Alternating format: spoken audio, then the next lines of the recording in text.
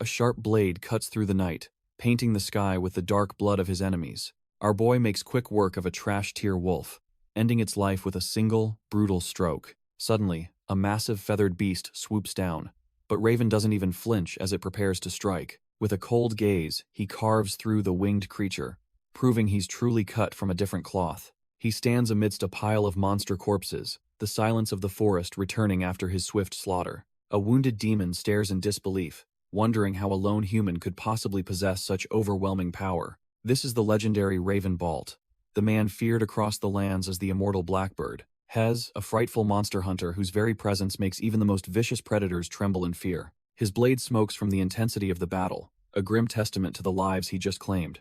Without a shred of mercy, he delivers a final stab to finish off the last remaining demonic survivor. Blood sprays as Raven finishes his grim task, the scent of iron filling the cold night air. Our boy looks weary, his scars a map of the decade-long hell he's endured in this god-forsaken place. He gazes at the moon, reflecting on the grueling journey that finally brought him to this pivotal moment. If he can just survive 2 more weeks of this nightmare, he'll finally reclaim his stolen life. Just 15 days stand between him and the freedom he's been dreaming of for 10 long years. He steps into the Devil's Army encampment, a place where hope goes to die, and only monsters thrive. These trash-tier soldiers spend their nights drinking, completely indifferent to the suffering surrounding them in the camp.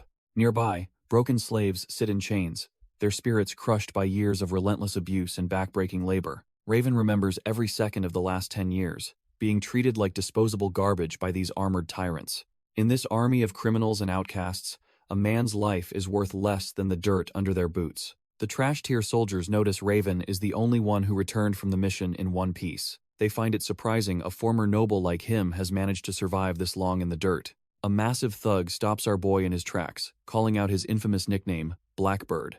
He demands an answer, clearly annoyed that Raven is treating him like he doesn't even exist. Raven just lets out a heavy sigh, exhausted by these bottom feeders and their constant posturing. He flashes a cold grin, asking if the big guy is actually that desperate to die today. Before the thug can even process the threat, Raven sends a brutal kick into his arrogant face. He draws his blade in a blur, showing no mercy as he carves through the next soldier. The cold steel bites deep into the man's throat, proving Raven isn't playing games anymore. The last soldier cowers in absolute terror as he realizes he's facing a true monster. Raven grabs the thug's head and slams it into the dirt with bone-crunching force. He stands over the trash-tier soldiers, completely unimpressed by their pathetic attempts at intimidation. With a swift motion, our boy lets his blade sing, reminding them who really runs this forest. He coldly tells them he is always down for a fight if they are too impatient for monsters. As he walks away, the terrified thug can only shout empty threats at Raven's retreating back. Rumors swirl about him being a fallen noble and a 10-year survivor,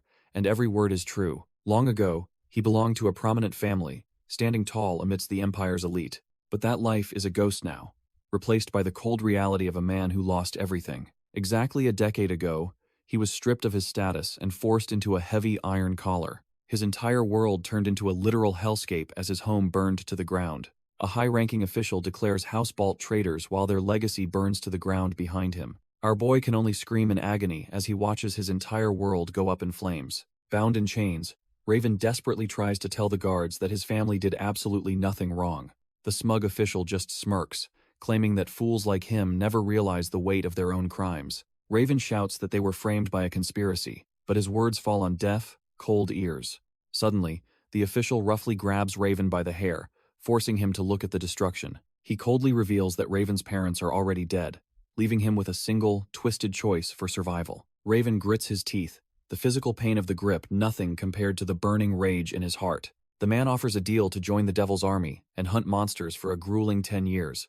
If he accepts this hellish offer, his life will be spared, though his soul might never truly recover. The trash-tier nobles snicker while the official treats our boy like a common dog in the dirt. Their insults cut deep, mocking the ruin of House Balt, as Raven silently endures their cruel laughter. He looks up with a sharp gaze, asking if surviving 10 years of slaughtering monsters is the price. Turning away with a smirk, the official tells him he can have his freedom if he actually survives. Raven accepts the deal, his heart hardening as he prepares to enter a decade of absolute hell. He screams his defiance to the heavens, vowing to survive and restore the glory of his fallen house. Bound and broken, he watches his home burn, the fire reflecting the rage growing inside his chest. Fast forward through years of blood, and a scarred hand finally reaches out to seize a new fate. Now clad in black, Raven realizes his long era of suffering and humiliation is finally over. With a gaze hardened by 1,000 battles, the legendary monster hunter is ready for his revenge. Our boy was tossed into the meat grinder, forced to slaughter demonic beasts without a lick of training. He pushed his body to the absolute limit, fueled by nothing but the desperate need to stay alive. The soft nobleman he used to be is dead, replaced by the most lethal hunter in the army. Raven stares at his blade, knowing the next mission is the final hurdle to reclaiming his stolen life. He steps out of the shadows, believing his freedom and the restoration of his house are finally within reach. Meanwhile, far away in the Ancona forest, the prestigious Duchy of Pendragon holds its ancient domain. A young rider stands before a massive ancient power, hearing that the time has come to fulfill their oath. The weight of his destiny clearly terrifies him, as he stares up at the legendary beast in total awe. This dragon is no mere monster. It's the most powerful creature to ever roam this god-forsaken world. By taming such a beast, the Pendragons became one of the most prestigious and feared families in the Empire. With only 13 days left until his amnesty, our boy approaches the commander's tent under the moonlight. He pushes past the flaps, ready to report on the hellish landscape he just survived. Raven stands before his superior, announcing his return with the cold gaze of a man who's seen too much. The trash-tier commander, Valtai, just keeps stuffing his face, while calling Raven the army's legendary Grim Reaper. Our boy remains silent, his mind already calculating the grim reality of the front lines. He warns that the demonic monsters are gathering in numbers they simply can't handle alone. Valtai is actually surprised to hear such a cautious report from a man who usually slaughters everything. The commander smirks, admitting that their ragtag group would indeed be crushed if they fought by themselves. However, the fat man has a hidden ace up his sleeve for the battle coming tomorrow.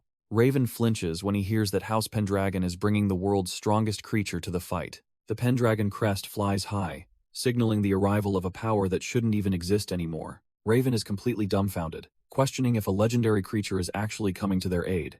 Valtai confirms the news, claiming the great white dragon will finally wipe out the demonic horde.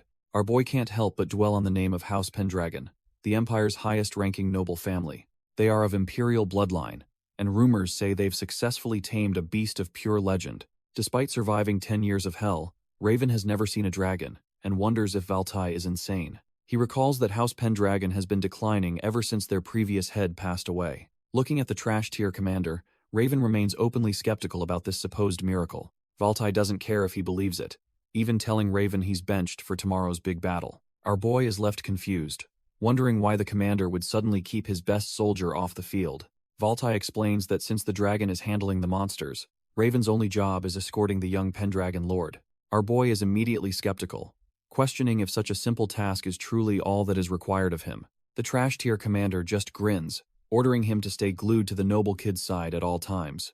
Raven remains silent, his sharp eyes narrowing as he tries to sniff out the catch in this suspicious deal. He finally gives a short response, accepting the mission despite the bad feeling crawling up his spine. Looking completely unimpressed, Raven confirms he will follow orders and handle the escort duty exactly as told. Valtai bursts into a boisterous laugh, dismissing him to go report to the future Duke right away. As Raven exits, the commander is already back to his usual self, drunkenly demanding more alcohol from his attendants. Stepping into the cold night air, Raven spots the Pendragon flag waving proudly above the military camp. He realizes things must be truly desperate if a family of imperial blood is actually helping trash like them. Raven is annoyed, thinking his final mission is babysitting some trash-tier spoiled brat from the Pendragon family. Our boy doesn't care about the war's outcome, only about surviving long enough to earn his freedom. He reaches for the tent, knowing this simple escort duty is his ticket out of this hellhole. Stepping inside, Raven maintains a shred of noble etiquette by announcing his arrival to the young lord.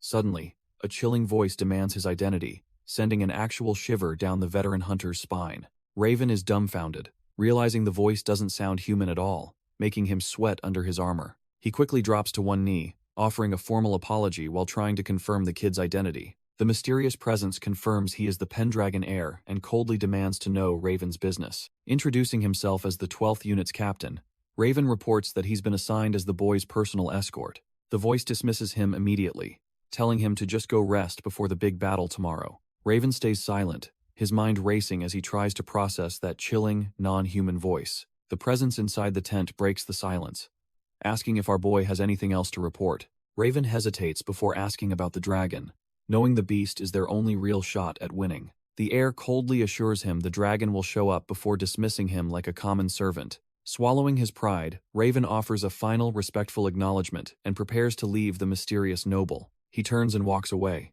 the heavy silence of the tent finally being replaced by his own footsteps. Raven wonders if this kid is just a brat, or why a high noble is here alone. He eventually decides it's not worth the headache, since he's just a mercenary trying to survive. Closing the flap, he figures their paths will never cross again once the blood starts spilling tomorrow. Outside, the drums of war begin to boom as the trash-tier soldiers prepare for the coming slaughter. Valtai screams that the battle has finally begun, his voice booming across the camp. He stands before the dragon banner, but the silence from the tent makes the situation feel awkward. Our boy Raven watches as the commander grits his teeth, clearly losing his patience with the noble. Just as Valtai starts shouting for the brat again, something massive cuts him off mid-sentence. A sudden, violent impact shatters the ground, sending a massive cloud of dust into the air. Raven shields his face from the intense pressure, wondering what kind of monster just crashed the party. Through the haze, a piercing blue eye stares back, radiating an ancient and overwhelming power. He looks up, completely dumbfounded as the legendary beast finally makes its grand entrance. The massive white dragon descends, crushing the commander's platform like it's made of trash-tier toothpicks. It turns out the heir wasn't bluffing, and the majestic creature is ready to rain down hell. Raven is stunned, realizing the legendary white dragon is even more terrifying in person than the story suggested. The wind howls as a figure cloaked in red stands atop the beast, radiating pure noble authority. Our boy looks up at the massive creature and its rider, feeling like a total ant before their power. The rider remains stoic behind his silver visor, seemingly unfazed by the chaos surrounding the camp.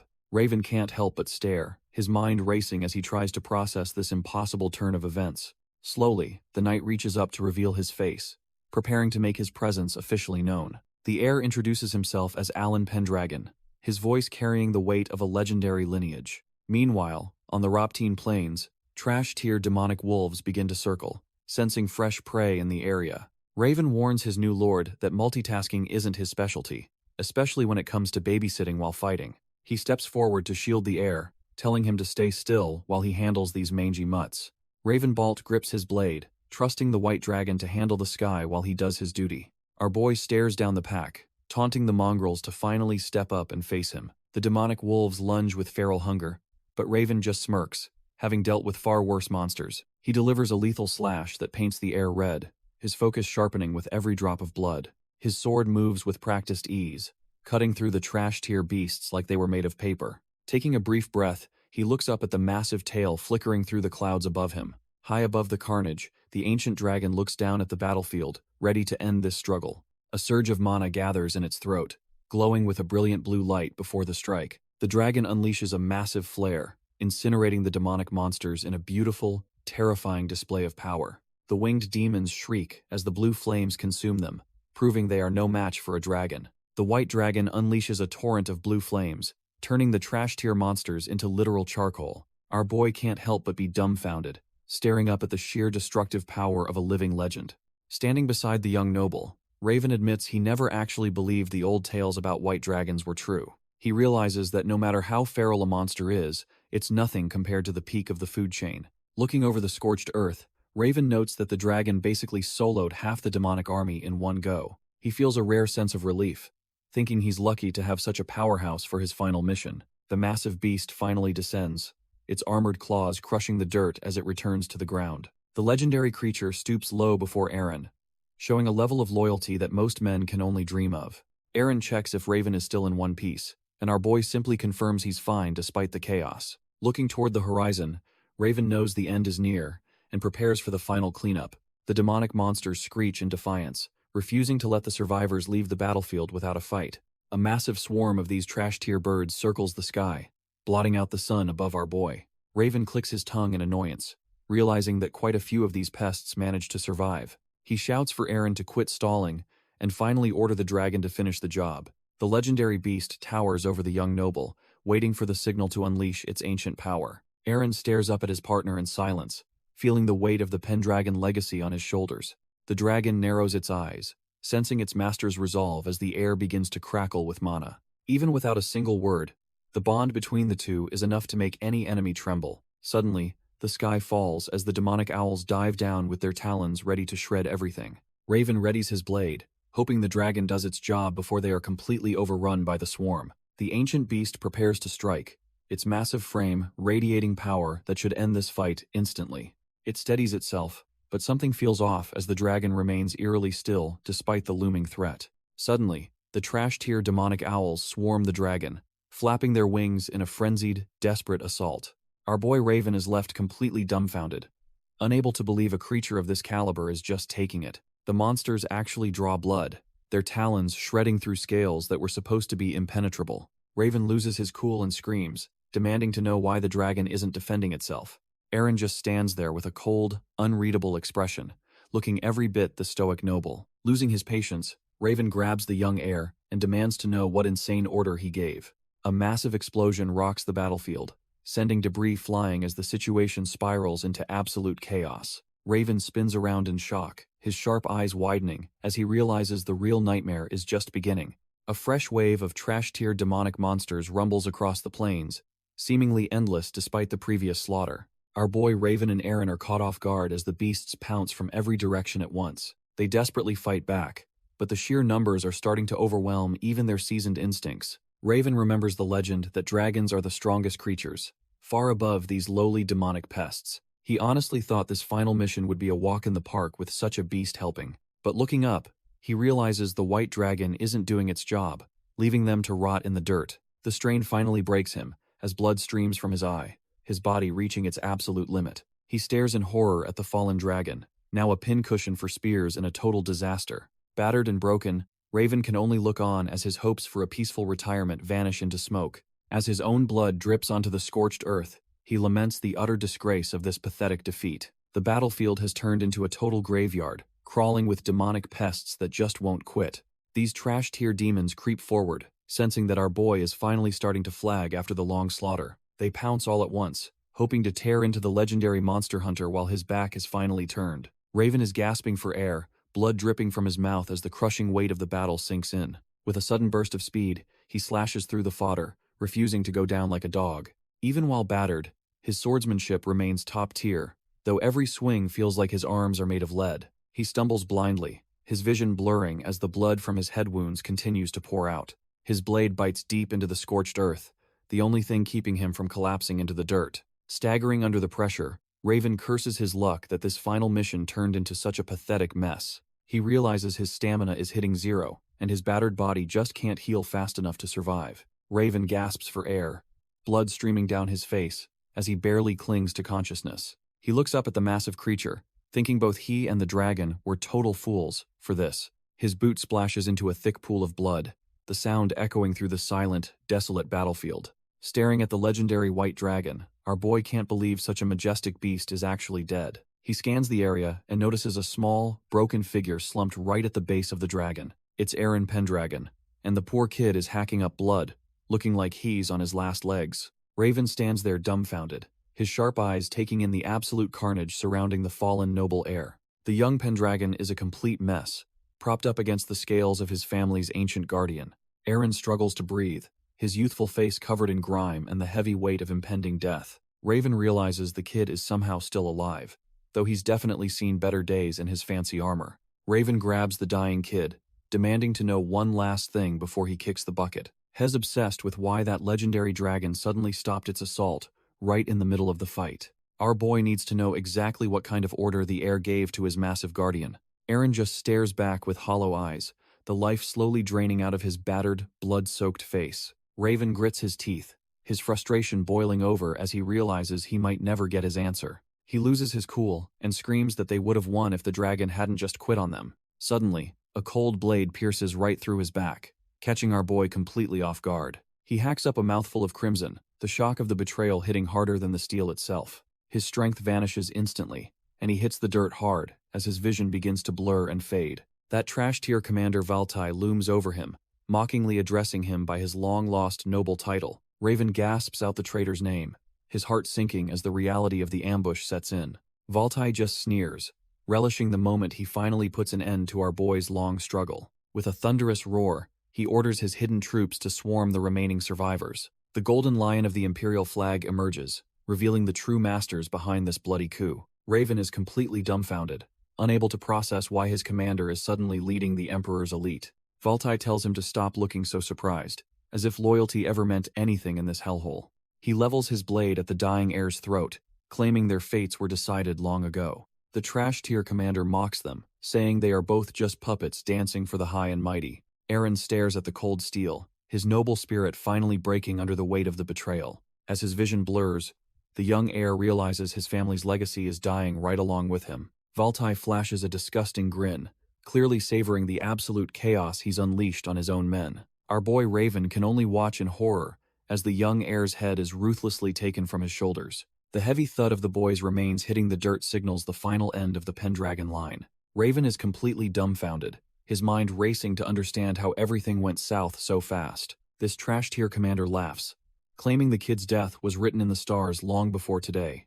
Before he can even react, a heavy blow sends Raven crashing into the blood-soaked earth. He coughs up a mouthful of iron, realizing his hard-earned freedom was just a few days away. Valtai grabs him by the hair, mockingly praising the combat skills that kept him alive this long. He sneers at the title of Immortal Blackbird, wondering if Raven can survive without a head. The traitor admits he played the fool for years, just to ensure Raven's legend ends right here. Valtai grins like a maniac, telling our boy that his dreams of freedom end right here in the dirt. Raven grits his teeth, blood dripping as he realizes a decade of hellish fighting was all for nothing. The humiliation feels sickeningly familiar, mirroring the day the imperial official crushed his noble pride and family. He is just one step away from his goal, yet he is forced to face death because he is weak. Valtai lifts his chin with a blade, mockingly offering a bit of mercy before the final blow falls. The trash-tier commander leans in, deciding to let Raven in on a secret that changes everything. He reveals that the fall of House Balt and the death of the Pendragon heir are all connected. Raven's eyes widen in pure rage as the pieces of this twisted puzzle finally start to click together. He is completely dumbfounded, unable to process the scale of the betrayal that has governed his entire life. Before he can speak, a heavy kick sends him back to the ground as Valtai mocks the dragon's weakness. Valtai laughs, revealing that every tragedy Raven endured was merely a piece of a much larger plan. The trash-tier commander swings his halberd down, mockingly bidding our boy a final farewell. Raven lies in the dirt, blood masking his face as he realizes his journey ends in betrayal. A sickening thunk echoes through the air as the strike connects, sending Raven into the dark. Beside him, the massive white dragon remains pinned to the earth by several imperial spears. Just as hope fades, the dragon's eye snaps open, glowing with a faint, lingering power. It forces itself up, the spears clunking against its scales as it refuses to die quietly. The beast looks toward the blonde heir, Eren Pendragon, who has already succumbed to his wounds. Its gaze then falls on Raven, seeing the hunter's life force flickering out in the cold mud. Bleeding and broken, the dragon stares at Raven as if deciding their shared fate. Dark, jagged energy surges from the ground as the dragon prepares a ritual that defies the heavens. Above them, a void opens in the sky, ready to consume the souls of the fallen and the brave. The white dragon flaps its tattered wings, gathering the last of its strength for a final, desperate gamble. It rises like a god, looking down at the trash-tier carnage with eyes full of ancient sorrow. Recalling the ancient oath, the beast realizes that the required blood has finally been spilled on this day. Its horn begins to gleam with a pure, chilling light that cuts through the darkness of the battlefield. With a flash, its eyes burn with power, signaling the start of a soul-binding contract. Ethereal blue light washes over Raven and Eren, pulling their spirits back from the very brink of oblivion. The dragon stomps the earth, grounding the massive surge of mana needed to rewrite their tragic fates. Looking toward the moon, the Guardian prepares to save our boy by merging two destinies into one. The white dragon crumbles into stardust, leaving the weight of the future on a new set of shoulders. With its strength finally spent, the Guardian bids farewell to the rider as it vanishes into the night sky. The ancient oath is satisfied, and the beast's long watch over the world comes to a quiet end. Raven drifts through a silent void, questioning if this cold emptiness is the true face of his death. His internal organs begin to gurgle and shift, signaling a forced regeneration that feels painfully familiar to him. A light pierces the gloom, and he finds himself staring at a face he has never seen before. Feeling a gentle hand on his wrist, he realizes he is no longer on that blood-soaked battlefield. Our boy springs up in bed, startling a maid who looks like she has just witnessed a miracle. The woman is completely dumbfounded, staring at him with wide eyes as if he has returned from the grave.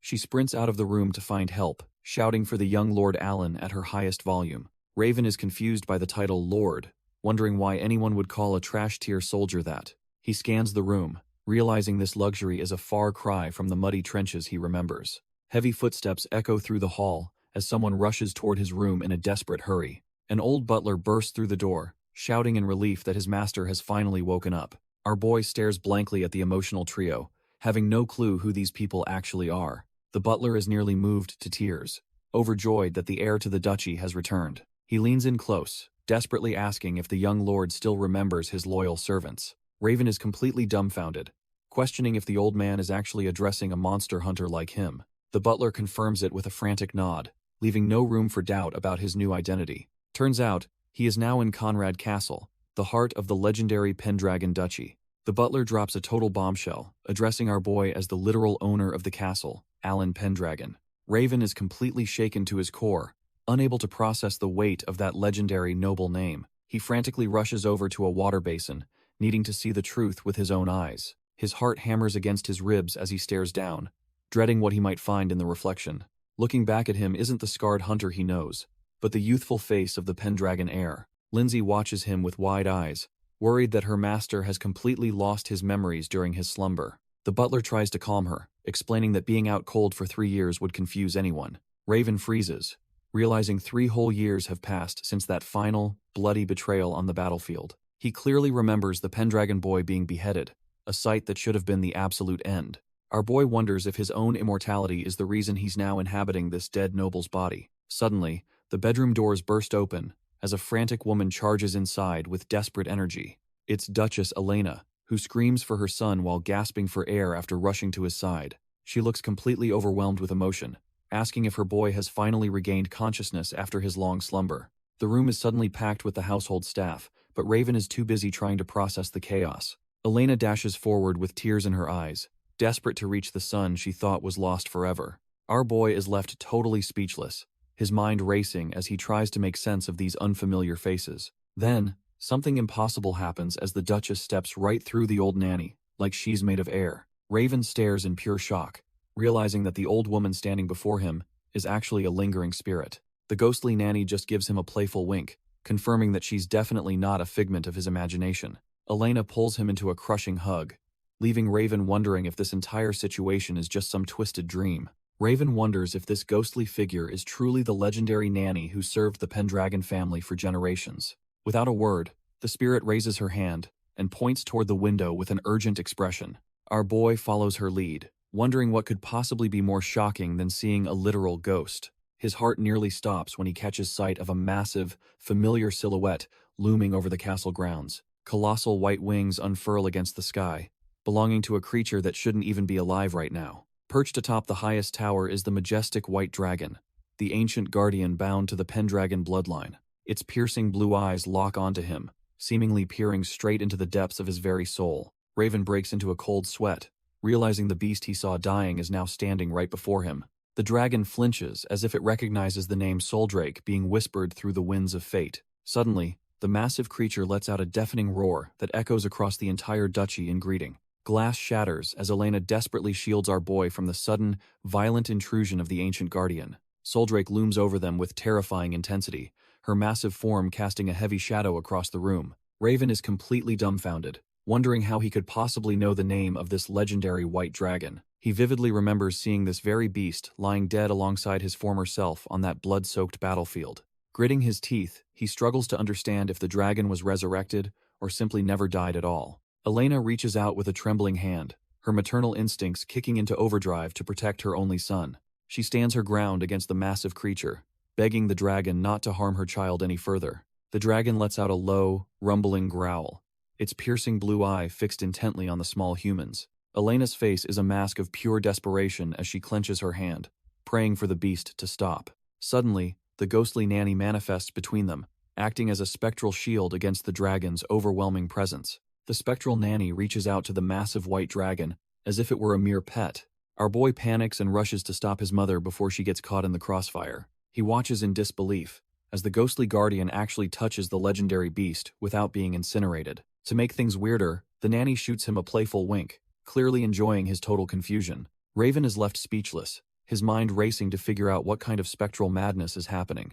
Elena pulls him close, desperately warning him to stay back from the creature she thinks is a threat. It finally clicks for him that he is the only one who can actually see the ghostly lady. The nanny continues her tender interaction with Soldrake, proving their bond transcends the physical realm. The dragon eye narrows, acknowledging the presence of the guardian that the others cannot even perceive. With a massive whoosh, the dragon takes to the sky, leaving the dumbfounded humans in its wake. Soldrake soars into the sky while Elena watches the legendary guardian depart, with a mix of awe and terror. The ghostly nanny turns back one last time, her expression filled with a strange, knowing peace. With a soft shimmer, the spirit begins to dissolve, fading away into the bright morning light. Our boy is left completely dumbfounded, realizing the only witness to his secret has just vanished. He struggles to catch his breath as the sheer weight of this supernatural ordeal finally hits him. Melbourne rushes to support the Duchess, though she is more worried about her son than her own safety. Elena turns her gaze toward him, desperately asking if her precious boy is unharmed after the dragon departure. He grits his teeth, the reality of his situation hardening his resolve to survive in this new world. Looking at his past and present, he finally accepts that he has truly become the heir, Alan Pendragon. As the Duchess waits for a response, he prepares to speak, fully embracing his new identity. Our boy forces a smile, reassuring his mother that he is perfectly fine despite the supernatural ordeal. Elena and Melbourne finally exhale in relief, glad to see the young heir seemingly back to his senses. He knows confusion is a luxury he can't afford, deciding to gather information to secure his survival. While adjusting his hair, he resolves to play the part perfectly so no one suspects he isn't Alan. He recalls his brutal past in the trash-tier Devil's Army, surviving 10 years in a place without rights. His legendary combat skills and superhuman healing once made him a monster that no enemy could ever best. That life ended in a conspiracy at the Roptine Plains, where he fell alongside Soldrake and the heir. Now he is back 7 years before his death, trapped in the body of the boy he protected. Suddenly, Lindsay starts wailing and tries to spoon-feed him, treating him like a fragile, helpless little doll. He looks completely revolted, realizing that this pampered, noble lifestyle might actually be his toughest challenge yet. Our boy feels like a total infant, as Lindsay insists on spoon-feeding him every single bite. He tries to take the spoon, but she insists he needs complete rest according to the physician. He identifies her as Lindsay, the maid who must have doted on the original heir before he arrived. While the pampering is revolting, he realizes he shouldn't be too harsh on someone so genuinely concerned. Giving in to the awkwardness, he opens wide to maintain his cover as the pampered Alan Pendragon. The meal is finally finished, leaving the tray spotless as he prepares to move on with his day. Lindsay immediately offers to help him get dressed, but he knows he has to set some boundaries. He refuses her help, asserting that he is perfectly capable of handling his own business from now on.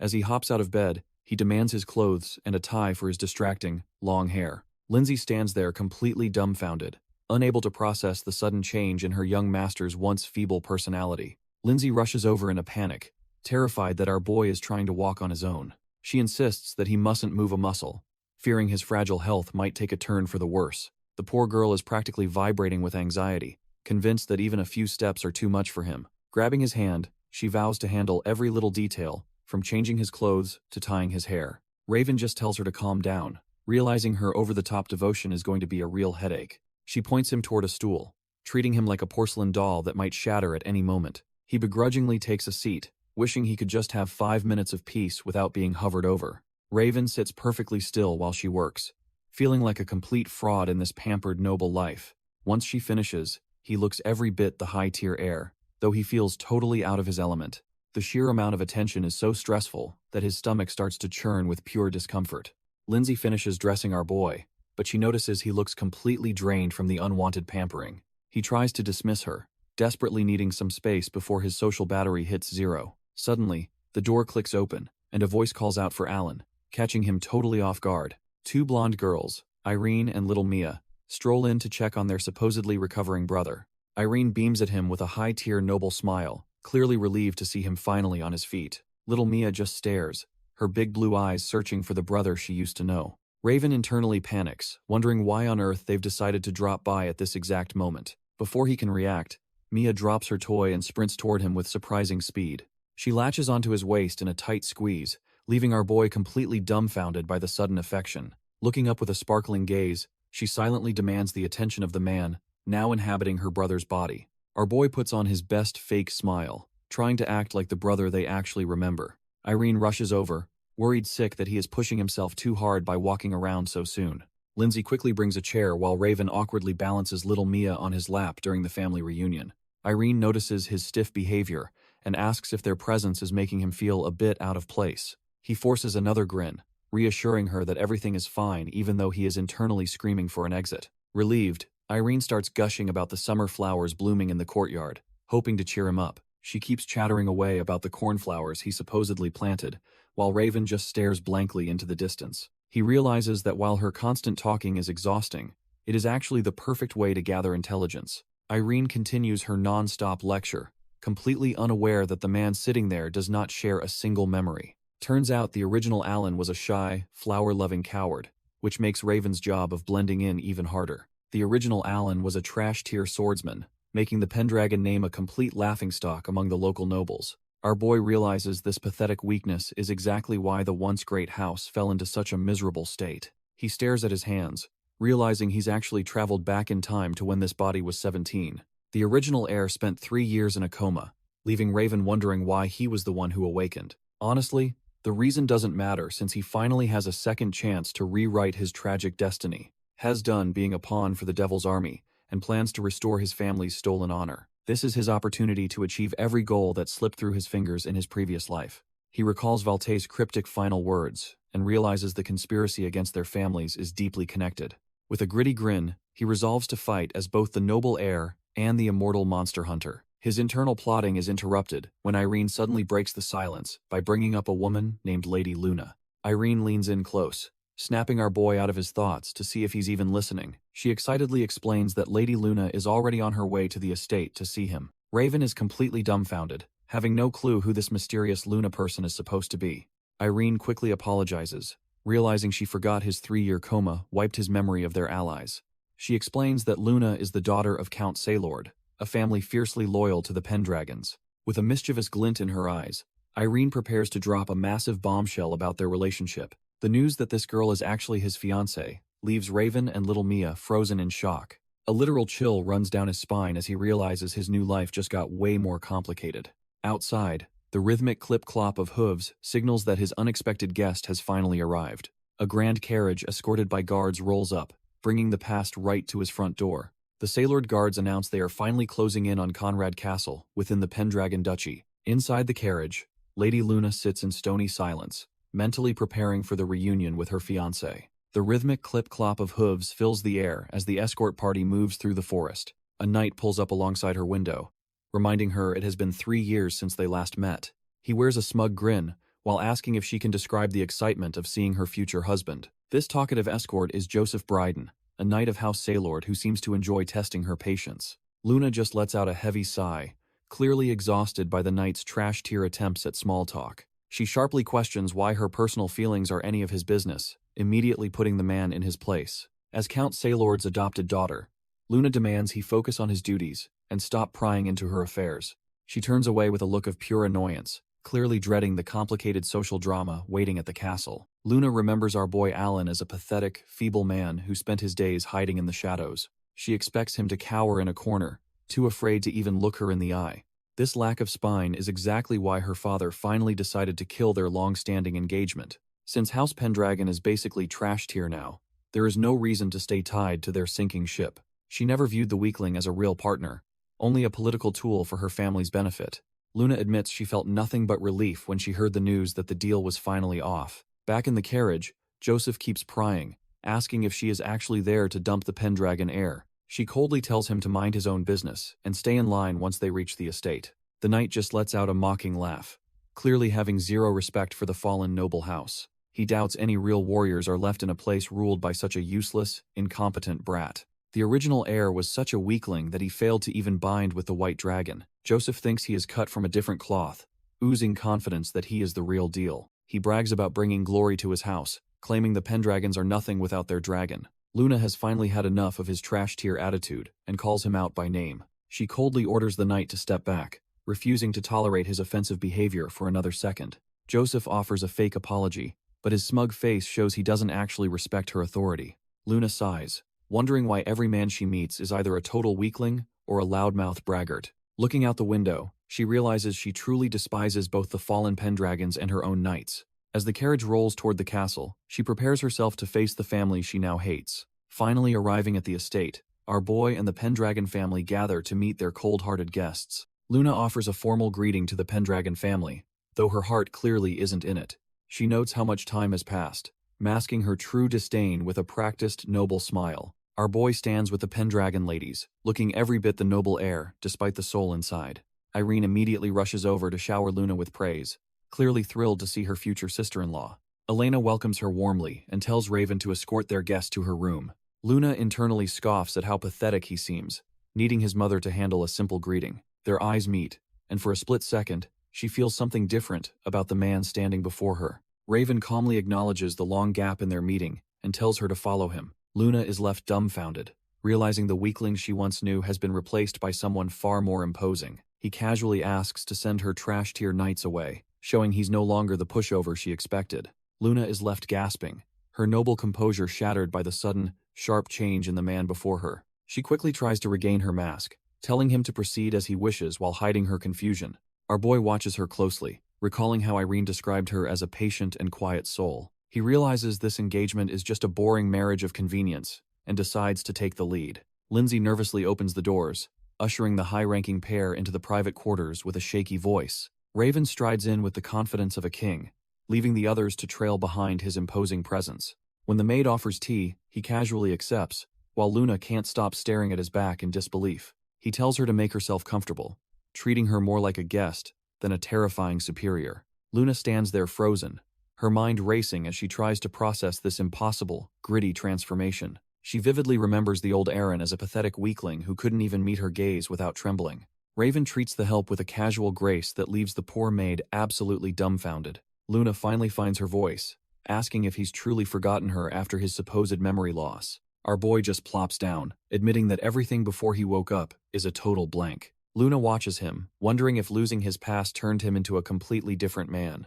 She can't help but notice he's become a charming powerhouse compared to the old trash-tier Aaron. Her heart skips a beat, thinking he might actually restore the fallen glory of House Pendragon. Raven stays sharp, his gaze cutting through the room as he calculates his next move. He suspects she's hiding something and worries about a potential clash with the powerful House Psylord.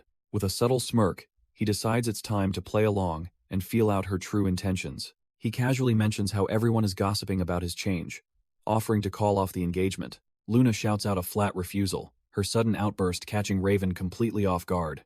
She immediately apologizes for her loss of composure, while our boy just watches her with growing suspicion. Inside, she is a mess, knowing her father already decided to sever ties with this failing house. Even if he has changed, she fears the Pendragon name is too far gone to ever truly recover. She grits her teeth, steeling her resolve to finally tell him that their engagement is officially over. Before she can speak, Lindsay rushes in, her sudden appearance cutting the heavy tension in the air. The maid offers a quick bow, apologizing for the intrusion, while looking visibly shaken by something. Raven asks what the matter is, only to hear the Duchess is summoning them to the hall. He wonders why they are being called so suddenly, sensing that something has gone sideways downstairs. Turns out, one of those arrogant Sailord knights is already acting up and causing a scene. Lindsay explains that a commotion has broken out, making Luna realize the timing is absolutely trash-tier. Our boy Raven gives her a sharp glare, sensing that something fishy is going on with her visit. Luna grits her teeth, cursing Sir Bryden for being a fool and ignoring her direct orders to behave. Raven stands up and asks if she came here with some kind of scheme hidden up her sleeve. She tries to deny it, but her mind is racing as she realizes she needs to just come clean. Looking at his face, she remembers how much she used to despise the pathetic man he once was. Raven just clicks his tongue in annoyance. Clearly done with the games and the awkward atmosphere, he decides they will finish this talk later and heads out to deal with the rowdy knight himself. Luna is left dumbfounded, wondering how a person could possibly change this much in such a short time. She follows him out, knowing she has to handle the mess her own subordinate created downstairs. The throne room erupts in shock as the news of a cancelled engagement hits like a freight train. Melbourne can hardly believe his ears, wondering if the Count has truly lost his mind with this insult. Bryden just smirks, confirming he's here to deliver that exact message to the supposedly pathetic Lord Allen. Elena grits her teeth, her blood boiling at the blatant disrespect shown to her house in its weakest moment. She furiously demands to know if House Sailord is prepared for the consequences of breaking such a vow. The trash-tier knight just shrugs it off, claiming his master is offering a gracious settlement to keep things quiet. He starts listing off gold mines and sawmills as if a few rocks could buy back their honor. Both the Duchess and her butler are left speechless by the sheer audacity of this pathetic bribe. They stand there dumbfounded, realizing just how little the world currently thinks of the Pendragon name. Bryden leans in with a nasty sneer, mocking their struggle to even keep their own servants in line. Melbourne and Elena are absolutely fuming, unable to process the sheer audacity of the knight's insulting offer. Elena grits her teeth, weighing her family's desperate financial ruin against the weight of her noble pride. She rises from her throne, with fire in her eyes, prepared to officially reject the trash-tier settlement. Bryden just gives a nasty smirk, mockingly asking if she's really prepared to lose their last lifeline. Before she can snap back, a sharp command rings out, ordering the disrespectful knight to stop right there. The Duchess and her butler spin around, completely dumbfounded by the sudden and authoritative interruption. To everyone's surprise, the guards immediately drop to their knees as a heavy, royal pressure fills the room. A figure strides down the red carpet, commanding the attention of everyone present with his newfound, icy gaze. Our boy Raven finally arrives, looking like a high-tier predator compared to the weakling he used to be. Elena and Melbourne are left beaming with joy, seeing their young lord finally back on his feet. Bryden thinks our boy is just a pathetic bastard, and hopes to show off for his lady. Raven doesn't even acknowledge the trash-tier knight as he casually takes his seat on the throne. The knight puts on a fake smile, mockingly asking how the young lord has been lately. Our boy just stares back with icy eyes, coldly asking the man who he even is. Bryden is completely dumbfounded, unable to believe he is being treated like a total stranger. Raven calmly explains he has lost his memories, while Elena watches her son's transformation in shock. The knight assumes amnesia hasn't changed the fact that Raven is still a worthless fool. As Bryden tries to introduce himself, Raven cuts him off and tells him he is dismissed. The knight's smug face completely cracks, left stuttering in confusion at the sudden, cold rejection.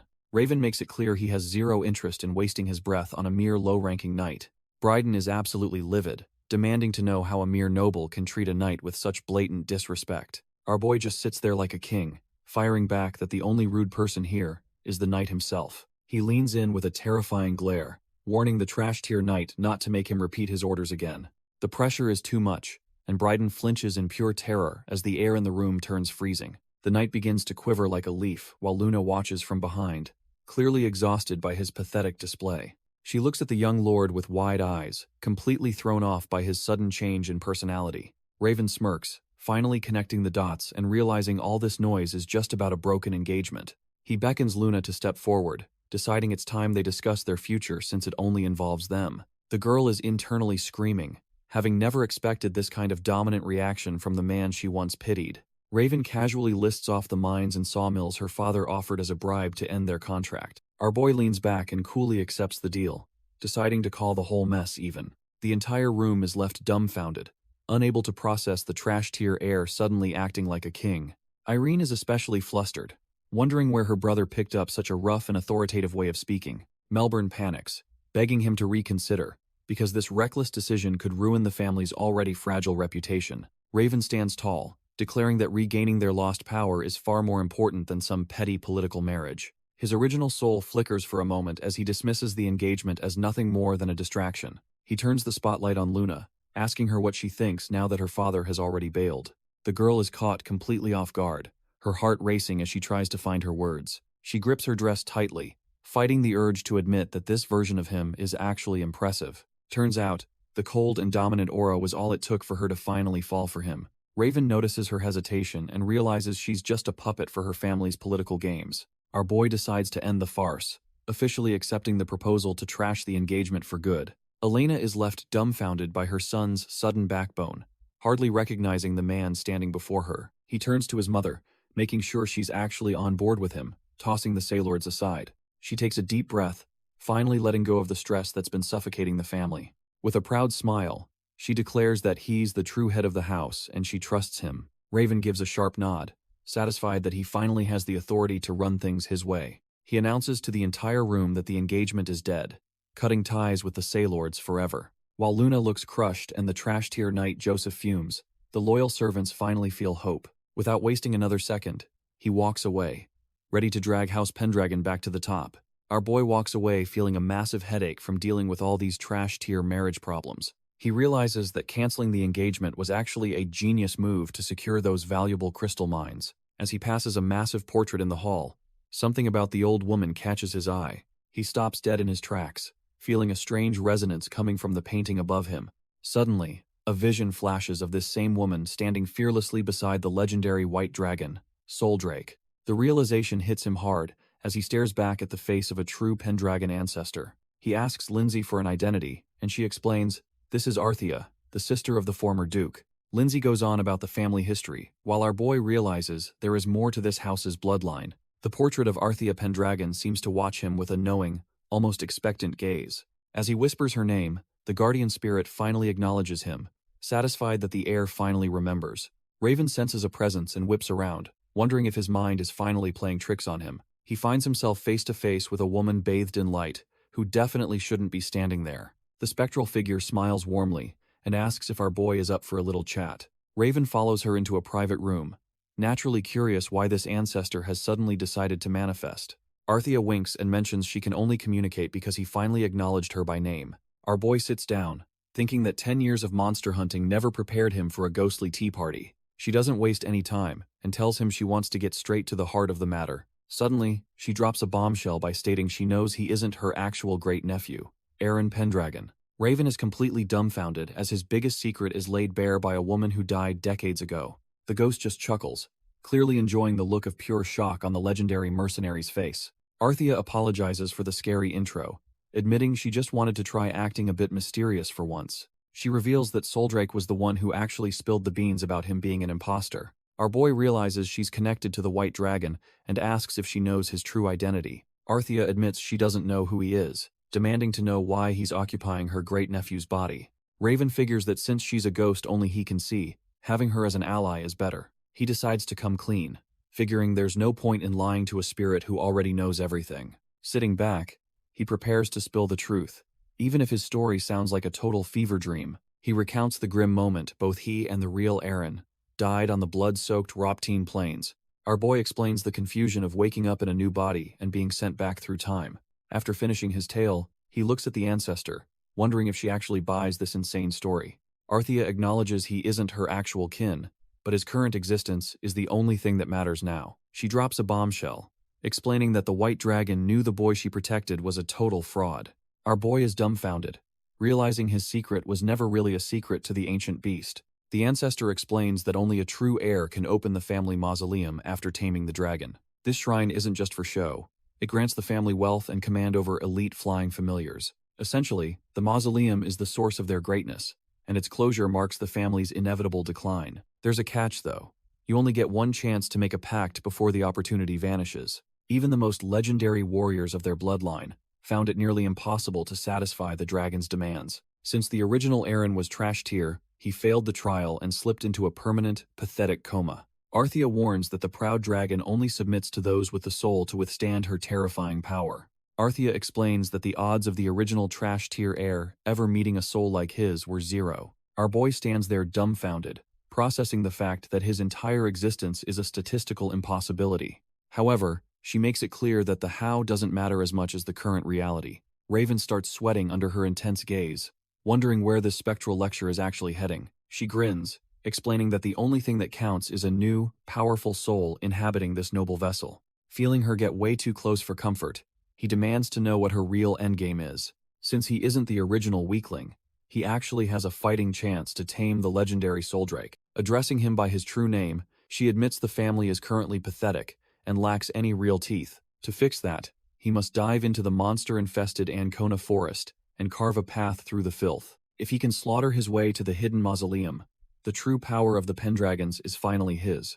The ancestor shows him a vision of facing the White Dragon to prove his worth. If he can tame the beast, he'll truly stand as the master of the Pendragon legacy. Back in reality, she points out that he needs to open the family mausoleum as the true heir. The spectral lady asks if our boy is actually brave enough to take on such a suicidal task. Raven just smirks, because a little danger is nothing compared to the hell he's already crawled through. He gives her a firm yes, looking more like a predator than a pampered noble. His sudden confidence catches the old guardian off guard, making her realize he is not the original weakling. He figures opening the tomb only brings him benefits, and killing monsters is basically his day job. He is willing to use every dirty trick and scrap of power to finally get his long-awaited revenge. The ancestor is impressed by his cold judgment, realizing this new soul is exactly what the family needs. Arthea promises not to hinder his goals, as long as he restores the family's former glory. Raven accepts the deal, knowing this alliance is his best shot at getting his revenge. He realizes the first step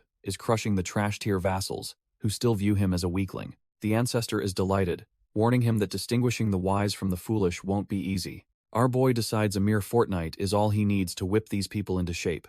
If they won't follow his lead, he's fully prepared to resolve everything with absolute force. He begins to move, letting his body recall the lethal grace of a master monster hunter. He visualizes the weight of his blade as it carves through the hides of massive demonic beasts. Every strike is calculated, analyzing the habits of his enemies before delivering a clean, lethal slice. With a predator's focus, he prepares to show the world that the immortal Blackbird has returned. Raven reminds himself to never rely on others and finish every battle with his own hands. He can't forget the sight of the fallen white dragon, a mistake he refuses to repeat. Our boy focuses his mind, letting his instincts take over as he prepares the finishing blow. With one fluid motion, he shreds through the demonic beasts like they're nothing but trash-tier fodder. As the dust settles, the local maid stands there, completely dumbfounded by his sudden display of power. Lindsay rushes over to offer a change of clothes, praising her lord's newfound and impressive strength. Stripping down, Raven notes that while he started weak, his training is finally paying off. He realizes his old healing and combat abilities are finally returning to this once frail, noble vessel. Just as he's cooling off, a knight approaches, surprised to see the young lord actually practicing. The knight seems genuinely pleased, thinking the heir has finally decided to take his duties seriously. Mark Killian steps up, insisting that as a teacher, he'll help our boy get back into fighting shape. Raven just smirks and brushes him off, hinting that he's already planned a much bigger stage for himself. The knight is left completely dumbfounded, wondering what kind of crazy stunt the young lord is pulling now. Entering the main hall, Raven gathers the troops and the butler to lay out his next big move. He drops a bombshell, declaring his intention to open the ancient mausoleum despite the massive risks involved. The entire room erupts in shock as the weight of that dangerous decision sinks into their minds. Killian quickly points out they lack the manpower to even survive the monster-infested forest guarding the tomb. Ignoring his own physical limits, our boy demands a full report on the chaos surrounding the nearby fortress. Killian explains that bandits and demonic beasts have turned the region into a total trash-tier death trap. Even knowing the odds are stacked against them, Raven refuses to let his people's land fall into ruin. Melbourne begs the young lord to slow down, suggesting they focus on the mines and training first. Raven shuts him down, knowing they need immediate military power that only the mausoleum can provide. He sets a strict 2-week deadline, his footsteps echoing with the weight of a commander's authority. Our boy makes it clear that he's leading the charge himself, and there's no room for debate. Killian can't help but laugh, thinking the frail noble heir has finally lost his trash-tier mind. The room turns icy as Raven stares them down, making the veterans realize he isn't playing around. With a predatory smirk, he asks if the idea of him taking command is actually funny. Since they keep opposing him, Raven decides to settle things with a duel right then and there. Killian tries to backpedal, worried that the bookish heir won't survive a single real exchange of blows. Raven tells the knight he talks too much, and that a true warrior shouldn't waste breath on excuses. Without waiting for a response, our boy lunges forward with the lethal speed of a seasoned monster hunter. Their weapons collide with a violent clang as Raven's blunt sheath meets the knight's defensive steel. Killian is completely dumbfounded by the sheer weight of the strike, feeling his arms go numb from the impact. Raven's eyes remain icy as he reminds the veteran that a knight should only speak through his sword. He unleashes a powerful follow-up that sends the knight reeling back, completely shattering his trash-tier confidence. Realizing the sheath isn't enough to finish this, Raven finally decides to let the cold steel taste the air. The blade hums with a lethal aura as our boy prepares to show him what real combat looks like. With a sharp slash, he moves in to end the debate once and for all with overwhelming precision. Killian's arm screams in pain as the sheer force of the impact leaves him reeling and utterly dumbfounded. The knight desperately shouts that a pampered noble who just woke from a coma shouldn't have this power. Our boy doesn't care about excuses, closing the distance with a fluid motion that catches the veteran off guard. Killian gasps for air, trying to hide his fear behind a forced grin while his stamina hits 0. Raven just gives him a chilling smirk, knowing the knight is already outclassed by a monster hunter's instincts. With a decisive click of his hilt, he prepares to end this farce and put the trash-tier ego to rest. He delivers a brutal blow that connects with a sickening thud, sending the knight flying back into reality. Killian wheezes as the air is ripped from his lungs, his body finally giving up under the pressure. The veteran hits the floor like a sack of bricks, leaving Raven standing tall over his defeated form. Melbourne and the guards are absolutely dumbfounded by the sheer dominance our boy just displayed on the field. The training weapon clatters to the ground, echoing the total collapse of the veteran's pride and stamina. Raven stands tall over the fallen Mark Killian, making it clear that the house hierarchy is now reset. He announces a march to battle in 2 weeks, intending to finalize the Dragon's Pact and reclaim destiny. The soldiers immediately drop to their knees, finally recognizing a true leader worth following into the fire. Meanwhile, Luna Saylord sits in the guest room, likely reflecting on how the weak air has suddenly transformed. She is snapped out of her deep contemplation when a loud, frantic voice interrupts the castle's quiet tension. Joseph Bryden bursts in, demanding to know why she is still lingering in a house that is no concern. The trash-tier knight insists she return home with him, instead of wasting time on a man he underestimates. Luna shuts down Joseph's attitude, calling him out for being an arrogant man who loves demeaning others. She reminds him that House Pendragon carries imperial blood, making their future moves critical to her family. Leaving now would be a total waste of time since there is no merit in a hasty retreat. Joseph begrudgingly suggests they should at least depart once the heir begins his march toward the battlefield. Luna gives her word, promising to return home only after they reach the safety of the fortress. Deep down, she senses Raven has become a different man, capable of restoring the duchy's lost prestige. She feels a strange heat in her cheeks, realizing she needs to witness his true power firsthand. Meanwhile, Joseph is absolutely fuming, convinced that the heir has somehow managed to seduce his lady. He bites his glove in a jealous fit, swearing to settle the score once they finally head into battle. Our boy steps out with a heavy stride, ready to lead the Pendragon forces into the unknown. Decked out in regal armor, Raven looks every bit the legendary hero the duchy desperately needs right now. He pauses when a familiar voice calls out, breaking his focus just as he was about to depart. Elena rushes forward and pulls him into a desperate hug, begging her son to return to her safely. Raven is momentarily dumbfounded by the raw emotion. Feeling the weight of a mother's love, he gently reassures her, swearing he will survive and reclaim their family's ancient pact with the White Dragon. Elena can only sob against his shoulder, her heart torn between pride and the terror of losing him. Turning toward the hall, he sees the rest of his family and the staff waiting for their goodbyes. Irene and little Mia are a total mess, sniffling as they try to stay brave for their brother. With a confident smirk, Raven promises his family he will be back before they even have time to miss him. Lindsay rushes to the side of the horse, letting our boy know the time to depart has arrived. He mounts up with effortless grace, looking every bit the high-tier noble commander he has become. Leading the procession, he passes his loyal staff, who are all ready to see him succeed. Mark, Lindsay, and even the skeptical Saylord duo watch him go, feeling a strange mix of awe and regret. Melbourne presents him with the widow's scream, the family's most treasured blade, for the coming trial. Gripping the hilt, he realizes this fight is the key to reclaiming the true power of a Pendragon. A flash of his past life as a shackled slave reminds him why he can never afford to fail. His eyes burn with a cold determination as he prepares to wash away the stains of his past. Raising the legendary sword toward the sky, he signals the start of a new era for his house.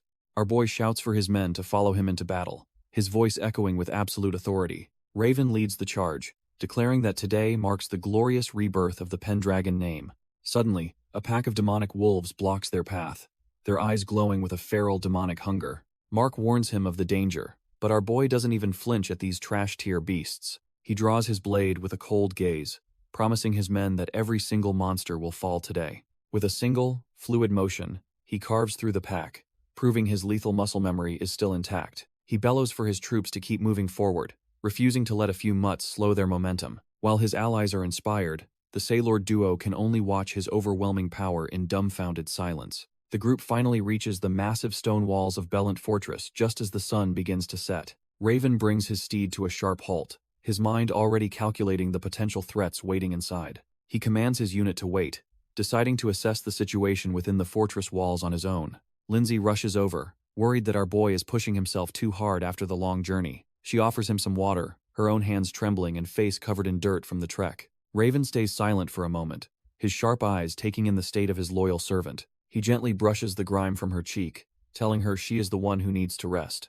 When she tries to protest, he shuts it down, with a firm order to go wash up immediately. Lindsay can only blush and obey, clearly moved by the unexpected kindness from her usually cold master. Walking through the fortress, Raven realizes the resource shortage is even more pathetic than he first feared. He notes the guards' trash-tier equipment, thinking even the devil's army had better gear than these bums. Disgusted by the lack of discipline, he decides the local leadership needs a brutal wake-up call. He finds Mark Killian and demands to know exactly where the useless commander is hiding right now. Mark Killian stammers nervously, struggling to find the words to explain the absolute mess the garrison is in. Our boy is completely dumbfounded when he hears that a knight actually deserted along with a group of soldiers. Mark can only glance away in shame, admitting they simply didn't have enough loyal men to stop them. Raven lets out a cold tisk, declaring that these trash-tier mutts need to be taught a lesson in discipline. He tells them to be ready to move out tomorrow, his voice carrying a weight that makes everyone flinch. His gaze turns murderous as he promises to crush the limbs of those arrogant dogs into literal dust. Miles away, a deserted monastery sits in the shadows, now serving as a hideout for the traitorous scum. Inside, the deserters are busy drinking, completely unaware that their death warrants have already been signed. They mockingly discuss the news of the Pendragon heir waking up while surrounded by the bodies of their victims.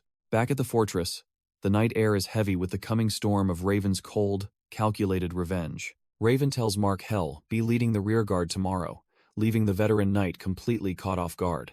Mark immediately worries about the fortress's safety, wondering who could possibly hold the line while they are gone. Joseph Brydon steps in, claiming his lord is sending reinforcements to repay the hospitality they've received. Our boy sees right through the act, knowing the man is untrustworthy, but deciding to use him anyway. Raven asks Mark if he's okay with outsiders holding their home, testing the old knight's resolve and loyalty. Mark admits they're desperate, especially since a trash-tier traitor named Jeffrey deserted with 20 men and more followers. The news of a traitor within his ranks makes Raven's mind race with a new, cold plan. He tells Mark to spill everything about this scumbag, his eyes gleaming with the promise of a reckoning. Mark notes that while the man's skills aren't half bad, his ego is far larger than his blade. Turns out this arrogant dog even tried to extort the family for land and titles while Raven was unconscious. Mark explains how the Duchess rejected Jeffrey's demands, causing the trash-tier knight to desert his post in spite. Now the scumbag is just a common bandit, leading a pack of rebels to dominate the nearby villages.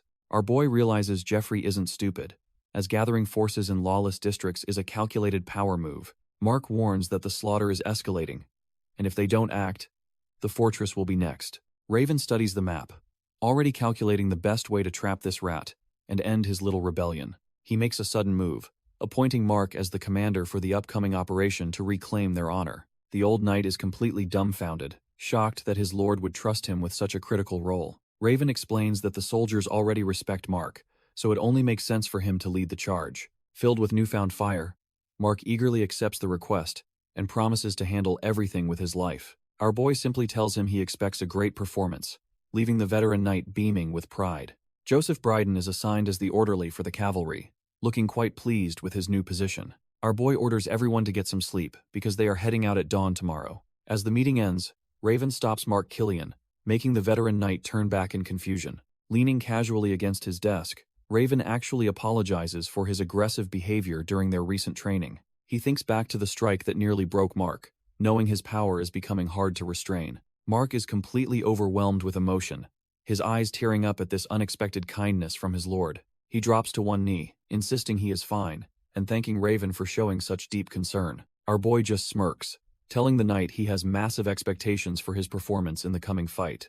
Meanwhile, the horror unfolds near South Norton Village, where bodies are left rotting in the open fields. The ruthless attackers show zero mercy, trampling the screaming villagers under their heavy war horses. Del Jeffrey leads the charge, screaming for his men to loot every coin and butcher anyone in their way. A terrified mother begs for her child's life, but the bandit leader just laughs about his absolute authority. He looks down at them with pure disgust, claiming that anyone without money is basically trash-tier and worthless. Without a shred of hesitation, he swings his blade and ends the poor woman's life in an instant. The little girl is left sobbing over her mother's body, completely unaware of the monster standing above her. Del Jeffrey steps forward, his eyes cold as he prepares to finish what he started with the survivor. He mockingly says he hates noisy brats before raising his sword to deliver a final, cruel farewell strike.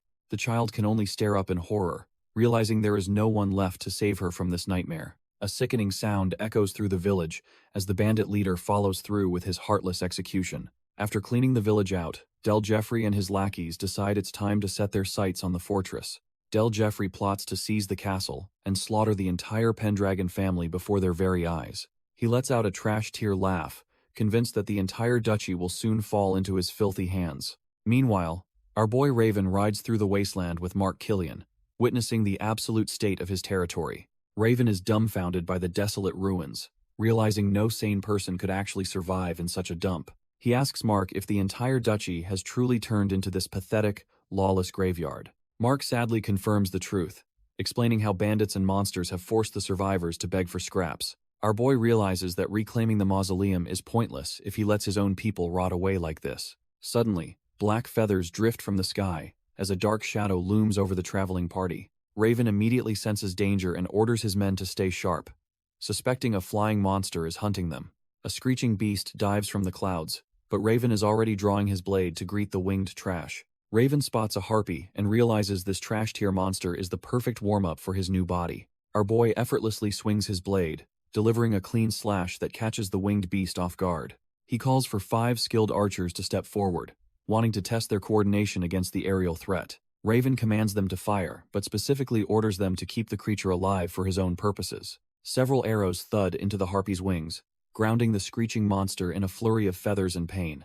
As the beast flops onto the dirt, Raven tells his men to back off while he assesses the situation. Mark Killian notes that monsters reaching the village proves the duchy's defenses have completely crumbled into total chaos. Suddenly, a rustle in the nearby bushes puts our boy on high alert as he senses more unwanted guests. A pack of gray-skinned goblins dashes out with daggers, proving the woods are crawling with more demonic trash. Mark is visibly shaken, realizing that even low-level pests like goblins are now bold enough to ambush knights. Our boy moves like a lethal blur, carving through the goblin trash before they can even register his presence. Mark stands there completely dumbfounded, unable to process how the frail heir suddenly possesses such god-tier combat speed.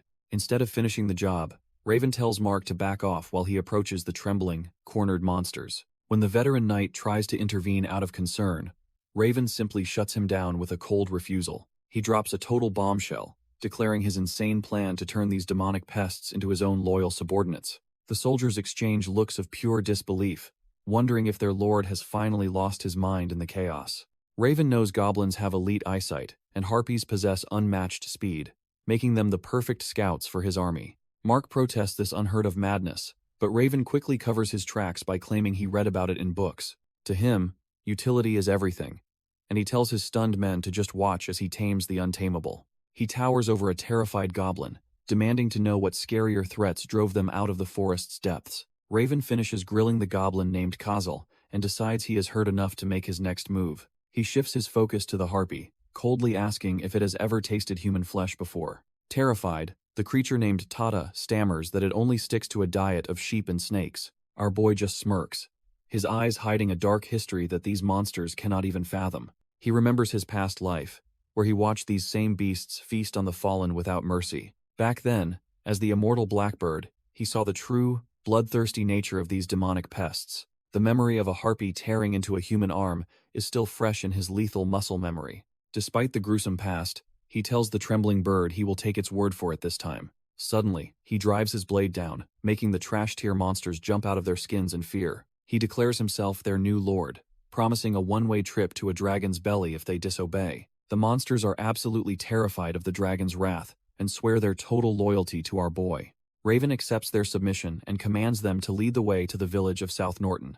Eager to stay in his good graces, the trash-tier duo dashes forward to guide the Pendragon forces. Mark Killian is completely dumbfounded, praising his lord's wisdom for taming such beasts so effortlessly. Our boy just gives a knowing smirk, fully aware that his unconventional methods are working perfectly. He reflects on how those stuck-up, narrow-minded nobles back at the capital could really learn a thing or two. Thanks to the goblin's secret shortcut, the party reaches the outskirts of the village in record time. Raven tells Killian to hold back while he takes Joseph and a small squad to scout the situation. Luna feels a pit of dread in her stomach, but Joseph promises to keep her safe from harm. With a fierce roar, Raven leads the vanguard into the fray, ready to crush any who stand before him.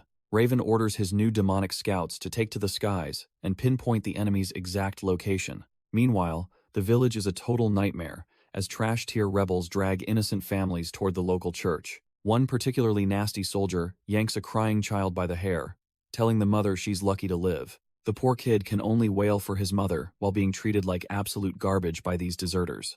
Losing his patience, the rebel clenches his fist, ready to beat some silence into the terrified brat. The mother screams in pure agony, fearing this might be the last time she sees her son unharmed. Suddenly, a flash of steel cuts through the air, sending the soldier's armored limb flying into the sky. The rebel stands there completely dumbfounded, staring at the bloody stump where his arm used to be. Our boy arrives like a vengeful god, looking down at the scum with nothing but cold, lethal intent. Raven doesn't even blink, his icy gaze making it clear that these rebels have finally run out of luck. Del Jeffrey falls back in terror, realizing the man standing before him isn't just some random traveler. The rebel leader can't believe his eyes, while the captive mother finally sees a glimmer of hope. Our boy towers over the trash-tier traitor, greeting the scumbag with a smile that promises only pain. Raven savors the moment, his lethal muscle memory itching to finish what he started years ago. Del is sweating bullets, his mind racing as he tries to process how the weak heir became this monster. With the Pendragon Knights backing him up, Raven makes it clear that the era of lawlessness is over. The surrounding rebels are completely dumbfounded, watching their leader crumble under the pressure of a single man's presence. A flash of steel whistles past Del's nose, a silent warning that his life hangs by a thread. The blade bites into his skin, a sharp reminder that Raven isn't here to negotiate or talk. Looking like a literal demon, Raven asks who gave this filth permission to even speak in his presence. Del is shaking like a leaf, realizing he's way out of his league against this new version of Raven. Panicked, the traitor tries to bolt, but our boy just watches him with cold, predatory eyes. He screams for his trash-tier lackeys to finish the job, desperate to save his own pathetic skin. These rebels are all cut from the same cloth, charging forward thinking they can overwhelm him with numbers. Raven doesn't even flinch, standing his ground with the calm confidence of a seasoned monster hunter. He grits his teeth, his lethal muscle memory taking over as he prepares to show them true terror. With a heavy thud, he drops his scabbard, grounding himself for the explosive strike about to follow. The air whistles as he draws his blade, moving so fast that Del can barely even track him. In a blur of steel, Raven carves through the mob, proving these deserters are just fodder to him. Del is completely dumbfounded as his men are dismantled, wondering how he ever thought he stood a chance.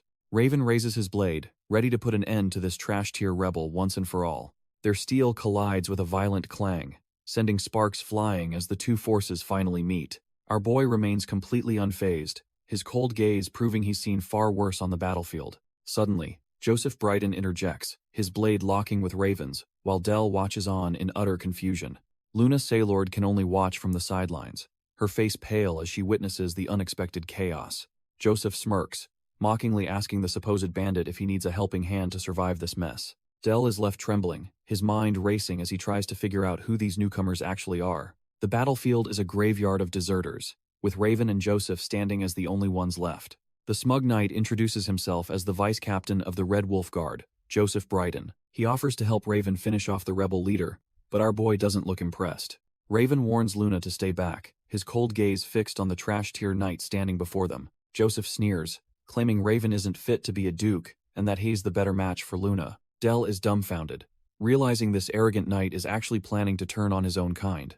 Seeing an opening, the rebel leader desperately grabs his blade, hoping to reclaim some shred of dignity. He lunges forward with a roar, thinking a surprise attack might actually work against our boy. Joseph joins the fray, mocking Raven's supposed weakness, while claiming other noble houses look down on him. Luna calls out to her former fiancé in terror, but Raven just sighs, bored by the pincer move.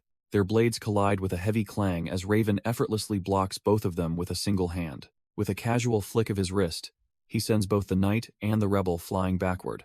Raven tells Luna not to worry, as a low-tier knight like Joseph is absolutely no threat to him. Raven orders Kazal to get Luna to safety while he prepares to sweep out the trash. Luna wonders if our boy can really handle the most skilled knight in Saylord and a bandit leader. She looks back in pure terror, unable to believe he is staying behind to face them alone. Raven doesn't even flinch, standing with the absolute confidence of a man who has already won.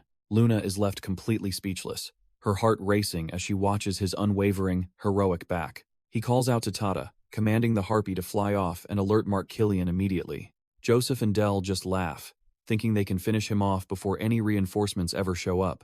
Raven finds their arrogance hilarious and invites the foolish duo to finally try their luck. With a sharp, predatory grin, he tells them to bring it on and show him their best. Joseph lunges forward, convinced his battlefield experience will easily crush a noble who has never seen war. Joseph swings with everything he has, but our boy Raven doesn't even bother to draw his sword yet. Instead of dodging, Raven simply stomps his boot down, pinning the knight's blade firmly against the hard ground. With a sickening crack, the trash-tier steel snaps like a twig under the weight of Raven's overwhelming power. Joseph stands there completely dumbfounded, unable to process how his weapon just shattered in a single move. Before the knight can even blink, Raven delivers a brutal punch that sends him reeling backward in agony. The impact is so massive that Joseph crashes straight into Dell, taking both of these cowards down together. As they lie there, coughing up dust, Raven looms over them with his blade pointed at their throats. He flashes a cold, predatory grin, mocking Joseph for ever thinking his clumsy moves counted as battlefield experience. Raven drives his sword into the dirt, reminding the terrified knight of the disrespect shown back at the castle. Raising his glowing blade high, he decides it's finally time to return the favor and end this pathetic farce. Raven's blade flashes through the air with lethal precision, cleanly severing Joseph Bryden's arm in a single stroke. The knight stares at the sudden spurt of blood, in total shock, his arrogant worldview instantly shattering. Joseph collapses into the dirt, wailing in agony, while Del Jeffrey watches his supposed ally fall like trash. Raven isn't done yet, and plants his boot firmly on the knight's chest to keep him pinned down. With a gaze colder than death, our boy warns the coward to vanish and never return to Pendragon lands. Joseph is reduced to a blubbering mess, his noble pride completely crushed under the weight of Raven's presence. The pathetic knight scrambles to his feet and flees into the distance, leaving his severed limb behind. Turning his attention to the remaining trash-tier traitor, Raven steps forward to finish the job he started. He flashes a predatory grin, letting the bandit leader know that his turn for a reckoning has finally arrived. Del trembles in pure terror, wondering if this noble heir actually made a dark deal with the devil. Del tries to bluff about his reinforcements, but Raven just smirks at the bandit's desperate lies. Our boy reminds the traitor that House Pendragon still possesses plenty of elite knights to handle trash like him. The ground trembles as the sound of thundering hooves signals the arrival of the true Pendragon cavalry. Raven stands tall over the chaos, satisfied that his loyal forces have finally arrived to finish the job. He promises that these competent soldiers will wipe out every last member of the bandits' pathetic little band. Del is left dumbfounded and paralyzed by fear, realizing he won't be receiving a swift or peaceful end. The bandit leader is violently trampled into the mud, his screams drowned out by the weight of the horses. To make a lasting point, Raven has the traitor nailed to a cross as a grim warning to others. Standing before the weary villagers, our boy proves that the dragon's authority has finally returned to these lands. With the immediate threat neutralized, Raven casts one last cold look back before moving toward his next objective. The poor villagers sit in chains, their spirits completely broken after enduring the trash-tier cruelty of the bandits. Raven stares at the survivors, but his eyes quickly drift toward a mountain of skulls hidden in the shadows. This grim pile of remains is all that is left of the innocent people who once called this duchy home. Our boy feels a cold rage bubbling up, knowing exactly what kind of monster could commit such a heartless atrocity. He drives his blade into the traitor's gut, demanding to know if he was the one who slaughtered them. The sheer number of victims is staggering, proving the bandits were nothing more than bloodthirsty animals cut from the same cloth. Del coughs up blood and pathetically begs for mercy, hoping his tears might actually save his miserable life. Raven just scoffs with disdain, asking how a man who stole so many lives could ever expect to be forgiven. As the bandit leader trembles and asks if he is about to die, the atmosphere turns suffocatingly heavy. Turning his back on the trash, Raven says his fate is not for a lord to decide, but for the victims. Del is absolutely dumbfounded, realizing the tables have turned and he is the one facing a final judgment. Our boy walks toward the survivors, telling them that this trash-tier bandit's life is finally in their hands. Raven knows that true justice isn't found in a quick execution, but in the hands of those Del tormented. He gives them total permission to do whatever they wish, showing no mercy for such a cold-blooded murderer. The broken villagers look on with hollow eyes, barely able to process that their long nightmare is finally ending. As Raven steps away, he leaves the bloody business to the people who actually paid the price for treason. They exchange silent glances, the weight of their shared trauma finally turning into a spark of vengeful resolve. One man grits his teeth, the memory of his lost family fueling a rage that can no longer be suppressed. They surround the cross like a pack of wolves, picking up heavy stones to finish what the law couldn't.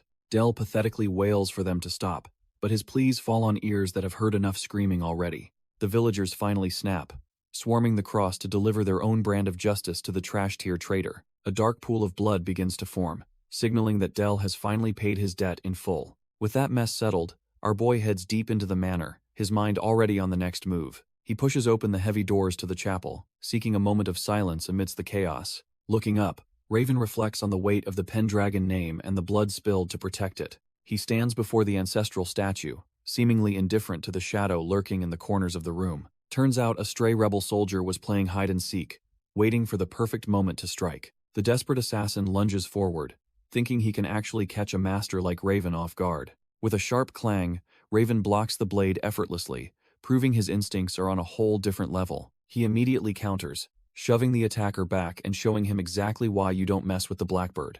The trash-tier rebel hits the floor with a heavy crash, his pathetic ambush failing before it even started. Our boy looms over him like a cold god of death, showing zero mercy for a backstabbing rat.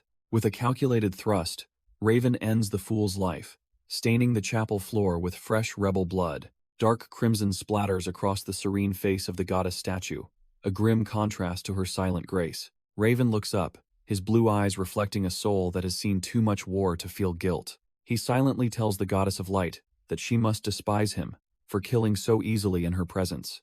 Despite inhabiting Aaron's body, he refuses to play the part of a soft-hearted noble or a lying hypocrite. His new rule is simple: treat the humane with kindness, but crush the cruel without a second thought. He clinches his resolve, accepting that this ruthless nature is just the reality of his battle-hardened soul. Adjusting his necklace, Raven prepares to move on, his path forward clearly paved with both blood and duty. Raven tosses a single coin toward the altar, a small gesture of respect after the chapel's recent bloodshed. The coin clinks into the box, sealing a silent pact between our boy and the silent gods above. He reflects on his chosen path, telling the goddess she can curse him once his goals are finally met. Leaving the blood-stained statue behind, he turns his back on the divine to face the gritty reality outside.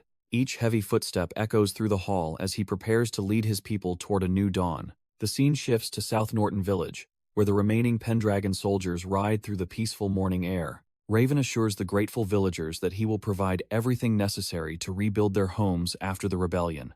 The commoners cheer for the return of House Pendragon, finally feeling safe under the protection of their lord. Suddenly, Kazal and Tata pop up, eagerly boasting about their hard work and begging for a well-earned reward. Raven promises to treat them once they reach the encampment, leaving the little demonic scouts absolutely dumbfounded with joy. Mark Killian notes the village's recovery and asks if our boy is finally heading to the Ancona forest.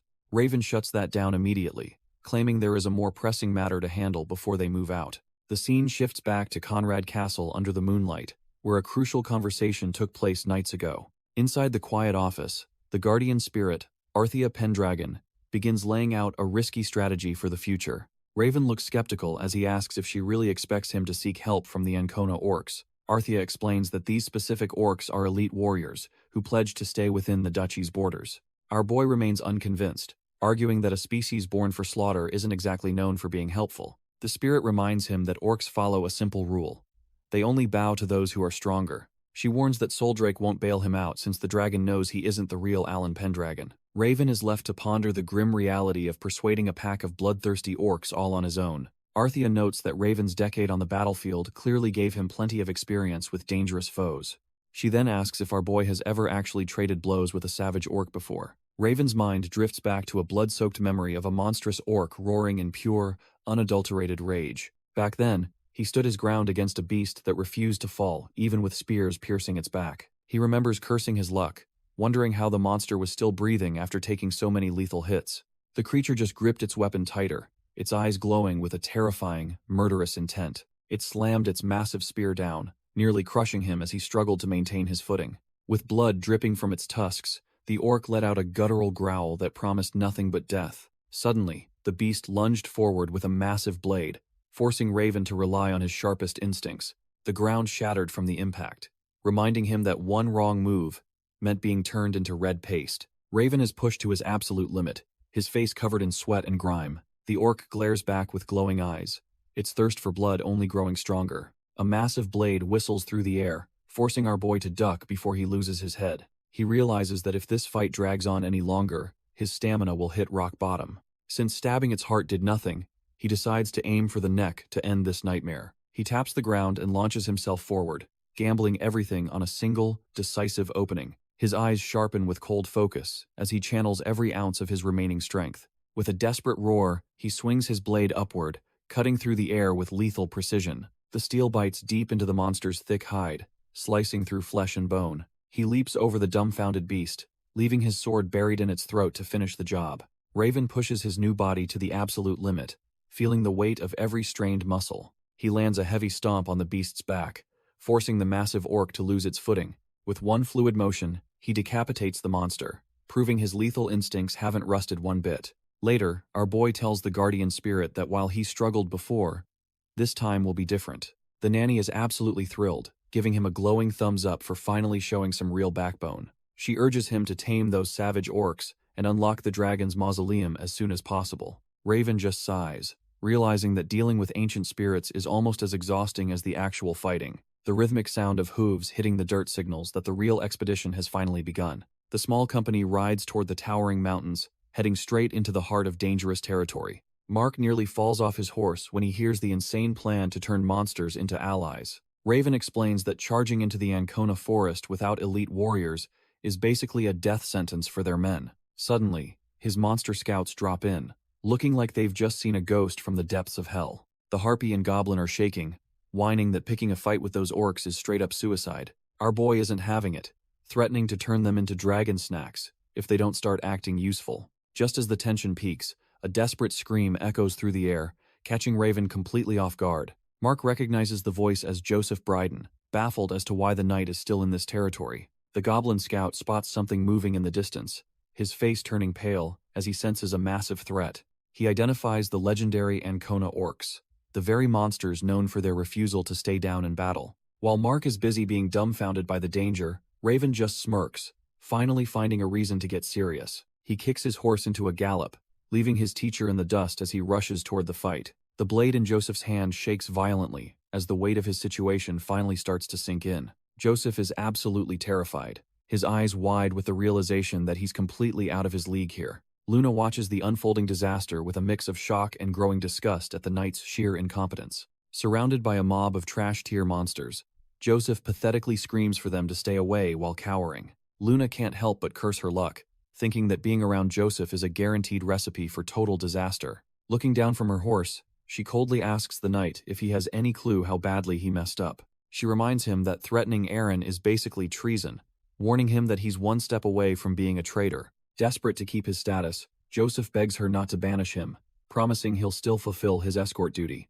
Luna doesn't offer a shred of sympathy, bluntly stating that protecting her was his only job from the start. She tells him to know his place, leaving his fate entirely in the hands of her father, the Count. Joseph is sweating bullets, realizing his life is flashing before his eyes as the situation turns south. Luna rides off, bluntly telling him she is sick of his company and desperately needs some rest.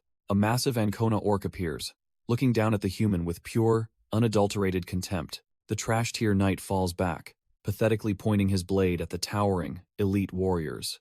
One scarred orc growls, asking if the weakling has a death wish for drawing a sword. Joseph is paralyzed with fear, his throat tightening as he realizes he is completely outmatched. Suddenly, our boy Raven arrives on horseback, wondering what kind of circus is going on.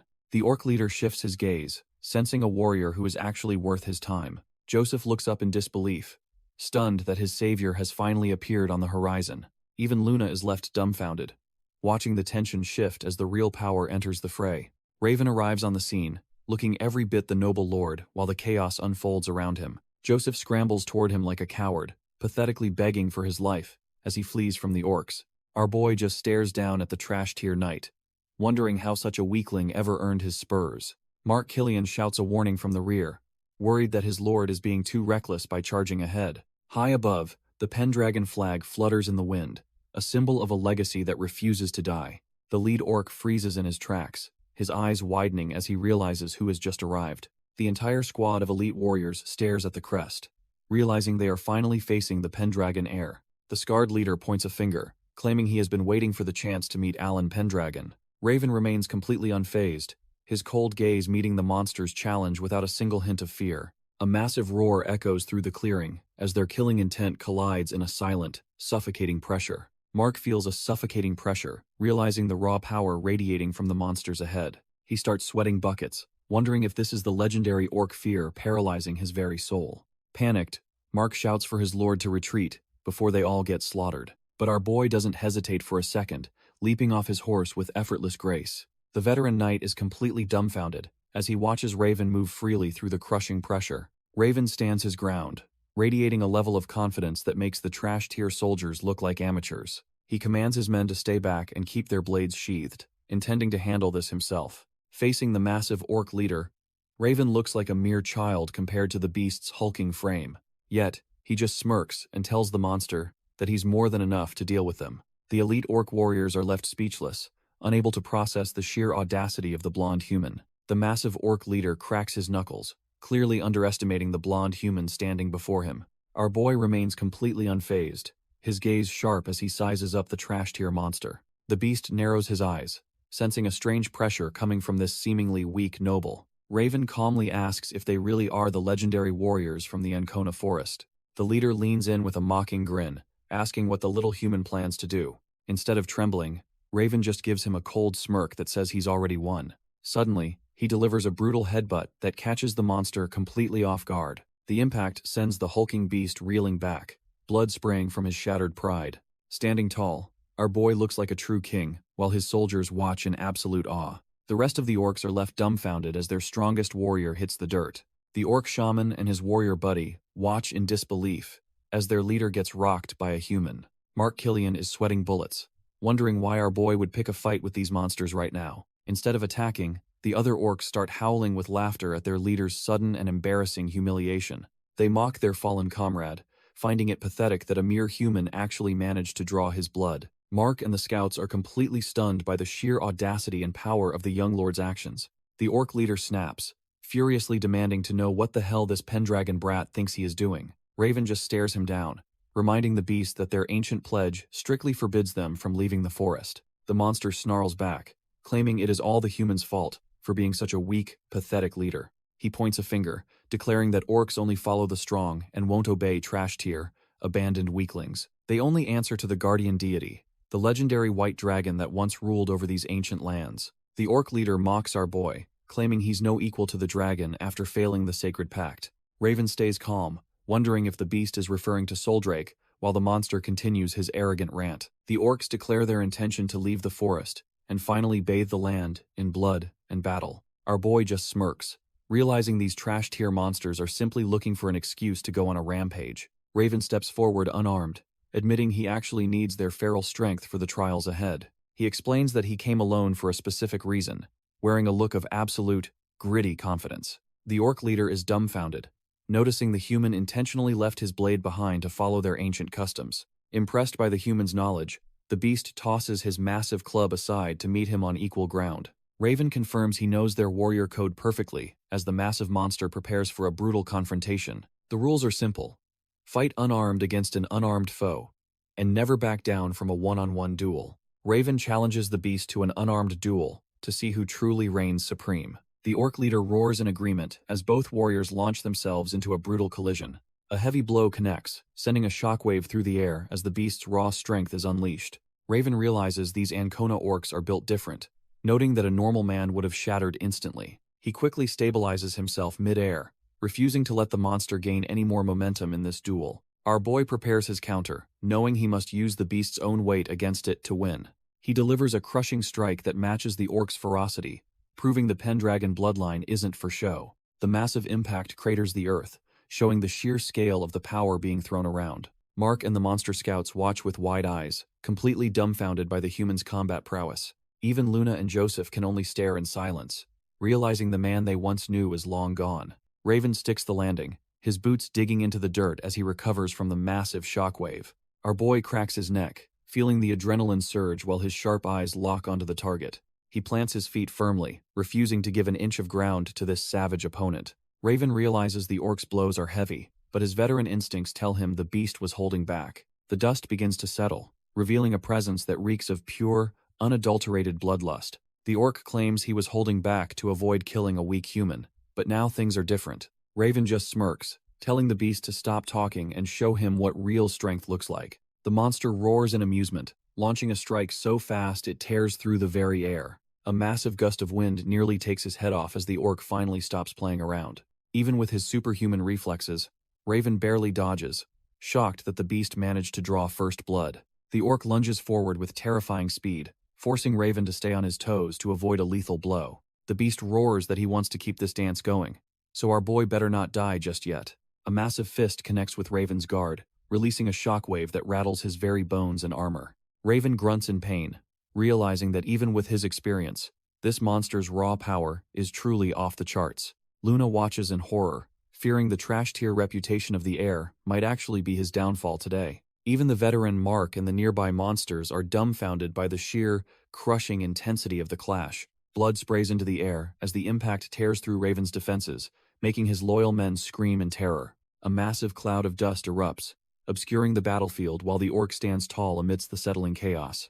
The beast stares at his hand, confused by a strange sensation despite knowing his strike hit its mark. Through the haze, Raven plants his foot firmly, cursing his current body's limitations while refusing to fall. Raven stands firm as the dust swirls, refusing to let that massive strike be his end. He smirks despite the blood, noting his body is sluggish after only dealing with trash-tier weaklings lately. The spectators are completely dumbfounded, unable to believe a human is still breathing after such a hit. Mark feels his heart race, realizing the boy he once knew has been replaced by something far fiercer. Knowing humans never win against orcs, the veteran knight decides he must intervene to save the lineage. He bellows for his men to move out, desperate to shield the heir before the next blow lands. Before the horses can even gallop, Raven signals them to halt, his presence commanding the entire field. With blood masking his eye, he insists this duel is his alone and strictly forbids any outside help.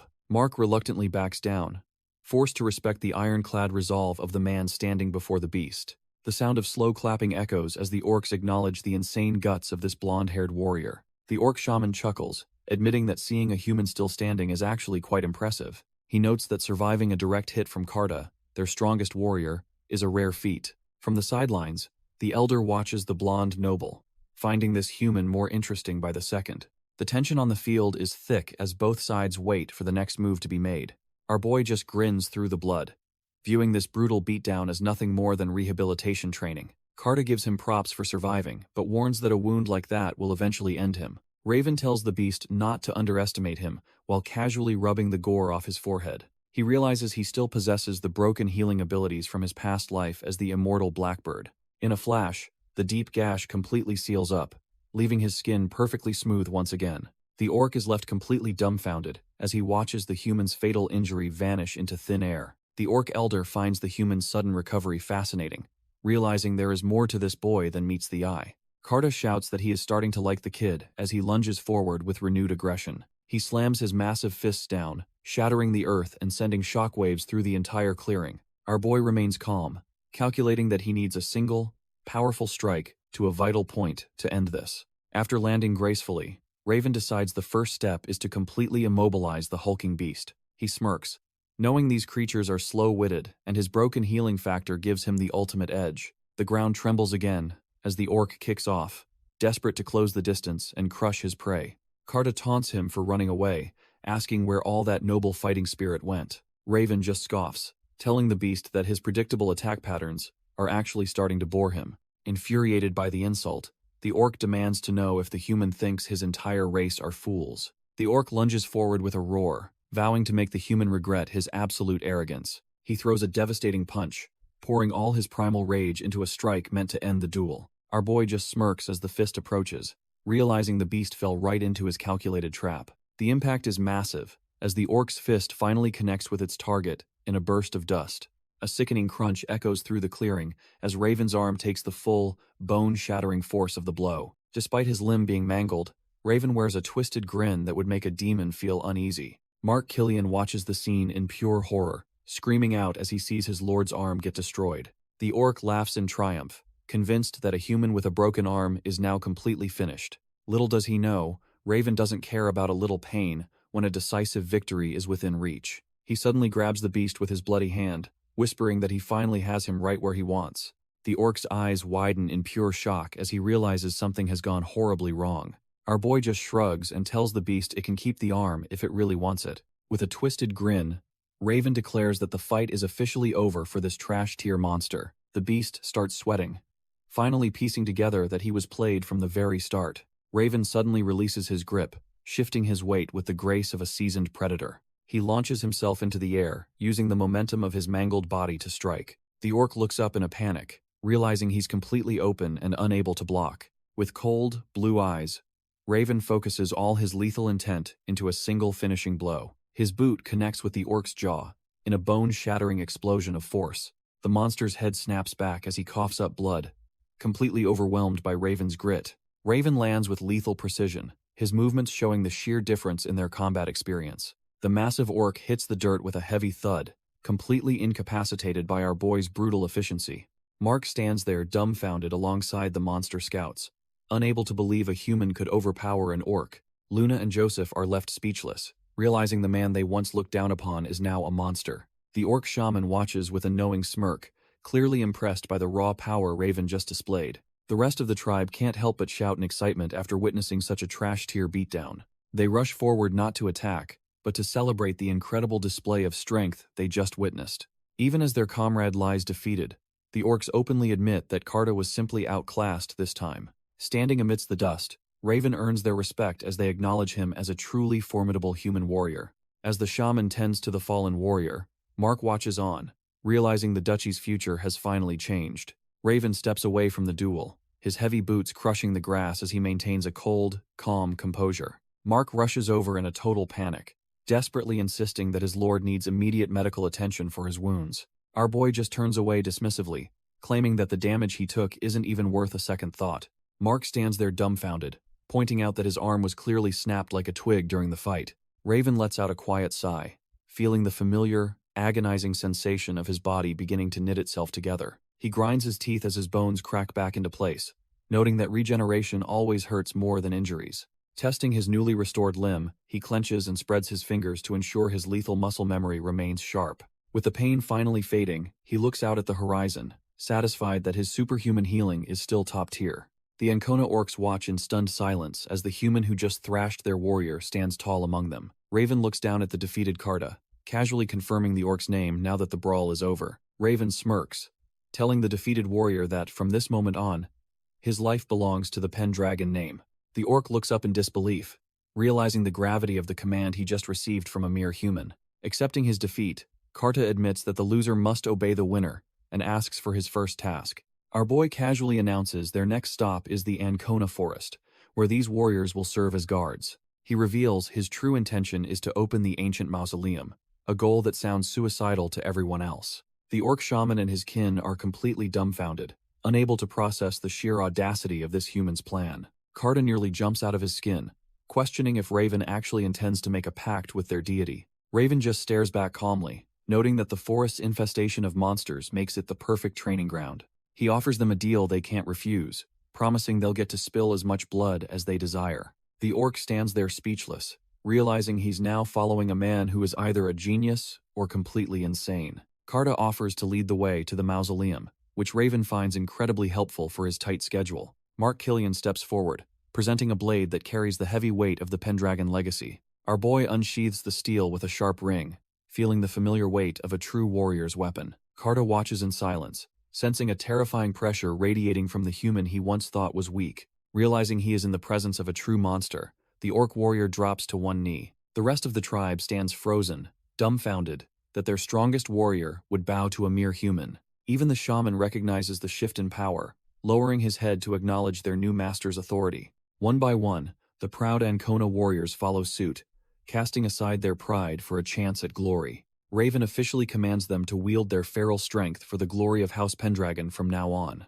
He smirks, eager to see if these warriors can actually survive the bloodbath waiting inside the mausoleum. Carta accepts the cold steel against his skin, fully submitting to the overwhelming aura of his new master. Luna stands there absolutely dumbfounded, unable to reconcile this warrior with the trash-tier air she once knew. Joseph breaks into a cold sweat, realizing he is lucky to even be breathing after facing that pressure. As the sun dips below the horizon, the group prepares to part ways at the bridge. Our boy dismisses them back to Saylord, even offering his own soldiers to ensure their safe passage. Luna bows deeply, thanking him for his mercy, while her entire worldview continues to shatter. Raven turns his icy gaze toward the knight who once mocked him, making the man flinch instinctively. He coldly warns Joseph that drawing a blade again will cost him far more than just an arm. Joseph can only tremble in silence as the massive orc behind Raven lets out a low, threatening growl. With a simple command to Carta, Raven leads his loyal forces toward the dark path ahead.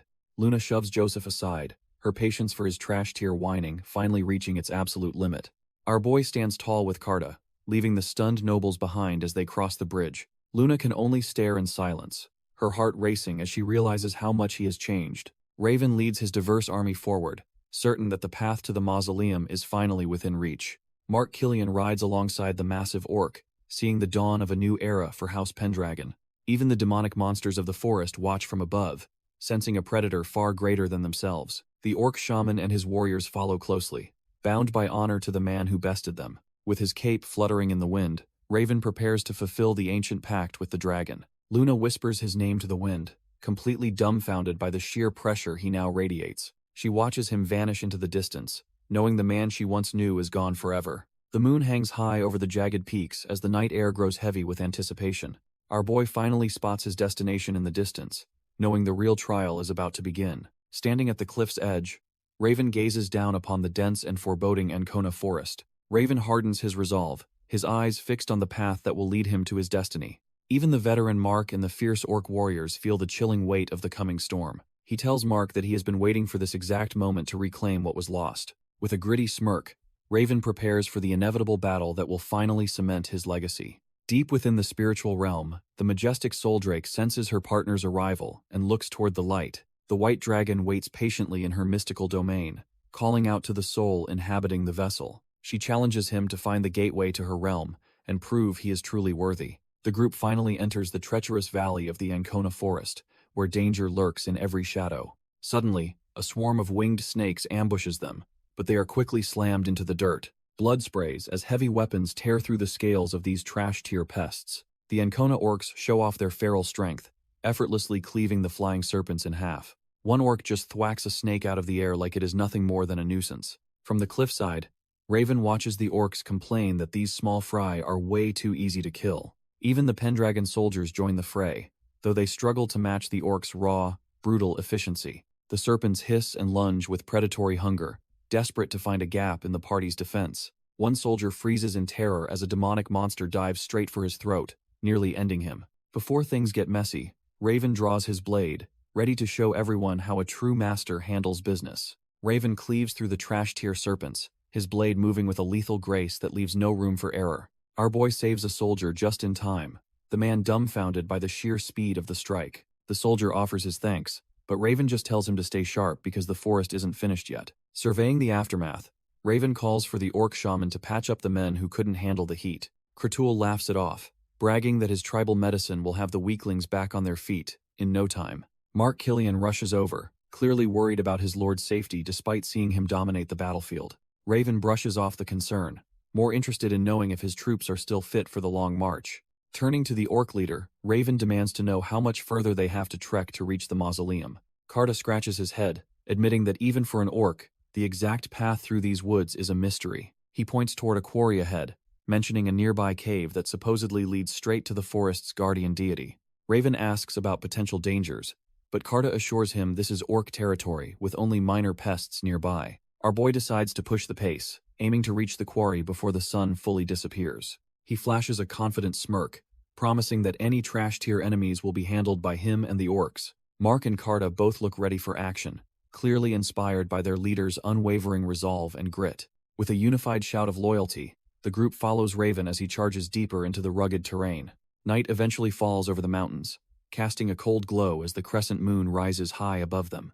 The sound of heavy boots and hooves echoes against the stone as they begin their steep, exhausting ascent. Raven pauses for a moment, staring up at the towering cliffs while contemplating the trials waiting ahead. A sudden whoosh of wind whips his hair, a chilling reminder that the forest's guardian might be watching. Finally, the entire expedition reaches the quarry, settling in for a tense night before the real trial begins. Mark and the others look visibly shaken as they step into the oppressive atmosphere of the abandoned quarry. Our boy Raven scans the area, his instincts screaming that this place is far more ominous than it looks. He pulls Carta aside, demanding to know the real reason this site was abandoned by the previous workers. Carta explains that while goblins used to mine here, they all mysteriously vanished into thin air one day. The news sends a shiver through the group, especially the small scout Kazal, who looks ready to bolt. Raven tries to squeeze more info out of him, but the little demon insists he knows nothing of the forest. Kazal frantically explains that he's a professional thief, not some trash-tier laborer meant for digging up rocks. Seeing the genuine fear in the scout's eyes, Raven realizes the danger lurking here is no mere ghost story. Mark approaches his lord with a grim expression, asking how they should proceed into the heart of the mystery. Raven orders everyone to hunker down, pairing soldiers with orcs to ensure the night watch stays sharp. After sending Carta to brief the rest, our boy prepares for a long, uneasy night in this cursed place. The camp eventually goes quiet as the weary orcs and that cowardly thief Khazal succumb to their exhaustion. Under the cold moonlight, the Pendragon tent stands still, while an ominous breeze sweeps through the jagged canyon. One lone guard sits by the fire, while his orc counterpart keeps a silent vigil from the cliffs above. A sudden rustle in the nearby brush snaps the soldier out of his thoughts, putting him on high alert. He scans the darkness, wondering if his mind is playing tricks or if something is actually creeping closer. The man draws his blade and moves toward the sound, hoping it is just a stray animal and not death. Turns out his luck just ran out as a glowing purple blade pierces right through his plate armor. The poor guard barely has time to gasp before his life starts leaking out from the fatal wound. He collapses onto the hard stone, desperately trying to call out to his comrades before everything goes dark. With his final breath, he looks toward the camp, hoping his lord realizes they are no longer alone. Inside the tent, Raven feels a chill, sensing that the silence outside is far too heavy to be natural. Our boy realizes the local monsters didn't just flee. Something far more dangerous must have cleared them out. The realization hits him that an apex predator is likely lurking nearby, waiting for the perfect moment to strike. High above on the jagged cliffs, a dark figure watches the camp with cold, murderous intent. This trash-tier night just got worse as the sorcerer raises his staff, summoning a literal army of the damned. Skeletal claws burst through the soil, reaching for the sleeping soldiers as the true nightmare finally begins. Raven suspects the local monsters didn't just vanish. They were likely wiped out by a far superior predator. High above, the sorcerer confirms his fears, looking down at the camp like it's an easy buffet. His staff pulses with a foul, purple light as he begins weaving a high-tier necromancy spell. Suddenly, skeletal claws tear through the dirt, reaching for the unsuspecting soldiers while they still sleep.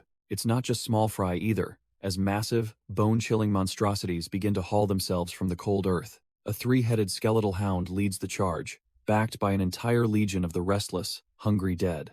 Our boy feels a sudden, violent shudder, realizing this trash-tier night just turned into a total bloodbath. He doesn't hesitate for a second, drawing both his blades to meet the incoming tidal wave of ancient bone.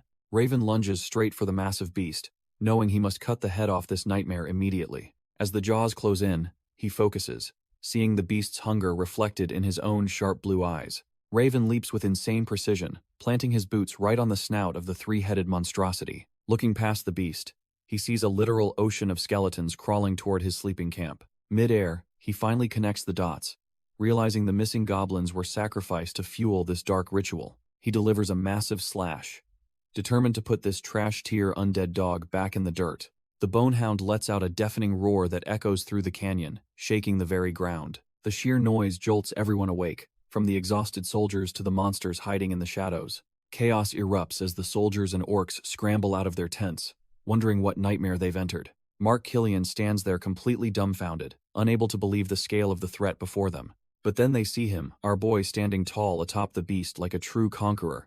Mark can only call out to his lord while witnessing the terrifying intensity burning in the boy's eyes. Raven plunges his blade deep into the beast's glowing eye, blinding the creature instantly. The hound shrieks in agony as our boy gracefully retreats, letting the monster's own momentum work against it. He doesn't give it a second to breathe, following up with a horizontal slash that tears through bone. With a heavy thud, the massive creature collapses, leaving Mark Killian and the orcs scrambling to his side. Raven looks completely unfazed while Mark gasps, struggling to process how their leader just soloed a nightmare. Suddenly, skeletal remains begin crawling over the carcass, and Mark realizes these were the missing quarry goblins.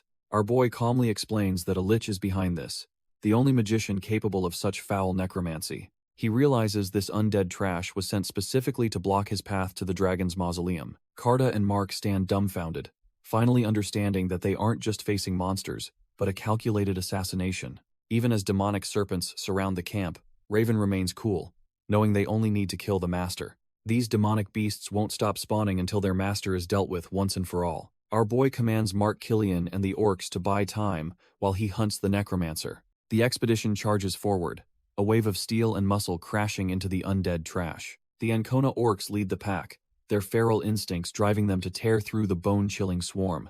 Massive clubs shatter skeletal warriors into dust as the orcs show why they're the forest's apex predators. Mark Killian reflects on the jealous nobles plotting against them, vowing to protect the house's revival. He slashes through the bone puppets, his resolve hardening with every strike against the Lich's army. Comparing the old, fragile Alan to this current powerhouse, the difference is like night and day. Mark can't help but grin, realizing he much prefers this version of his lord over the original. He envisions Ravenbolt finally taming Soldrake, certain that the White Dragon will lead them to glory.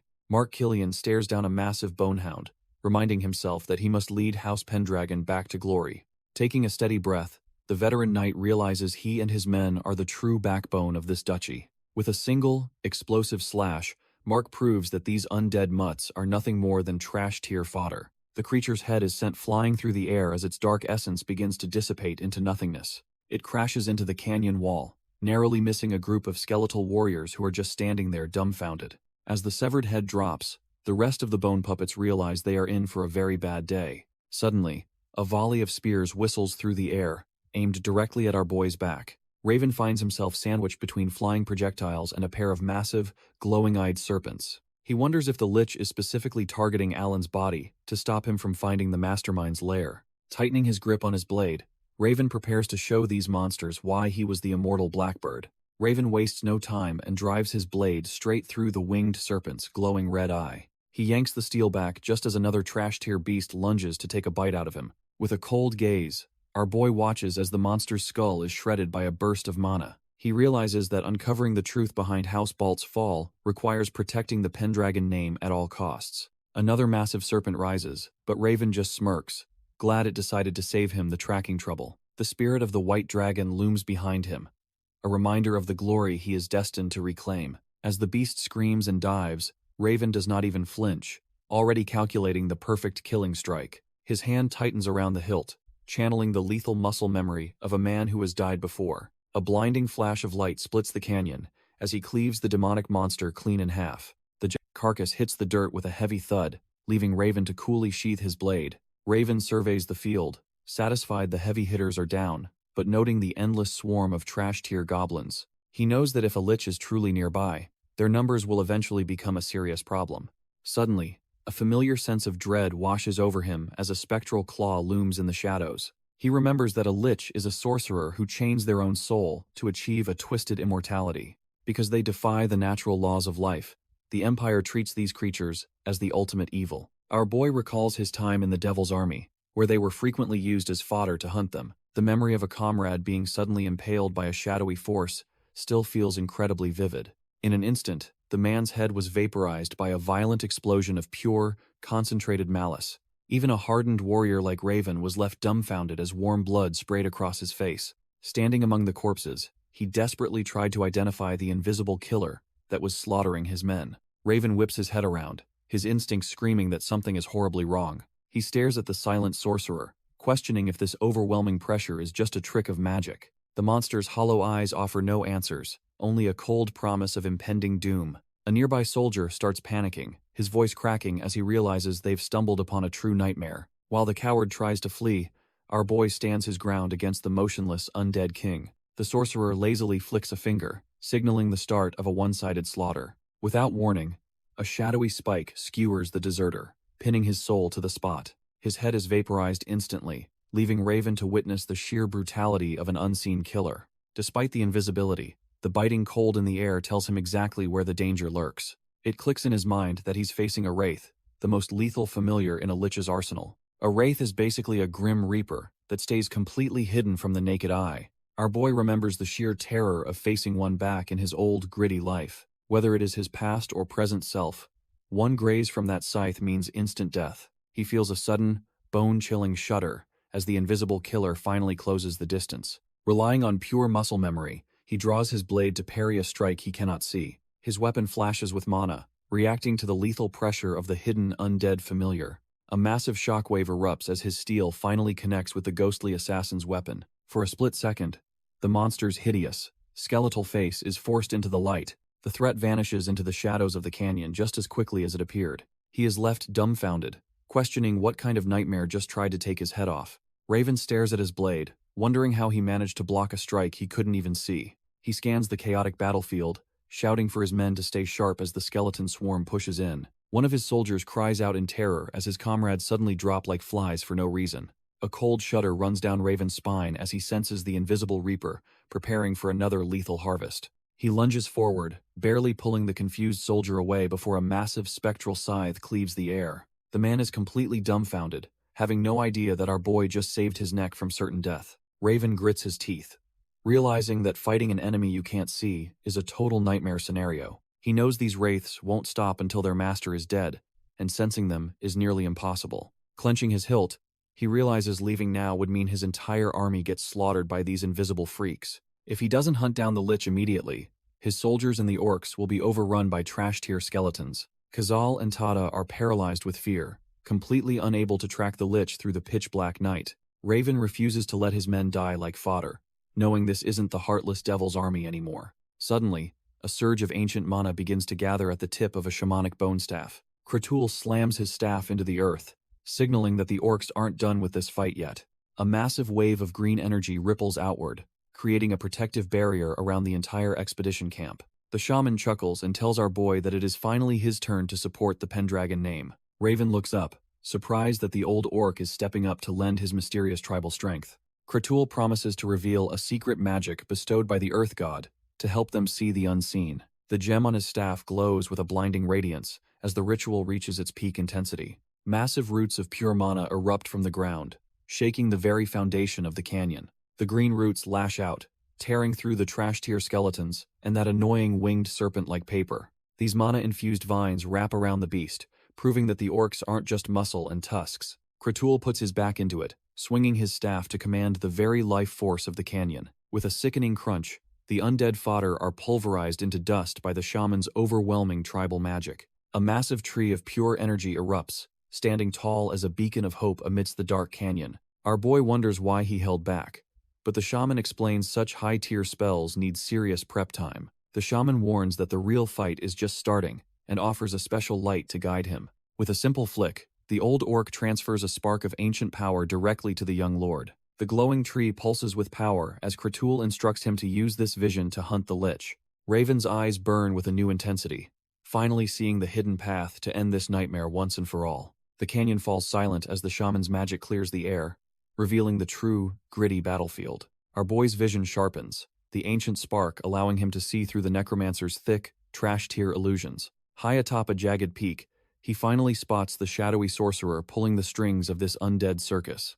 Down below, the skeletal fodder continues to rattle and swarm like a never-ending plague of brittle bone. Karta isn't having any of it, swinging his massive club to turn the undead into fine white powder. Even with arrows piercing his thick hide, the orc warrior's feral bloodlust keeps him standing remarkably tall. Raven rushes toward his ally, knowing they need to end this before the orc's durability finally hits zero. He screams a warning that the source of the rot is lurking directly above the chaotic battlefield. The orc roars a challenge to the sky, distracting the monsters while Raven prepares his lethal final gambit. Using the massive warrior as a living launch pad, our boy leaps toward the sky to finish the job. Raven launches toward the peak, using the orc's strength to close the gap in seconds. He descends like a hawk, aiming his blade directly at the hooded freak controlling the chaos. The sorcerer stares back with glowing red eyes, realizing our boy isn't just some ordinary noble brat. Their weapons collide with a violent ring, sending shockwaves across the narrow cliffside. Raven sticks the landing, putting himself face to face with the source of this undead rot. The Lich taunts him, claiming it must be his immortal life that Raven is desperately hunting for. Our boy just stands his ground, letting his aura flare as he prepares for the final exchange. He notes with satisfaction that the wraith is exactly where he wants it to be. Down below, his allies are drowning in bone, and he knows their stamina is finally hitting rock bottom. If he doesn't end this now, his entire expedition is going to be buried in this canyon. The undead sorcerer isn't playing around, channeling a surge of necrotic energy through his bone staff. Suddenly, massive skeletal claws erupt from the ground, forcing our boy to dance around the jagged bone. Raven doesn't miss a beat, effortlessly shredding through the trash-tier summons with a single, fluid arc. He lunges forward, closing the distance to put an end to the Lich's annoying games once and for all. Just as he reaches his target, a cold wind howls as a new threat manifests from the shadows.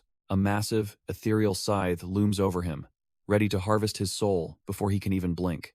Our boy barely manages to duck, feeling the freezing mana of the blade graze his hair. He curses his luck, realizing a hidden wraith is acting as a personal bodyguard for the sorcerer. Skidding back to create some breathing room, he finds it incredibly bothersome that he can't get close. He knows he needs a new plan to separate the lich from its spectral protector to win. The undead sorcerer channels his mana, causing his bone staff to glow with a sinister, pulsing purple light. Suddenly, a massive pillar of hellfire erupts from the ground, consuming the battlefield with a deafening roar. Our boy is caught in the mid-air blast, forced to brace himself as the intense heat singes his armor. He realizes his escape route is completely cut off, leaving him trapped as the wraith prepares a lethal strike. The spectral bodyguard doesn't waste a second, swinging its massive scythe to harvest Raven's soul right then and there. Raven grits his teeth, knowing that if he doesn't counter this now, his second life ends in this pit. He tightly grips his blade, calling upon the dormant, divine power of the Pendragon bloodline to finally wake up.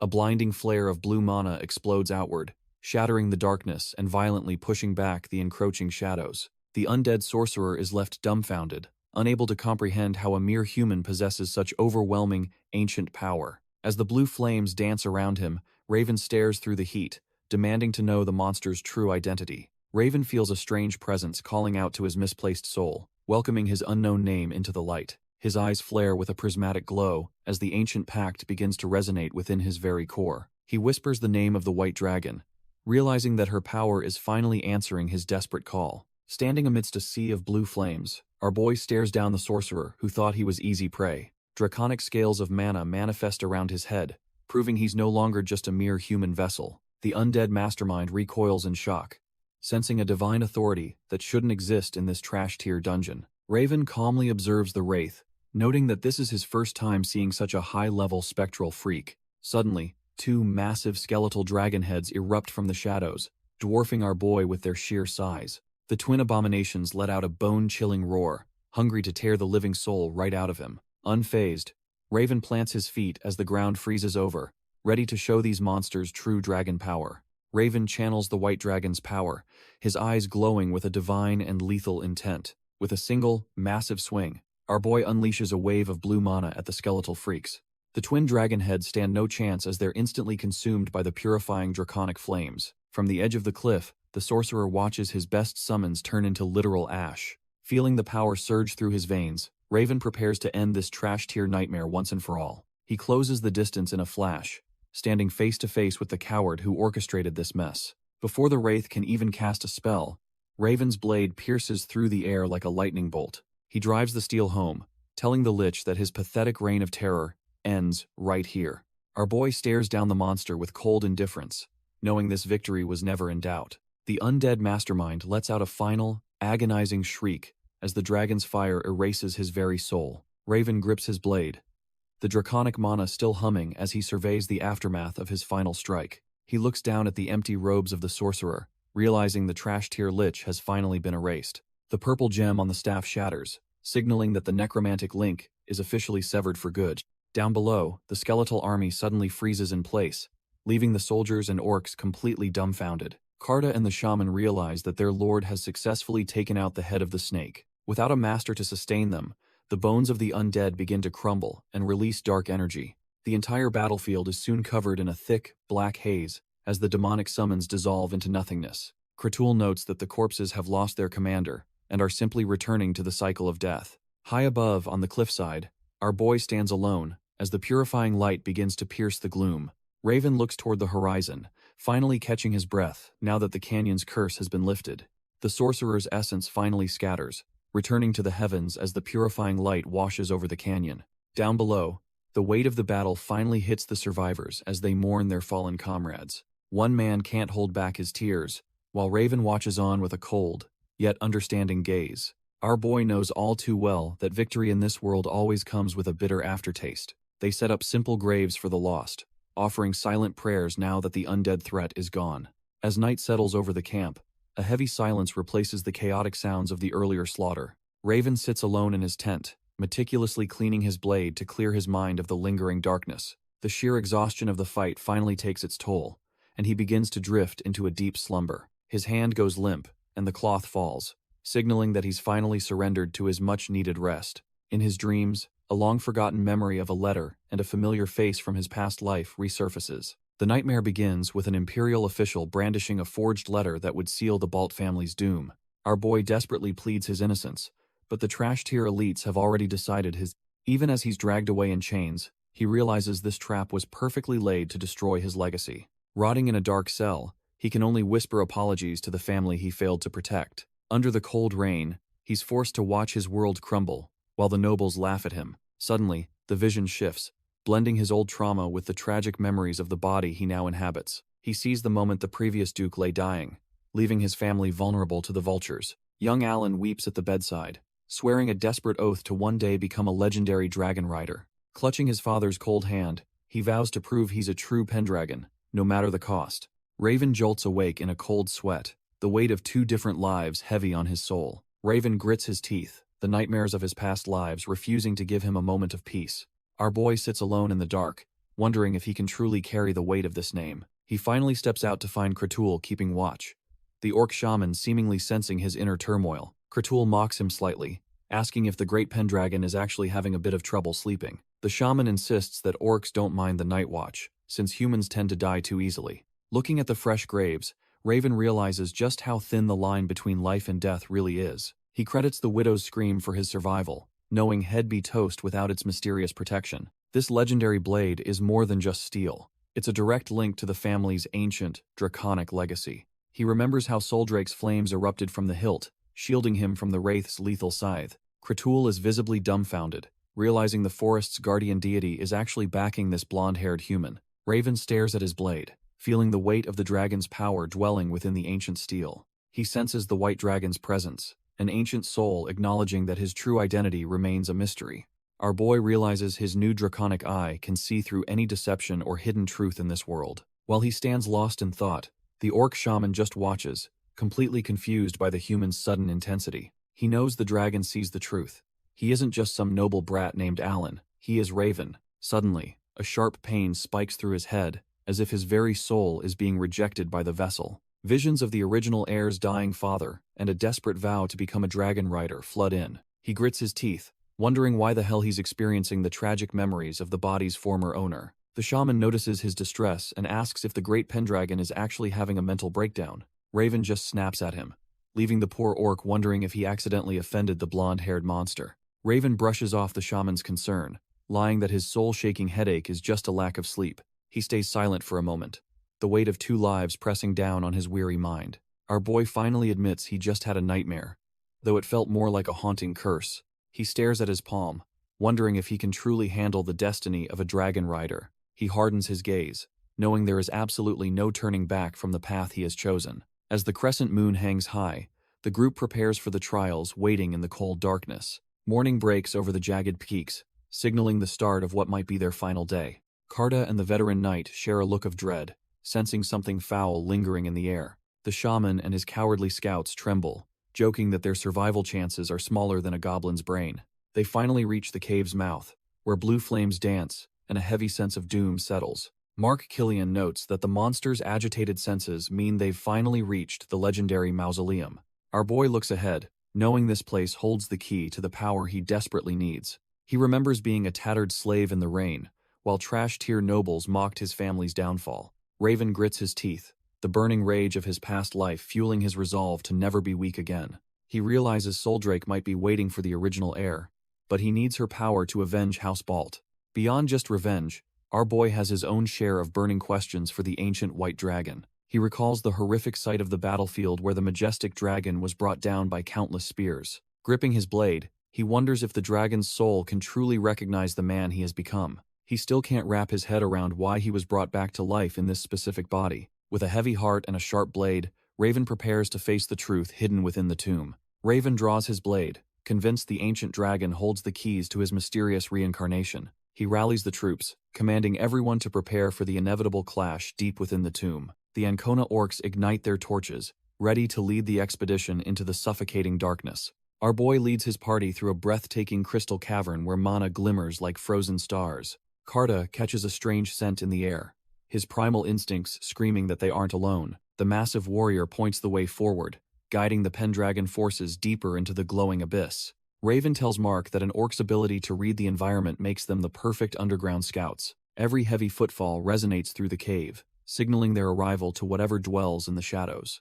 The group suddenly grinds to a halt as a chilling presence washes over the entire expedition. When Raven asks for an update, Kratul grimly reveals that he senses something dangerous lurking nearby. Streaks of pure mana dance through the air, signaling that the cavern's energy is finally shifting. Kratul's eyes widen as he realizes these aren't just pretty lights, but something far more sentient. Our boy and Mark exchange a look of pure confusion, wondering what could possibly startle a shaman.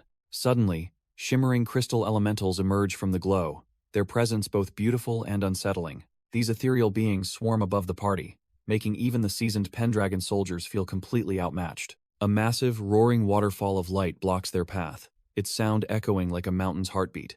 Kratul warns Raven that a powerful water elemental is guarding the area, urging him to stay alert. He explains that because this place lacks the earth deity's protection, these spirits are dangerously unstable. Raven ponders the risks, knowing that one wrong move in this lawless zone could end them all. Turns out their only exit is a hidden staircase right behind that crashing wall of water.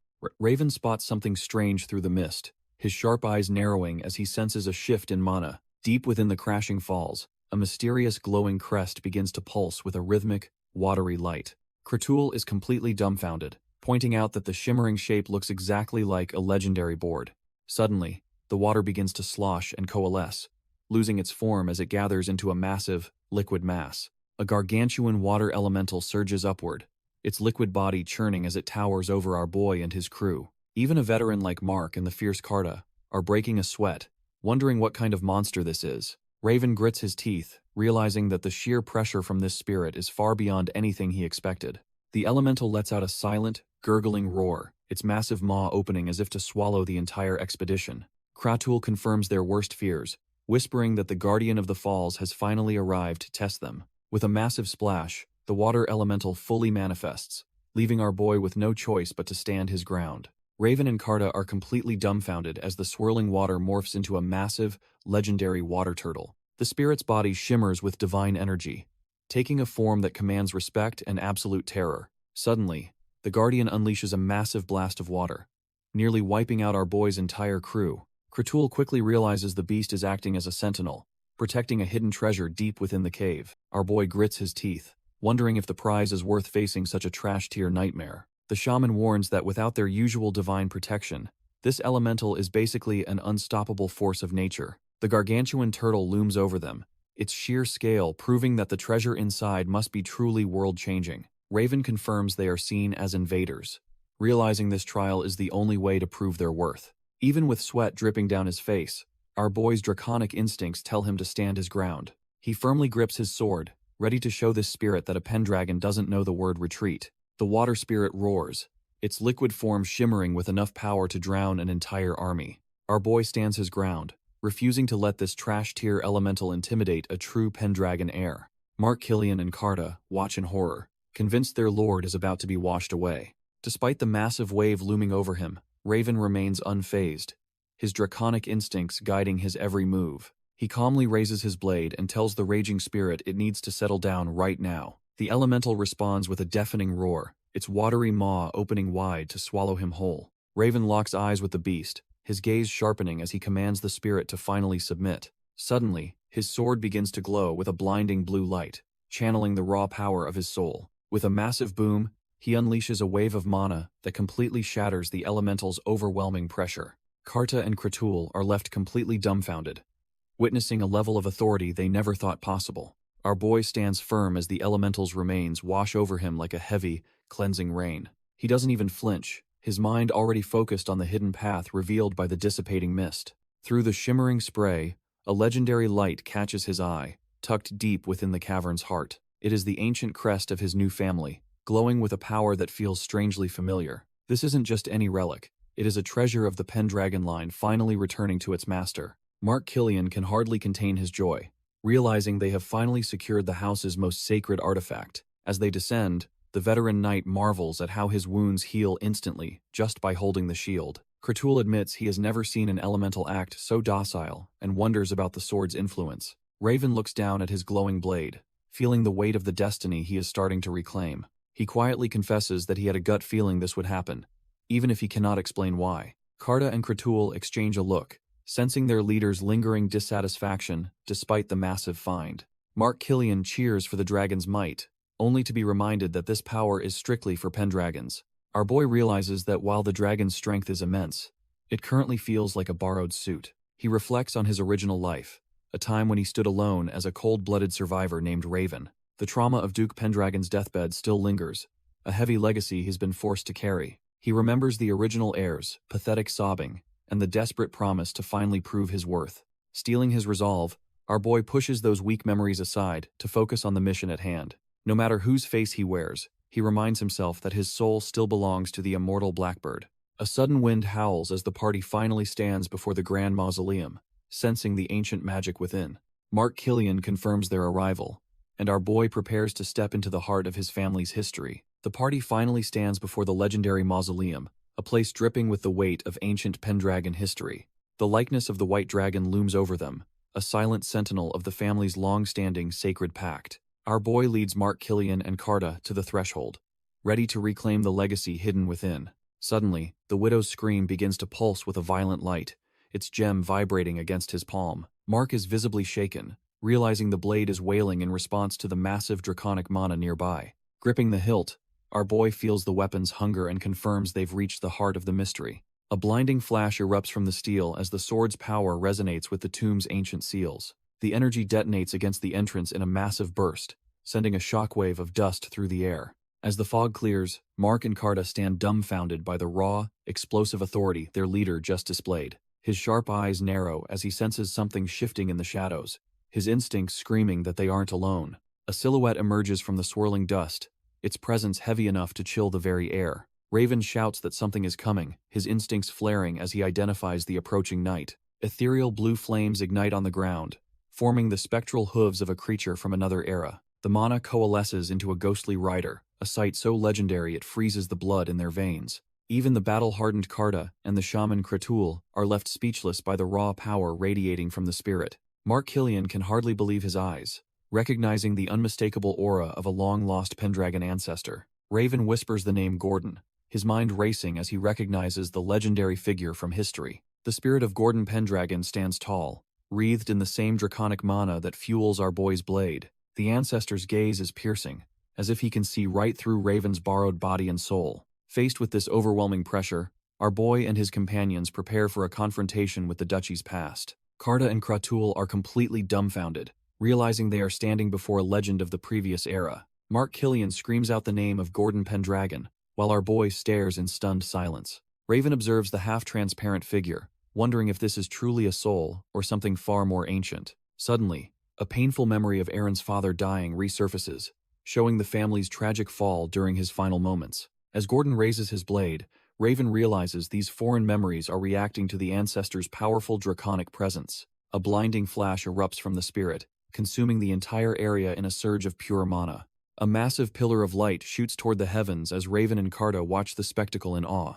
The pressure is immense, forcing everyone to shield their eyes as the mausoleum's true power finally awakens. Our boy grinds his teeth against the stinging light, feeling the weight of the Pendragon legacy pressing down. His draconic eyes widen in shock as he senses a connection he never expected to feel.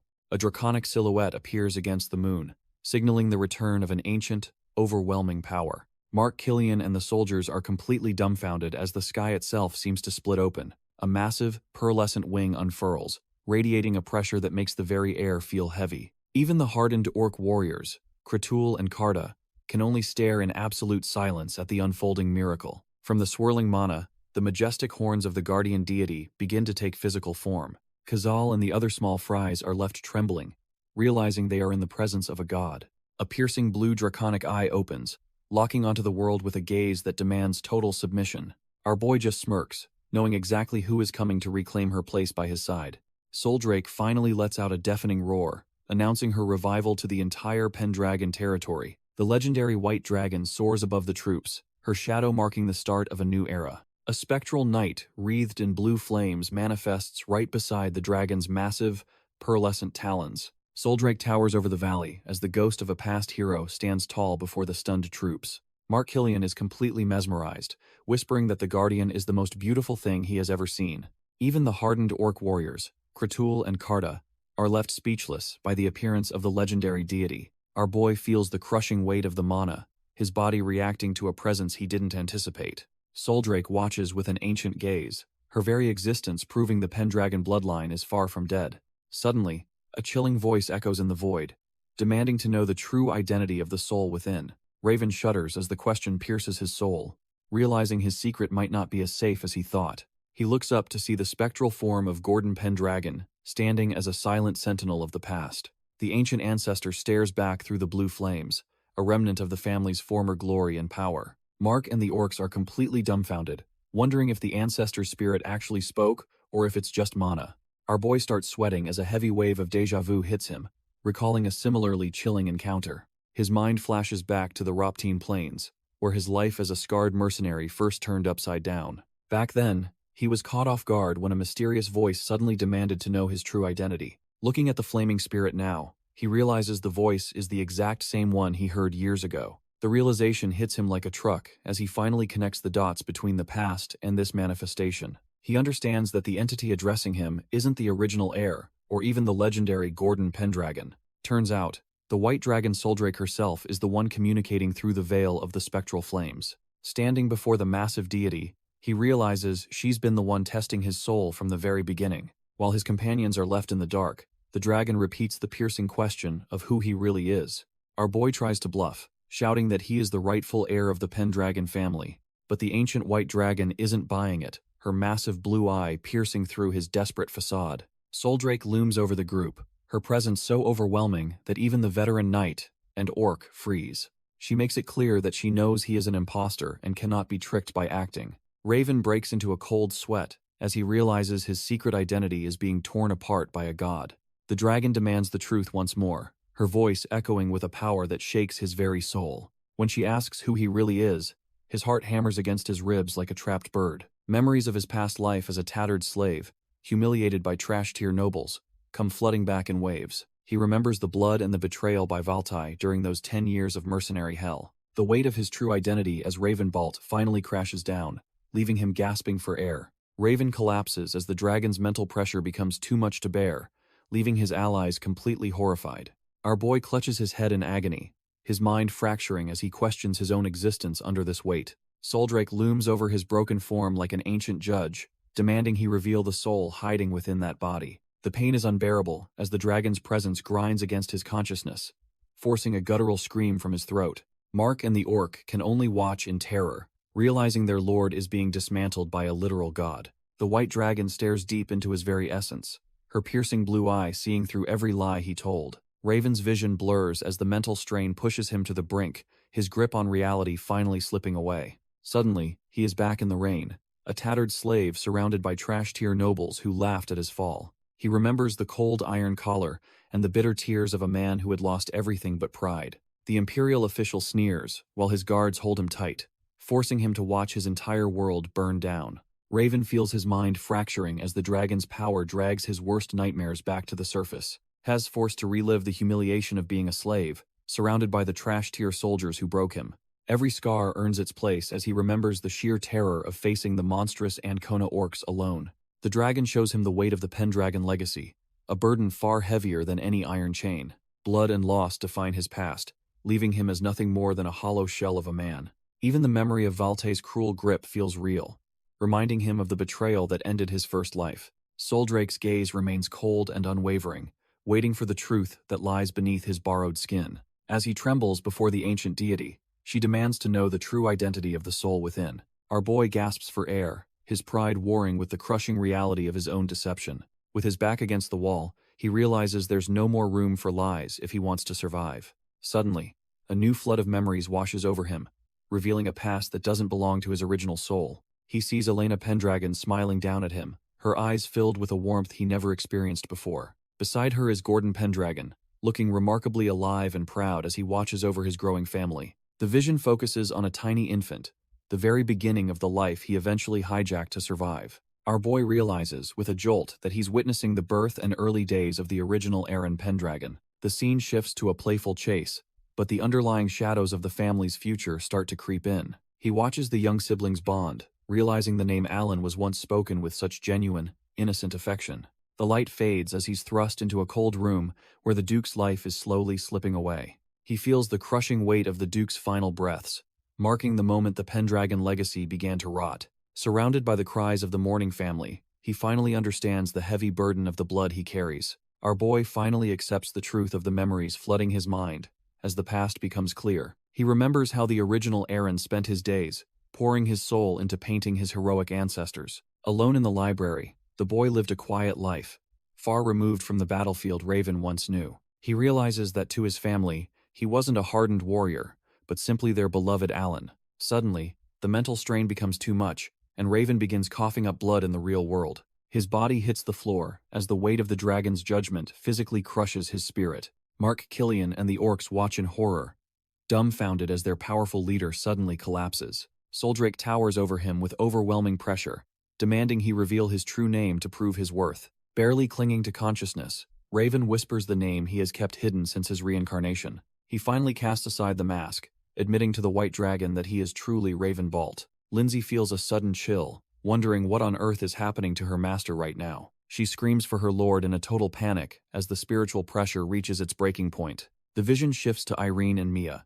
the sisters who represent the family he inherited. Little Mia looks on with innocent eyes, reminding our boy of the stakes in this trial. Elena clings to him while weeping, her love for her son cutting through his hardened exterior. He realizes these memories aren't just shadows, but the weight of a life he now owns. Even the demonic monsters from his past seem dumbfounded by the sheer intensity of his soul. Memories of his brutal duel with Carta flash by, showcasing the warrior's path he has walked. Standing tall under the Pendragon banner, he finally accepts his role as the family's true protector. The dragon dives deeper, finally witnessing the gritty and blood-soaked memories of the original Raven Balt. Carta watches the soul trial unfold, his warrior instincts sensing the immense pressure radiating from our boy. This journey through the dragon's mausoleum was supposed to be a simple expedition for the new Pendragon lord. But now, Raven lies broken on the cold floor, his consciousness fading as the trial pushes him too far. Mark Killian screams for the men to form a perimeter, refusing to let his master die in this hole. Even the orcs are torn, wondering if they should flee or risk the dragon's wrath to save their ally. Every breath is agony, as the weight of 2 lives threatens to crush Raven's very soul into dust. His fingers claw at the dirt, a desperate reflex from a man who has already died once before. In the depths of his mind, he finally screams his true name, embracing the identity of the immortal Blackbird. Soldrake watches with piercing blue eyes, waiting to see if this human can actually survive her final judgment.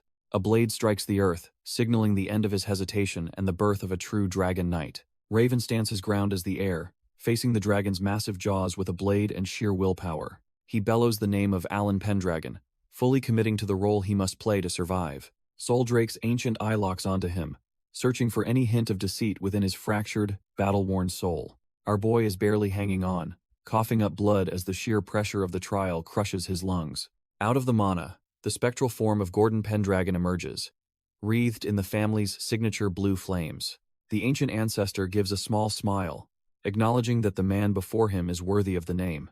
As the spirit dissipates into light, Raven is left alone to face the silent judgment of the white dragon. He looks around, dumbfounded that his ancestral guide has vanished just when things were getting truly intense. Soldrake shifts her massive weight, looking toward the sky as the spiritual realm begins to ripple and shake. The dragon lets out a bone-chilling roar, marking the final stage of a trial that could end his life. Soldrake releases a massive shockwave of draconic mana that threatens to tear the very air apart. Even the veteran Mark Killian and the sturdy Ancona orcs are sent flying by the sheer weight of the roar. As the dust settles, the white dragon towers over the battlefield, her intense evaluation finally coming to an end. Our boy remains kneeling, his body battered and bloodied, but his spirit standing firm against the legendary guardian. Soldrake announces that the ancient soul-binding pact is officially sealed, finally accepting him as the heir to the name. She even acknowledges his original identity as Raven Balt, proving her draconic eyes see through every layer of his soul. The legendary beast confirms that he is the one destined to succeed the legacy and restore the family honor. Raven collapses onto his sword, his lungs burning while his loyal companions rush forward to check on their lord.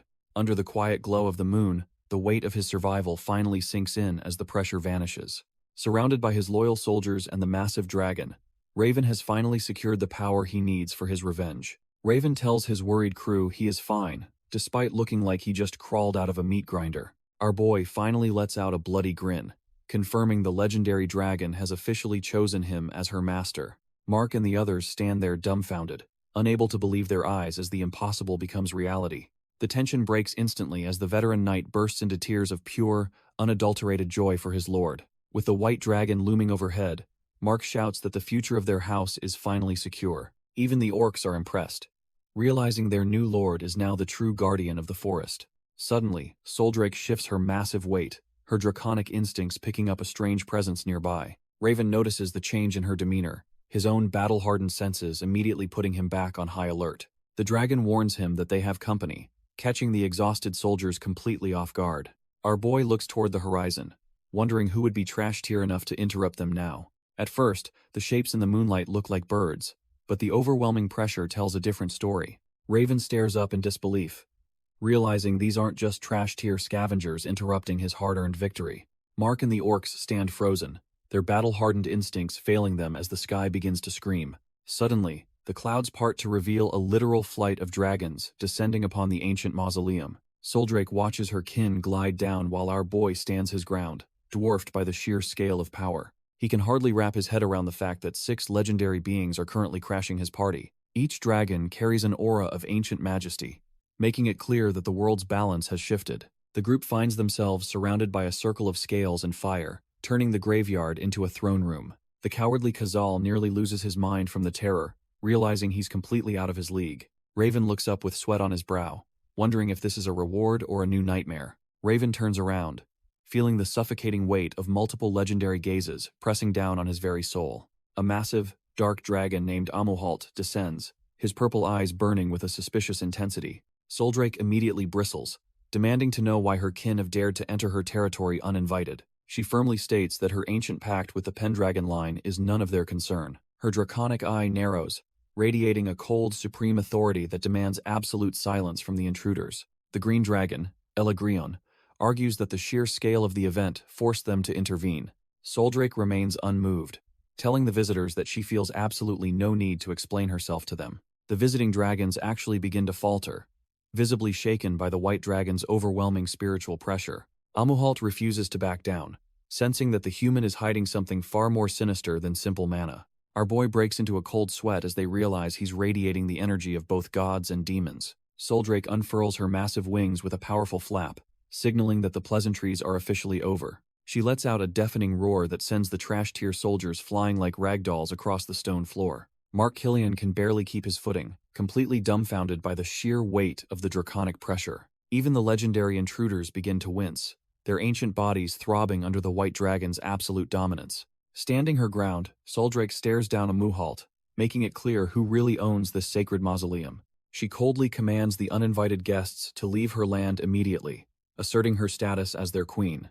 Our boy looks on in awe, realizing the terrifying scale of the being he just bonded his soul to. His draconic eyes narrow as he feels the resonance of her majestic power vibrating through his very soul. The title of Queen of Dragons echoes through the chamber, leaving no room for further argument or defiance. The visiting dragons look on in pure terror, finally realizing they have picked a fight with the wrong deity. Soldrake spreads her massive wings, signaling that the audience is over, and her patience has finally run out. The intruders realize they cannot win this fight, facing the overwhelming pressure of the true Queen of Dragons.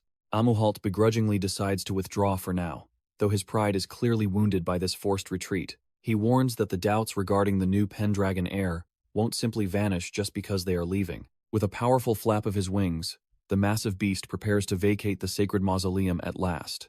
The dark dragon takes to the sky, finally abandoning the territory he was foolish enough to trespass upon. A whole flight of these legendary monsters vanishes into the starlit night, leaving a heavy silence behind. Karta and the other orcs are left completely shaken, wondering what kind of divine madness they just witnessed. Kratul explains that only those equal to dragons can hear their voices, a feat once reserved for ancestors.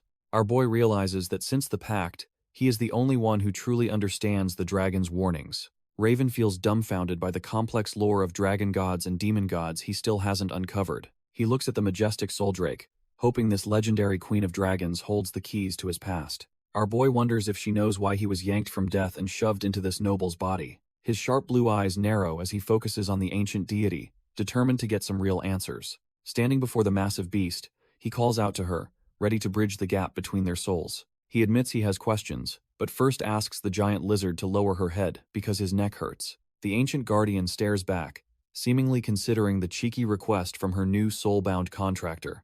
Instead of just leaning down, the dragon suggests she has a much more efficient way to handle this. Kratul and our boy watch in awe as a blinding flash of draconic mana begins to consume the area. Soldrake erupts in a torrent of blue flames, preparing to shed her massive form for something more manageable. Our boy and Mark watch in total shock as the massive dragon begins to vanish into thin air. A blinding flash of pure draconic mana suddenly erupts, completely swallowing the entire mausoleum in white light. Raven is forced to shield his eyes, gritting his teeth against the overwhelming power radiating from the deity. As the light begins to dim, he struggles to see what remains of the legendary white dragon. The group stands under the moonlight, dumbfounded by the eerie silence that has suddenly replaced the dragon's presence. Panicked, Raven shouts out for her, wondering where on earth his soul-bound partner has gone. He blinks in confusion, his sharp blue eyes searching the area for any sign of the ancient guardian. Suddenly, a figure draped in blue flames and lace descends, looking far more human than before. A stunning winged woman stands before him, having traded her massive scales for a much more elegant form. She calmly meets his gaze and confirms that she is right here, just as he requested. Soldrake's forehead gems glow, signaling her transition from a massive beast into this refined, humanoid vessel. She wears an elegant blue and white dress, a stark contrast to the terrifying power she usually exerts. Even in this form, her draconic nature is clear, with golden scales lining her back and massive wings. Standing tall, the white dragon radiates a regal aura that makes the entire forest feel small and insignificant. She calmly invites our boy to continue their conversation, reminding him he had questions about his resurrection. Raven and his companions are completely dumbfounded, unable to process that this beauty is the same legendary dragon. The rhythmic sound of hooves hitting the dirt signals the start of their journey back to the duchy. Raven rides alongside his soul-bound partner, feeling the weight of the ancient pact they just renewed. Carta nudges the veteran knight, asking him to find out what the big bosses are actually discussing. Mark Killian just huffs in annoyance, telling the orc to go ask the scary dragon lady himself if he's so curious. Kratul explains that orcs aren't allowed to approach the guardian deity without explicit permission from the higher-ups. Mark Killian chimes in, noting that even if they did approach, they wouldn't understand a single word spoken. Soldrake remains silent, her voice seemingly locked behind a barrier that only our boy can actually penetrate. Raven realizes that while they talk, their conversation is completely private and unheard by the rest of the group. Mark is still dumbfounded, struggling to wrap his head around how a massive dragon just turned into a human. As they trek through the forest, the gap between the legendary duo and the soldiers feels like miles. Mark admits she's stunning, but the orcs just shrug, having a completely different standard for what looks good. Even in this form, one look from those draconic eyes is enough to make any veteran warrior flinch. Breaking the silence, Raven finally asks about the 6 dragons that showed up earlier to crash the party. He wants to know why those ancient beasts seemed so pissed off about their newly renewed soul-binding pact. Soldrake remains cryptic, telling our boy that only time will reveal the truth behind the dragon's interference. Raven sits in silence, frustrated that his legendary partner is being so tight-lipped during their journey. He pushes further, reminding her she saw his past and knows the truth about the commander's betrayal. Our boy demands to know the real reason why his soul was brought back to life as Alan. The white dragon just stares back, repeating that time is the only thing that will provide those answers. This vague trash-tier response sends Raven into a quiet rage as his patience finally hits its limit. He starts shouting, accusing her of intentionally leaving out every single detail that actually matters right now. Soldrake finds it amusingly strange that a Pendragon heir is suddenly so desperate to have a heart-to-heart. Raven realizes she is just messing with him, making him wonder if this pact was even worth the headache. He facepalms in pure exhaustion, realizing that even with a god-tier dragon, nothing in this life is simple. Raven hears a sudden rustle in the brush, instantly snapping him out of his deep thoughts. A massive demonic serpent lunges from the shadows, its roar echoing with enough force to shatter bone. Mark and the orcs are completely caught off guard, shouting that a high-tier monster has just ambushed them. Our boy doesn't waste a second, drawing his blade as he prepares to face the beast head-on. Before he can even strike, Soldrake blurs past him, literally ripping the monster apart with her bare hands. The entire squad stands there dumbfounded, unable to comprehend the sheer speed and raw violence of the dragon. She stands over the mangled carcass, casually holding a massive, dripping chunk of the serpent's heart. Dark blood drips from the raw meat as she examines the prize she just harvested from the kill. Soldrake looks at the bloody snack with total indifference, as if killing a giant beast was just a chore. Without a single word, she prepares to dig in, reminding everyone that she is a predator above all else. The wet sounds of the dragon feasting make the cowardly scout tremble. realizing they're traveling with a literal monster.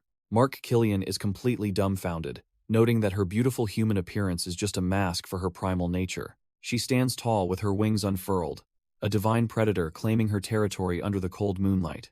Our boy remains unfazed by the display, his eyes reflecting the harsh reality of the world they inhabit. Silence finally settles over the camp, as the tents are pitched under the watchful eye of the moon. Soldrake perches high on a branch, her presence alone acting as the ultimate deterrent for any lurking beasts. She gazes into the night, her ancient thoughts remaining a complete mystery to everyone below. Not wanting to waste time, Raven prepares a fresh kill to ensure the squad stays fed and ready. He carves through the meat with practiced ease, his blade moving with the lethal memory of a veteran. The resulting slabs are perfect, proving that our boy's survival skills are still absolutely top tier. Raven and Soldrake sit by the crackling fire, the atmosphere thick with the weight of their new bond. The meat sizzles over the flames, releasing an aroma that even an ancient dragon can't ignore. Our boy offers a choice cut to the white dragon, treating her like a comrade rather than a deity. Soldrake stares at the steaming meal, clearly dumbfounded by the simple human concept of cooked meat. Raven takes a massive bite first, casually explaining that she should eat like this while in her human form. She watches him with those piercing blue eyes, trying to process the strange behavior of her new contractor. Finally, she takes a small nibble, her regal nature clashing with the primal urge to just dig in. As she chews, the flavor hits her, making her realize that being human has its own unique perks. She notes that he is truly an odd pendragon, unlike any of the stiff-necked ancestors she knew before. Raven just stares into the distance, reminding her that while he carries the pendragon name, he is still Raven. Soldrake ponders the strange man before her, wondering if all humans are this casual with ancient deities. High above, a lone bird cries out, mirroring the isolation our boy feels in this second life. Sitting by the crackling fire, the pair shares a quiet moment far removed from the battlefield's gore. Raven sighs, knowing that explaining his past struggles would just sound like madness to anyone else. He waves a piece of meat around, admitting that this simple fare was his only luxury back then. Soldrake watches him intently, her curiosity piqued by the raw honesty of this supposedly trash-tier noble. She decides to break the tension, preparing to offer a gesture of trust she hasn't shown in centuries. Raven blinks in confusion, not expecting the ancient guardian to suddenly pivot the conversation so personally. With a rare, gentle expression, she tells him to drop the formalities and simply call her Soul. Seeing her actually smile leaves our boy completely dumbfounded, realizing the legendary dragon is surprisingly human. Raven stares into the flames, still reeling from the fact that a dragon could actually smile like that. He tests out her new name, asking Soul for the truth behind the dragon and demon gods. Sol simply focuses on her meal, cryptically suggesting that the truth will only be revealed in time. The peaceful night eventually breaks as the group nears the end of their long, blood-soaked journey. At the Pendragon estate, the bells ring out to signal the miraculous return of their long-lost master. Elena and the girls dash toward the balcony, desperate to see if the rumors are actually true. Seeing him alive, the Duchess is overcome with pride while the young sisters cheer for their brother. Lindsay finally stops trembling, her heart settling now that she knows her lord is safe and sound. The villagers crowd the path, shouting their lungs out as Raven rides past them with regal authority. It is a sight for the history books as our boy leads an army of orcs and dragons home. Irene, Mia, and Lindsay are absolutely dumbfounded by the bizarre sight approaching the castle gates. Kazal is having the time of his life, riding high and marveling at the massive crowd below. Even the stoic Kratul and his fellow orcs can't help but smirk at the absolute uproar they've caused. Our boy leads the charge while Soldrake glides majestically above, proving the ancient pact is finally back. Melbourne and Elena can't believe their eyes, wondering why on earth demonic monsters are following their lord. The Duchess stands frozen as Raven's voice booms across the courtyard, demanding everyone's undivided attention. He looks down with a confident smirk, knowing he's just turned the entire political game on its head. Raising his blade, he declares their victory and the glorious return of the legendary White Dragon. The ladies of the house just stand there speechless, trying to process this insane new reality. As Soldrake's power surges, Raven unleashes a massive strike to signal the dawn of a new era. A blinding pillar of blue fire erupts, leaving the Pendragon family completely dumbfounded by the sheer draconic pressure. Elena and the girls can only stare in awe as the sky itself seems to crack above them. Massive white claws descend from the light, signaling that the legendary guardian is finally manifesting her true form.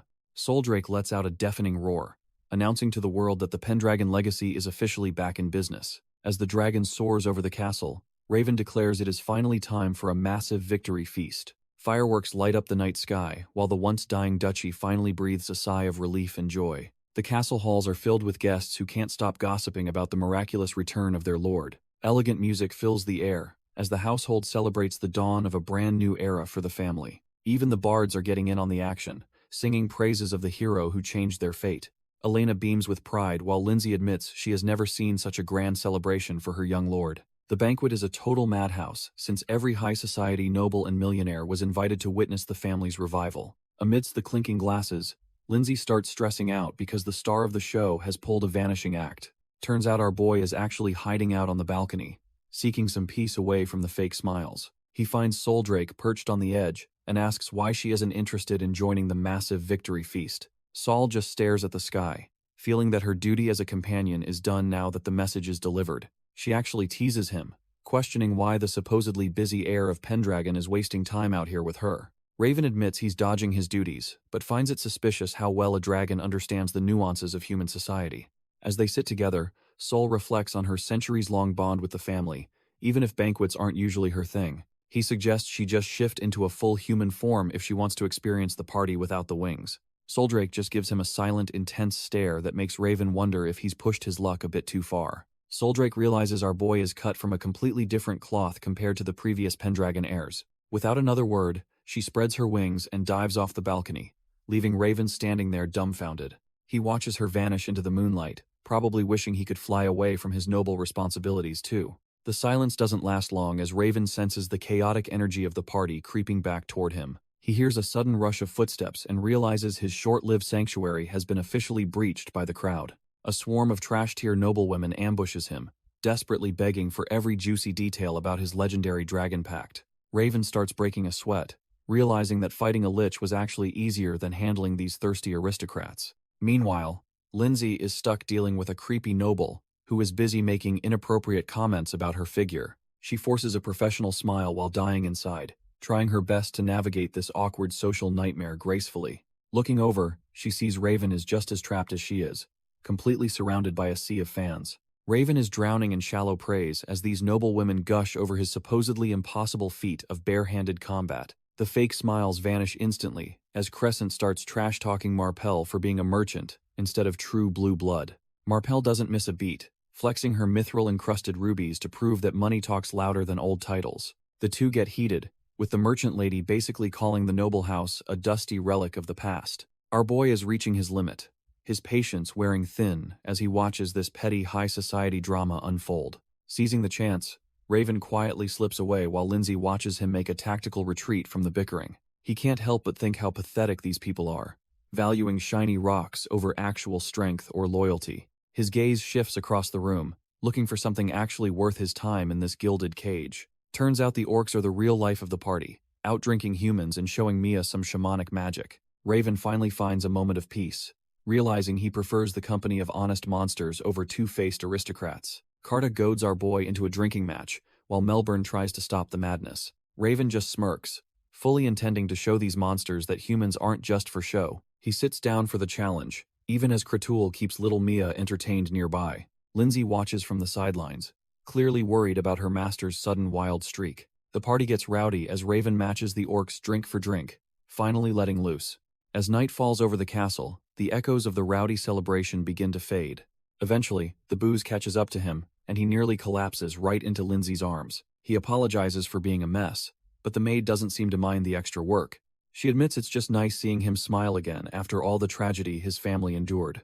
Raven grows quiet, realizing how much his transformation has actually affected those around him. Raven wonders why his mother is calling for him so late at night after such a long day. He pushes the door open, expecting some serious family business or perhaps a stern lecture. Instead, our boy finds himself staring at a literal parade of high-tier noble ladies lined up. Each one looks more eager than the last to secure a spot in the prestigious family line. They have clearly come prepared to impress the man who just tamed a legendary white dragon. Raven and Lindsay just stand there completely dumbfounded by the sudden ambush of potential brides.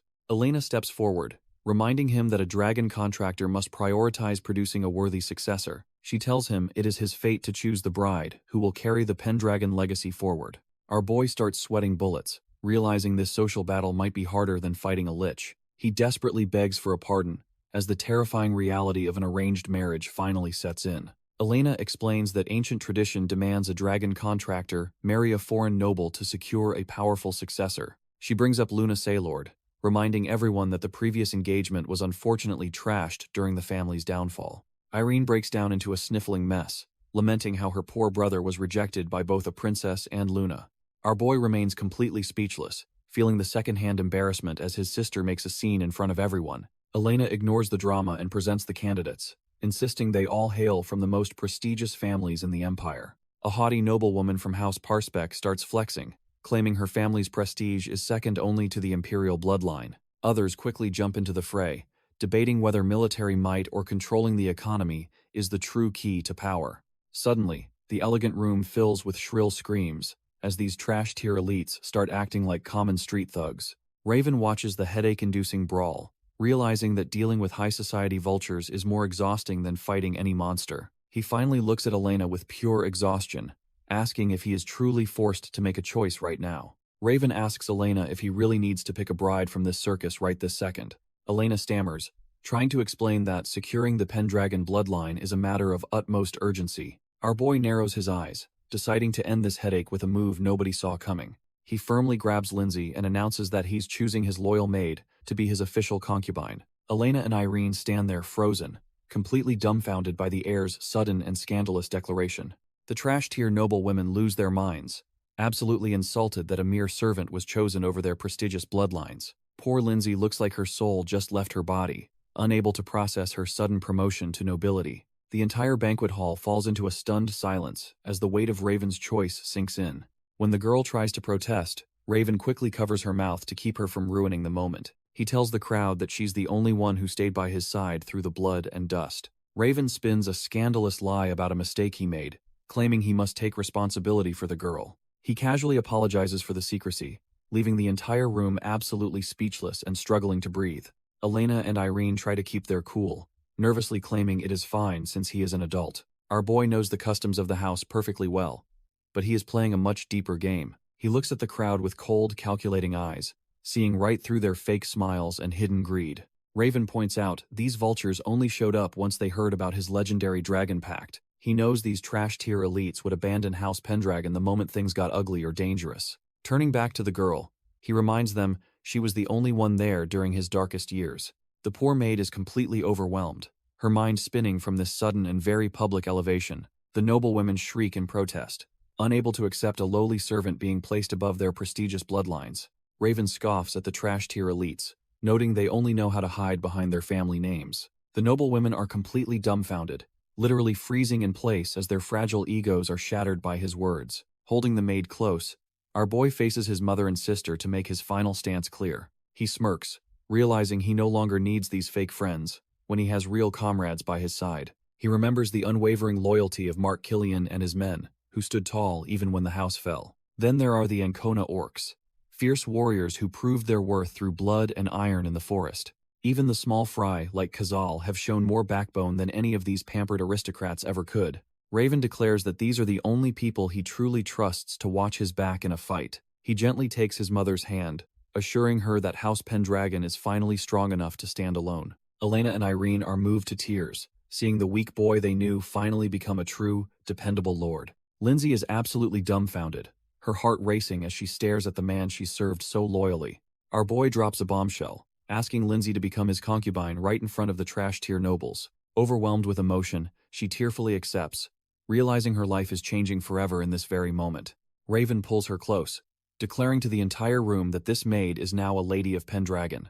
Later, he sits with the guardian spirit Arthea, who watches over him with a knowing, maternal gaze. She teases him about his past as a mercenary, and wonders if he actually has feelings for Lindsay. He just plays it cool, keeping his true intentions hidden behind a stoic face and a vague answer. Arthea questions why he lingers when the mausoleum awaits, wanting to properly greet the house's true successor. She remarks on how much he's changed, sensing the soul of a warrior beneath his noble exterior. Despite her warnings of a lonely, difficult path, Raven stands tall, confident that his plan will succeed. Arthea looks at him, clearly puzzled by the sudden shift in his tone and ambition. Our boy explains that now Pendragon has its dragon back, every opportunist will be crawling out of the woodwork. He smirks, thinking about how his past life gave him a cheat sheet of every future heavy hitter. The old spirit is visibly stunned, realizing the depth of the young man's foresight and cold calculation. Raven envisions a legendary army of anonymous heroes he intends to snatch up before anyone else notices them. Arthea admits that such a ruthless,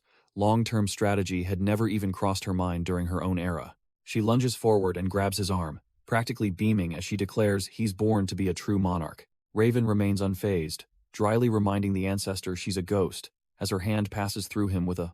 She just laughs it off and cheekily asks for a hug, her playful nature returning in full force. Finally, she turns away with a satisfied smile, knowing the house's future is in capable, albeit terrifying, hands. Raven falls silent, his mind racing as he prepares to reveal a heavy secret to the ancestor. Our boy explains that when he made the pact with Sol, 6 other dragons suddenly crashed the party. Arthea looks completely dumbfounded, unable to believe that other legendary beings would interfere in a private ritual. He recalls Amuhalt mentioning the dragon god and demon god, names that carry an ominous weight. Raven suspects these cosmic entities are the ones who pulled the strings to reincarnate him into this body. He remembers how the trash-tier commander Valtai claimed everything was connected right before ending his first life.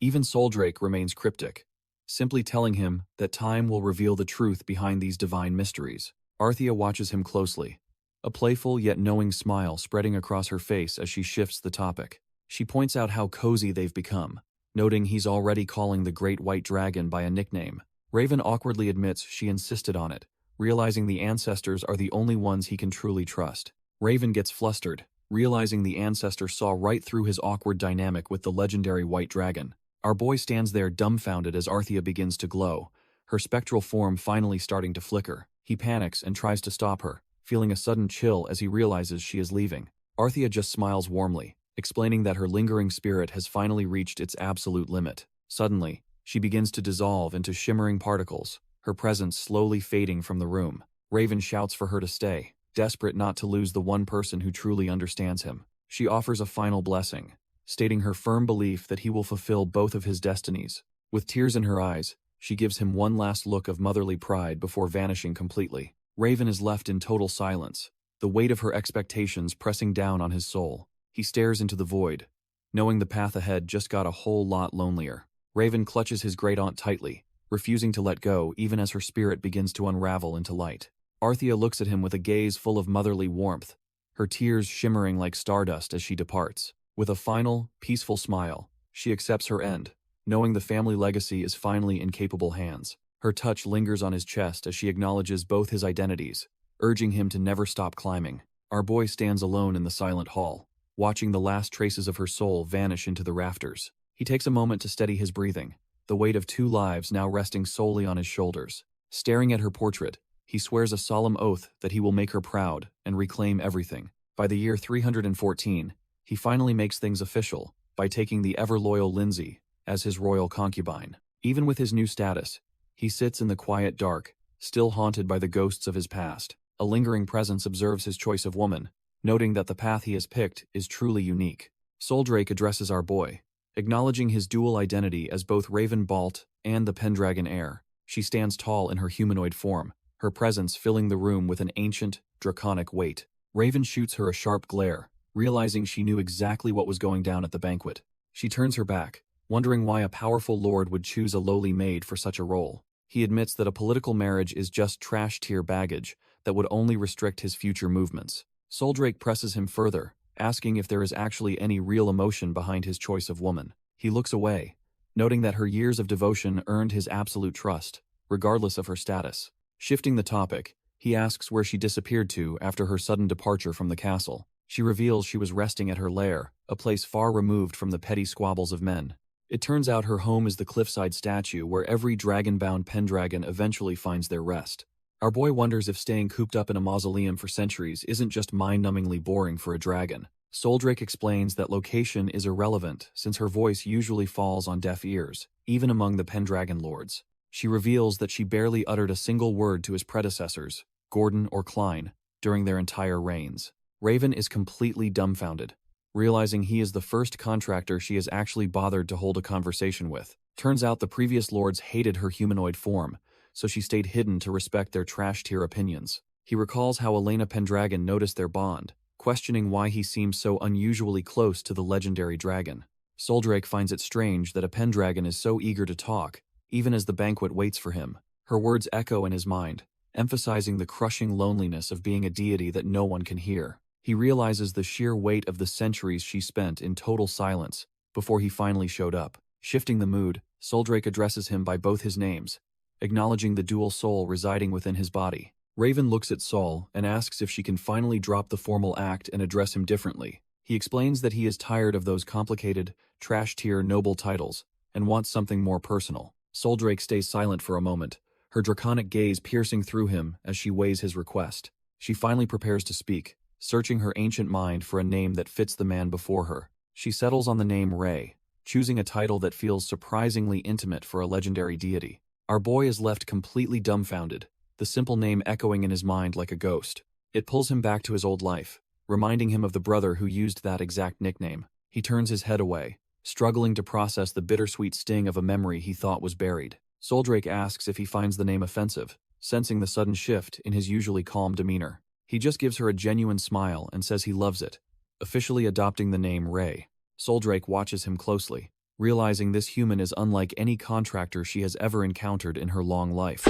A subtle, knowing smile plays on her lips as she finds herself genuinely intrigued by his unique spirit. She confirms the name Ray, admitting he is definitely cut from a different cloth than the previous Pendragon lords. Our boy just offers a calm smile, feeling the weight of his past finally start to shift into something new. Soldrake seems content with his answer, her usual draconic coldness melting into a rare moment of quiet understanding. She looks toward the sky, thinking of the first Pendragon while acknowledging that a new legend is now beginning. Under the silent glow of the crescent moon, the ancient promise between dragon and human is finally renewed. High above the mountains, a messenger bird takes flight, its wings beating rhythmically as it carries a vital secret. Its satchel is stuffed with reports detailing the impossible events that just unfolded within the dragon's sacred territory. News of the renewed pact spreads like wildfire across the empire, letting everyone know the Pendragons are back. A mysterious hand grips a document, noting that the offer from House Pendragon is surprisingly tempting. These trash-tier mercenaries realize the duchy is defenseless, seeing a golden chance to snatch some land and titles. Valtai can't help but grin, his eyes gleaming with the same greed that fueled his past betrayals. Meanwhile, the Pendragon castle stands tall, unaware of the vultures already circling its borders for a feast. Back at the training grounds, Killian is absolutely losing it, because the new recruits are already flagging. The rookies are wheezing and drenched in sweat, realizing that becoming a knight is way harder than it looks. Killian makes it clear that their current pathetic spirit won't ever be enough to earn the Pendragon name. Our boy strolls onto the field, checking in with his loyal knight to see how the fresh meat is holding up. Killian just sighs, feeling like these kids today are all talk and don't have an ounce of real grit. Raven knows a gap in quality is expected when you're rebuilding an entire army from scratch overnight. Raven reminds Killian that as captain, it's his duty to turn these kids into real warriors. Killian takes the order to heart, looking like he's ready to summon lightning with sheer willpower. He immediately starts barking orders, telling the recruits that our boy expects nothing but the absolute best. The exhausted rookies can only wheeze and complain about the mustache guy's endless shouting and ego. Raven just watches from the sidelines, amused by how hyped Killian is to finally lead a proper unit. Still, he can't stop thinking about how Valtai and the ancient dragons are all part of a bigger game. Since he hasn't found any clues yet, he figures having the orcs beat some discipline into them is best. Even the orc shaman is settling in, letting little Mia nap while he dives into the duchy's old records. Suddenly, a sharp cry from above catches his attention as the castle's aerial guardians start circling the towers. It turns out Soldrake is just chilling on the ramparts, casually commanding the griffins like she owns the place. Soldrake hangs out with the griffins, who are basically her distant cousins in the monster world. Our boy watches from below, wondering if the dragon is actually starting to enjoy her new life. Soldrake gazes at the horizon, looking more peaceful than she ever did back in that dusty mausoleum. She seems to be sensing something in the air, her draconic instincts sharper than any human's. Raven calls out to his partner, curious about what has caught her attention from the high ramparts. Soldrake alerts him that a group of knights is currently making their way toward the castle gates. Mark Killian steps out to meet the strangers, his hand likely itching to draw his blade if things get messy. These newcomers look like seasoned veterans, a ragtag bunch of mercenaries looking for a new master. The young recruits are instantly dumbfounded, whispering about the legendary knight-errants who just rolled into town. They figure these pros are here to join the cause now that House Pendragon is finally rising again.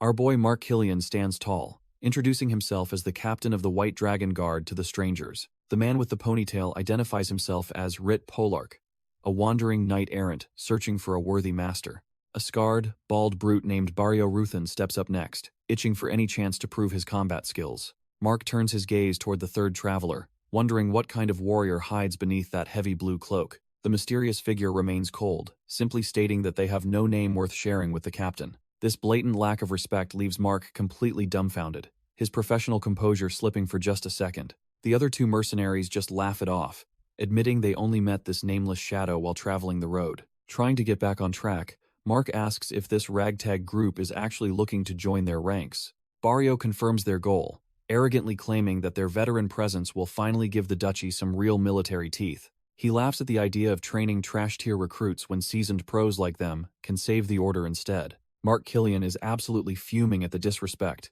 his patience finally snapping with these trash-tier sellswords. Suddenly, Raven appears behind them, finding the mercenaries' arrogance to be a perfect opportunity for a trial. Our boy strolls forward, nonchalantly mentioning that a warrior's attitude doesn't matter if they can actually fight. Mark is completely caught off guard by his lord's sudden arrival, wondering what he has in mind. Raven makes it clear that while he values skill, it only counts if they can actually back it up. He wastes no time, and orders Mark to personally test the strength of these loud-mouthed veterans. Sensing the weight of his lord's expectations, Mark regains his composure and prepares to defend the duchy's honor. Their blades collide with a heavy clang as Barrio laughs, thinking he can easily overpower the captain. The nervous recruits watch from the sidelines, terrified that their instructor might be outmatched by the brute's strength. While Barrio sports a cocky grin, Mark remains cold and focused, ready to put this mercenary in his place. The duel reaches a fever pitch as their steel connects with a bone-shaking ring. Mark effortlessly disarms the trash-tier mercenary, sending Barrio's blade spinning into the dirt. Barrio stares at his trembling hand, realizing that the captain's strength is on a completely different level. Before the first sellsword can even recover, Mark is already challenging Rit to step up next. Rit grits his teeth in frustration, knowing he can't back down despite the knight's overwhelming pressure. They trade a flurry of blows, but it's clear the veteran instructor is just playing with him. Mark sports a confident smirk as he easily suppresses the mercenaries' desperate attempts to find an opening. With one final, decisive strike, the captain shatters his opponent's guard and sends Rit's weapon flying. Rit stands frozen with a blade at his throat, completely dumbfounded by the sheer gap in skill. The young recruits erupt in cheers, finally seeing what a true Pendragon warrior looks like in action. The recruits are absolutely dumbfounded, finally seeing the massive gap between a real knight and trash-tier sellswords. Mark asks our boy for his opinion, thinking they should just take the mercenaries since they need bodies. Amidst the chaos, a mysterious hooded figure stands silently, radiating an aura that is definitely not average. Raven is curious and asks if the man plans on trying out, but the stranger isn't interested. Mark is completely shocked that this random nobody would dare speak to the young lord so informally. Our boy keeps his cool and simply asks for the man's name to see who he is dealing with. The stranger remains cold, claiming he has no name to offer someone of such high standing. This level of sass is too much for Mark, whose eyes burn with a terrifying, fiery rage. He is absolutely livid that a commoner would dare to speak so disrespectfully to the Pendragon heir. Mark finally snaps and grabs the man's cloak, demanding he show some respect to the young lord. Mark tries to exert authority, but the stranger effortlessly flips the veteran knight through the air. He hits the ground with a heavy thud, leaving the nearby recruits absolutely dumbfounded by the display. Mark is left sweating and confused, unable to comprehend how a random commoner just completely outclassed him. Our boy just smirks as the crowd begins to stir, whispering about their captain getting sent flying.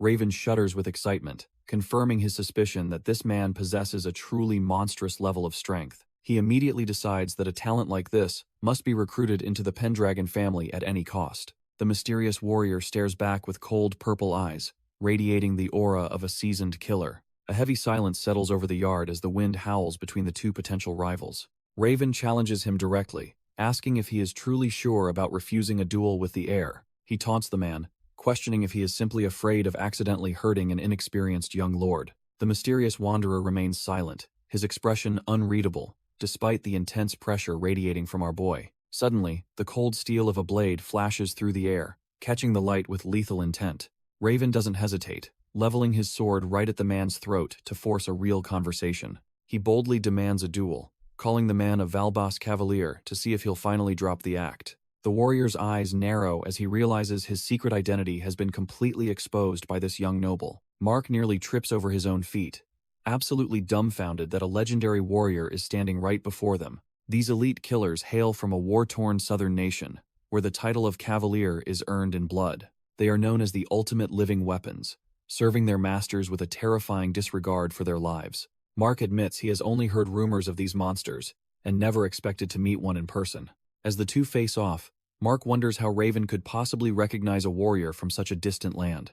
Our boy smirks because he knew exactly who he was dealing with the second he saw him. Between the weird clothes and that specific dual-wielding style, the man's southern roots are screaming for attention. Raven remembers clashing with these lethal weapons back in his Devil's Army days during a southern campaign. Even the horse is packed with a mace and crossbow, proving this guy is ready for any situation. He explains that these warriors are so prideful they wouldn't even kneel for the emperor himself. A true cavalier only ever lowers his head to the one person he deems worthy of being his master. Raven bets that the warrior traveled all this way just to find someone strong enough to finally serve. The mysterious man stays silent for a moment, his sharp eyes weighing the young noble's bold words. He claims he doesn't care about fancy titles, and that the stars themselves led him to this spot. The surrounding mercenaries are left completely dumbfounded by such a poetic and bizarre reason for showing up. The Wanderer admits he only tagged along with those trash-tier mercenaries because they were the ones with water. Raven realizes that for the seafaring people of Valbas, both the stars and fresh water are sacred lifelines. Our boy stands his ground, noting that the stars clearly didn't lie about this fateful encounter today. Pointing his blade forward, Raven confidently introduces himself as Alan Pendragon to the mysterious warrior. The Valbas cavalier stares back, his sharp purple eyes scanning the young noble for any sign of weakness. Raven's draconic gaze narrows, fully focused on the elite talent standing right in front of him. Without missing a beat, Alan makes it clear that he wants the warrior to join his cause immediately. The cavalier begins to draw his twin blades, acknowledging that a true warrior of Valbas follows different rules. He explains that things like noble blood or gold mean nothing compared to the strength of one's soul. Finally, revealing his full combat stance, the legendary dual wielder prepares to test if this lord is truly worthy. The Valbas cavalier warns that if Raven wants his loyalty, he must be prepared to die today. Our boy doesn't blink, acknowledging that a life-and-death duel is the only true way to test a warrior. As the crowd erupts in cheers, the tension between the noble and the wanderer reaches a breaking point. The surrounding mercenaries are dumbfounded that a high-ranking noble would use such a common trash-tier blade. With a sudden burst of speed, Raven lunges forward to seize the initiative in this deadly dance. He unleashes a powerful swing, intending to overwhelm the mysterious warrior with sheer momentum and veteran instincts. The spectators can barely keep up, shouting in disbelief at how fast the young lord actually moves. However, the cavalier remains unimpressed, internally noting that Raven's current movements still feel remarkably clumsy and unrefined. Their blades collide with a deafening clang, sending sparks flying as two different worlds of swordsmanship finally meet. The steel screeches as they lock weapons, each fighter trying to read the weight behind the other's soul. Raven grunts as the sheer force of the cavalier's strike nearly knocks him off his feet. Our boy realizes he can't just rely on raw power against someone this skilled and fast. The cavalier lunges with a lethal thrust, aiming to end this duel in a single heartbeat. Suddenly, the warrior's eyes widen as he realizes Raven isn't just defending, he's setting a trap. With a desperate twist, Raven counterattacks, his blade cutting through the air with newfound precision. Blood sprays as the cavalier fails to fully evade the strike, proving the young lord is dangerous. But the price is high, as a sharp blade grazes Raven's cheek, drawing first blood in return. They trade a flurry of blows, the sound of steel on steel echoing across the dusty clearing. Both men pull back to catch their breath, realizing they are truly cut from the same cloth. The surrounding mercenaries and Mark Killian stand completely dumbfounded by the high-level exchange they just witnessed. The trash-tier sellswords and Mark Killian are left completely dumbfounded, unable to track the speed of the exchange. Our boy admits his secret move failed to land, realizing a dual wielder isn't such an easy target. He explains how he feigned weakness against that left-hand dagger just to set up a spinning counterattack. Wiping blood from his cheek, Raven smirks and acknowledges that the mysterious warrior is every bit as strong. The mercenary stands his ground, his sharp purple eyes searching for the truth behind this young lord's skill. He finally asks the burning question, wondering if Raven is truly just some high-born noble or something more. Raven simply replies that they are cut from the same cloth, sharing a history written in blood. He confesses to taking countless lives, having slaughtered both demonic monsters and men alike throughout his journey. The cavalier stares back in silence, sensing the weight of a veteran soul hidden behind those youthful eyes. Raven clarifies that he never killed for sport, only doing what was necessary to survive in a cruel world. Raven smirks, noting that they both carry the unmistakable scent of someone who has lived through hell. The mysterious warrior stares back, his sharp purple eyes searching for any hint of hesitation in the boy. A predatory grin spreads across his face as he realizes he has finally found a kindred spirit. He tightens his grip on his twin blades, the scars on his hands telling stories of countless battles. Mark Killian and the other sellswords are completely dumbfounded by the suffocating pressure radiating from the pair. Seeing the mercenary draw both swords, our boy asks if he is finally ready to get serious. The legendary cavalier from Valbas lunges forward, his movements fueled by a wild, unbridled bloodlust. Their blades collide with a violent screech, the air around them vibrating from the sheer force of impact. The warrior is clearly thrilled, his eyes wide with the excitement of facing a truly worthy opponent. Raven holds his ground, his veteran instincts kicking in as he prepares to counter the next lethal strike. Mark Killian is shaken, wondering how a mere wanderer can match the legendary skills of the Pendragon heir. Our boy presses the advantage, his blade whistling through the air with a speed that defies logic. The sound of clashing steel rings out again as their weapons meet in a shower of sparks. The Valbas cavalier remains unfazed, his sharp instincts allowing him to read the flow of the battle perfectly. Mark and the trash-tier sellswords are left breathless, realizing that what they just saw was a masterclass feint. Their blades lock once more, the sheer force of the impact threatening to shatter their very bones.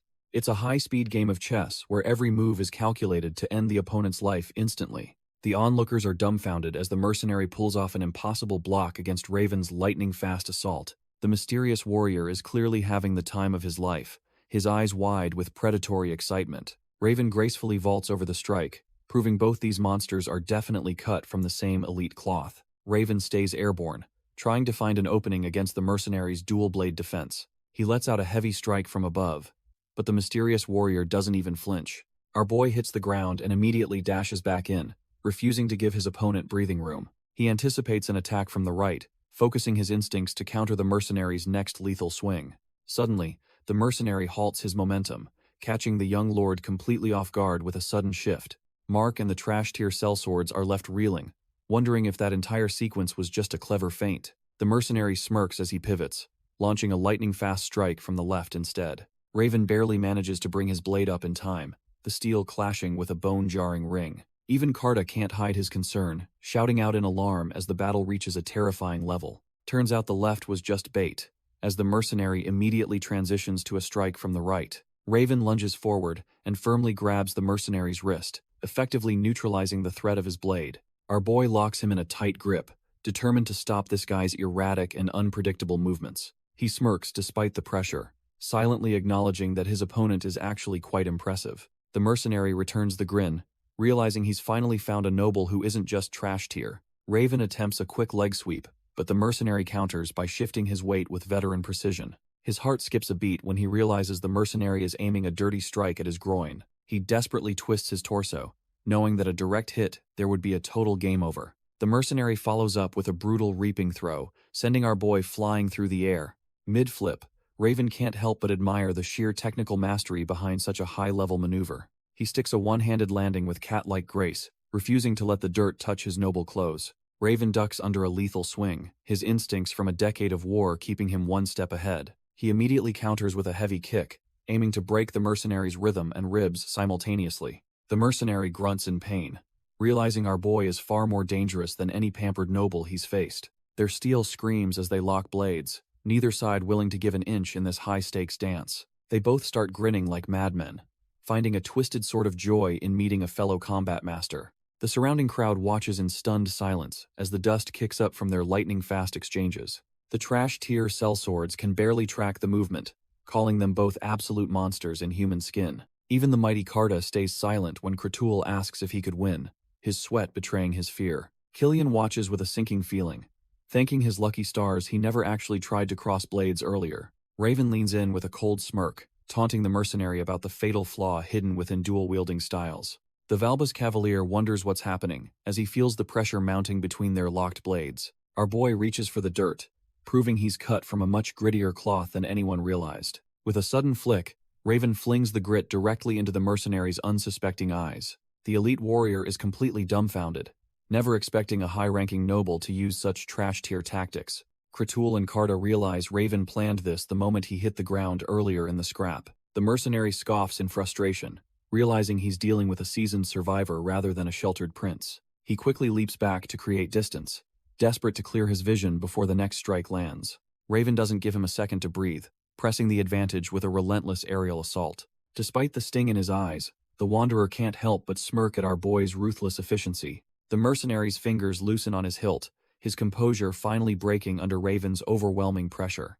Raven swings with blinding speed, catching the mercenary off guard despite his elite training and veteran instincts. Mark and Karta are absolutely dumbfounded that our boy could pull off such a high-level evasion mid-air. The Wanderer senses Raven closing in from the right and prepares to meet him head-on with everything. He flashes a wicked grin, confident that his counterstrike will end this little game once and for all. Suddenly, Raven's blade moves in a blur of lethal precision that defies any normal swordsman's logic or timing. Before the mercenary can even blink, Raven has a cold edge pressed firmly against his exposed jugular. Mark and the trash-tier sellswords stand frozen, unable to process how a noble mastered such savage combat. Even the orc warriors are breaking a sweat, realizing they just witnessed a duel between two true monsters. The Valbas cavalier gasps for air, feeling the bite of the steel and the heavy weight of defeat. Raven admits that without his superior blade, he might have actually lost to such an impressive warrior. The mercenary feels the cold bite of steel, realizing his life now hangs by a single thread. Our boy Raven exhales in relief, silently thanking his precious sword for saving his skin once again. The weight of the loss hits hard, leaving the mysterious wanderer staring at the ground in total silence. With a heavy clatter, he drops his weapon, signaling that his pride as a warrior is finally broken. He drops to one knee before the young lord, showing the kind of respect only a monster earns. He openly admits that Raven is the superior warrior, even compared to a legendary cavalier of Valbas. Finally dropping the act, he introduces himself as Elkin Islar, a name that commands respect in the south. Elkin pledges to be Raven's sword from now on, swearing to slay every enemy in his path. The soldiers and orcs erupt into a massive cheer, celebrating the recruitment of such a high-tier monster. Raven stands there completely dumbfounded, processing the fact that he just gained a legendary subordinate named Elkin. Raven repeats the name Islar under his breath, while the surrounding soldiers start whispering in total confusion. Mark and the mercenaries trade glances, admitting they have never heard of this name in their entire lives. The veteran knight wonders if his young lord actually knows the true identity of this mysterious wanderer. Raven realizes this man is actually the future mightiest knight of Valbas, known as the ruler of the storm. In the future, Elkin is destined to serve Duke Orangus and become a legendary hero across the empire. Our boy can't help but smirk, knowing he just snatched up a top-tier legend before anyone else could. The legendary warrior remains on one knee, cementing his absolute submission to his new master. Raven drops down to meet him at eye level, showing he respects the strength Elkin brings to the table. Mark and the others are left completely dumbfounded by the sudden weight of this historic moment. Raven tells Islar to lift his head, officially welcoming the future legend into the Pendragon fold. Raven explains that, while he is the lord, their bond isn't about some trash-tier hierarchy. Our boy extends a hand, asking the future legend if Hell stand by him as a true comrade. He points to his diverse crew, showing that everyone from orcs to knights is cut from the same cloth. The weight of the offer hits Elkin hard, leaving the legendary warrior completely stunned by the unconventional proposal.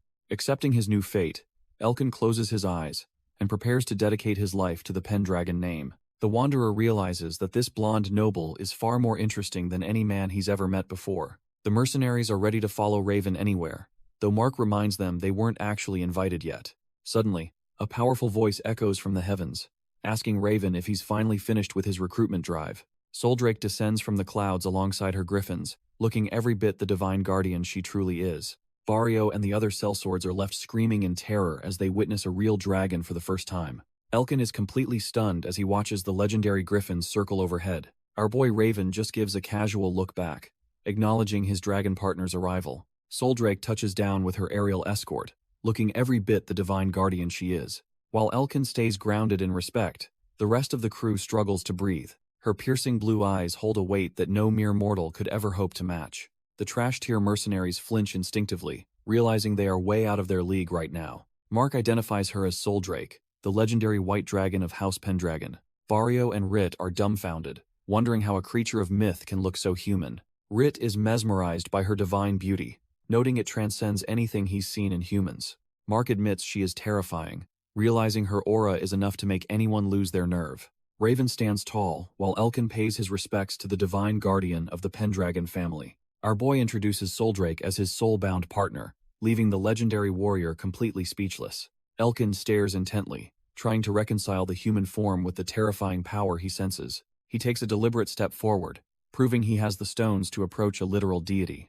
Standing eye to eye with the dragon, Elkin shows a level of composure that defies all logic. He acknowledges her as the White Dragon and the ruler of griffins, showing his deep respect. Soldrake meets his gaze with a cold, regal indifference that would make any lesser man crumble. Barrio and the others are dumbfounded, wondering how this guy can stand so tall against such pressure. Raven watches the exchange, realizing the observers are wrong to think Elkin is just naturally brave. He recalls his own past life, remembering how the dragon's overwhelming aura once brought him to his knees. Raven wonders if there is something truly different about Elkin, recognizing the name from his past life's memories. Our boy just smirks, finding it absolutely amusing that such a legendary figure is standing right in front of him. He realizes he needs to leave the duchy soon to start headhunting the famous powerhouses he once knew. By using his future knowledge, he plans to secure these elite talents before anyone else can snatch them up.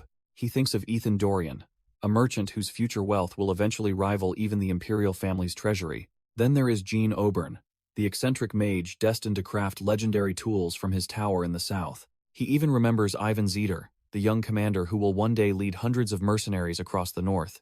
While lost in thought, a sharp ringing sound suddenly interrupts the group, putting everyone on high alert. Raven turns as the shaman reveals that the elder has finally made contact through their spiritual link. The communication crystals flash with a bright green light, signaling that a new message has arrived from the orcs. Kratul presents the glowing magic ore, explaining it's a sacred heirloom used for communication within the orc village. Mark Killian finds the concept of magical long-distance calls incredibly convenient, while the shaman prepares the link. The shaman focuses his mana, his eyes closing as he stabilizes the flickering spiritual connection within the crystals. Suddenly, the message turns grim as the elder reports that a group of humans has breached the forest. Raven and his allies listen intently while the shaman warns that dozens of heavily armed soldiers are approaching. The entire camp falls into a tense silence, with everyone wondering what kind of fools would trespass here. The shaman continues the report, describing the intruder's leader as a massive man with a terrifyingly large build. The shaman adds that the leader is wearing a helmet made from a literal ogre's skull. Our boy is completely dumbfounded, instantly recognizing that specific gear from his past life's bloody memories. As the others question if a human could even kill an ogre, Elkin Islar remains silent and watchful. Raven clenches his fist as he realizes that only one specific man would wear a helmet like that. Bloody memories of his past life resurface, recalling the moment Valtai's blade ended his original existence. A terrifying blue aura erupts from our boy, making even the veteran knight and orcs shudder. His eyes glow with draconic fury, while he struggles to contain his absolute hatred for the traitor. Mark and the orcs are completely dumbfounded by the sudden, overwhelming pressure radiating from their lord. He desperately demands more information from Kratul, but the shaman explains the magical connection has expired. Knowing his enemy is near, Raven orders an immediate march toward the orc village to settle things. Elsewhere, the forest floor is already stained red with the bodies of slaughtered orc warriors. Valtai stands amidst the carnage, casually noting that the local orcs put up a decent fight. The traitorous commander just grins, clearly relishing the chaos he has brought to the Pendragon lands. Valtai just laughs, thinking the local orcs are trashed here compared to the real prize he is hunting. He looks over a report, confirming that the Pendragon name is finally starting to make waves again. Even his beast seems to sense the shift in power as the Dragon Pact becomes common knowledge. The traitorous commander grins, annoyed that House Pendragon is actually trying to rebuild their pathetic military force. Resting atop his mount, Valtai prepares to contact his shadowy backers while his soldiers stand guard nearby. The camp followers can only watch in silence, terrified by the dark energy swirling around their master. He activates a magical mirror, eager to report the news of the dragon's return to his superiors. Purple mana flares up as the communication device connects across the vast distance of the Empire. A mysterious imperial official emerges from the mist, representing the hidden hands pulling the strings of conflict. Valtai boasts that they have the Empire's strongest assets on their side, leaving the women completely dumbfounded. The imperial official smirks, confident that his hidden assets will easily dismantle the Pendragon family's recent gains. He reveals a legion of purple-eyed centaurs, boasting that this mind-controlled cavalry is the strongest in the world. Back in the Ancona forest, the morning illuminates the massive tree-dwelling village of the orc tribe. Surprisingly, the fierce atmosphere is replaced by the laughter of orc children playing in the village square. Kratul desperately tries to keep his cool while the rowdy kids treat their shaman like a climbing frame. Our boy's soldiers stand by, dumbfounded to see the domestic side of the warriors they once feared. Mark Killian notes that even the most brutal monsters start out looking as harmless as little kittens. He remains wary, knowing these small fry will eventually become the same beasts that haunt human nightmares. One curious toddler rushes toward Raven Bolt, likely drawn to the strange, powerful energy he's putting off. The child suddenly stops dead in his tracks, finally realizing he's standing before a literal human-shaped dragon. Raven Bolt stands tall as his draconic mana flares up like a blue wildfire, overwhelming the poor toddler. Our boy's gaze is cold and distant, his eyes glowing with a pressure that would terrify even veterans. The kid loses it and bolts away screaming, leaving Mark Killian to watch the awkward scene unfold. Carta notes that Raven has looked like a walking omen ever since hearing the Elder's grim news. Mark wonders if he is the only one who can feel the suffocating weight pressing down on them. To his eyes, it is as if the ancient spirit of Soldrake is physically manifesting behind the Lord. Carta finally snaps and tells the young lord to stop making the village children cry like babies. As the child runs past, the mysterious Elkin Islar stands silently, observing the chaotic tribal life. He remains quiet, his sharp purple eyes reflecting a depth of experience that matches our boy's intensity. Showing a softer side, the Valbus Cavalier reaches out to steady the trembling, teary-eyed orc toddler. Elkin Islar stands there, completely rejected, as the little orc continues his frantic escape into the village. The mercenary can only stare at his empty hand, wondering if he is just naturally terrifying to children. Carta and Mark Killian watch Raven closely, wondering if their lord secretly has a soft spot for cute things. Suddenly, the rhythmic tap of a bone staff echoes through the village, signaling a heavy, authoritative presence. An ancient orc elder emerges from the shadows, draped in dark robes and radiating immense tribal power. Carta proudly introduces the old-timer as his father, while Mark Killian observes the strange family reunion. The elder stops dead in his tracks, his eyes widening as he senses something truly monstrous nearby. He isn't looking at the humans, but at Soldrake, who stands there with the grace of a literal goddess. Shaking off his shock, the elder calls out to the entire tribe to witness their prestigious guests. Orcs burst from their homes in a frenzy, while Soldrake watches the chaotic welcoming committee with mild interest. The tribe drops to their knees, treating Soldrake like a literal goddess while our boy watches the spectacle. Even with the crowd cheering, Raven keeps his guard up, his mind already racing with his next move. Soldrake decides to find a high perch, reminding Raven that his current tone is a bit too harsh. She warns him that if he lets his burning rage take control, he might lose his very soul. Raven stays silent, knowing she is right, but finding it hard to extinguish the fire of his past. With a powerful swoosh, the white dragon takes flight, leaving the dumbfounded orcs staring at the sky. Turning back to business, Raven steps toward the elder to establish who is actually in charge here. He formally introduces himself as Alan Pendragon, finally claiming the legacy he was meant to restore. Kratul realizes this is Gordon's successor and immediately invites the new lord inside for a serious talk. Now, it is time for a sit-down, where the future of the Ancona tribe is finally decided. Kratul starts the meeting by mentioning a group of armed humans recently invaded their forest territory. He admits they even managed to slip past his magical surveillance, only being noticed when they were leaving. Our boy asks if they had a mage, but the shaman notes it was just soldiers and a wolf. This news is a total nuisance, and Raven can tell things are about to get messy. The shaman adds that even their elite orc patrol was wiped out by these mysterious intruders. Carta is absolutely dumbfounded by the defeat, while Raven remains silent.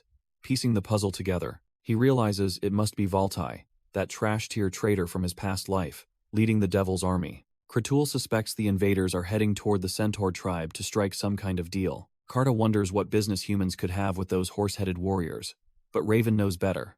The history between Pendragon, orcs, and centaurs is complicated, and this meeting spells trouble for everyone. Centaurs used to rule the Ancona forest before House Pendragon showed up and changed the neighborhood. To keep things secure, the humans moved the orcs in as a buffer, creating a messy territorial map. This forced proximity made the two warrior races hate each other, turning the forest into a ticking time bomb. Our boy originally figured it wasn't his problem, but the shifting tides of war are changing his mind. Suddenly, Mark Killian bursts in with a face full of panic, screaming that they have a massive situation. The veteran knight is completely rattled, gasping out that the centaurs have finally snapped and made their move. Outside, the horsemen are tearing through the village, showing zero mercy to the orcs in a brutal surprise raid. Raven demands to know why this peace broke now, while Mark admits the timing makes absolutely no sense. A stray arrow whistles toward his head, but Raven catches it effortlessly, proving his reflexes are still top tier. He stares at the projectile, realizing this isn't just a random skirmish, but a calculated strike. The banner of the Imperial Army is clear as day, signaling a much bigger conspiracy at play. Mark is completely dumbfounded, wondering why the hell the centaurs are carrying the Empire's official emblem. Our boy stares at the arrow, realizing this isn't just a tribal spat, but a state-sponsored execution. The horsemen charge in with Imperial shields, confirming they have sold their souls to the highest bidder. Raven's eyes narrow as he realizes his old enemy Valtai is likely pulling the strings from the shadows. A massive burst of draconic mana erupts from his body, signaling that the kid gloves are coming off. He coldly orders Mark to wipe them all out, since they were the ones who drew blood first. With his draconic features surfacing, he declares that he doesn't care if the entire centaur race goes extinct. High above the carnage, Soldrake watches the unfolding slaughter with the detached grace of a true deity. She remains silent, knowing her contractor is finally embracing the ruthlessness needed to survive this trash-tier world.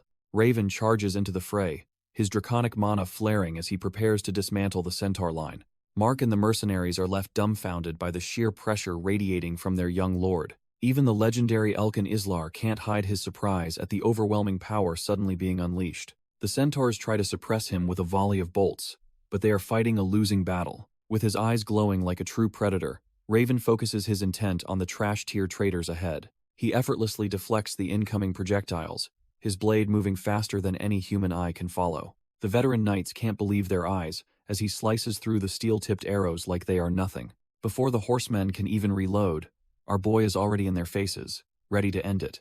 Elkin realizes that this isn't just luck.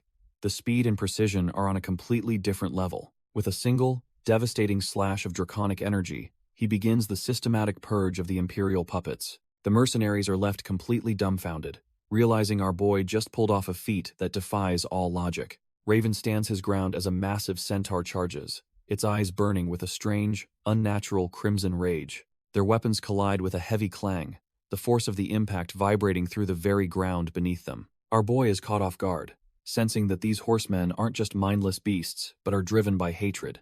The centaur huffs in pure fury, its eyes glowing red as it refuses to back down against the intruder. It snarls that Raven has defiled their sacred lands and accuses him of trying to wipe them out completely. The beast's rage peaks as it claims the recent military buildup was all part of a plan for genocide. Raven is completely dumbfounded, wondering what kind of twisted lies have been fed to these poor forest dwellers. Suddenly, the rest of the centaur squad joins the fray, screaming their intent to protect their forest home. Just as things get hairy, Carta lunges forward and delivers a bone-shattering punch to the lead centaur. Carta finds himself locked in a stalemate, wondering why these horsemen are suddenly hitting like absolute trucks. Kratul watches the brawl with growing dread, sensing a foul, magical stench clinging to the centaur's skin. The shaman realizes this isn't just rage.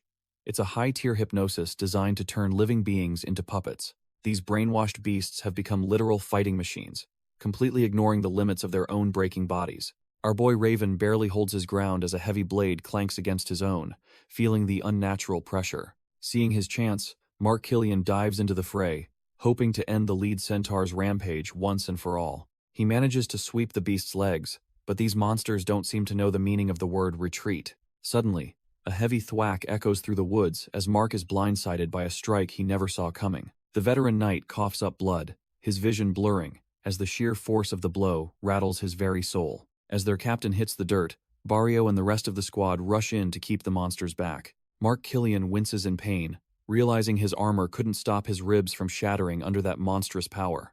The mind-controlled centaurs continue their relentless slaughter, tearing through anyone in their path with feral precision. Our boy Raven catches a heavy blow, his blade clanging against the sheer weight of the beast's fury. These trash-tier puppets aren't just brawlers, as they even use crossbows to pick off targets from afar. A bolt whistles past Raven's head, forcing him to realize just how coordinated this hypnotic assault really is. He grits his teeth in frustration, cursing the cunning nature of these supposedly mindless forest residents. Realizing the situation is spiraling out of control, he desperately calls out for his dragon companion to assist. He begs Soldrake for some aerial support, knowing her draconic mana could end this chaos in seconds. However, the white dragon simply watches, claiming both orcs and centaurs are like children she cannot harm.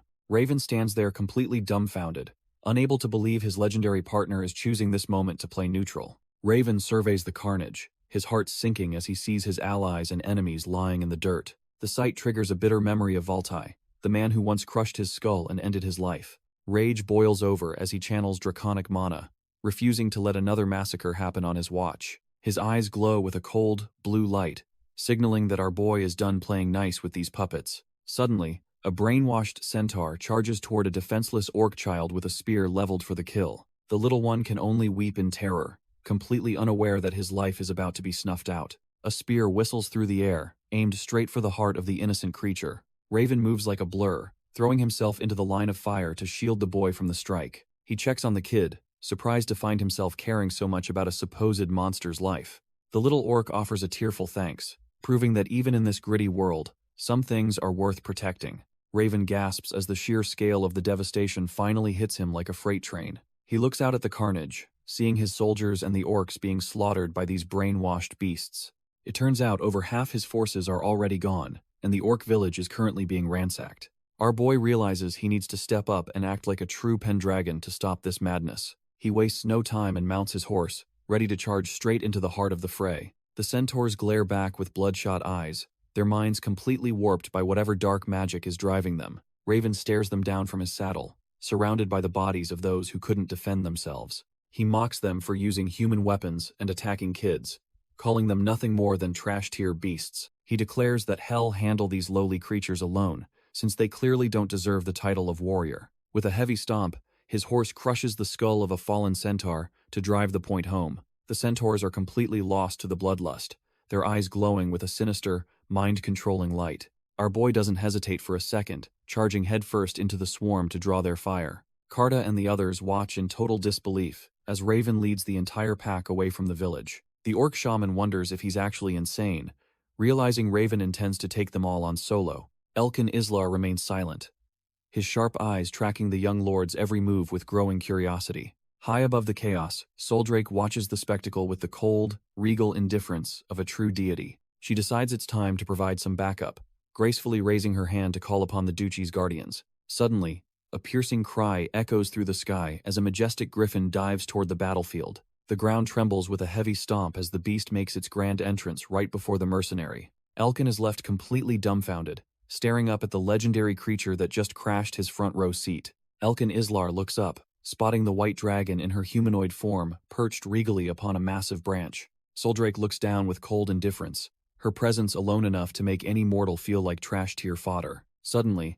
a majestic griffin dives from the clouds, landing with a heavy thud that nearly knocks Elkin over. Elkin stands there dumbfounded, his sharp eyes reflecting the impossible reality of a dragon's guardian appearing before him. Nearby, the heavy rhythm of galloping hooves begins to tear through the silence of the forest floor. A legion of centaur soldiers storms into the clearing, their eyes glowing with a sinister, mind-controlled rage. Raven remains perfectly still on his horse, staring down the entire pack with the confidence of a veteran. He stands alone against the mob, having successfully lured the entire threat away from the innocent villagers. The centaur leader mocks him, claiming his sacrifice is a foolish waste of life for a mere orc village. Our boy just scoffs, his eyes igniting with mana as he prepares to take them all on single-handedly. Raven notices the centaurs are magically enhanced and briefly questions if he can actually take them all alone.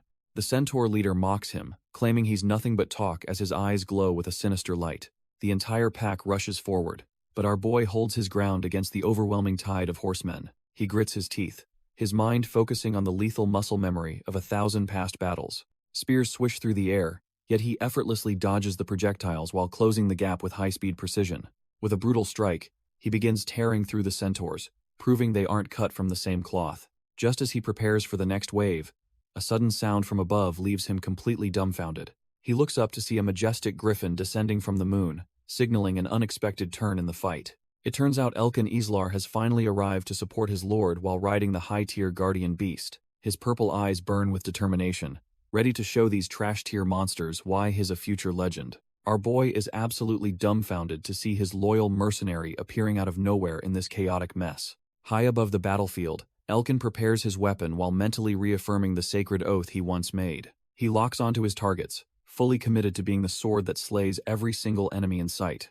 The legendary cavalier dives from the heavens, catching the entire centaur army completely off guard with his entrance. These horsemen are paralyzed with fear, realizing they're facing a mythical beast they've only ever heard of. The griffin lets out a piercing screech that echoes across the plains, striking pure terror into their hearts. With a powerful gust of wind, the duo sweeps over the ranks, instantly shattering the enemy's formation. One desperate centaur tries to retaliate with an arrow, but his aim is shaky against such overwhelming pressure. Elkin maneuvers his mount with expert precision, effortlessly dancing through the air to avoid the pathetic counterattack. He pulls back his string once more, ready to rain down death and finish off these trash-tier puppets. Elkin's bolts find their mark, thudding into the chest of a centaur who never saw it coming.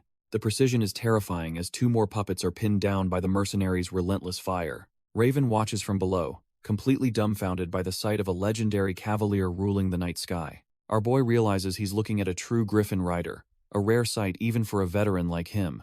These mythical beasts are part of the dragon's lineage, carrying a pride that matches their overwhelming power. The griffin dances through a hail of spears, proving why they were once the ultimate weapons of war. It takes more than just skill to tame such a beast. It requires ancient wisdom and a soul of iron. With a single flex of its massive talons, the creature prepares to deliver a finishing blow. The beast dives, its claws shredding through the centaur's flesh like it's nothing but wet paper. Elkin moves like a shadow in the wind, proving he's a knight forged in the fires of 1,000 battles. Elkin grips his blade, ready to show why he's a legend in the making. He becomes the legendary Griffin Rider, a force that turns the tides of any trash-tier skirmish. Our boy watches the carnage, realizing the sheer power of a beast that shares draconic blood. Raven recognizes the man immediately, recalling a name that echoed through his previous life. It is Elkin Islar, the warrior destined to be known as the ruler of the storm. Elkin remains cold and focused, his eyes reflecting the calculated nature of a true apex predator. Raven smirks, thinking that the man certainly lives up to the terrifying reputation he once held. The centaurs are absolutely slaughtered, their pride shattered by a rain of lethal precision from above. Realizing they are outmatched, the centaur leader screams for his remaining forces to tuck tail and run. They dash into the shadows, but escaping a master of the skies is easier said than done. Elkin watches the cowards bolt for the tree line, knowing they think the forest is their sanctuary. The centaur leader assumes the dense canopy will protect them from the griffin's aerial assault. Suddenly, a sharp thwack echoes through the woods as a bolt pierces the beast's leg. He loses his balance and crashes into the dirt, his hopes of escape vanishing instantly. A silhouette emerges from the shadows, riding a black stallion like a true harbinger of death. Our boy Raven sits tall in the saddle, casually reloading a high-quality Imperial crossbow. He smirks while admiring the weapon, noting that the Empire's craftsmanship is actually top tier. Raven mocks the creature, stating that trash-tier half-breeds don't deserve to die by such fine steel. The centaur groans in agony, realizing he's cornered by a man far more dangerous than any dragon. With cold indifference, Raven levels his weapon to finish the job and clear the forest. Raven coldly reminds the beast that even without pain, shattered legs make movement an absolute impossibility. The centaur grunts in frustration, his red eyes flickering as he realizes his escape is truly over. Suddenly, our boy reveals the Pendragon family crest, a symbol of ancient power and draconic authority. The shield begins to hum, vibrating with a divine light that cuts through the forest's gloom. Raven stands tall in the saddle, bathed in a celestial glow that leaves the half-breed completely dumbfounded. As the light intensifies, the demonic red tint finally vanishes from the centaur's eyes, clearing his mind. He looks down at his own body, feeling a strange, soothing warmth where there was once only agony. To his absolute shock, the golden mana begins stitching his tattered flesh back together in seconds. The creature stares at his healed hands, wondering why a supposed enemy would show mercy to a monster. Raven just holds the shield steady, proving that the Pendragon legacy is about more than just mindless slaughter. The centaur is completely shaken, unable to comprehend why a human would ever choose to save his life. Raven coldly remarks that he only spared him because he regained his senses, otherwise he'd be dead. Our boy's expression shifts to a deadly seriousness as he prepares to interrogate the half-breed for information. He demands to know the location of the man behind these weapons, specifically the traitorous commander Valtai. The crest on the crossbow confirms his suspicions, linking these forest monsters directly to the Devil's army. The creature is paralyzed with fear, wondering how this young noble could possibly know that blood-stained name. Raven levels his weapon, making it clear that he's the one asking questions about their secret dealings. Realizing he has no choice, the centaur begins to recount the day the darkness entered their woods. He explains how Valtai suddenly appeared, offering a treaty that promised power in exchange for their absolute loyalty. The treaty claimed the Pendragons were a threat again, using their new dragon pack to justify a massive mobilization. Valtai smirks, promising to arm them so they can strike their longtime enemies before being attacked themselves. The centaur confesses the goal was to eradicate the orc village and reclaim the entire Ancona forest. Raven isn't buying it, mocking the creature for being so easily incited by such a groundless tale. The creature stammers, suspecting that some form of foul magic was used to cloud their collective minds. He remembers the traitorous commander holding up a mysterious mirror that radiated a sinister, purple aura. Inside the glass, a hooded official with glowing eyes appeared, causing everyone to lose their reason to fury. The centaur admits his memory cuts out there, leaving him completely dumbfounded by the following bloodbath. Our boy stares back in silence, processing how deep the imperial rot actually goes. Elkin Islar approaches on his griffin, taking in the sight of the defeated centaurs scattered across the path. Seeing the intensity in the young lord's eyes, the mercenary wonders what kind of monster his master hunts. Raven looks down at the carnage, his mind already moving to the next stage of his plan. He activates his draconic mana, sending a surge of golden healing light through the fallen centaur ranks. The creatures are left dumbfounded as their life-threatening wounds vanish under the warmth of his power. Their leader stares in disbelief, wondering why a human would save those he just treated like trash-tier fodder. Our boy catches his breath, feeling the heavy toll that mass healing takes on his current physical vessel. Elkin listens as Raven explains that the real enemies are the cowards who manipulated these forest warriors. He admits the Pendragon name carries the blame for letting this complicated situation rot for so long. The centaur leader remains silent, the weight of the young lord's words finally sinking in. Looking back at the battlefield, Raven laments that his magic still has limits and cannot revive the fallen. The warrior stands with pride, declaring that dying in battle is their way and requires no regret. Raven remains silent, letting the weight of his words sink into the hearts of the forest warriors. The centaur leader realizes our boy is cut from a different cloth than the previous Pendragon lords. He admits that Raven possesses the rare wisdom required to lead a house back from the brink. In a massive power move, the leader officially declares the centaurs as new allies of the duchy. Even Elkin looks dumbfounded as the former enemies suddenly offer their total loyalty to the young lord. The warrior vows to hunt down the trash-tier manipulators who used his people as disposable pawns. He looks back at his kin, making sure every single soldier is ready to follow this new path. His subordinates reluctantly agree, realizing that serving Raven is their only shot at true redemption. Raven accepts the pact, knowing he's just turned a potential massacre into a legendary military alliance. He promises his full support, ordering them to maintain order as the forest's strongest cavalry unit. Our boy seals the deal with a handshake, officially welcoming the centaurs as his newest brothers-in-arms. With the fighting finally over, a rare peace settles over the forest as the moon rises. Inside the village, the soldiers and the orcs throw a rowdy banquet to celebrate their survival. Elkin sits back and watches the chaos, likely wondering how he ended up in such strange company. Suddenly, the veteran scout's sharp ears pick up the sound of tiny footsteps approaching his table. 2 orc children come charging over, their eyes full of wonder as they swarm the legendary warrior. One little guy offers him a snack, calling him a cool griffin rider with total innocence. Elkin looks completely dumbfounded as the energetic kids start climbing all over his battle-hardened frame. For a second, the cold mercenary's gaze softens as he experiences a warmth he hasn't felt in years. He ends up patting their heads, realizing that protecting this peace might actually be worth the effort. Raven gathers the orc leaders to dissect the bizarre magic they faced during the recent skirmish. Kratul looks troubled while explaining the mechanics of a spell that can be cast through a mirror. The shaman admits this level of sorcery is far beyond any tribal knowledge he possesses. Karta and his fellow warrior discuss how brainwashing is an incredibly complex feat to pull off. They realize that manipulating the emotions of such a large crowd requires a truly monstrous level of mana. Our boy remains silent, calculating the threat level of a magician who can pull such strings from afar. Under the glow of the full moon, the ancient forest feels more mysterious and dangerous than ever. Raven takes a moment to himself, leaning against a massive branch while weighing his next move. Soldrake suddenly descends, sensing her contractor's inner turmoil and noting his obvious dissatisfaction with the situation. He questions if she manipulated the griffin, but she explains she merely sensed its lingering aura on Elkin. Raven realizes Elkin must have been a griffin rider, but clearly doesn't want to spill his secrets. Soldrake just sighs, thinking to herself that humans are far too complicated for their own good. She warns him that he's lucky the mad dragon's energy didn't just devour him whole right then. Our boy is caught off guard, wondering what this mysterious mad dragon's energy actually entails. He remembers that overwhelming power surging through his veins during the heat of battle. Soldrake explains that, while contractors can host draconic power, controlling it is entirely up to the human's will. Leaning back, Raven admits that letting rage take the wheel won't actually solve his problems. However, a nagging thought enters his mind, as he realizes something about this timeline is seriously off. He recalls his past life in the Devil's Army, realizing he should have already been enlisted by now. Raven recalls his past life, facing the vicious Troll King deep within the southern forests. That slaughter was absolute, leaving half of the Devil's Army dead in the dirt after one devastating fight. Even that trash-tier commander Valtai was there, leading the charge with his usual bloodthirsty aggression.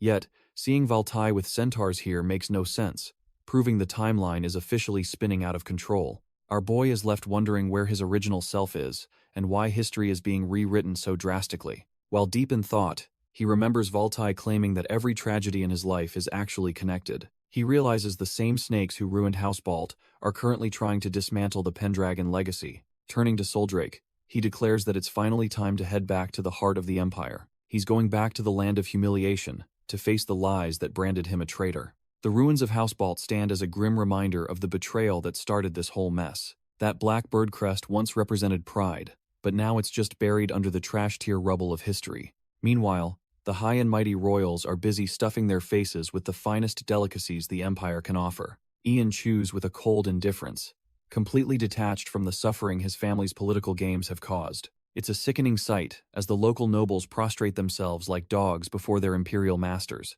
Count Saylord and his wife look absolutely dumbfounded, sweating bullets as they realize the gravity of this visit. The Saylord noblewoman can't help but wonder why these apex predators would suddenly descend upon their territory without warning. The Imperial Lion banner flies high, signaling that the true power players have finally entered the chat. This arrogant blonde is none other than Second Prince Ian, a man clearly cut from a ruthless cloth. Beside him sits Princess Ingrid, looking deceptively calm, while holding the fate of the duchy in her hands. The tension in the room is thick enough to cut with a blade as everyone waits for Ian.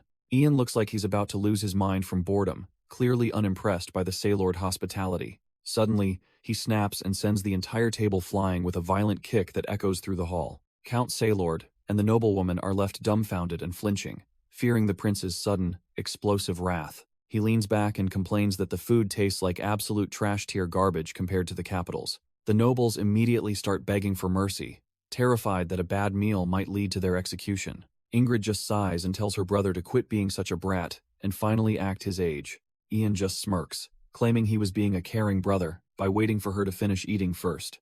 The Saylords don't feel the least bit lucky, realizing they are trapped with a pair of royal monsters. Ian finally reveals his true target, admitting he only came to find our boy, the new Pendragon Lord. Hearing the name of Alan Pendragon sends a visible shiver down the spines of the terrified Saylord family. Ian scoffs, remembering Alan as a trash-tier weakling, yet he is genuinely baffled by the rumors of his dragon pact. The prince demands to know the secret behind this transformation, leaving the Count and Luna absolutely dumbfounded and sweating.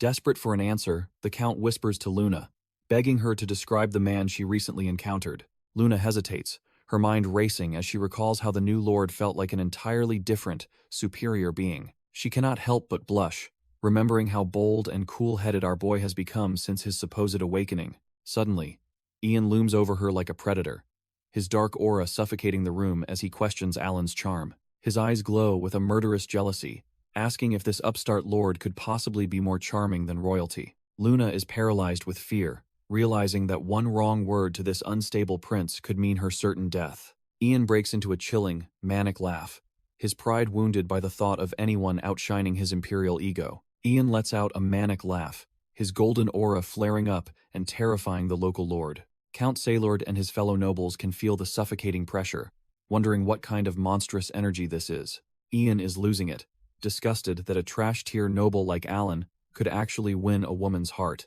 He turns to his sister Ingrid, calling the whole situation a masterpiece, while she just watches in silence. Without a second thought, the prince commands Luna to follow him, leaving the girl completely frozen. He forces her to look him in the eye, reminding her that his word is an absolute order. Ian sneers, thinking it would be a total waste to leave such a fine lady to a worm. Luna realizes she has no choice, knowing exactly how tyrannical and dangerous this second prince really is. News of this imperial visit travels fast, reaching the walls of the Pendragon estate in no time. Our boy is caught off guard, wondering why on earth the royal siblings are heading his way. Melbourne breaks the news about the royal visit, but our boy just calls the siblings total scumbags. The butler is visibly shaken by the disrespect, while Raven demands to know what the catch is. Turns out Princess Ingrid was actually Alan's former fiancée until her brother forced a messy breakup. Raven is completely dumbfounded, having no idea there was another girl in the picture before Luna. A faint memory of a weeping girl surfaces, making him realize the original Alan really was a mess. He lets out a heavy sigh, already dreading the massive headache this royal reunion is going to cause. A month flies by, and the Pendragon Guard is looking sharper than ever, with new recruits joining up. Even Islar has stepped up, leading a terrifying squad of griffins to bolster their aerial dominance. Our boy hasn't been slacking either, training with Soldrake to finally master that volatile draconic mana. With the estate secured, it's the perfect time for a tactical summer retreat near the coast of Sisuk.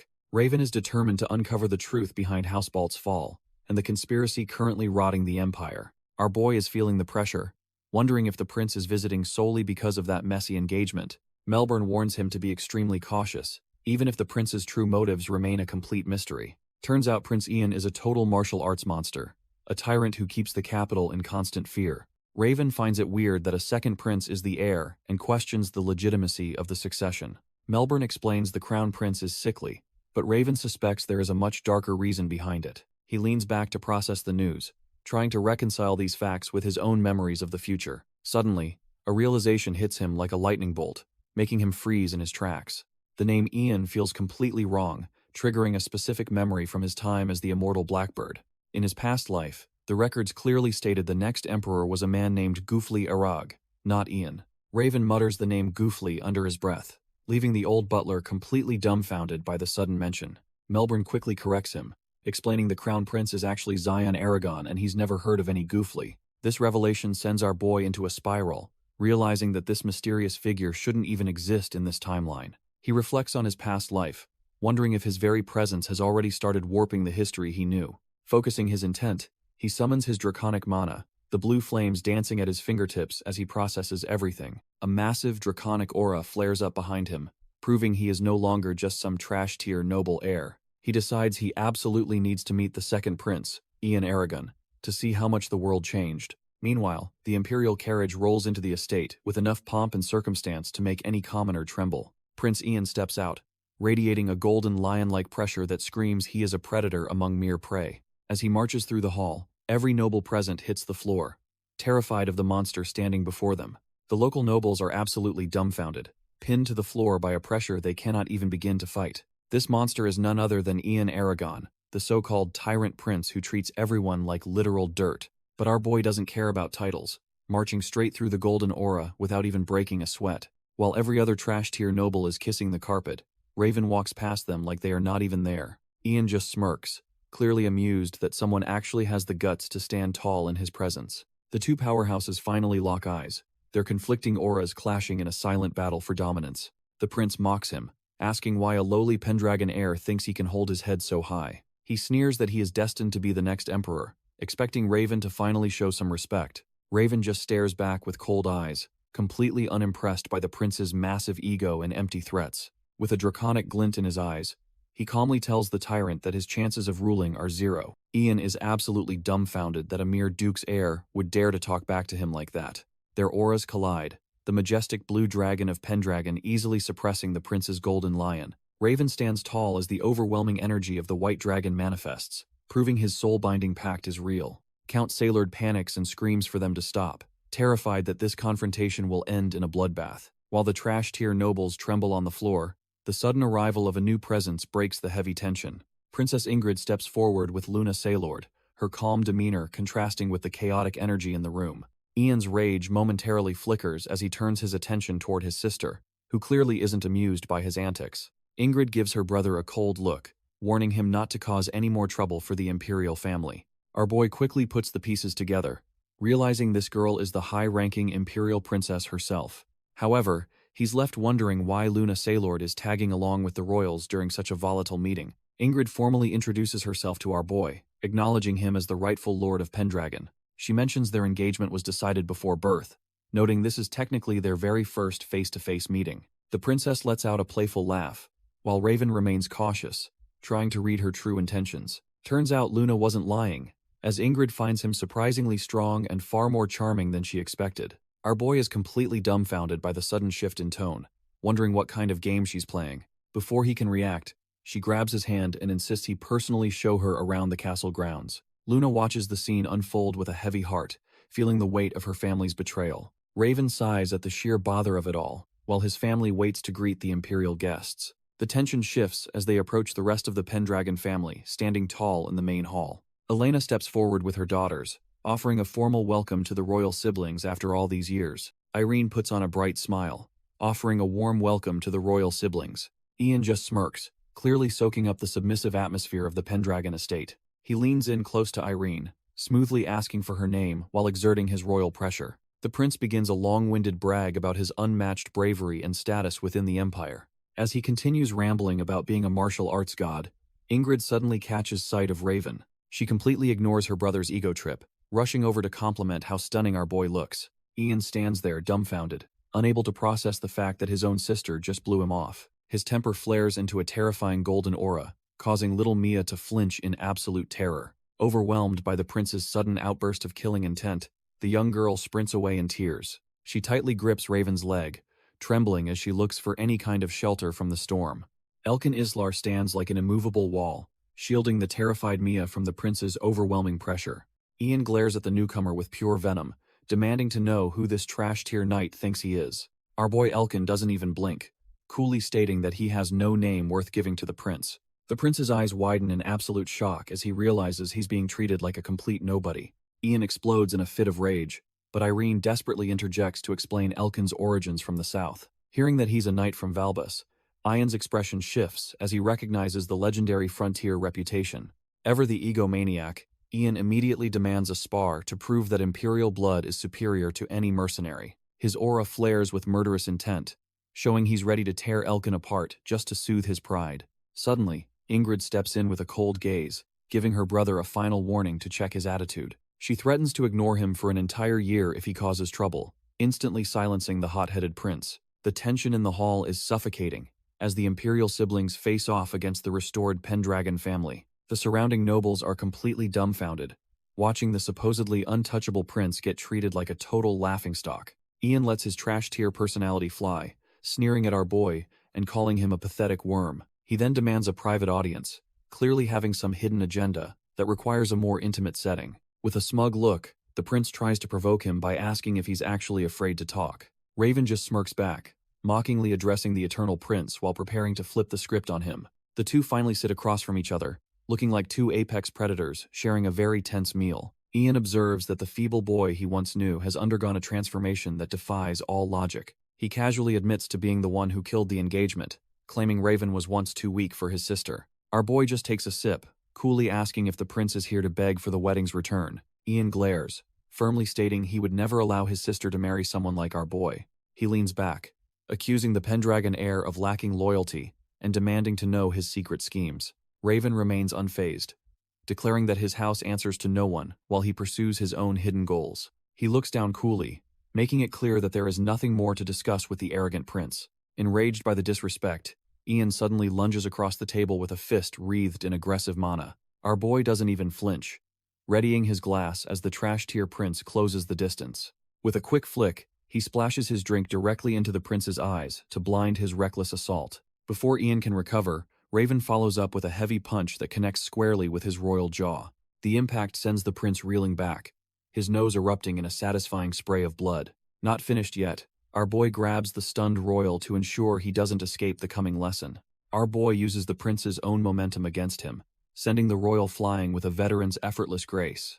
Ian hits the table with a bone-jarring thud, his arrogance finally meeting the hard reality of the floor. Raven immediately moves to lock him down, ensuring the trash-tier prince can't regain his footing or his dignity. The struggle is brief as Raven applies his superior combat experience to keep the royal pinned like a commoner. He holds the prince down firmly, making it clear that imperial blood doesn't make one immune to a beating. Ian gnashes his teeth in pure fury, unable to believe a supposed noble would dare treat him so roughly. Raven just stares back with those piercing blue eyes, silently daring the boy to try something even stupider. Desperate and cornered, the prince's hand trembles as it creeps toward a nearby steak knife for a dirty play. Our boy catches the subtle movement instantly, his sharp instincts sensing the pathetic attempt at a desperate counterattack. Raven calmly steps back as the humiliated prince scrambles up, now armed but looking utterly pathetic and small. Ian is baffled, wondering why our boy would suddenly release him after such a dominant display of power. Raven bluntly explains that he let go because the prince didn't seem truly committed to the struggle. He points out that the steak knife could have been a real threat if Ian actually intended to kill. Raven demands to know what this trash-tier royal is actually trying to achieve with these pathetic games. Their powerful auras collide, filling the room with a suffocating pressure as their conflicting wills finally clash. Instead of getting angry, a twisted smirk creeps across Ian's face as he finds the situation unexpectedly amusing. The prince erupts into manic laughter, clearly impressed by the sheer audacity of the man standing before him. Raven is left completely dumbfounded, wondering if the royal bloodline has finally produced a total lunatic. Ian extends a hand, offering a partnership that would turn the entire empire upside down with their power. Standing tall on the table, he formally invites Alan Pendragon to join his side and reshape the future. Ian flashes a grin, claiming he only made this wild offer because he respects our boy's strength. Raven notices the shift in the air, realizing the prince's murderous intent has vanished into thin air. He asks for clarification on this alliance, wondering what this trash-tier royal is actually plotting. Ian begins pacing, explaining that the internal power struggle within the imperial family is reaching a boiling point. He reveals that the fight for the throne is messy, with various factions already drawing their blades. The prince admits his rivals and greedy aristocrats are all hungrily eyeing his father's seat of power. If the worst should happen, Ian wants a monster like Raven standing right by his side. He starts listing rewards like land, and even an independent country, promising anything our boy desires. Raven sees through the bait, knowing this all hinges on Ian successfully seizing the crown for himself. Without a second thought, he shuts the proposal down, proving he won't be anyone's pawn. Ian is notorious for being a ruthless tyrant, but Raven senses a different nature lurking beneath that mask. If he truly wanted the throne, acting like a monster would be a terrible move for his reputation. Our boy cuts straight to the chase, asking if the prince actually has zero interest in becoming the emperor. Ian is completely dumbfounded that his carefully crafted facade was seen through so easily by a mere duke. Raven makes it clear that he won't be shaking hands with anyone whose true goals are still a mystery. He begins to walk away, leaving the prince to stew in the silence of his own exposed secrets. Stunned, Ian admits that besides his sister, nobody has ever managed to peel back his layers like this. The air gets heavy as the trash-tier royal finally prepares to drop the act and speak some truth. He reveals his real wish is for his older brother Zion to be the one who takes the crown. Raven recalls Zion as the bedridden crown prince and wonders why Ian is betting on a dying man. Ian turns away, his voice trembling as he insists his brother isn't just some invalid rotting away. He clenches his fist tight, refusing to accept the trash-tier narrative that Zion is simply waiting to die. Suddenly, the prince snaps, screaming about an assassination attempt linked to a treason case in Sisuk. The mention of that specific city hits our boy like a physical blow, leaving him completely paralyzed. Ian pours his heart out, claiming Zion was the only one who actually wanted to change the empire. While the royal rants about his brother's lost potential, Raven's mind is miles away, stuck in the past. A dark memory of his past life flashes back the fire, the betrayal, and the day he was executed. He finally finds his voice, the weight of his past life making every word feel heavy as lead. To the prince's total shock, Raven agrees to the alliance, but it comes with a massive catch. He demands every single detail about that treason case, ready to finally uncover the truth of his execution. Outside the room, the noble ladies are absolutely dumbfounded, losing their minds over the news of the marriage. Back at the table, a hand reaches for a drink as the heavy atmosphere between the royals thickens. Ian finally finishes his explanation, admitting that he has officially shared every scrap of intel he currently possesses. Our boy stares into his wine, seeing his current blonde reflection staring back with a hollow, searching gaze. Suddenly, the liquid image shifts, showing the face of Ravenbolt from the days before his life was stolen. He remembers being a young knight in training, tasked with delivering a simple letter to the Lord of Sisuk. Looking at his old self, he wonders if that single delivery was the start of the entire conspiracy. Ian sighs and notes, the real problem is that the true mastermind behind the incident remains a mystery. When Raven suggests another prince might be responsible, Ian admits the imperial court is crawling with ambitious snakes. He falls silent, realizing that uncovering the truth behind his execution will be harder than he ever imagined. Raven asks if there is an imperial prince named Goofly, hoping to find a solid lead. Ian is visibly caught off guard, wondering why our boy is even interested in such a nobody. He explains that Goofly is just a mistress's son, with a trash-tier title and zero political influence. Raven is dumbfounded because even if the guy is currently powerless, his future knowledge says otherwise. He recalls a vision of a grand coronation, wondering how this weakling eventually seizes the imperial throne. Desperate for a connection, Raven asks about the origin of the prince's mother to find a clue.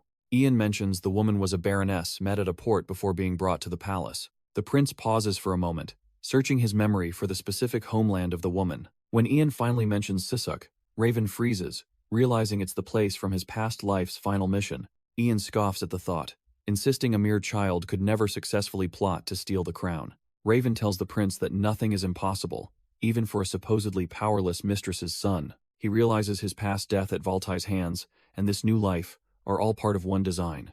Our boy stops playing nice and lets his draconic mana flare up, filling the room with suffocating pressure. Ian is completely caught off guard, feeling a terrifying energy that shouldn't belong to a mere duke's heir. Raven moves with blinding speed, making the prince realize he's been holding back this entire time.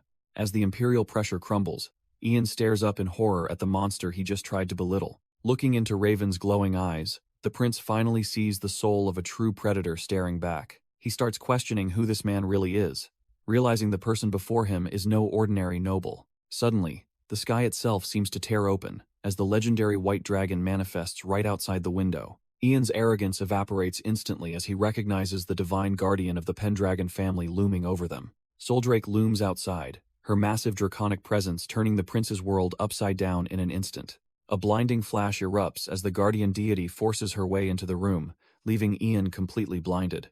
The legendary white dragon takes her humanoid form, her sheer majesty making the trash-tier prince stumble back. Blue mana swirls around as she stands between them, her cold gaze reminding Ian exactly who he's insulting. Our boy just sighs and calls out to Sol.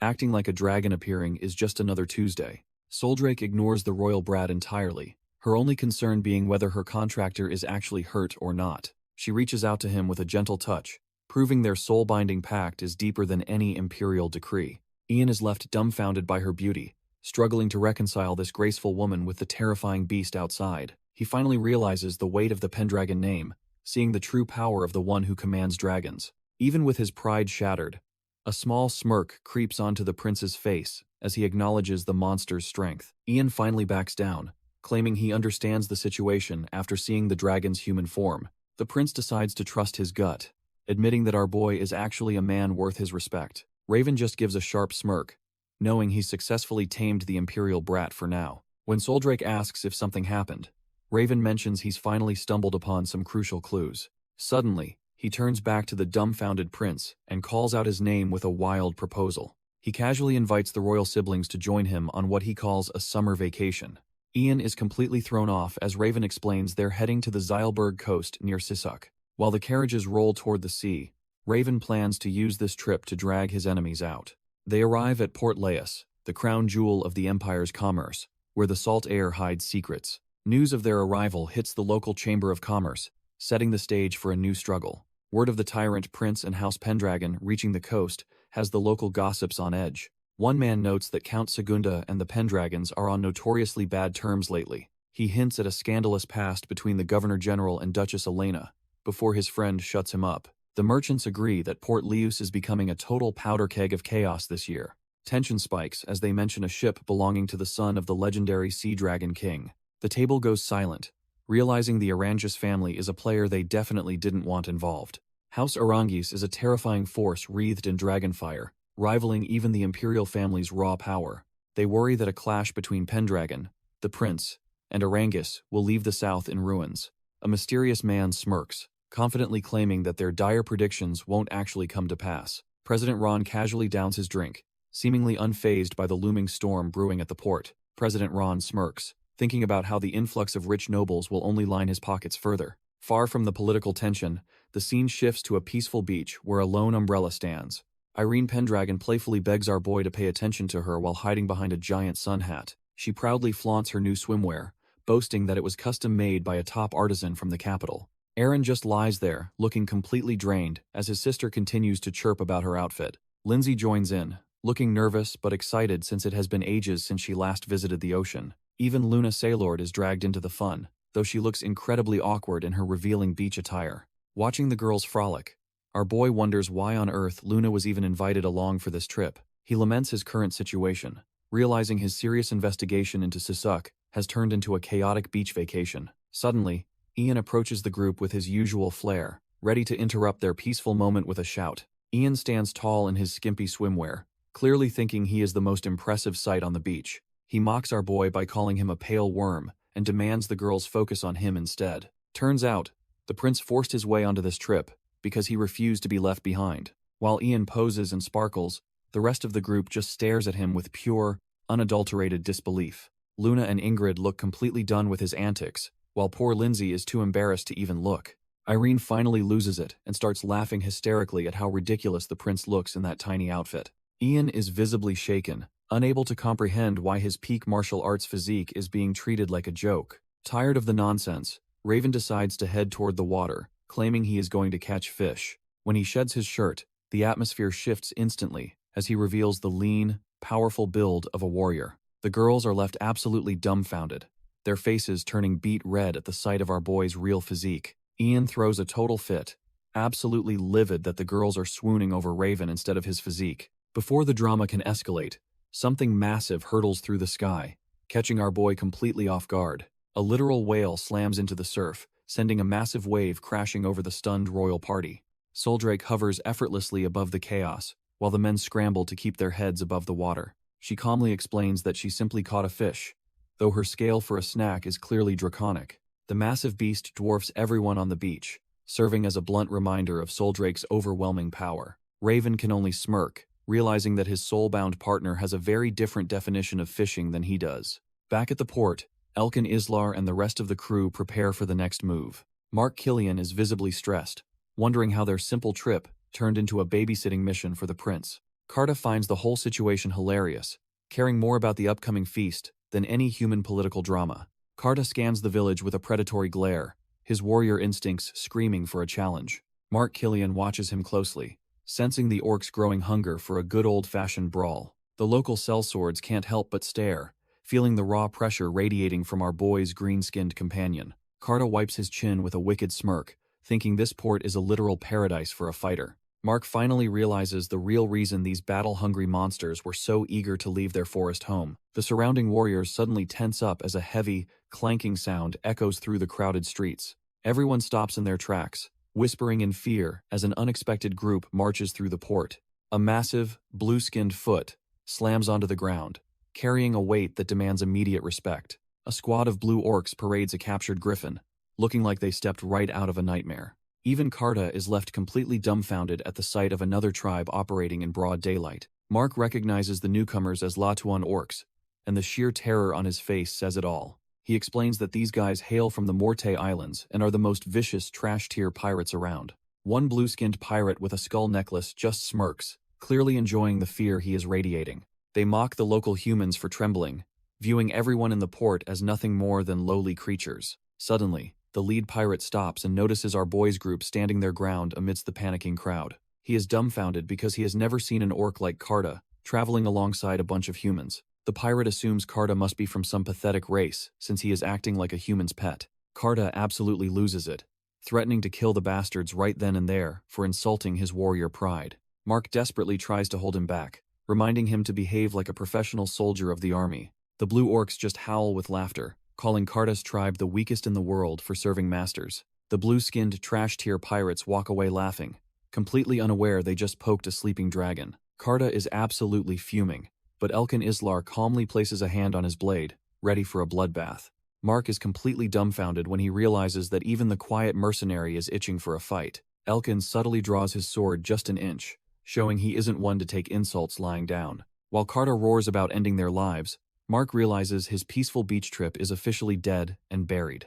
Our boy's knight just wants to facepalm, regretting that he ever hoped for a normal summer vacation. He sighs deeply, knowing that dealing with these dangerous thugs is now his unfortunate reality. It makes no sense for these pirate orcs to be wandering a major port city so openly. Something is definitely fishy at the Governor General's manor, and the sunset only highlights the brewing trouble. High above the port, Count Segunda watches the horizon, fully aware that the Pendragon heir has arrived. Segunda turns to his associate, asking for a professional opinion on the shifting power dynamics at the coast. Sir Vincent notes that the Zelberg coast is a contested mess, caught between the jurisdictions of Laos and Sisuk.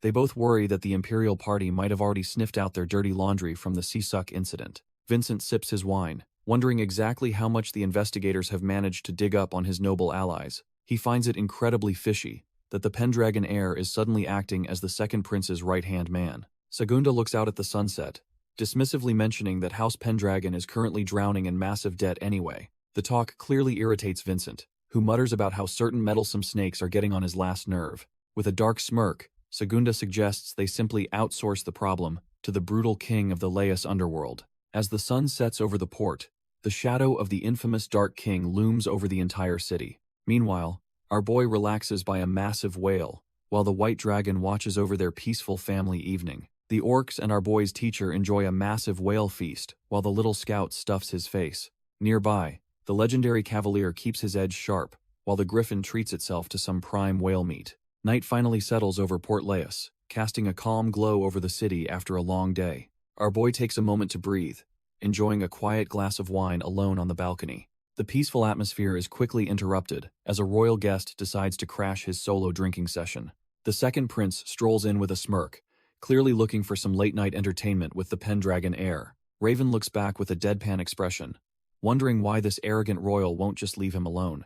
Ian immediately starts shouting, his pride clearly wounded by the way the evening has been playing out. He complains that even though he invited the ladies, they are all completely obsessed with our boy instead. When questioned about his lack of interest, Raven just coolly mentions that he is already a married man. Ian takes a slow sip of wine, his eyes glinting with a sudden, suspicious thought about our boy. The prince suddenly snaps his fingers, pointing accusingly as if he just solved the world's greatest mystery. He boldly asks if Raven is actually having some sort of secret, scandalous fling with his own dragon. Raven is absolutely dumbfounded by the trash-tier logic, his fangs nearly baring in a flash of pure irritation. Ian keeps rambling, reminding him of how cozy he looked with the white dragon back at the castle. Our boy remains silent, staring into his glass while wondering how the prince's brain even functions like this. He thinks back to his soul-binding pact, knowing his connection to the dragon is deeper than mortal romance. Their bond was forged in fire and ancient magic, making them two parts of a single, unbreakable existence. A heavy, melancholic atmosphere settles over him as he weighs the burden of his secret past life. He finally sighs and tells the prince he is dead wrong, though the reality is much more complicated.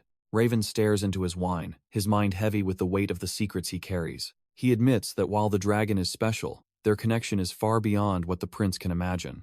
Ian jokes about preferring human women, but our boy just snaps back that he doesn't care about his preferences. The mood shifts as Raven brings up their true goal, finding the rat who tried to kill the crown prince. Ian lays out the family tree, linking the Governor-General of Laius to the royal traitors through blood. He figures that Segunda will definitely make a move once he realizes Raven is sniffing around Sisak. Raven listens quietly, already calculating how many pieces are left on this dangerous political chessboard. The prince wonders if the governor will be bold enough to send an assassin to finish the job. Ian flashes a sharp grin, finally realizing that Raven is using an imperial prince as literal shark bait. Raven doesn't deny it, and Ian just laughs, eager for the blood and chaos that's about to erupt. Ian smirks and tells Raven they just need to wait for the fish to bite the bait. The two of them relax on the balcony, Ian sipping wine while the night air settles over them. Ian can't help but wonder how our boy guessed the enemy's plan with such trash-tier clues. He senses a strange, overwhelming pressure radiating from Raven that feels almost otherworldly. Raven stands amidst a swirl of draconic mana, looking every bit like the legendary hero he's becoming. Ian watches him closely, questioning if this is pure intuition or if Raven is hiding something deeper. Sensing the gaze, Raven turns back, his eyes sharp and focused on the coming storm. Meanwhile, down in the gritty Laius underworld, the Killer Whale pub is buzzing with dangerous energy. The blue orcs sit outside, their massive frames and spiked clubs keeping any unwanted guests at bay. Local mercenaries are dumbfounded to see humans entering a place notorious for being a pirate orc den. The trash-tier mercenaries are dumbfounded, wondering if the newcomers will survive this den of monsters. Inside the tavern, a mysterious man downs his drink with the confidence of someone who knows the stakes. Sir Vincent sets his mug down, his eyes cold as he prepares to deliver a message from his master. A sharp-toothed pirate captain laughs, impressed by the human's ability to hold his liquor in such company. They sit at a table, surrounded by sleeping blue orcs, where the air is thick with conspiracy. One massive orc snores away, oblivious to the high-stakes political assassination being plotted right beside him. The pirate captain gets straight to business, asking exactly what the Governor-General needs from his cutthroats. Sir Vincent relays the order to eliminate the cat and the snake, targeting our boy and his party. The pirate finds the request daring, wondering if the Governor-General is bold enough to target the prince. He realizes the move makes sense given the dark history of what happened in Sisak 3 years ago. Sir Vincent notes that his master despises meddlers and trash-tier maggots who poke their noses into private business. The two continue their tense meeting while a massive orc snores away, completely oblivious to the brewing storm. The pirate captain admits he's impressed by the man's laid-back attitude in a room full of killers. He clearly respects that kind of backbone, finding the human's lack of fear quite refreshing. To him, strength is the only currency that matters. Whether you're a human or a monstrous orc, Sir Vincent slides over a document containing the dirty details needed to execute the Governor-General's plan. The captain reads that the targets will be lured to the manor under the guise of an invitation. He realizes they're actually going after the imperial tyrant himself, which only makes the job more exciting. He crumples the intel, already imagining the chaos hell unleash on the unsuspecting kitten from the capital. With the deal seemingly sealed, Sir Vincent shifts the mood by asking a surprisingly personal question. Sir Vincent narrows his eyes, questioning if the man sitting before him is even human at all. The pirate captain just stares back, clutching the crumpled intel while his expression shifts into something far more predatory. He lets out a dark grin, mockingly repeating the question as if the idea of being human is hilarious. Sensing a sudden shift in the air, Sir Vincent moves with the quick whoosh of a seasoned killer. Suddenly, the captain erupts with a suffocating, blood-red aura that hits the room with a heavy doom. Sir Vincent breaks into a cold sweat, realizing this isn't just a simple pirate but something far more monstrous. The captain's eyes glow with a terrifying light as he asks the official what he thinks of this power. He reaches out with a hand wreathed in dark energy, intending to show the human exactly who is in charge. However, Sir Vincent isn't some trash-tier bureaucrat, and instantly catches the captain's wrist with a sharp grab. With a sudden burst of strength, he flips the massive pirate over his shoulder like he's nothing but dead weight. The pirate captain is sent spinning through the air, looking completely dumbfounded by the sudden reversal. He hits the floor with a heavy thud, gasping as he tries to regain his bearings. Sir Vincent mockingly praises him for landing on his feet, noting his skills are better than expected. The captain gets uncomfortably close, reminding the official that he is still dealing with a mere human. He turns to wake his subordinate, Paku, asking if he wants to feast on some aged orc meat. Paku snaps awake with a predatory grin, his hunger instantly triggered by the mention of a meal. The captain promises it will be delicious, clearly enjoying the twisted bond he shares with his crew. Paku starts drooling, already claiming the orc they saw earlier in town as his personal prize. A fiery aura begins to blaze around the captain as he declares his intent to kill the males. He erupts into a maniacal laugh, his red energy exploding as he promises to devour everything else. Vincent is absolutely dumbfounded as he realizes the man before him is a monster from the Arangus line. This beast is actually Tulio Arangus, the second son of a duke, and the feared king of Laos. Word of a sudden development quickly spreads through the sunny port, catching the entire city off guard. Ingrid and the noblewoman are stunned to hear that the Governor-General has suddenly reached out to them. The local ladies are buzzing with excitement, unable to believe they've been invited to such a prestigious banquet. It seems the Count wants everyone to attend, clearly setting the stage for a massive political play. Our boy Raven stares off intensely, knowing the moment he's been waiting for has finally arrived. Prince Ian just smirks with a bloodthirsty glint, more than happy to walk straight into the governor's trap. Elena feels a wave of dread wash over her, sensing the hidden malice behind the Count's formal invitation. She looks toward her son with concern, realizing the piece of their trip is officially over. Raven gently suggests his mother stay behind and rest while the rest of them handle the governor's invitation. He knows she has a lot on her mind and doesn't want her stressed by Count Segunda's games. Elena smiles softly and thanks her son, feeling a rare moment of peace amidst the rising tension. Our boy stands up and calls for Soldrake, knowing he needs his strongest guardian for what comes next. He asks the White Dragon to watch over the Duchess, finally acknowledging her as his true mother. Soldrake watches him leave with a silent, piercing gaze, fully prepared to fulfill her contractor's request. As evening falls, the sun sets over Count Segunda's manor, where a deadly political trap is officially set. The local trash-tier nobles are already gathering, whispering about the power shift and the arrival of the duchy. The crowd erupts in excitement as the lookouts shout that the stars of the banquet have finally pulled up. The Pendragon carriage arrives with flags flying high, ready to face whatever schemes the governor has planned. The Pendragon family makes their grand entrance, looking every bit like the high-tier royalty they truly are. The local trash-tier nobles are immediately dumbfounded by the sheer beauty of the ladies in our boy's party. All eyes shift to the second prince and the Pendragon heir, whose presence alone commands the entire room. As the crowd swarms to offer their fake pleasantries, the political tension in the air becomes almost suffocating. Suddenly, a roar tears through the chatter as Carta loses his patience with these weak-looking humans. He stomps the ground with enough force to make the earth tremble, leaving the pampered nobles absolutely terrified. The high society ladies flinch in horror, realizing that the Pendragon's guards aren't exactly house-trained. Standing by the carriage, Elkan Islar remains calm, while the massive orc continues his aggressive display. Karta shouts that these people are worse than cattle, his warrior instincts offended by their lack of strength. Elkan just sighs, thinking he only came along because Raven promised him something actually interesting would happen. Karta is still throwing a tantrum, demanding a real fight while the others just watch the chaos unfold. A smooth-talking man in black approaches, raising a glass to welcome the prince and the Pendragon party. Our boy and his crew turn their attention to the newcomer, sensing the shift in the atmosphere. This guy carries himself with a level of confidence that suggests he's definitely not some trash-tier noble. He introduces himself as Sir Vincent, a knight serving under the Governor-General, while locking eyes with Raven. Vincent offers a polite bow, but his smirk tells a completely different story than his respectful words. Suddenly, his eyes flare with a golden light, revealing a hidden power that most people would miss. Raven immediately catches the vibe, realizing this knight is packing way more heat than he lets on. He recognizes the intensity of the mana, his own draconic instincts putting him on high alert. Only a true veteran could radiate such a crushing aura, and Raven knows things just got complicated. Raven smirks, deciding it's best to just sit back and see how this plays out for now. Our boy turns his gaze toward the mysterious knight, curious about the game he's playing. Sir Vincent remains stoic, his sharp eyes revealing absolutely nothing about his true intentions. With a practiced grace, the knight offers to lead the Pendragon party toward the main event. The crew follows him through the lavish halls, their every step echoing with the weight of their status. Even the arrogant Prince Ian can't help but keep a close eye on their guide's movements. The way the man carries himself with such perfect, disciplined posture doesn't go unnoticed by the veterans. Karta grins, realizing this guy isn't cut from the same cloth as these trash-tier aristocrats. Islar stays silent, his sharp instincts screaming that this guy is far more dangerous than he looks.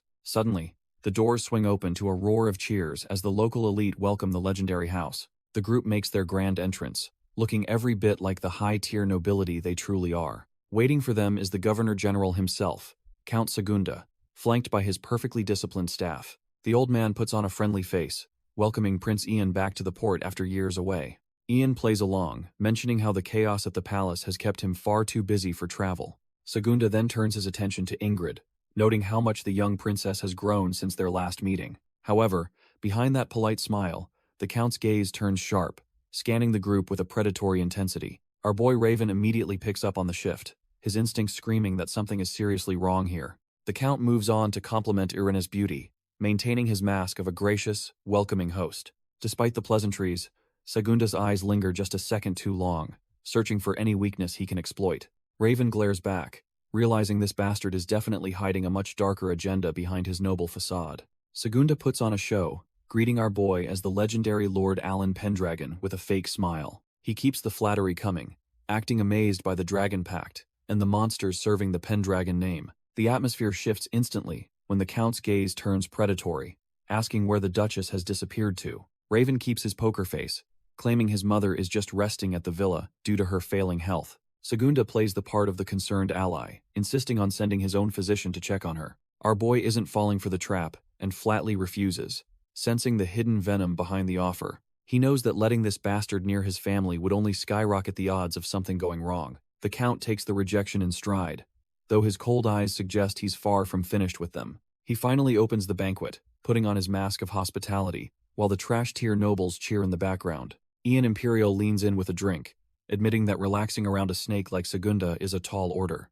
Raven recalls Segunda's failed proposal to his mother, disgusted that the man's obsession has festered for 20 years. Our boy then asks Ian for the lowdown on the knight named Vincent. Ian reveals that Vincent is Segunda's right-hand man, who rose to power almost instantly after arriving in Laos. He mentions that the guy is basically a professional fixer who handles all of the Count's dirty work. Raven suspects this knight might be the key to uncovering the truth behind the tragedy in Sisuk. Ian warns him to stay sober while navigating this den of snakes as they move through the banquet. Down at the port, a man stammers in pure terror as a massive presence interrupts the quiet sunset.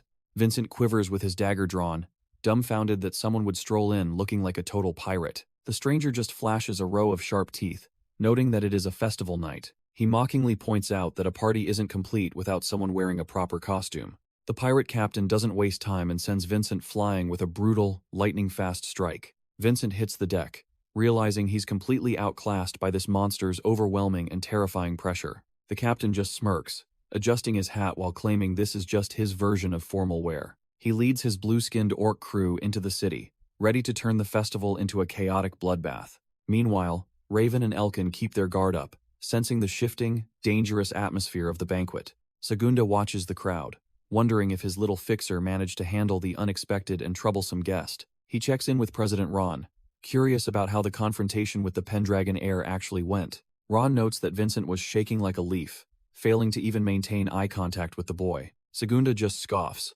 dismissing his own right-hand man as nothing more than a pathetic, trash-tier worm.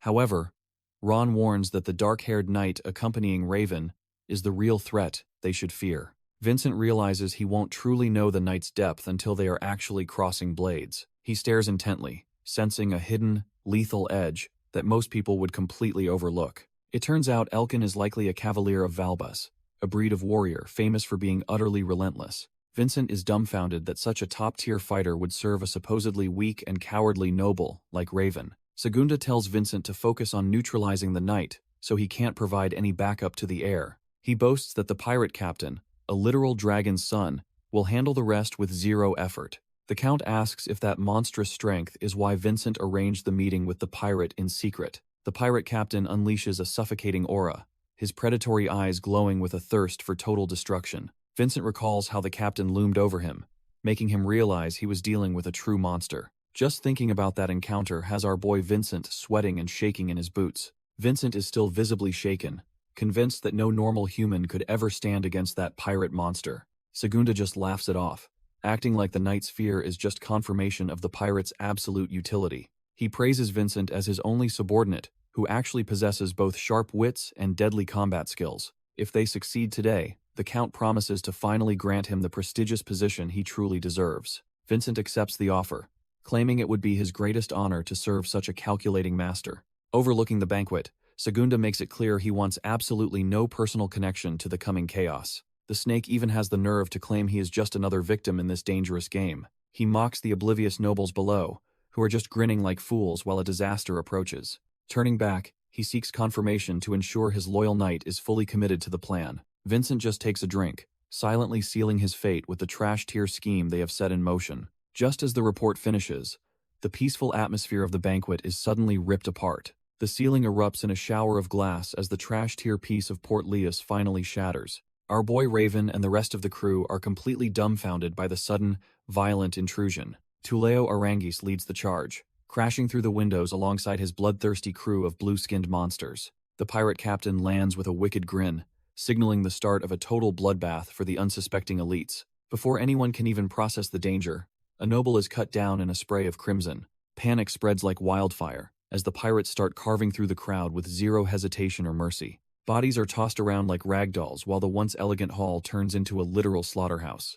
Tuleo laughs like a maniac, ordering his men to strip the insects of their gold and dignity. The blue orcs take it even further, showing their feral nature by literally feasting on the terrified guests. Count Segunda is absolutely sickened by the carnage, barely holding back his lunch as the plan unfolds. Looking over the blood-soaked floor, the Governor-General worries that this level of violence is far too much. Sir Vincent just smirks, reassuring the old man that the chaos is perfect for keeping suspicion away. He starts messing up his own hair, preparing to play the part of a victim in this nightmare. Meanwhile, the sound of frantic footsteps echoes through the halls as the Pendragon women try to escape. Irene and the others struggle to run in their formal attire, desperately calling out for help.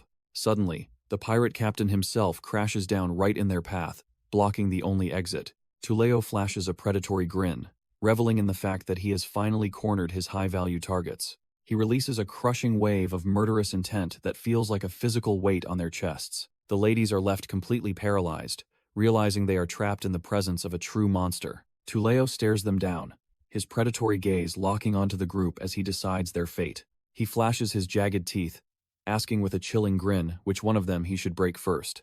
Irene and Elena can barely breathe, the weight of his bloodlust making them feel like they are being strangled. Even the princess and Luna are gasping for air, completely overwhelmed by the pirate's suffocating aura.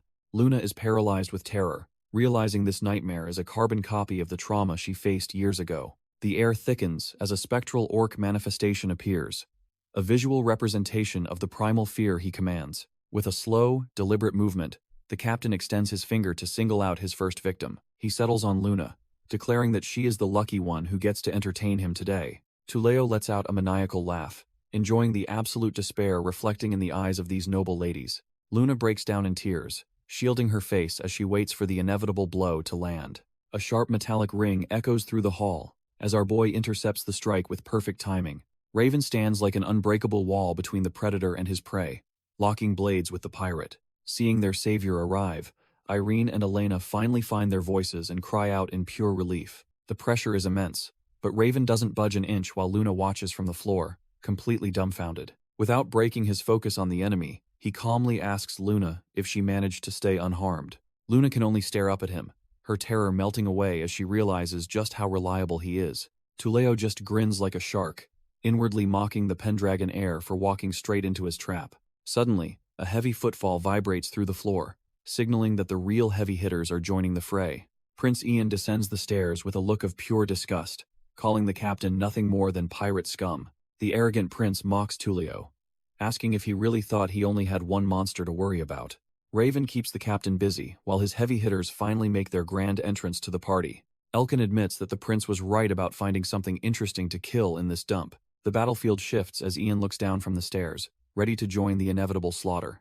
Tuleo's smirk vanishes as he realizes he's no longer the one holding all the cards here. With the Pendragon heir, a prince, and two monsters closing in, the trap has completely reversed. Despite the overwhelming odds, the pirate captain bares his fangs, his bloodlust reaching a boiling point. He bursts into a maniacal laugh, his dark aura flaring up like a literal forest fire. Tuleo mocks them all, claiming that even a swarm of insects can't take down a beast like him. The tension is thick enough to cut as the strongest players in the room prepare for impact. Our boy stands firm, knowing he has to end this trash-tier pirate before his family gets hurt. Ian smirks, thinking this little skirmish might actually provide the entertainment he's been craving. Our boy stands ready alongside Carta, both of them locked onto the pirate captain like predators. Tuleo Arangus doesn't look even slightly rattled, his eyes glowing with a feral, predatory intensity. He scans the group, noting that taking on 4 high-tier fighters at once is a bit much. With a wicked grin, he decides the best strategy is to prune the useless ones first. Suddenly, his dark aura erupts into a violent red blaze that threatens to swallow the entire room. He lunges forward with a massive burst of power, catching everyone off guard with his sheer speed. The pirate slams his blade down with enough force to shatter the very foundation of the building. The resulting shockwave rips through the air, forcing the elite fighters to scramble for cover. Even the arrogant Ian is left completely dumbfounded by the monster's overwhelming display of raw strength. Raven leaps to safety, while his mother and sister scream in terror at the unfolding chaos. Carta and Islar aren't so lucky, plummeting through the floor as the foundation gives way. Segunda watches in horror from above, realizing the main staircase has been completely pulverized. Dust and debris choke the air where the grand architecture used to stand just moments ago. A massive green hand grips the jagged stone as Carta struggles to find his footing. Our boy Islar and the orc warrior realize they're dealing with a truly trash-tier level of monster. They stare into the abyss, noting that the pirate captain has already vanished into the lower levels. Suddenly, heavy footsteps echo from the darkness as more uninvited guests decide to join the party. A pack of blue orc pirates emerges, laughing about how they're finally getting some fresh meat. Islar and Carta immediately recognize these thugs as the same trash they encountered back at the port. Carta roars with primal rage, finally getting the chance to turn these pirate trash tiers into literal fish bait. Our boy Islar joins the fray, his blades dancing through the blue-skinned thugs while Carta provides the heavy muscle. Tuleo Arangus finally steps into the light, his presence alone making the air feel heavy and suffocating. The pirate captain smirks, arrogantly claiming he can enjoy hunting both the kitten and the snake at once. Ian doesn't flinch at the blade, staring down his opponent with the cold, unyielding eyes of imperial royalty. He admits the pirate has some decent strength, but reminds him that a real fight requires more than muscle. With a sharp shing, the prince draws his blade and unleashes a golden aura that sets the air ablaze. Irene watches with a trembling heart, terrified that the prince might actually be in over his head this time. Ingrid remains completely unfazed, assuring her friend that her brother is the most gifted martial artist in the Empire. The tension reaches a breaking point as Ian prepares to prove he has never lost a fight in his life.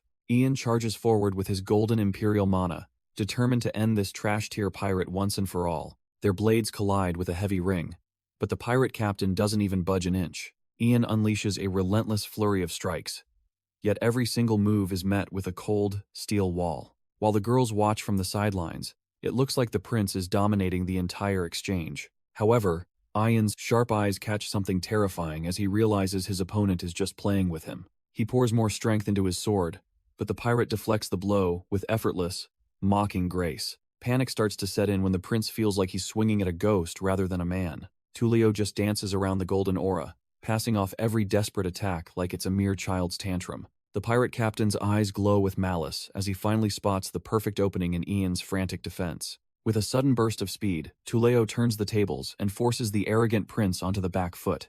Ian is completely dumbfounded as he realizes his royal status means nothing in this life-or-death struggle. Seeing the prince falter, Ingrid and Elena can only watch in pure horror as the situation spirals. Tullio mocks the prince, asking if this pathetic display is really all the famous tyrant can manage. The pirate unleashes a dark, crushing aura that threatens to swallow the prince whole right then and there. Suddenly, the captain's smug expression vanishes when he senses a lethal presence closing in at high speed. Our boy Raven finally steps in, cutting through the tension with a strike that actually draws first blood. He isn't playing around anymore, his cold eyes showing the veteran killer lurking beneath the noble exterior. Ian is left speechless as Raven effortlessly creates a wall between him and the monstrous pirate captain. Raven tells the prince to stand down because the opponent is far more dangerous than he looks. Tullio touches the fresh wound on his face, absolutely stunned that a mere brat managed to tag him. Tullio stares at the blood on his fingers, genuinely shocked that a mere kid managed to graze him.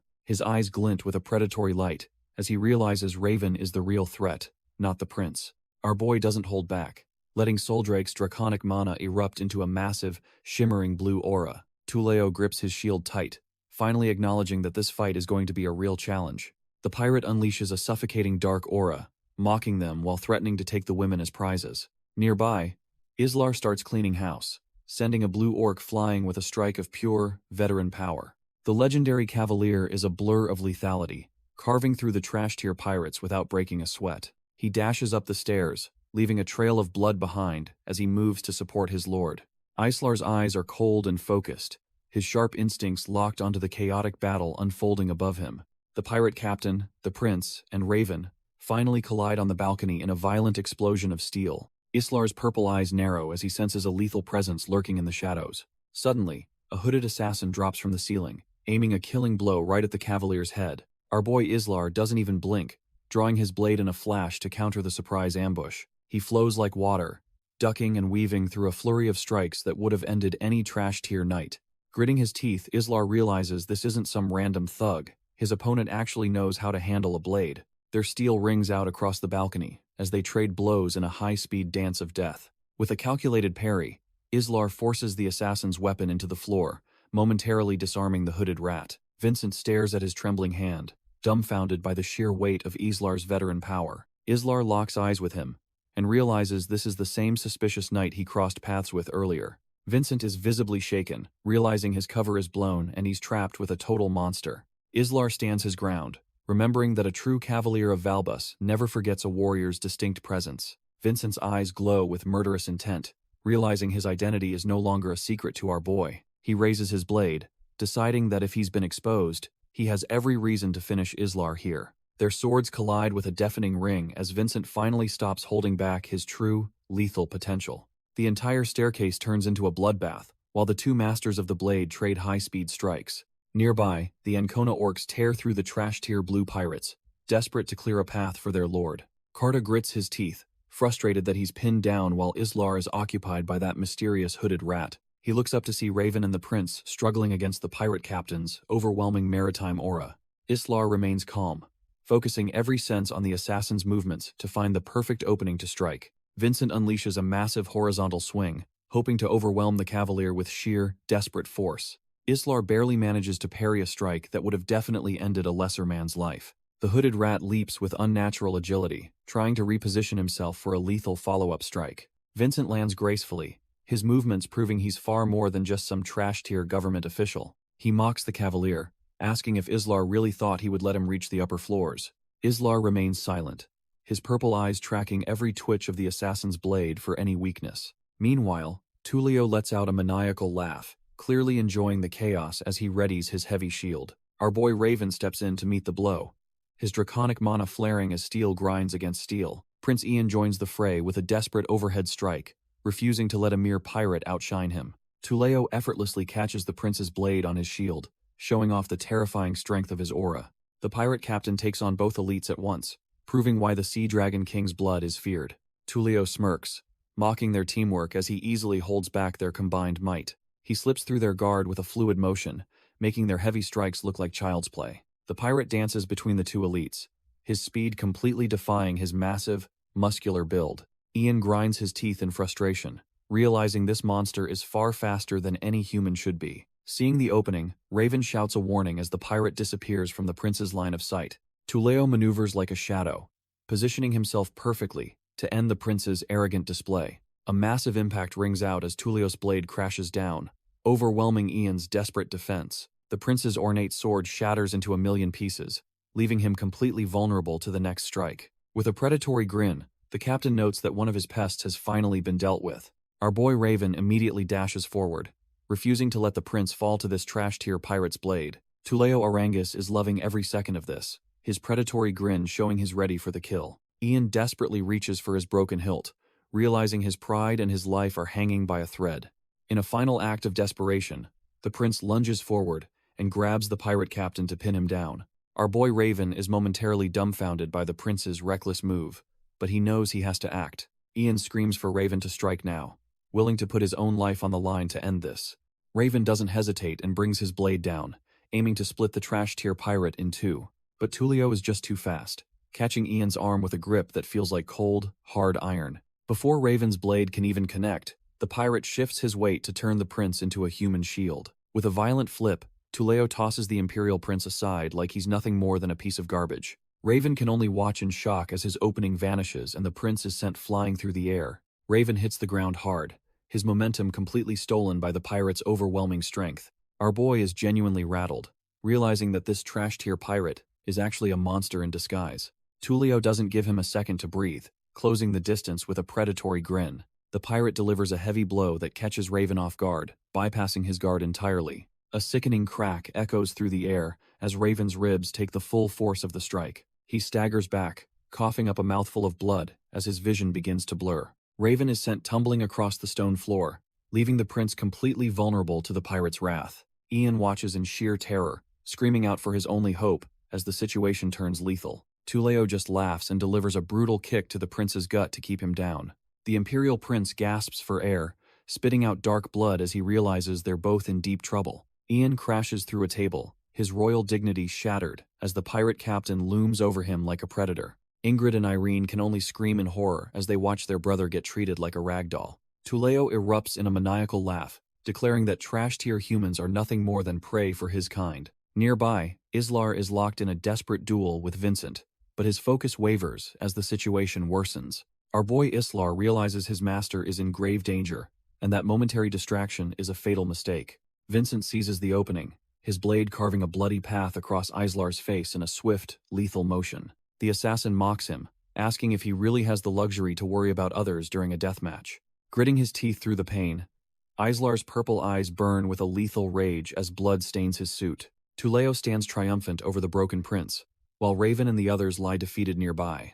Ian hangs his head, coughing up blood as he realizes his imperial blood won't save him from this nightmare. Raven lies in the dirt, his body battered and broken after taking a hit that would kill any normal man. Tuleo just sneers, deciding he is done with the trash-tier humans and it is time to hunt the women. He stalks toward the terrified group, his heavy footsteps echoing the grim fate awaiting the Pendragon family. Elena and the girls can only tremble in absolute horror, watching their last hope seemingly extinguished in the dust. Suddenly, the pirate captain freezes, his eyes wide as he senses a lethal shift in the air behind him. Against all logic, our boy Raven forces his broken body to rise, using his sword as a makeshift crutch. The women scream out in a mix of terror and hope, unable to believe their lord is still breathing. Tuleo is completely dumbfounded, wondering how a human can still stand after having his internal organs turned to mush. Even with his right arm completely mangled and useless, Raven's draconic tenacity keeps him anchored to the battlefield. He spits out a mouthful of blood and calmly admits that the pirate is actually a decent challenge. Elena and Irene are completely dumbfounded by the incredible stamina and flawless technique our boy is suddenly unleashing. Despite his mangled state, Raven slowly raises his blade and prepares to show the pirate true combat. With his eyes glowing with draconic mana, he coldly notes that he has spent a lifetime killing monsters. The terrifying shadow of his past life as a veteran mercenary looms behind him, radiating a murderous aura. Tuleo is visibly sweating bullets, realizing that the blonde noble in front of him is a seasoned killer. The pirate captain nearly jumps back in disbelief when Raven's crushed arm moves with perfect, lethal fluidness. His mother and sister are left reeling, unable to understand how the weak boy they knew became this. The noblewomen can only watch in silence, questioning if they somehow misheard his claims about his bloody history. In their memories, the original heir was nothing more than a dull, meek boy who avoided any conflict. The Sailord noblewoman clenches her fist, realizing the pathetic weakling she once knew has been replaced by a king. Raven stares down Tuleo, who is starting to lose his cool under that cold, draconic gaze. Tuleo finally snaps, snarling that our boy is just a half-dead worm who needs to be crushed. He lunges with a heavy strike, but Raven's veteran instincts are already 10 steps ahead of him. Even with a mangled arm, our boy weaves through the blade's path with effortless, lethal grace. He slides beneath the pirate's guard, moving with a fluidity that shouldn't be possible for a human. Tuleo is completely dumbfounded, realizing he is dealing with a predator far above his own trash-tier level. These aren't the movements of a dying man, as Raven launches a counterattack fueled by pure experience. Their steel collides with a heavy clang, sending a shockwave of mana through the pirate's entire body. Raven keeps the pressure on, forcing the captain to hide behind his shield just to stay alive. Our boy delivers a heavy kick, trying to create some breathing room against the pirate's relentless assault. He skids back across the deck, his blade ready as he tries to read the captain's next move. Raven realizes this isn't some trash-tier thug. The pressure is starting to take a real toll on him. Tuleo charges back in, using his massive shield like a moving wall to hide his lethal intent. Our boy grits his teeth, realizing the shield completely masks the trajectory of the pirate's hidden blade. He focuses every sense, knowing a single mistake here means a one-way trip to the afterlife. Suddenly, a cold flash of steel erupts from the shadow of the shield, aimed right for his throat. With a desperate twist, Raven barely dodges the lethal stab, his heart hammering against his ribs. Tuleo snarls in frustration, realizing his clever little trick failed to put the Pendragon heir down for good. A massive shockwave ripples through the air as their weapons collide with bone-shattering force. Tuleo Arangis unleashes a relentless flurry of strikes, but our boy weaves through the chaos like a ghost. Steel screams against steel as Raven parries a heavy blow, his eyes fixed on the captain's throat. They break apart for a split second, both realizing this fight is far from over. Tuleo Arangis stands there dumbfounded, unable to comprehend how a supposed noble brat is matching his lethal intensity. Raven just smirks through the blood, mentioning he has already buried plenty of arrogant trash just like him. Elena, Raven recognizes the captain's savage style, realizing he must have honed those skills in the city of Rajan. Rajan, the legendary marine fortress of the orcs, is exactly where this kind of monster is forged. The orcs of Rajan are legendary for a unique style, combining heavy dwarven shields with lightning-fast cutlass strikes. Raven suddenly recognizes a familiar hurling technique, the very same one Elkin Islar used during their previous encounter. Our boy realizes Tuleo Arangis is no amateur, as he clearly understands the intricate martial arts of the South. He begins to speculate if this monster is a famous southern warrior, or perhaps an aristocrat's illegitimate child. The captain's savage aura reveals the truth, marking him as a rare and dangerous half-human, half-orc hybrid. Tuleo Arangis is genuinely rattled that a mere noble has already recovered and successfully parried his lethal blade. His Rajan shield and sword style usually carves right through the trash-tier imperial swordsmanship used by most knights. The pirate stands there dumbfounded, unable to fathom how a young brat could have experience against his specific style. Raven just smirks through the blood, noting that he has spent his entire life putting down monsters like him. Tuleo admits his techniques are superior, yet he senses something dangerously special about our boy. He looks down at the pathetic second prince, noting that Raven is nothing like that trash-tier royal. If the Ancona orcs and Pendragon soldiers finish off his crew downstairs, things will get messy. To fulfill the Sea Dragon King's grand ambition, the captain decides he must end Raven immediately. A savage grin spreads across his face as he prepares to unleash his true hybrid power. Tuleo mocks Raven's evasive maneuvers, admitting the brat is surprisingly good at staying alive. He taunts our boy, comparing their duel to a predator cat toying with a helpless little worm. Raven remains silent, his cold gaze suggesting he's already calculated 10 ways to kill this monster. Growing bored of the chatter, the captain declares he has no patience for fights that drag on. Tuleo smirks, wondering if a lowly worm like Raven even understands the concept of comradeship. Our boy remains focused, sensing the pirate's killing intent, shifting towards something else entirely. Suddenly, the captain dashes past him, moving with a speed that catches even Raven off guard. Raven curses under his breath, realizing he just fell for a simple but effective feint. Turns out the monster's real target isn't him, but the unconscious and pathetic Prince Ian. Before anyone can react, Tulio's massive hand clamps down on the royal brat's leg. He hoists Ian up like a piece of meat, threatening to smash the idiot to pieces. The trash-tier prince can only grit his teeth in terror, completely helpless in the pirate's grip. Seeing the pirate's leverage, Raven tightens his grip on a broken bottle, preparing for a counter. Raven doesn't hesitate, hurling the jagged glass shard with lethal precision at the distracted pirate. The glass finds its mark, sinking deep into the captain's eye and drawing a spray of crimson. Tulio staggers back in agony, finally dropping the royal brat as he clutches his ruined face. The pirate growls through the pain, calling our boy a mere bug for such a cowardly move. Raven just wipes the blood from his mouth, mocking the fool for underestimating an insect's sting. Enraged, the captain's remaining eye burns with a promise of absolute slaughter for the insult. But Raven is already moving, channeling draconic mana into a devastating cross-shaped strike. His eyes glow with ancient power as he pours everything into this one decisive, blue-flamed blow. The air screams as the mana collides in a heavy clang, shaking the room with draconic wrath. Tulio is reeling from the previous strike, his face twisted in pure, unadulterated agony as blood leaks out.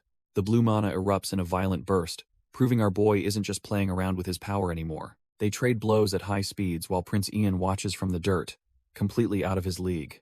Ian is absolutely dumbfounded, unable to comprehend how Raven could possibly react in a life-or-death situation like that. Realizing his blade is a lost cause, Raven discards the broken steel to switch up his lethal tactics. He lunges forward with predatory instinct, snatching the pirate's wrist before the brute can even blink. Our boy transitions into a savage joint lock, using every ounce of his veteran combat experience to dominate. Tulio realizes too late that Raven is ruthlessly exploiting the blind spot created by his ruined right eye. However, the pirate isn't some trash-tier mob and tightens his grip on his sword for a desperate counter. With a roar of frustration, he flings Raven away, refusing to be taken down by a mere grapple. Raven keeps the pressure on, refusing to let the pirate captain regain any sort of footing. He tightens his grip like a vice, knowing one slip-up means a blade to the gut. Tulio is completely caught off guard, realizing this blonde brat has the strength of a seasoned monster. With a sickening crack, our boy shatters the pirate's wrist, neutralizing his sword hand instantly.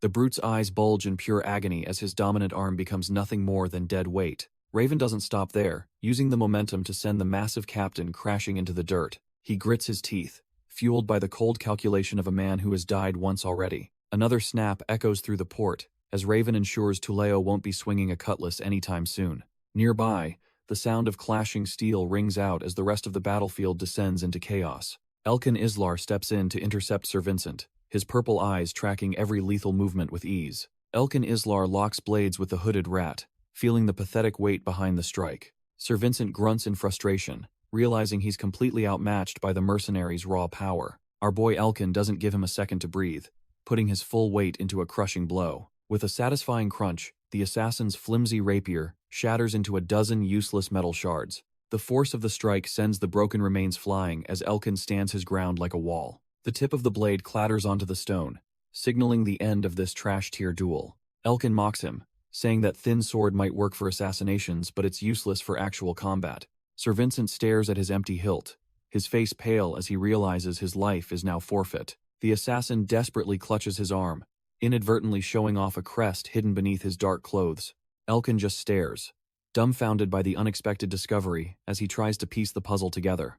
A piercing scream echoes through the manor, forcing the combatants to pause their deadly dance on the stairs. Sir Vincent's blood runs cold as he recognizes the voice, fearing the pirate captain has finally met his match. Our boy Elkin just flashes a sharp grin, clearly enjoying the look of pure terror on the assassin's face. The hooded rat is sweating bullets, unable to fathom how a monster like his leader could actually be defeated. Below them, the scene is a total bloodbath, as the reinforcements from the islands are systematically dismantled by Carta. Carta connects with a brutal strike, sending a pirate flying like he is nothing more than trash-tier fodder. The blue-skinned orc hits the deck with a sickening thud, his raiding days officially coming to a violent end.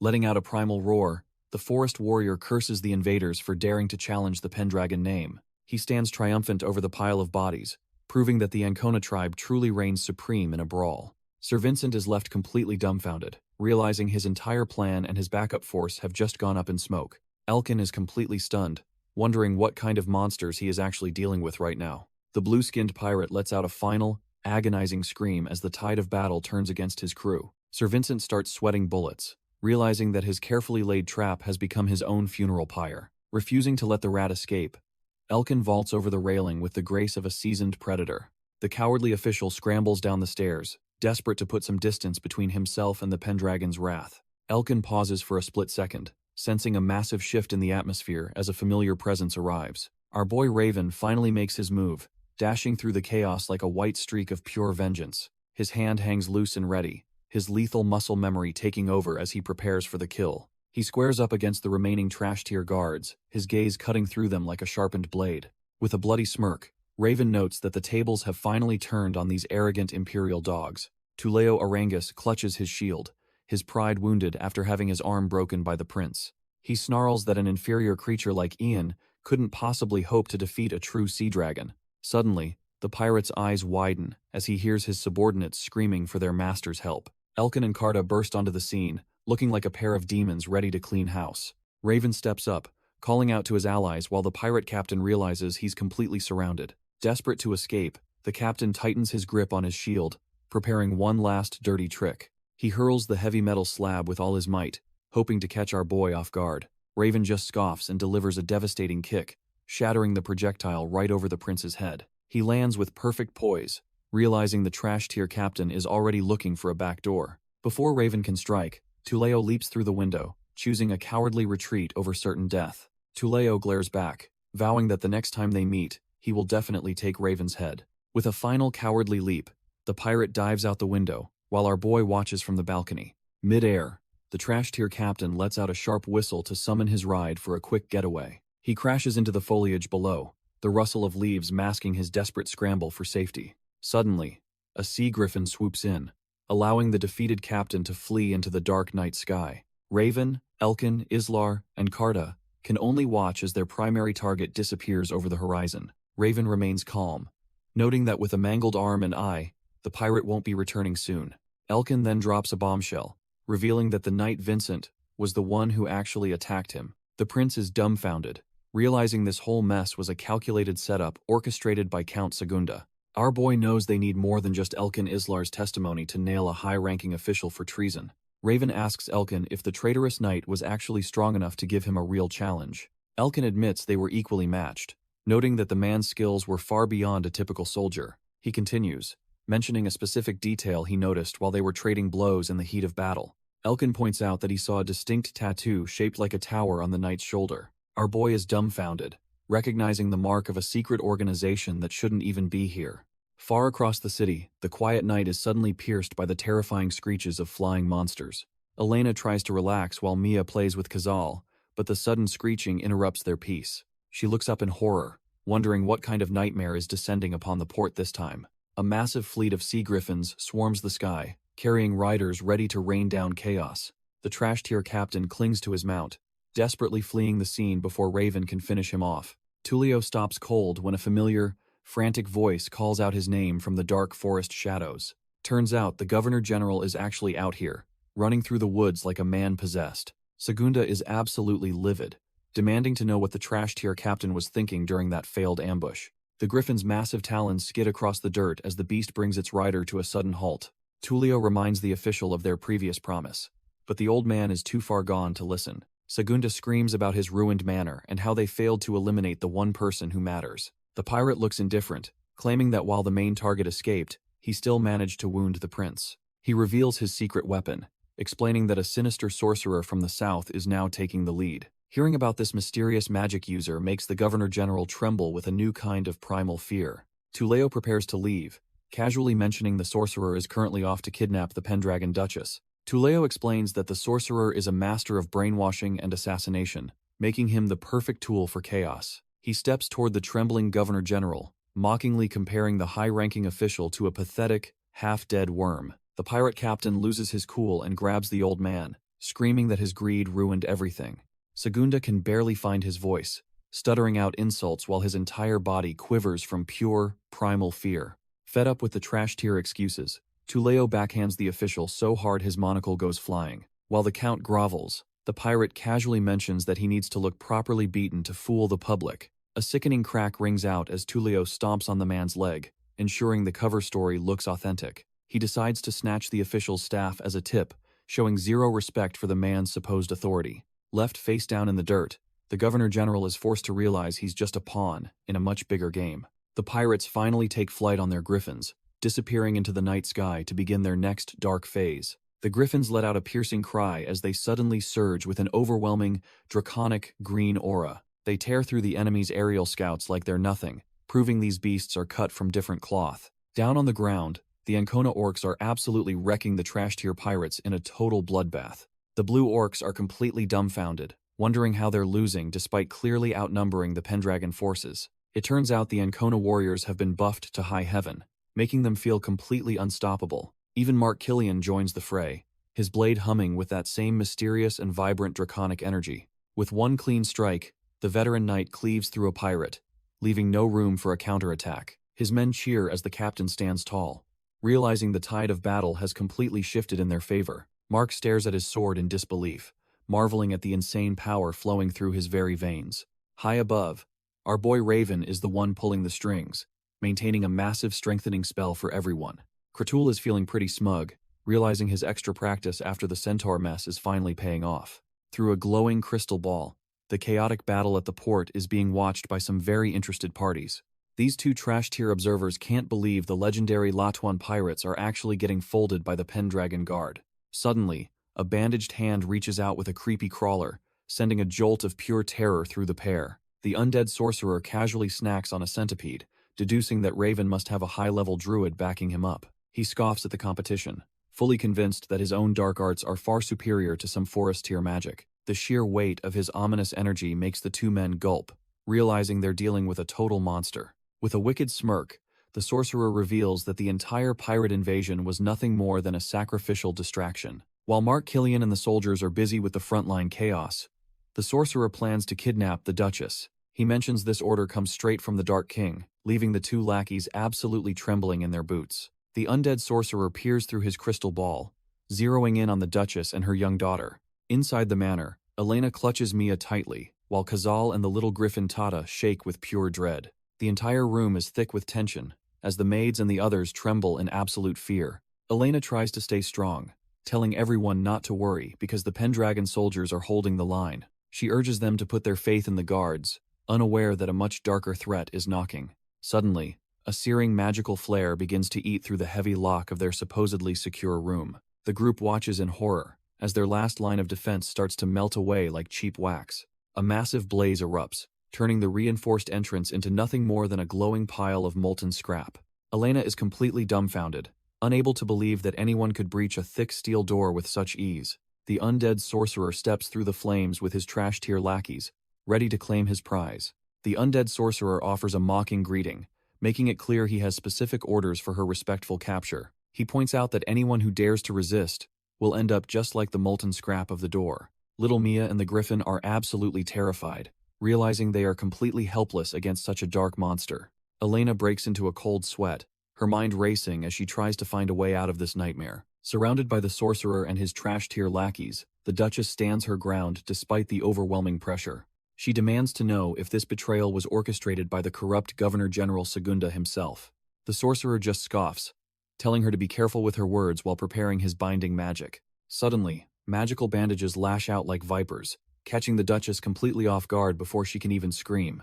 Elena is instantly gagged and restrained, her struggle silenced by the sorcerer's cold and efficient technique. She hits the floor hard, while the traitor's hand reveals a sinister mark that hints at a deeper conspiracy. The sorcerer coldly orders his trash-tier lackeys to haul the Duchess away like she's nothing but common cargo. Elena can only let out muffled whimpers, her noble pride crushed as she's treated like a common prisoner. The thugs are already celebrating their easy win, thinking no mere human could ever stop a sorcerer's plan. Suddenly, a streak of blue mana cuts through the air, catching one of the idiots completely off guard.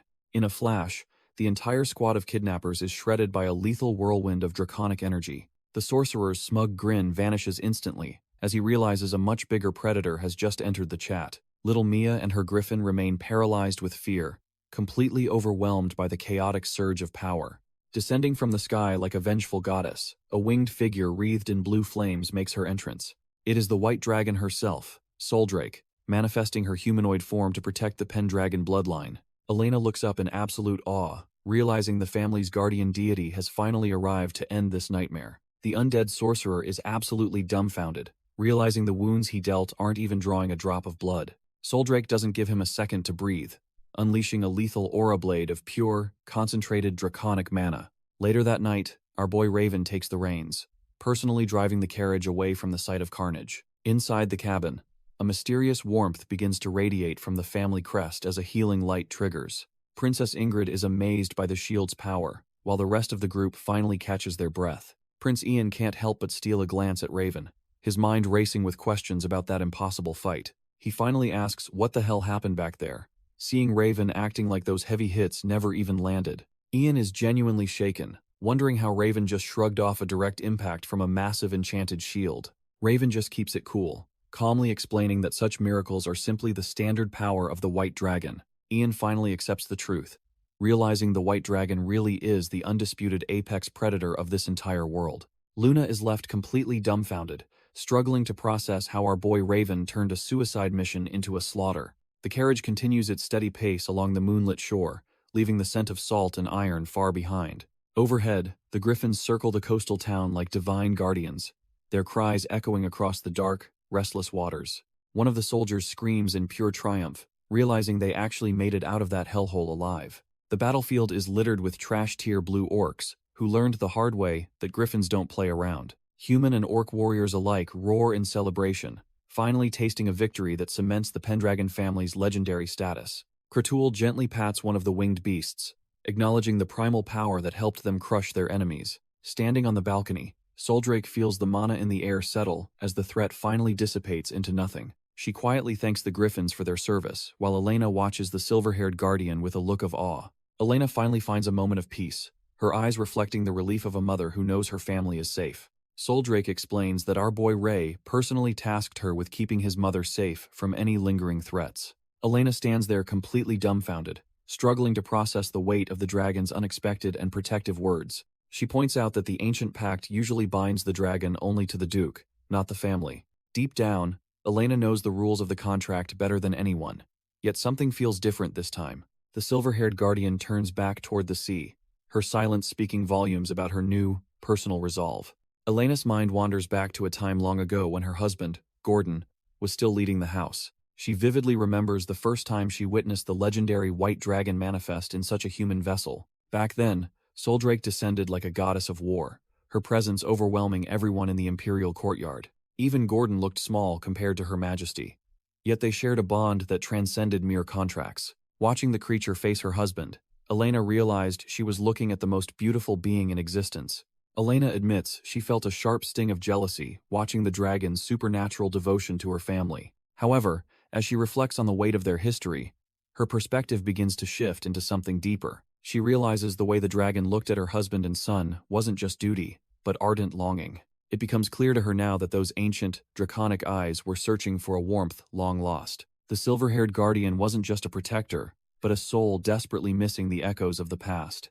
Elena humbles herself, asking the mighty creature to continue shielding our boy from the world's many dangers. Yet, a heavy, gut-wrenching realization begins to weigh down on her heart as the silence stretches on. She starts to voice the terrifying thought that has been gnawing at her soul for a long time. Deep down, she suspects the man before her isn't her biological son, Alan, but someone cut from different cloth. Even if he's a different soul, she clenches her dress, vowing to remain his mother until the very end. Elena admits that even if her son has changed completely, her maternal bond remains unbreakable. She breaks down in tears, confessing that she loves our boy with every fiber of her being. The Duchess pours her heart out under the moonlight while the silver-haired guardian listens in heavy silence. Even the nearby griffin seems to sense the weight of the mother's grief as the dragon stares away. Soldrake admits to herself that human emotions are complex, and she doesn't fully grasp the Duchess' words. To the dragon, our boy is a unique existence, carrying the souls of both Raven and Alan.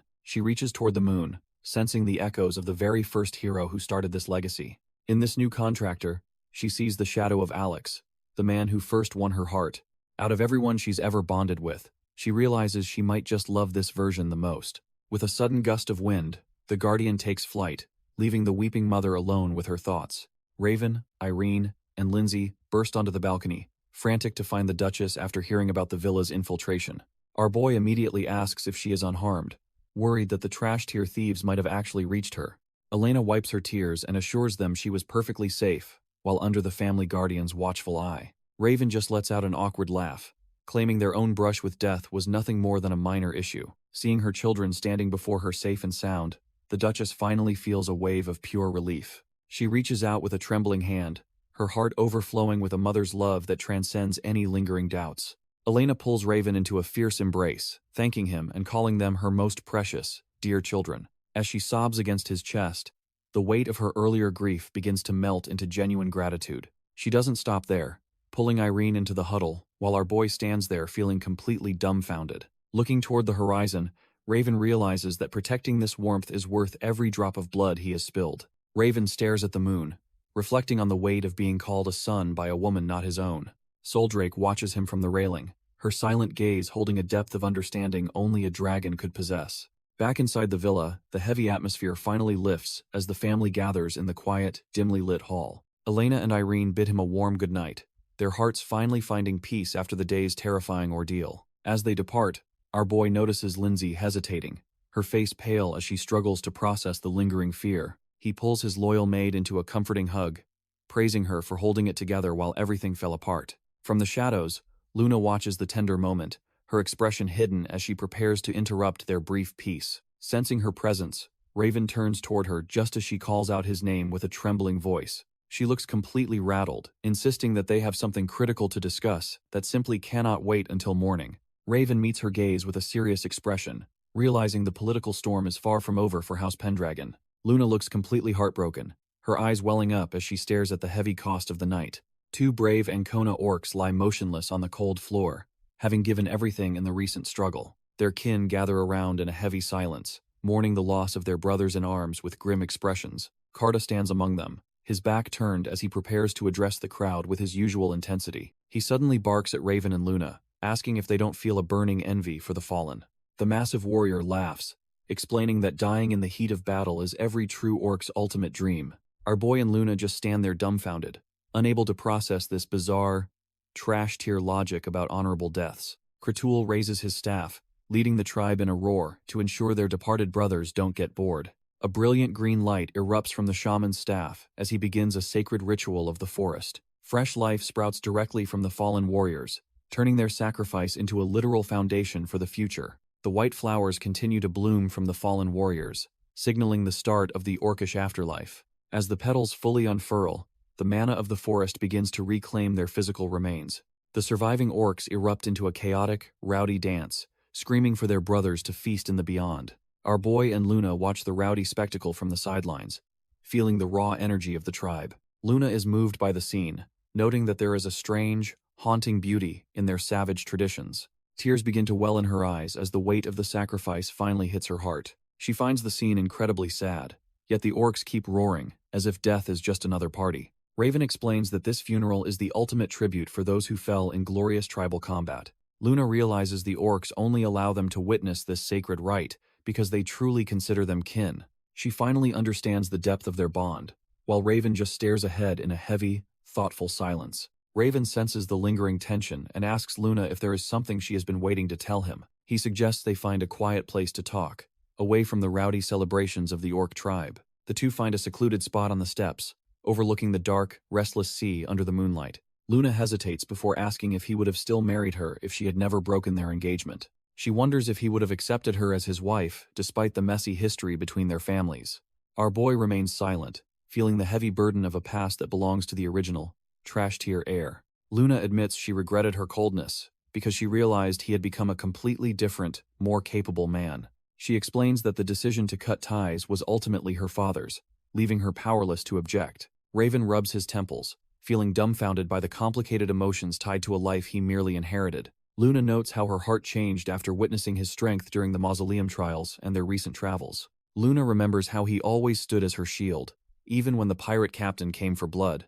Even in the past, our boy had that fierce look of a man who refused to back down. She was left dumbfounded by his bravery, realizing too late that he was more than just a title. Tears stream down her face as she admits her deep regret, knowing the damage is already done. She desperately apologizes for her past coldness, while Raven struggles with the messy memories of the original heir. He coldly reminds her that regardless of her choices, the ultimate outcome would never have changed. His words leave her stunned, forcing her to face the harsh reality of their fractured relationship. She quietly accepts his judgment, realizing that some wounds are simply too deep for a simple apology.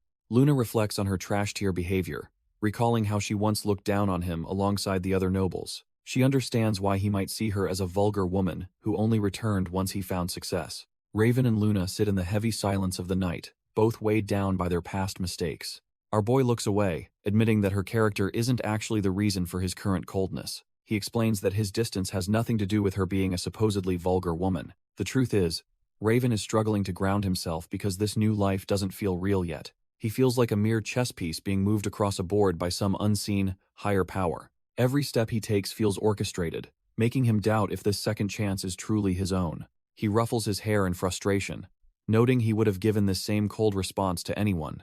With a heavy heart, he offers a final apology for the distance he's forced between them. Exhausted by the emotional weight, he decides to head back and leave her alone with her thoughts. Luna is left in tears, finally realizing that the man she once knew is gone forever.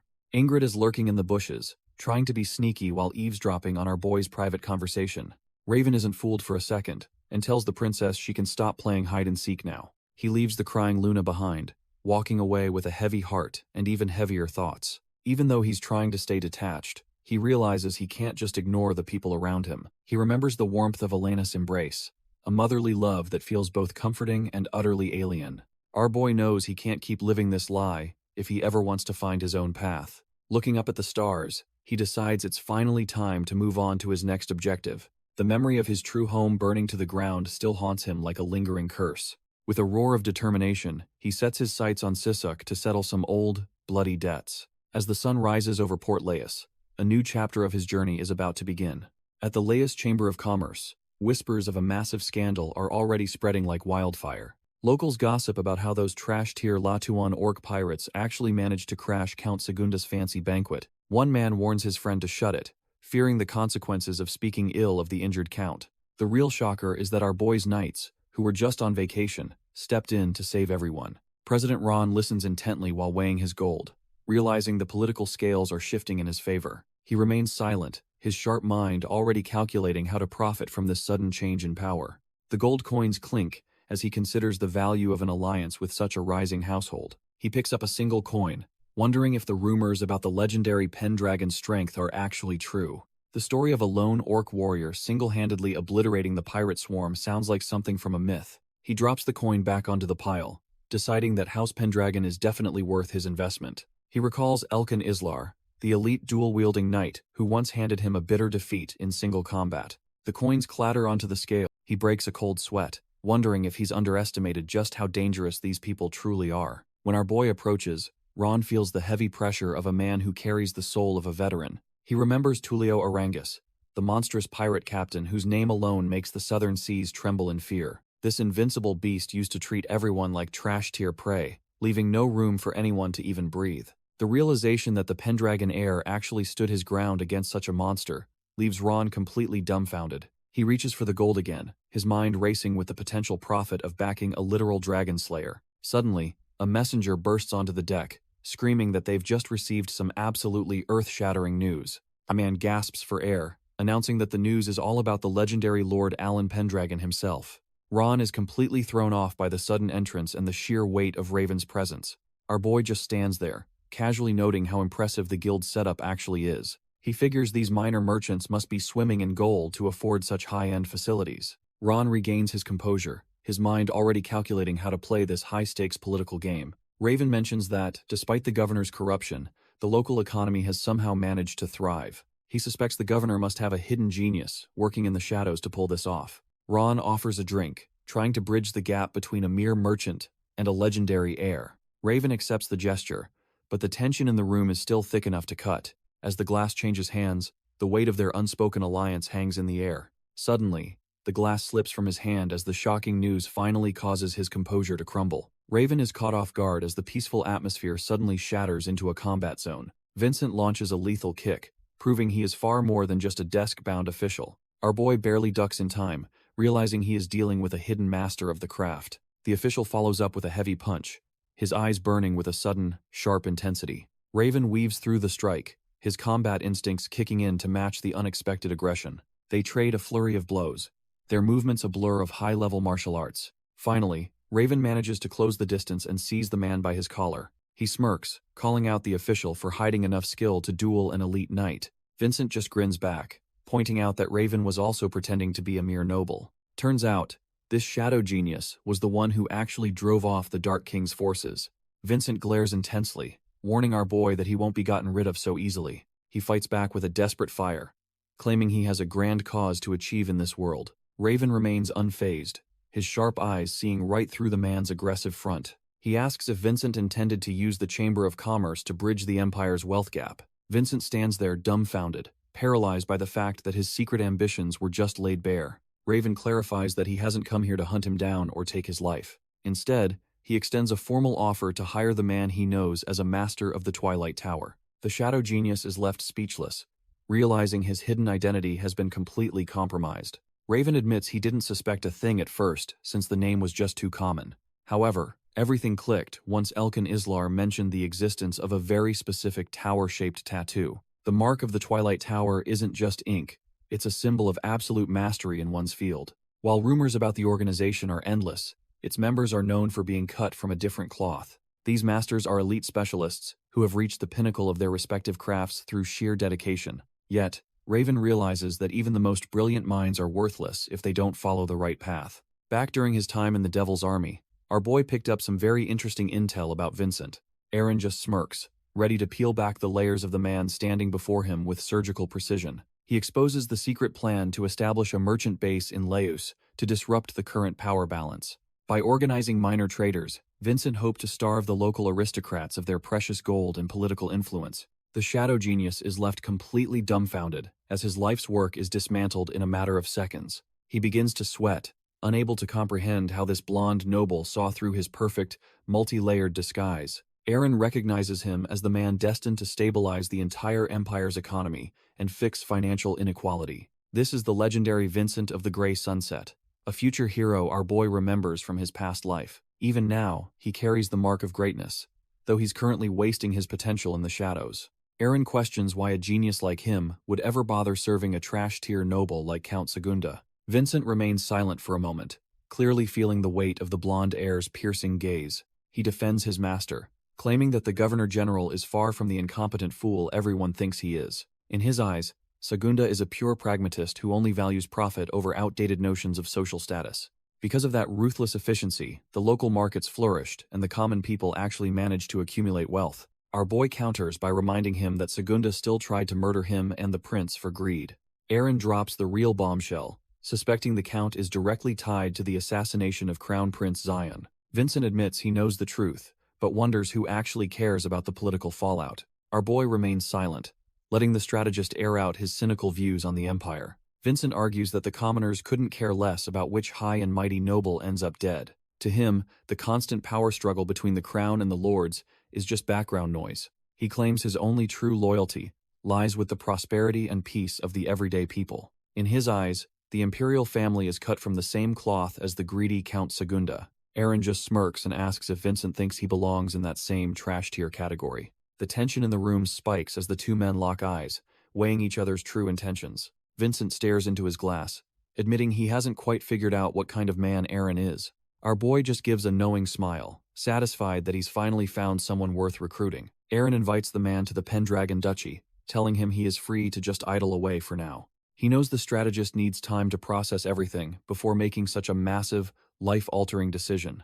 Our boy even suggests that Vincent could try to sabotage him or take his life, if it benefits the people. The sheer audacity of the offer leaves Vincent sweating, unable to believe someone would gamble their life so casually. Taking a long drink, Vincent realizes Aaron's true play is using him to dismantle Count Segunda's corrupt web. Aaron doesn't deny it, admitting that cleaning up the local trash is definitely on his high-priority to-do list. While the strategist finally agrees to the deal, Aaron warns him that he still needs to prove his worth. A sharp grin spreads across his face as he anticipates seeing what this future legend is actually capable of. He casually tosses a handful of coins into the air, a flashy display of his absolute confidence and wealth. Vincent stands there completely dumbfounded, realizing he has just signed up for a ride with a total madman. The gold clatters into the scale, sealing a deal that will change the fate of the South forever. Vincent just stares at the weight of the offer, realizing he has finally met someone worth following. Our boy casually strolls out, thanking him for the beer like he did not just upend the man's world.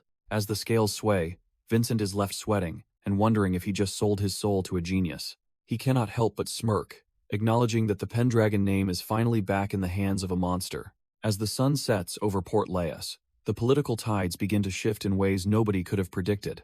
Night falls on the coast, but the work for the restoration of the Pendragon name is only just beginning. Later, Prince Ian joins Aaron for a drink, thanking him for the healing magic that saved his royal hide. The prince sighs, reflecting on the chaotic adventure and how his sister might take the news of their survival. Suddenly, Ian snaps and warns our boy to stay far away from his younger sister if he values life. Our boy dismisses the warning, noting that he had no intention of chasing the princess in the first place. When asked about his next move, he confirms he is heading to Sisok with Islar and Sol. Ian looks concerned, questioning if a small group of 3 is enough to survive the coming storm.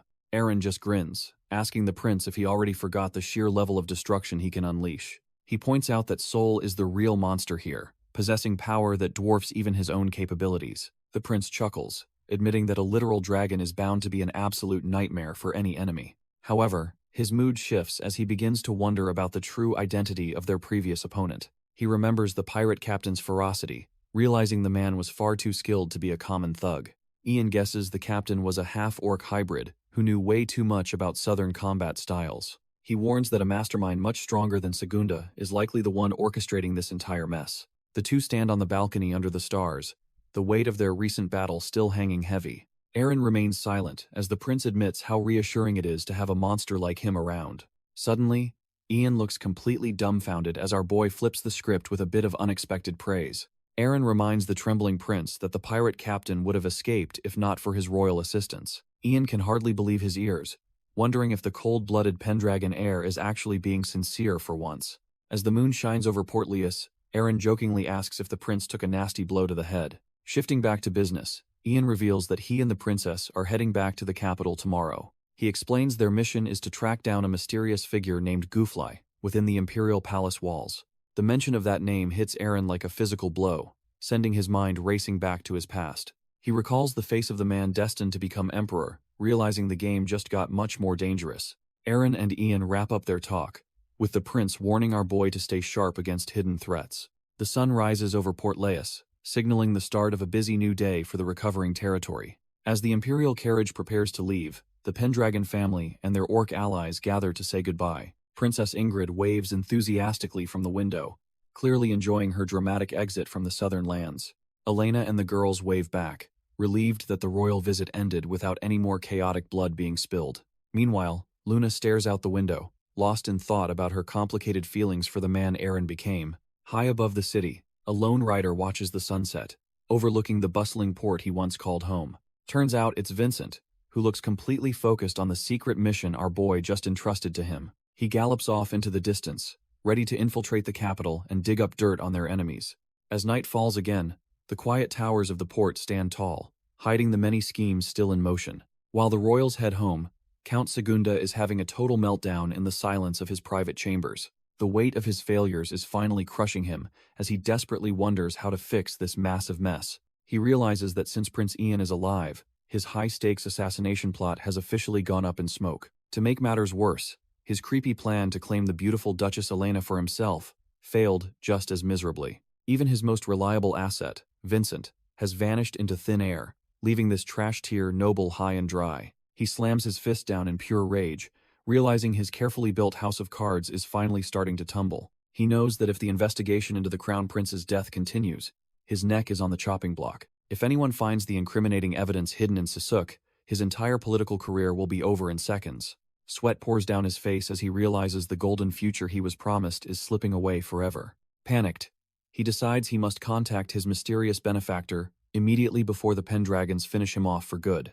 The story shifts to the jagged, oppressive peaks of Sisuk, a place where no sane person travels alone. Deep in the mountain pass, a pair of riders is pushing their mounts to the brink of exhaustion. Their frantic flight is interrupted by the piercing screeches of demonic monsters descending from the darkened sky. These merchants realize they're in deep trouble as the winged predators close the gap with terrifying speed. They curse their pathetic luck, terrified that their journey through this cursed land is about to end in blood. As the beasts dive, the men realize there is absolutely no escape from the swarming monsters. Out of nowhere, a series of arrows whistles through the air, cutting through the wind with lethal intent. The arrows find their marks with a sickening thud, sending the demonic creatures crashing into the dirt. The riders stop their horses, completely dumbfounded as they watch their pursuers get wiped out in seconds. High on the cliffs, 3 hooded mercenaries stand like silent sentinels, overseeing the valley with cold precision. One of the mercenaries readies his crossbow, aiming to finish off the remaining trash-tier pests with cold efficiency. The trio stands their ground as a massive demonic bird screeches and dives for a final, desperate strike. Elkin Islar grips his hilt, knowing it is finally time to show these monsters what a real warrior looks like. He leaps into the air with insane speed, catching the winged beast completely off guard. With a single, fluid motion, he slashes through the creature, painting the dirt with its dark, foul blood. The merchants can only stare in pure shock, their hearts pounding against their ribs at the sudden, overwhelming violence. Elkin Islar lands gracefully among the feathers and filth, while the travelers remain frozen like statues on their horses. He stands tall over his kill, his blade still humming from the lethal impact of the strike. His cold, purple eyes scan the horizon, ensuring no other threats are lurking in the surrounding shadows. The merchants gulp in terror, fearing that this deadly mercenary only saved them to rob them of everything. Elkin Islar turns his back on the carnage, leaving the rescued merchants completely dumbfounded by his lethal efficiency. The travelers call out in a panic, wondering if this elite warrior expects a hefty reward for their lives. He doesn't even look back, coldly stating that he was simply testing the condition of his blade. Still shaking from the encounter, the merchants desperately ask for the name of the man who saved them. He stops for a heartbeat, the shadow of his master's past life looming over the quiet trail. With a voice like ice, he gives them a name that once commanded fear across the continent: Raven. He then signals for his companions to stop hiding, calling out to our boy and the dragon. Raven, Balt, and Soldrake finally reveal themselves, shedding their hoods as the true powerhouses of this group. The trio begins their march forward, leaving the stunned merchants to wonder who these high-tier monsters really are. Their journey finally leads them to a massive estate in Sisuk, where the next phase of the plan begins. The group arrives at a local pub in Elma village, looking for a place to rest and gather information. Inside, the atmosphere is thick with the rowdy chatter of trash-tier mercenaries and local travelers. A waitress approaches their table, ready to serve the mysterious travelers who just walked in. She whispers about their various services, offering everything from strong spirits to the company of local girls. Raven doesn't say a word, simply dropping several gold coins that clatter loudly against the wooden table. The waitress is completely dumbfounded by the payment, realizing these aren't your average penniless wanderers. He pulls back his hood and requests a hearty meal, specifically asking for the region's famous fried rice. A massive spread of high-tier food soon arrives, filling the air with a savory aroma that commands attention. As they dig in, the quality of the local cuisine proves to be surprisingly impressive for such a remote village. Elkin finds the rice peculiar, reflecting on how long it's been since he's had a proper southern meal. Raven explains that Sisuk's mountainous terrain makes wheat farming impossible, forcing locals to rely on terrace rice farming instead. Soldrake observes that our boy seems surprisingly well acquainted with the local geography and customs of this rugged land. Raven simply confirms her suspicion, his mind likely drifting back to the harsh lessons learned in his past life. Elkin and Soldrake continue their meal, though the atmosphere at the table remains heavy with unspoken history. While Soldrake quietly nibbles on her food, Elkin wonders how a noble heir knows such gritty, commoner details. The tavern around them is a chaotic mess of loud chatter and the constant bustle of rowdy, lawless travelers. Some trash-tier mercenary starts harassing the poor waitress, proving that this village is far from a peaceful sanctuary. Arguments break out among the patrons as the rough nature of the southern border begins to show its teeth. Raven reflects on how Sisuk became known as a cursed land, crawling with both demonic monsters and cutthroat mercenaries. His gaze sharpens as he remembers exactly when this place earned its dark reputation 10 long years ago. Count Brezia rules the Sisuk region, but he certainly didn't earn that position through merit or ancient blood. Turns out, the greedy House Brescia just dumped a massive pile of gold to buy their title and land. Once the Imperial army pulled out, The new rulers were too broke to actually maintain a proper military force. Without protection, the territory became a trash-tier playground for bloodthirsty monsters and lawless thieves to run wild. As public order crumbled, desperate villagers were forced to spend their last coins hiring cutthroat mercenaries for survival. Our boy remembers how Housebolt used to be the only thing standing between the people and certain death. But that legacy went up in flames when his family was betrayed, and their entire home was destroyed. He recalls the cold rain and the mocking smirk of the imperial official who watched him rot in chains. The memory is so bitter that Raven snaps, slamming his drink down and shattering the table in pure rage. Elkin is completely dumbfounded, nearly dropping his food as he realizes just how deep his master's hatred runs. The trash-tier mercenary hits the floor, cursing the woman for being way too cheeky with him. She doesn't back down, standing tall and demanding to know how he dared to lay hands on her. She screams that he'd better pay up if he wants to touch her, calling him an ugly jerk. Losing his mind, the thug lunges forward with a dagger, fully intending to end her right there. Before he can move, Raven slams the guy's head into the floor with bone-shattering force. The rest of the tavern continues their noisy chatter, completely oblivious to the sudden violence at the table. A man named Jonathan steps in, laughing off the tension and apologizing for his companion's fiery temper. He offers to cover the bill, hoping to keep the peace while Raven and his crew watch silently. The man introduces himself as Jonathan Bierson, though most people just call him Geordie. He then points out his companion, Gus, a man who looks far more dangerous than his simple name suggests. Jonathan introduces the girl beside him as Scylla, though she looks completely unimpressed by the company. He then asks for our boy's name, but Raven wonders if there's even a point in exchanging pleasantries. Jonathan insists that making connections is the only way to survive in this trash-tier mercenary business. Giving in to the persistence, Raven takes a slow sip of his drink and offers a simple alias. Jonathan chuckles at the obvious fake name, assuming a mercenary named after a bird is just standard procedure. Raven points out Elkin and Saul, spinning a quick lie about them being siblings, and Saul being his wife. The idea of a family mercenary troop catches Jonathan off guard, as that's definitely not a common sight. He asks if they're also hunting the demonic monsters currently overrunning the territory due to the ruler's total incompetence. Apparently, the local nobles are so desperate for protection that skilled blades are finally being treated like royalty. Jonathan flashes a confident grin, noting that the pay is only good if you actually have the skills. While Elkin minds his own business, Raven keeps his guard up despite the seemingly friendly atmosphere of the tavern. Scylla can't help herself, openly thirsting over Elkin and shamelessly calling him her absolute ideal type. She enthusiastically invites him to join their squad, convinced that their group is the perfect fit for him. Gus looks completely done with her antics, pointing out that her obsession with looks always attracts total creeps. Scylla snaps and slams the table, demanding Elkin come with her while calling Gus a rude, trash-tier nobody. Jonathan awkwardly apologizes for the scene, hoping Raven doesn't take his companion's wild behavior too seriously. Our boy stays cool, asking if it's true that local nobles are desperately hiring anyone who can swing a blade. He pushes for more intel, specifically asking about the lord currently ruling over this chaotic and monster-infested region. A vision of a smug-faced noble appears, representing the exact kind of trash-tier leadership Raven expects to find. Raven confirms the man's identity is Rube Tylan, his eyes narrowing as he plots his next move. Jonathan flinches, feeling a sudden chill from the intense pressure radiating off the mysterious mercenary across the table. He realizes Raven has the eyes of a cold-blooded killer, making him regret underestimating this newcomer's dangerous aura. Jonathan explains their plan to visit Rube Tylan's manor, hoping the noble's deep pockets will pay off. Raven stays silent, taking a long drink while processing how to use this group for his own goals.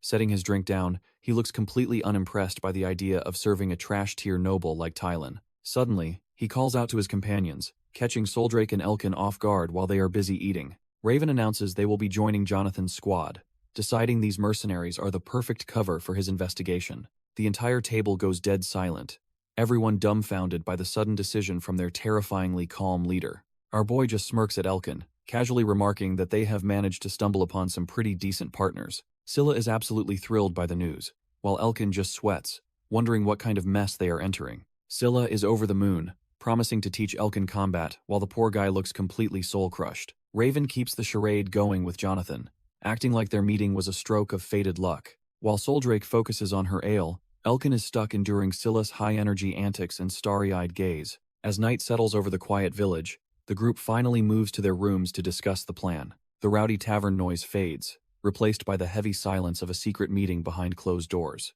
Elkin isn't one for games, and straight up asks our boy what his actual endgame is here. Has genuinely confused why they're wasting time playing house with a group of mid-tier mercenaries. Raven points out that these guys are information sponges, soaking up rumors from all across the Empire. Plus, hiding in plain sight within a loud mercenary group is the ultimate smokescreen for their real mission. He reminds them that Soldrake's presence is way too flashy to go unnoticed without some trash-tier cover. Soldrake and Elkin listen intently as the gravity of their situation finally starts to sink in. Looking out into the night, Raven explains that drawing too much attention would make their movements impossible. He emphasizes that every calculated move they make now is strictly for the sake of their true purpose. Elkin remains silent, processing the weight of his lord's words while Soldrake watches them both closely. Outside, the quiet night air carries the heavy name of a man who changed everything, Rube Tylan. Our boy looks down, the mere mention of that name stirring up a storm of dark, buried emotions.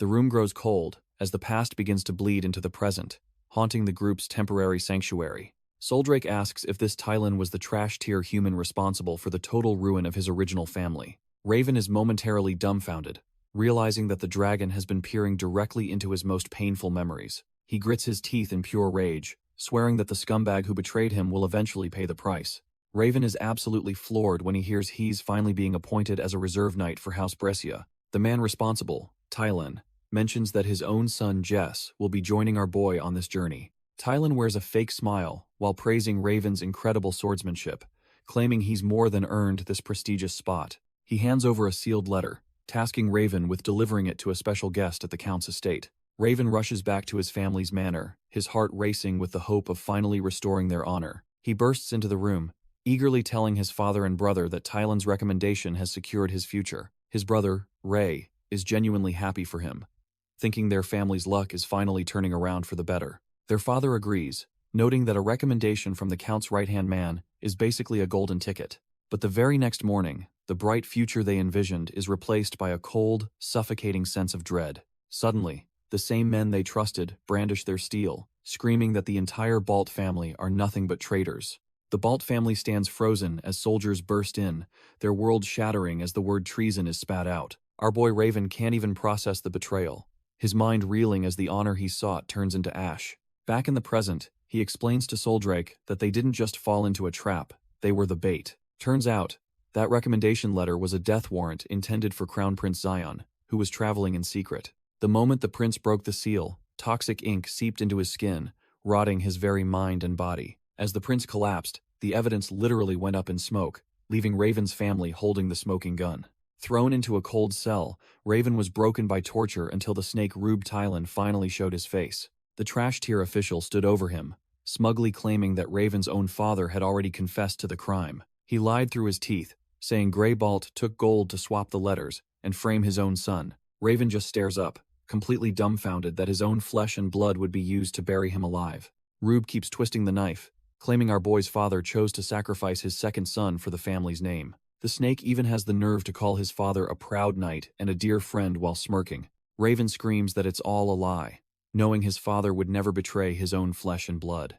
But Rube just laughs, reminding him that a knight of House Brescia carries far more weight than a nobody. He mocks the boy, asking who the world would actually believe, a high-ranking official or a traitor's son. Raven can only grit his teeth in pure rage, calling the official exactly what he is, absolute trash. Then comes the real kicker, as Rube reveals Raven is being shipped off to the notorious Devil's Army. If he somehow survives 10 years in that meat grinder, he might actually earn a pardon for his crimes. Rube even mocks the way his father allegedly begged for mercy, treating the family's tragedy like a sick joke. Our boy is left completely dumbfounded, staring into the void as his entire world turns into a living hell. Rube smirks, claiming the false testimony came straight from the mouth of Raven's own father. Our boy's eyes widen in absolute shock as the weight of that betrayal starts to sink in. He lunges at the bars, screaming that hell kill the official for spinning such a filthy web of lies. Even covered in blood, Raven vows to survive that 10-year hell just to get his revenge. As Rube walks away, Raven promises to rip him to pieces for destroying everything he ever loved. Back in the present, Raven tells Soldrake that he finally understands his father actually lied to protect him. He realizes the old man took the fall just so his son could have a chance at life. It turns out the fake confession was just a desperate negotiation to keep Raven off the chopping block. Soldrake listens in silence, sensing the deep, lingering pain of a man who lost his entire world. Raven explains how his family was beheaded for treason, leaving him as the sole survivor of a fallen house. Our boy vows that this time around, he won't let himself be the victim of anyone's twisted schemes. He clenches his fist, deciding to hide his true identity while he slowly closes in on Rube Tylan. As his mana flares, he swears to drag the truth out of that snake and make him confess everything. Soldrake stands there completely startled, likely never having seen this level of raw, unfiltered hatred from him before. He promises to hunt down every single person involved in the plan that destroyed his family's honor. With blood dripping and eyes burning with rage, he declares his dark intention to wipe them all out. Later, at an inn, some local sellswords start questioning if they should even be traveling with these strangers. While grabbing a meal, the trash-tier mercenaries wonder if they are making a mistake by teaming up. They look at the hooded Soldrake, convinced she is just a useless mute who can't handle a blade. The guys are totally dumbfounded, refusing to believe a woman like her could actually be the group's strongest. The trash-tier sellswords finally agree that something about their new travel companions feels completely off. Jordy can't shake the feeling that something is suspicious as he stares blankly at his meal. He vividly recalls that chillingly murderous gaze Aaron had, realizing our boy is cut from a different cloth. Despite the tension, the trio decides to play it cool and finish their drinks at the inn. Jordy flashes a confident thumbs up, trusting his gut instinct that they can handle this mysterious group. Our boy Aaron is officially ready to move out, setting his sights on Rube Tylan's manor for payback. The group navigates the crowded streets, calculating it will take about half a day to reach the manor. Suddenly, the local chatter dies down as a massive commotion breaks out near the main castle gates. Imperial guards demand everyone kneel, as a high-profile carriage rolls into the city with a loud clatter. Turns out the famous beauty Sophia Brezia has arrived, though she has no idea who is watching her. Sophia snaps at her attendant, insisting that being the beauty of Sisuk isn't nearly enough for her. She is already dreaming of leaving this trash-tier city to become the empress of the entire realm.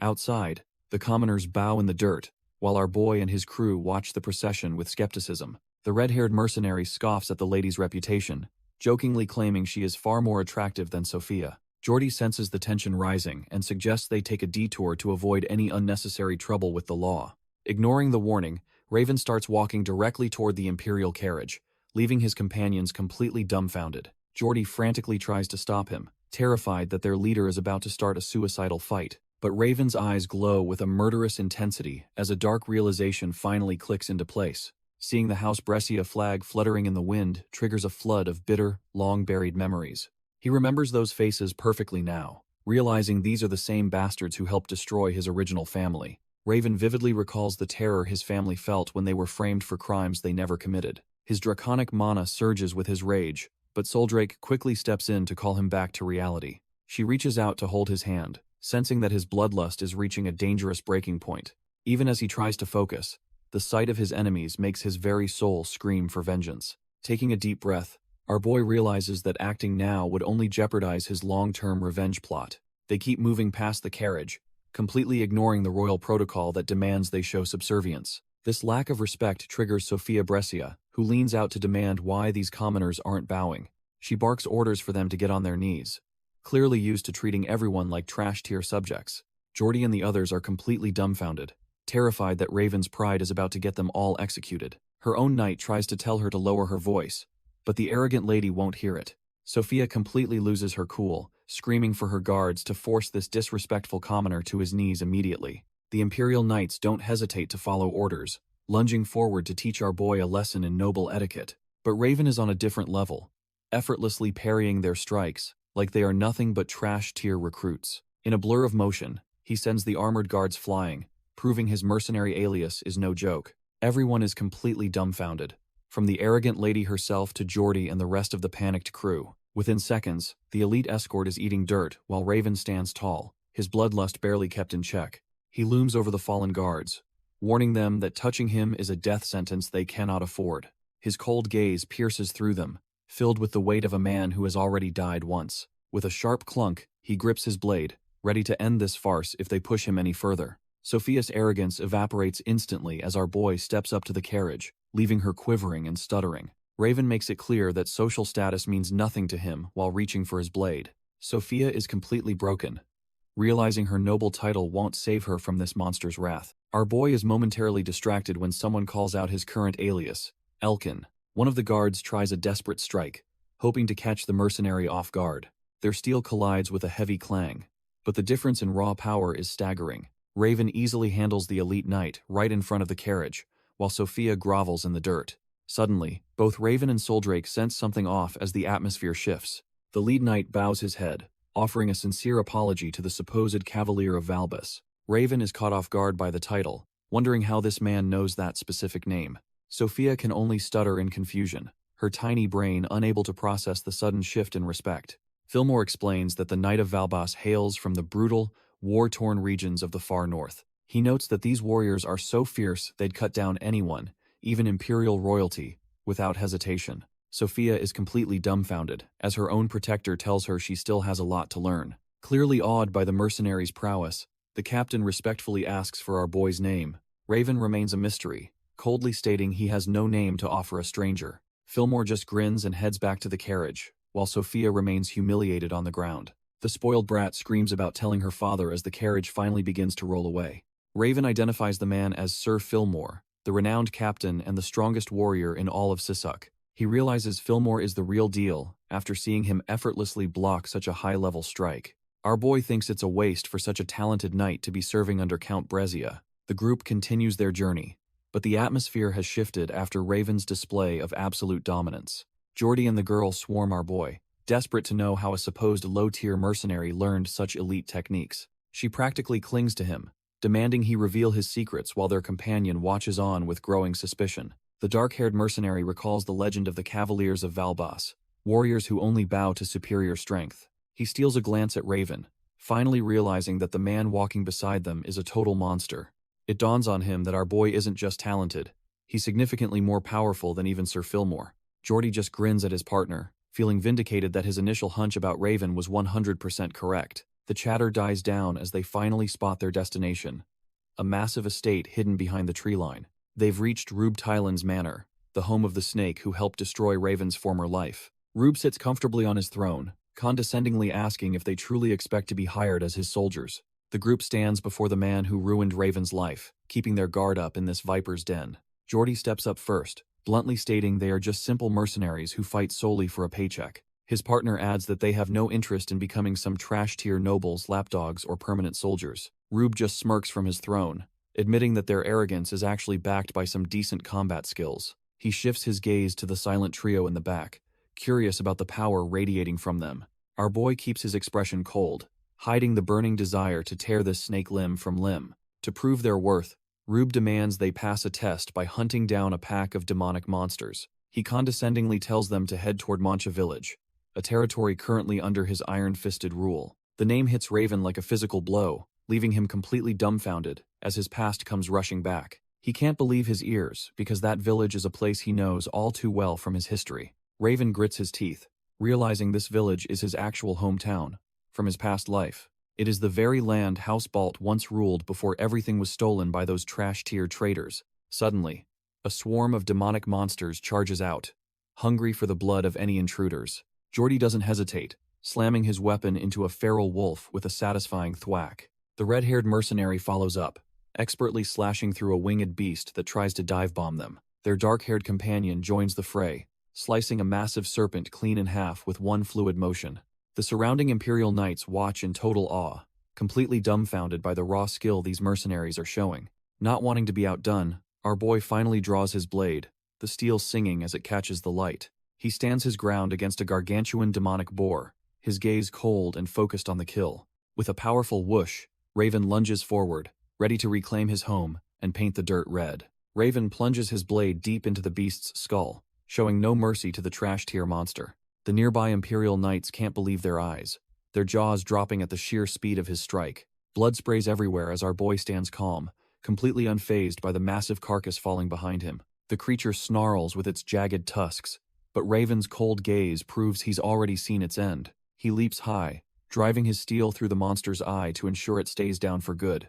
As the boar lets out a final, pathetic roar, Raven lands gracefully, already looking for the next target. His focus is razor-sharp, his mercenary alias hiding the legendary power of a true dragon-bound warrior. With one final, brutal slash, he carves through the demonic hide like it's nothing but wet paper. The guards are left trembling, realizing this mercenary is cut from a completely different cloth than them. A flash of draconic blue ignites in his eyes, as the beast is reduced to literal meat cubes. Soldrake stands amidst the absolute carnage, looking like a cold-blooded goddess of death after the slaughter. She doesn't even bother wiping the blood from her face, completely unfazed by the monsters she just erased. The Imperial Knights are left speechless, realizing this girl is a walking natural disaster they shouldn't have underestimated. Later, the group settles down for a meal, but the peaceful village scenery doesn't sit right with Raven. The red-haired mercenary is having the time of her life, mocking the knights for their pathetic, terrified expressions. Geordie keeps it real, admitting that Soldrake's terrifying abilities were the only reason they survived that mess. Hez just relieved they're on the same side, completely unaware of the legendary power sitting right beside him. Our boy looks like he's seen a ghost, his face turning pale as he watches the local laborers. When Geordie asks if he's feeling all right, Raven can't take his eyes off the people in the distance. He realizes these villagers aren't just farmers. They're being treated like trash-tier slaves right under their noses. Raven questions why the locals look so destitute despite supposedly making a living as farmers. Geordie gives him a look, realizing our boy is completely out of the loop regarding local politics. He drops the truth bomb that these people aren't farmers at all, but serfs with zero freedom. Raven is visibly shaken, his own past as a slave making this grim reality hit way too hard. Even Soldrake remains silent, as Geordie continues his dark explanation of the region's current state. Turns out, this trash-tier treatment of the common folk is actually the standard across most of Sisuk. Geordie explains that Count Brescia blew his entire fortune buying this land and needed to recoup his losses. To fund his greed, he forced the tenants into a brutal serfdom system to squeeze out every penny. These poor souls are treated like disposable tools, worked to the bone with barely enough food to survive. Geordie takes a heavy gulp of his drink, disgusted by how a greedy noble built wealth on the backs of slaves. The red-haired mercenary warns Geordie to lower his voice, but he knows knights never visit this trash-tier dump. Raven sits in grim silence, the harsh reality of the serfs' lives hitting him harder than any physical blow. He mumbles about the absolute corruption of the land, his heart heavy with the weight of the injustice. Our boy reflects on how different things were before the purge, especially in this very village. He recalls his father, Gray, leaping into action to protect a terrified mother and child from a monster. Back when Housebolt ruled, the nobles actually stood on the front lines to ensure the people's safety. He remembers the bright smiles of his family, a time when his world was defined by honor, not vengeance. The memory of his father's proud gaze and gentle touch remains the only warmth in his cold heart. A single raindrop falls on Raven, pulling him back from the ghosts of a past he can never reclaim. Geordie and the woman look toward the sky as the rain begins to pitter-patter against the dry earth. Raven stands up abruptly, leaving Geordie completely dumbfounded as the rain begins to drench them both. Our boy starts walking away into the downpour, ignoring the confused shouts of his traveling companions. He tells them he just needs to be alone for a moment to face his inner demons. Soldrake watches him with a heavy gaze, sensing the deep turmoil swirling within her master's fractured soul. The sky opens up completely, washing over the land as if trying to cleanse the blood-soaked history. Cold water trickles down his neck, but he barely feels it, lost in a sea of bitter memories. He finally reaches the skeletal remains of his childhood home, a crumbling monument to the Empire's betrayal. Looking at the wreckage, our boy's eyes fill with a sorrow that no amount of power can heal. There, amidst the rubble, lies the tattered banner of Housebolt, discarded like trash-tier scrap in the mud. Raven stands before the ruins of his past, feeling the weight of every stone that once held his family. The rain masks his tears as he wonders if hell ever escaped the shadows of his former life. Seeing the discarded banner of Housebolt makes his blood boil with a cold rage against the Empire. Soldrake approaches quietly and asks if this wreckage is truly the place our boy once called home. He tells her he needs space, but the dragon admits she couldn't help but worry about him. Even with his new power, the sight of his family's downfall leaves him feeling utterly hollow inside.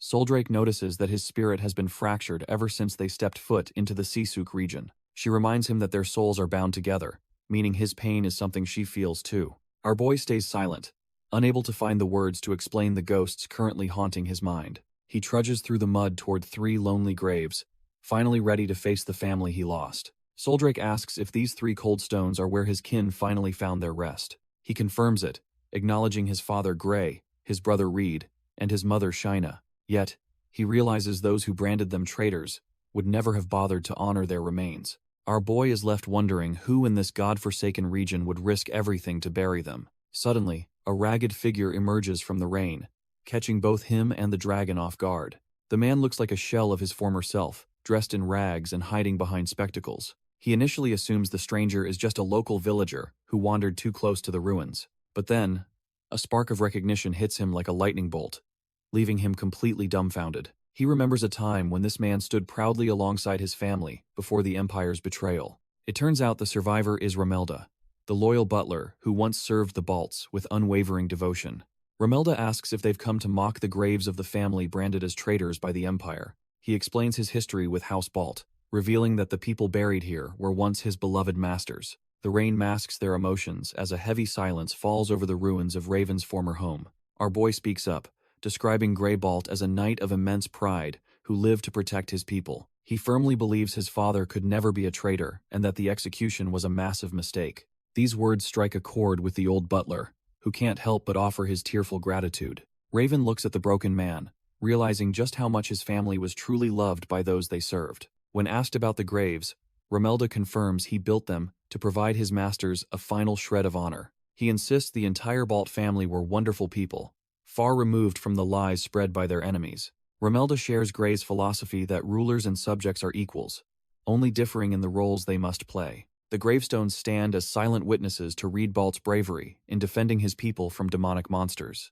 Our boy listens as Romelda recalls how Lady Shayna's kindness kept the villagers fed during the harshest winters. But the warmth of these memories is suddenly eclipsed by a chilling revelation that changes everything for him. Romelda explains that the downfall began when Lord Reed personally delivered a mysterious letter to Count Brezia. Raven stands there, absolutely dumbfounded, his mind racing to make sense of this impossible version of history. Desperate for answers, he asks if it wasn't actually the second son, Raven Balt, who delivered that letter. The old butler looks at him with genuine confusion, having no idea who this Raven Balt even is. A wave of pure horror washes over our boy as he realizes his very existence is being erased. He loses his cool and screams that Romelda must remember the second son of the family he served. Turns out, the butler is certain Grey Balt only ever had one child, leaving Raven's past a complete lie. Romelda is totally dumbfounded, asking who this stranger is to be saying such bizarre and impossible things. Our boy is completely shaken as the reality that Raven Balt doesn't exist in this world sinks in.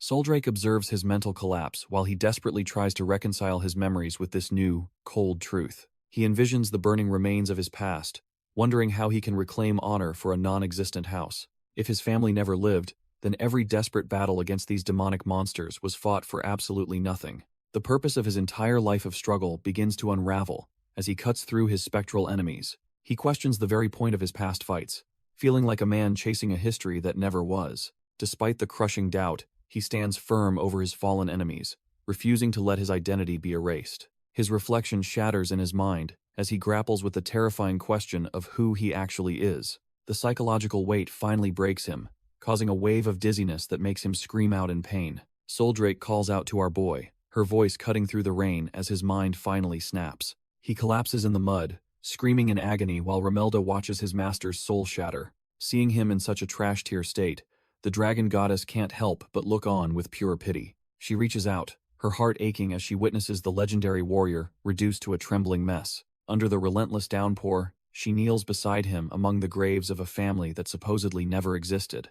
The weight of his erased history crushes him, leaving him hollow in the middle of this desolate graveyard. Raven looks completely dumbfounded, his eyes wide with the realization that his entire past might be a lie. He buries his face in her chest, sobbing like a child who just lost everything for the second time. He desperately wonders what he's even been fighting for if his very bloodline has been wiped from reality. The rain continues to wash over the world, indifferent to the man whose identity has just been unraveled. The carriage rattles through the rain as the spoiled noble inside fumes over the mercenary's perceived disrespect. Sophia is absolutely seething, plotting a brutal revenge that would make even a seasoned executioner blush. Sir Fillmore tries to keep a lid on things, bluntly telling the lady that her screeching is far too loud. She just doubles down, screaming about her high-tier status and how she can do whatever she wants in Sisuk.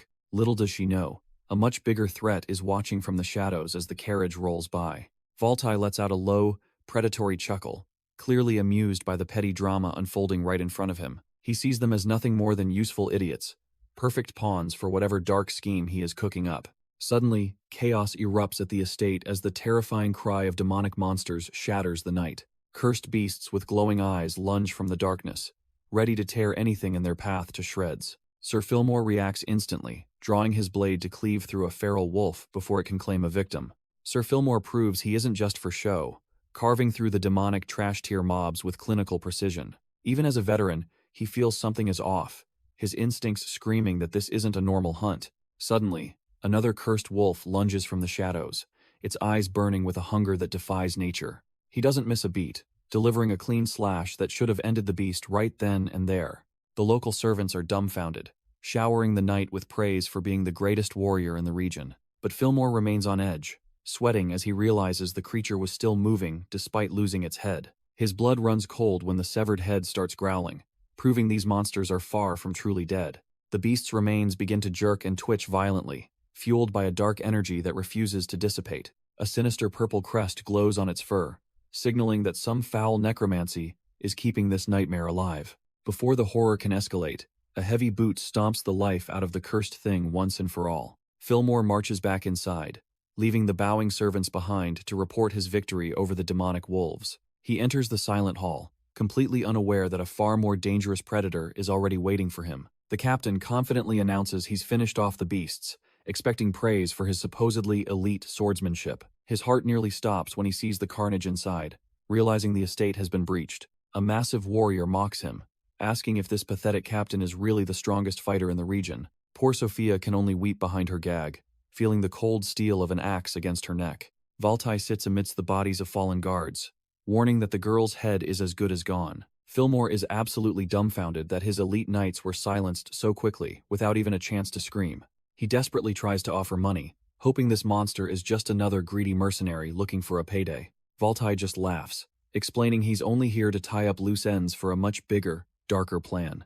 Valtai sneers that trash-tier soldiers like the captain don't even deserve to know the master plan. He casually explains that using the captain and the girl is just a shortcut to manipulate Count Brescia. Fillmore is absolutely dumbfounded and begs the monster to take him instead, while sparing the young lady. Valtai just chuckles, clearly enjoying how quickly the captain has accepted his pathetic, helpless reality. The brute then gives a sickening ultimatum, ordering Fillmore to gouge out his own eyes with his fingers. The captain is frozen in pure horror, finally realizing he's dealing with a complete and total psychopath. When Fillmore hesitates, Valtai begins to squeeze Sophia's face, warning him of the bloody consequences. A sickening crack echoes through the room as the giant starts applying lethal pressure to her skull. He laughs that if the captain won't do it, he'll just pluck the girl's eyes out instead. Sophia can only weep in agony as blood starts to trickle down from the monster's sheer force. Fillmore doesn't hesitate for a second, driving his own thumb deep into his eye to save the lady. A sickening spray of blood follows as he completes the gruesome task, proving his resolve is absolutely terrifying.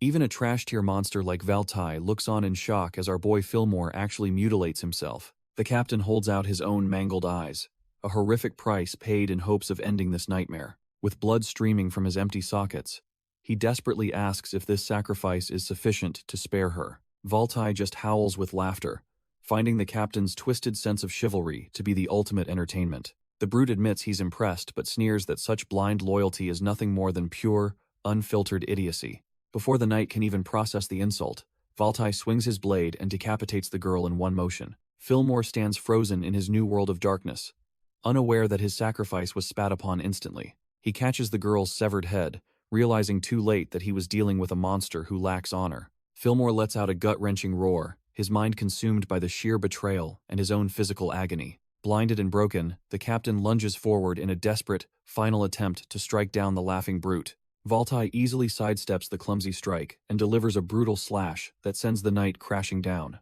The commander sneers at his fallen foe, mocking the idiocy of a man trying to fight without eyes. Looking at Sophia's remains, he scoffs that her only value was being a pawn for his true master. He raises a sinister staff, boasting that the one he serves is far more remarkable than any noble. The purple gem atop the staff pulses with a sickening light, signaling the start of a dark ritual. A massive magic circle erupts beneath the corpses, crackling with the foul energy of necromancy. A dark, spectral mist begins to seep out of the girl's body as her soul is forcibly harvested. The shadowy energy slithers across the floor, ready to consume what's left of the fallen knight and lady. The dark energy swirls around the fallen lady, signaling her soul is no longer her own. Valtai stands at the center of the ritual, watching as the forbidden magic takes hold of the corpses. The necromancy is complete, and the commander looks down at his new tools with a twisted sense of pride. He laughs to himself, declaring that from this moment on, they are nothing more than his mindless puppets. Suddenly, fangs sprout from their mouths as the curse transforms them into something far more bloodthirsty.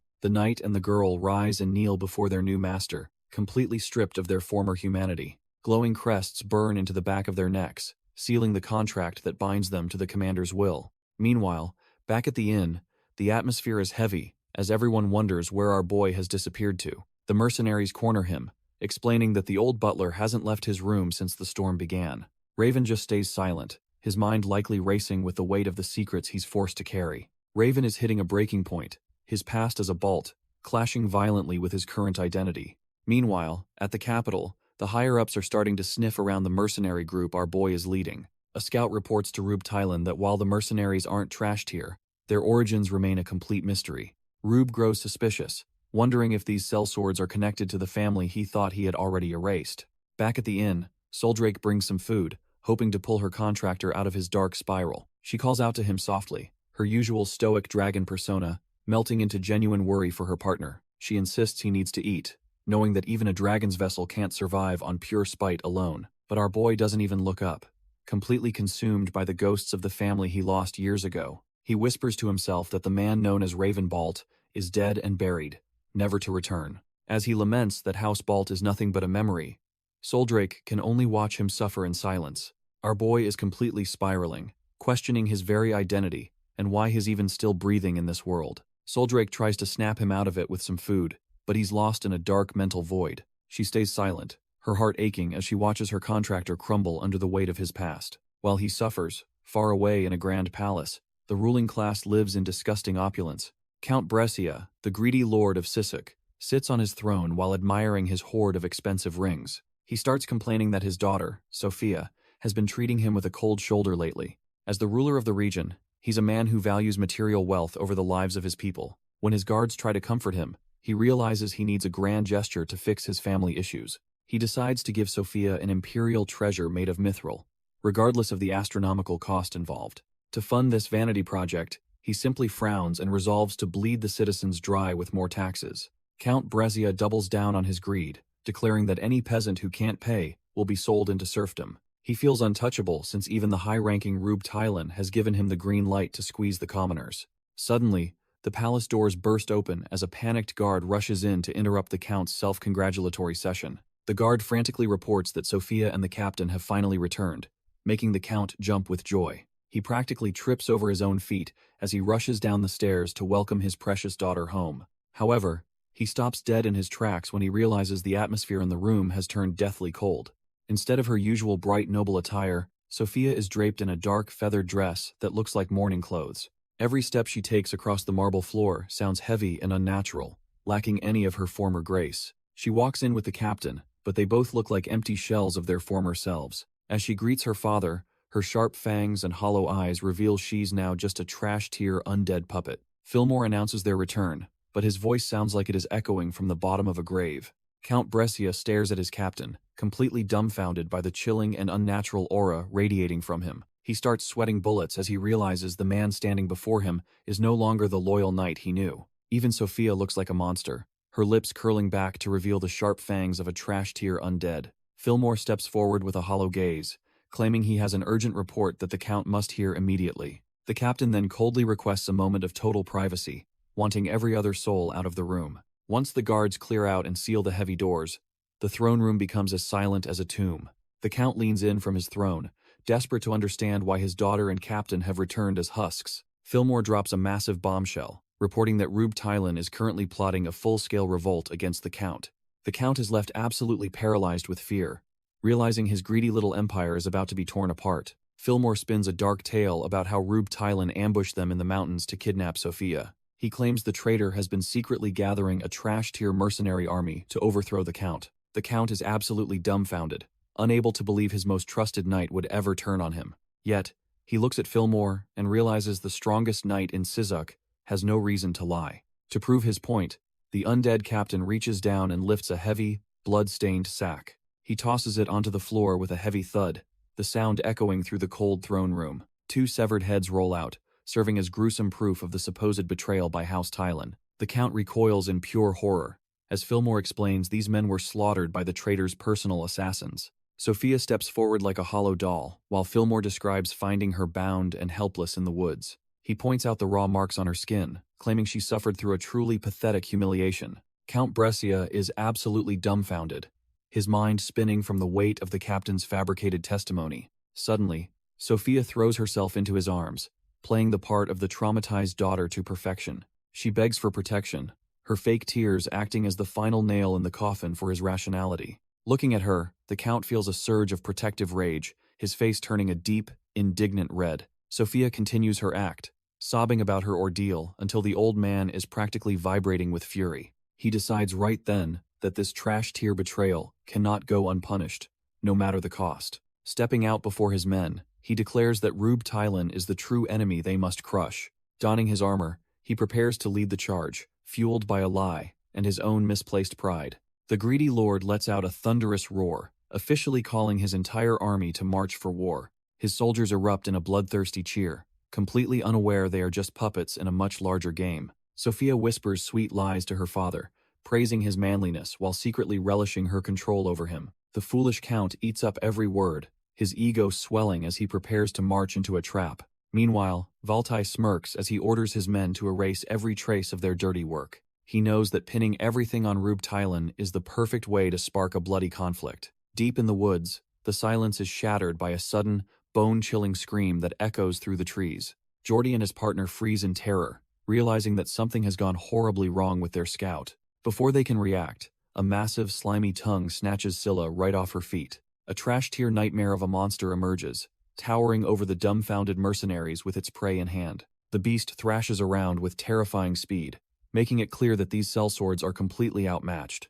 In an instant, the rest of the crew is ensnared, leaving them helpless against the forest's hungry predator. The giant serpent hisses as it prepares to turn the trash-tier mercenaries into a quick, slimy snack. Scylla is completely dumbfounded as she stares down the throat of the beast, realizing her life is over. Just as things look hopeless, our boy Elkin reaches for his blades with lightning speed. With a single, fluid motion, he slices through the monster's tongues and sends the sellswords tumbling to safety. Elkin's eyes remain cold and focused, proving he's cut from a much different cloth than these amateurs. He doesn't give the beast a second to recover, charging straight into the maw of the nightmare. A massive slash tears through the air, ending the monster's hunt before it could even begin. Later, the group finds safety at a quiet outpost, finally catching their breath after the near-death encounter. Jordy can't stop praising Elkin, claiming that a cavalier of his caliber is truly something to behold. While Scylla laughs and dreams of traveling together, our boy just eats in silence, his mind elsewhere. Elkin stares at his meal, but his mind is clearly drifting back to a much darker time. This simple bowl of rice and mushrooms triggers a memory he thought had buried long ago. He remembers the golden fields of his home, before the fires of war turned everything to ash. Suddenly, he's back in the meat grinder, watching his comrades fall while monsters swarm from the sky. His blades were shattered, and his hands were stained red as he fought a losing battle for survival. Standing alone amidst the carnage, our boy realized that being a hero was just a death sentence. The weight of 1,000 deaths etched itself onto his face, leaving him hollow and broken inside. Even now, the flickering fire of those memories burns deep within his purple eyes, refusing to fade.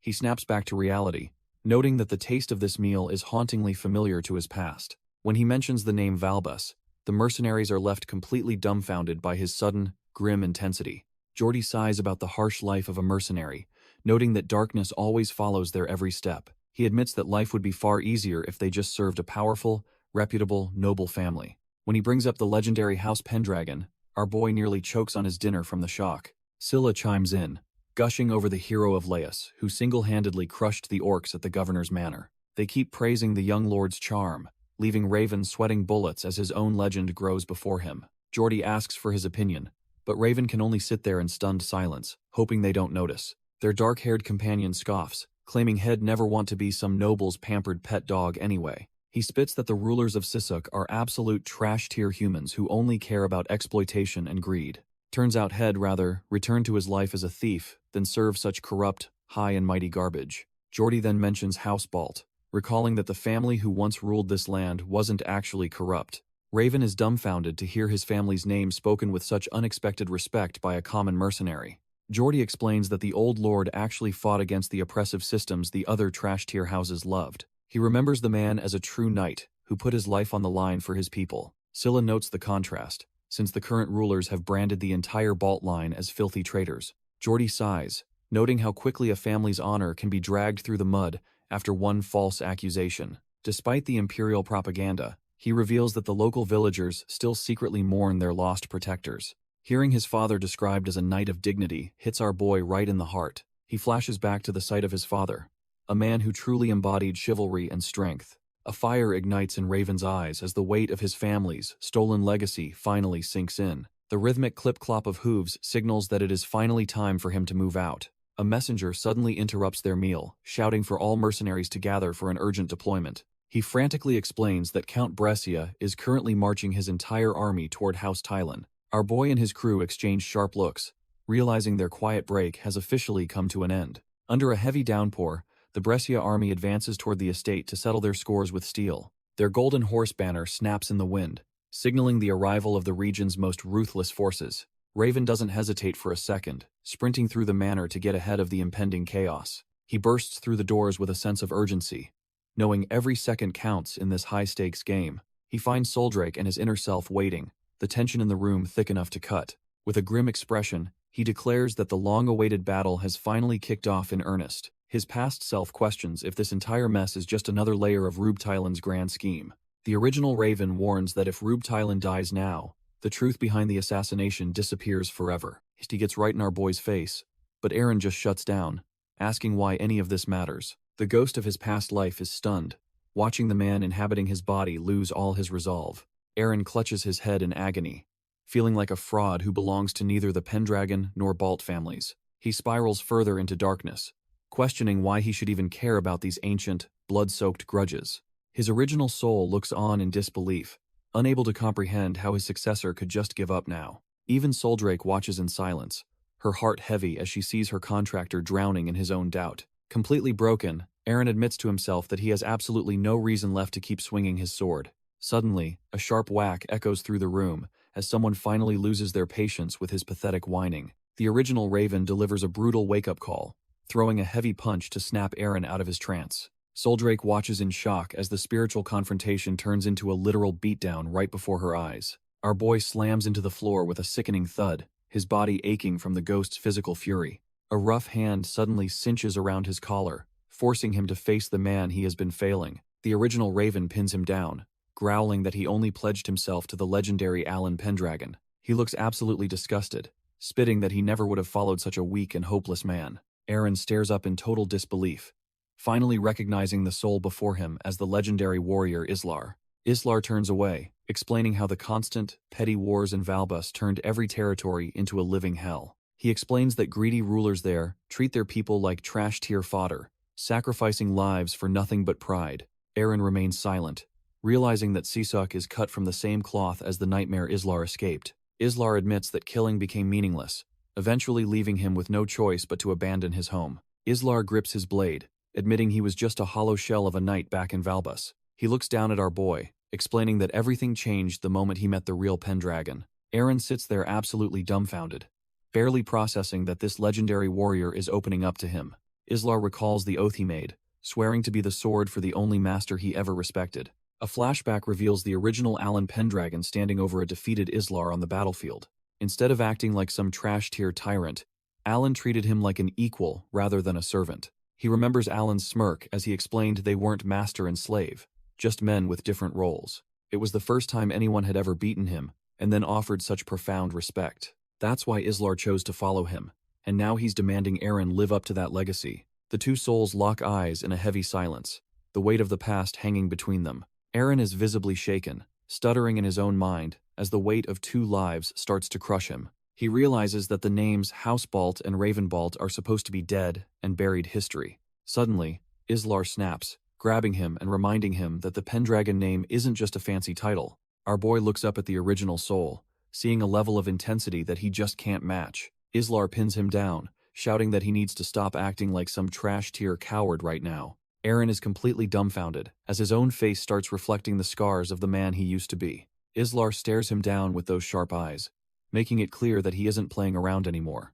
He admits he has no clue what actually went down on that fateful, rainy day of the massacre. Even though he doesn't care about the family ties, he knows the truth about their actual reputation. Turns out, Housebalt were the only ones who actually gave a damn about protecting the common folk. Islar starts digging into the past, bringing up memories that our boy would rather keep buried. He recalls how the original Alan Pendragon showed insane dignity while playing bait against a swarm of centaurs. Eren stands there completely stunned, realizing the man he's replacing was far from a trash-tier noble. Islar explains that his resolve to become a griffin rider again was sparked by that very same spirit. Soldrake looks on with a heavy heart, remembering the beast she once gifted to her loyal contractor. Suddenly, Islar lunges forward and grabs him, shouting that he possesses the literal power to change the world. He makes it clear that cleaning up the mess in Sisuk is now his personal responsibility. As the intensity peaks, the old scars of Raven Balt begin to manifest on Eren's shocked face.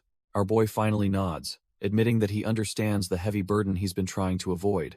Even if House Balt is officially dead, the instinct to protect the innocent from monsters never truly faded. The legacy of House Balt wasn't just about power, it was about protecting the weak from certain death. Even the original Alan Pendragon was a force of nature, proving he was never some trash-tier noble. He stood as a literal wall between Elena Pendragon and those who sought to end their bloodline. The commoners cheered for a leader who actually treated them like human beings for once. Back in reality, the original Raven snaps, grabbing our boy and declaring himself to be Eren's own sword.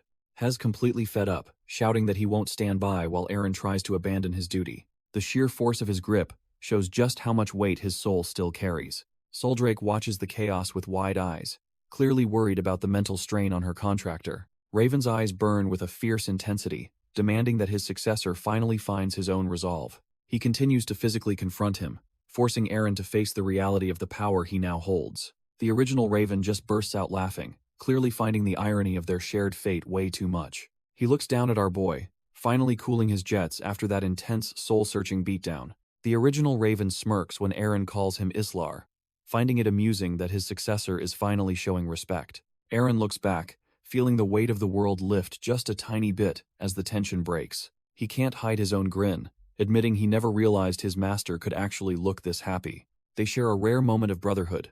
Two warriors cut from the same cloth finally understanding each other. Soldrake just stands there completely dumbfounded, wondering how these two went from fighting to laughing in seconds. Waking up back in reality, Eren immediately grabs some food to replenish the mana he burned through. With his original soul watching over him, he looks at Soldrake and prepares for the next move. He takes a big bite and tells her to bring his armor, ready to face whatever trash-tier enemies await.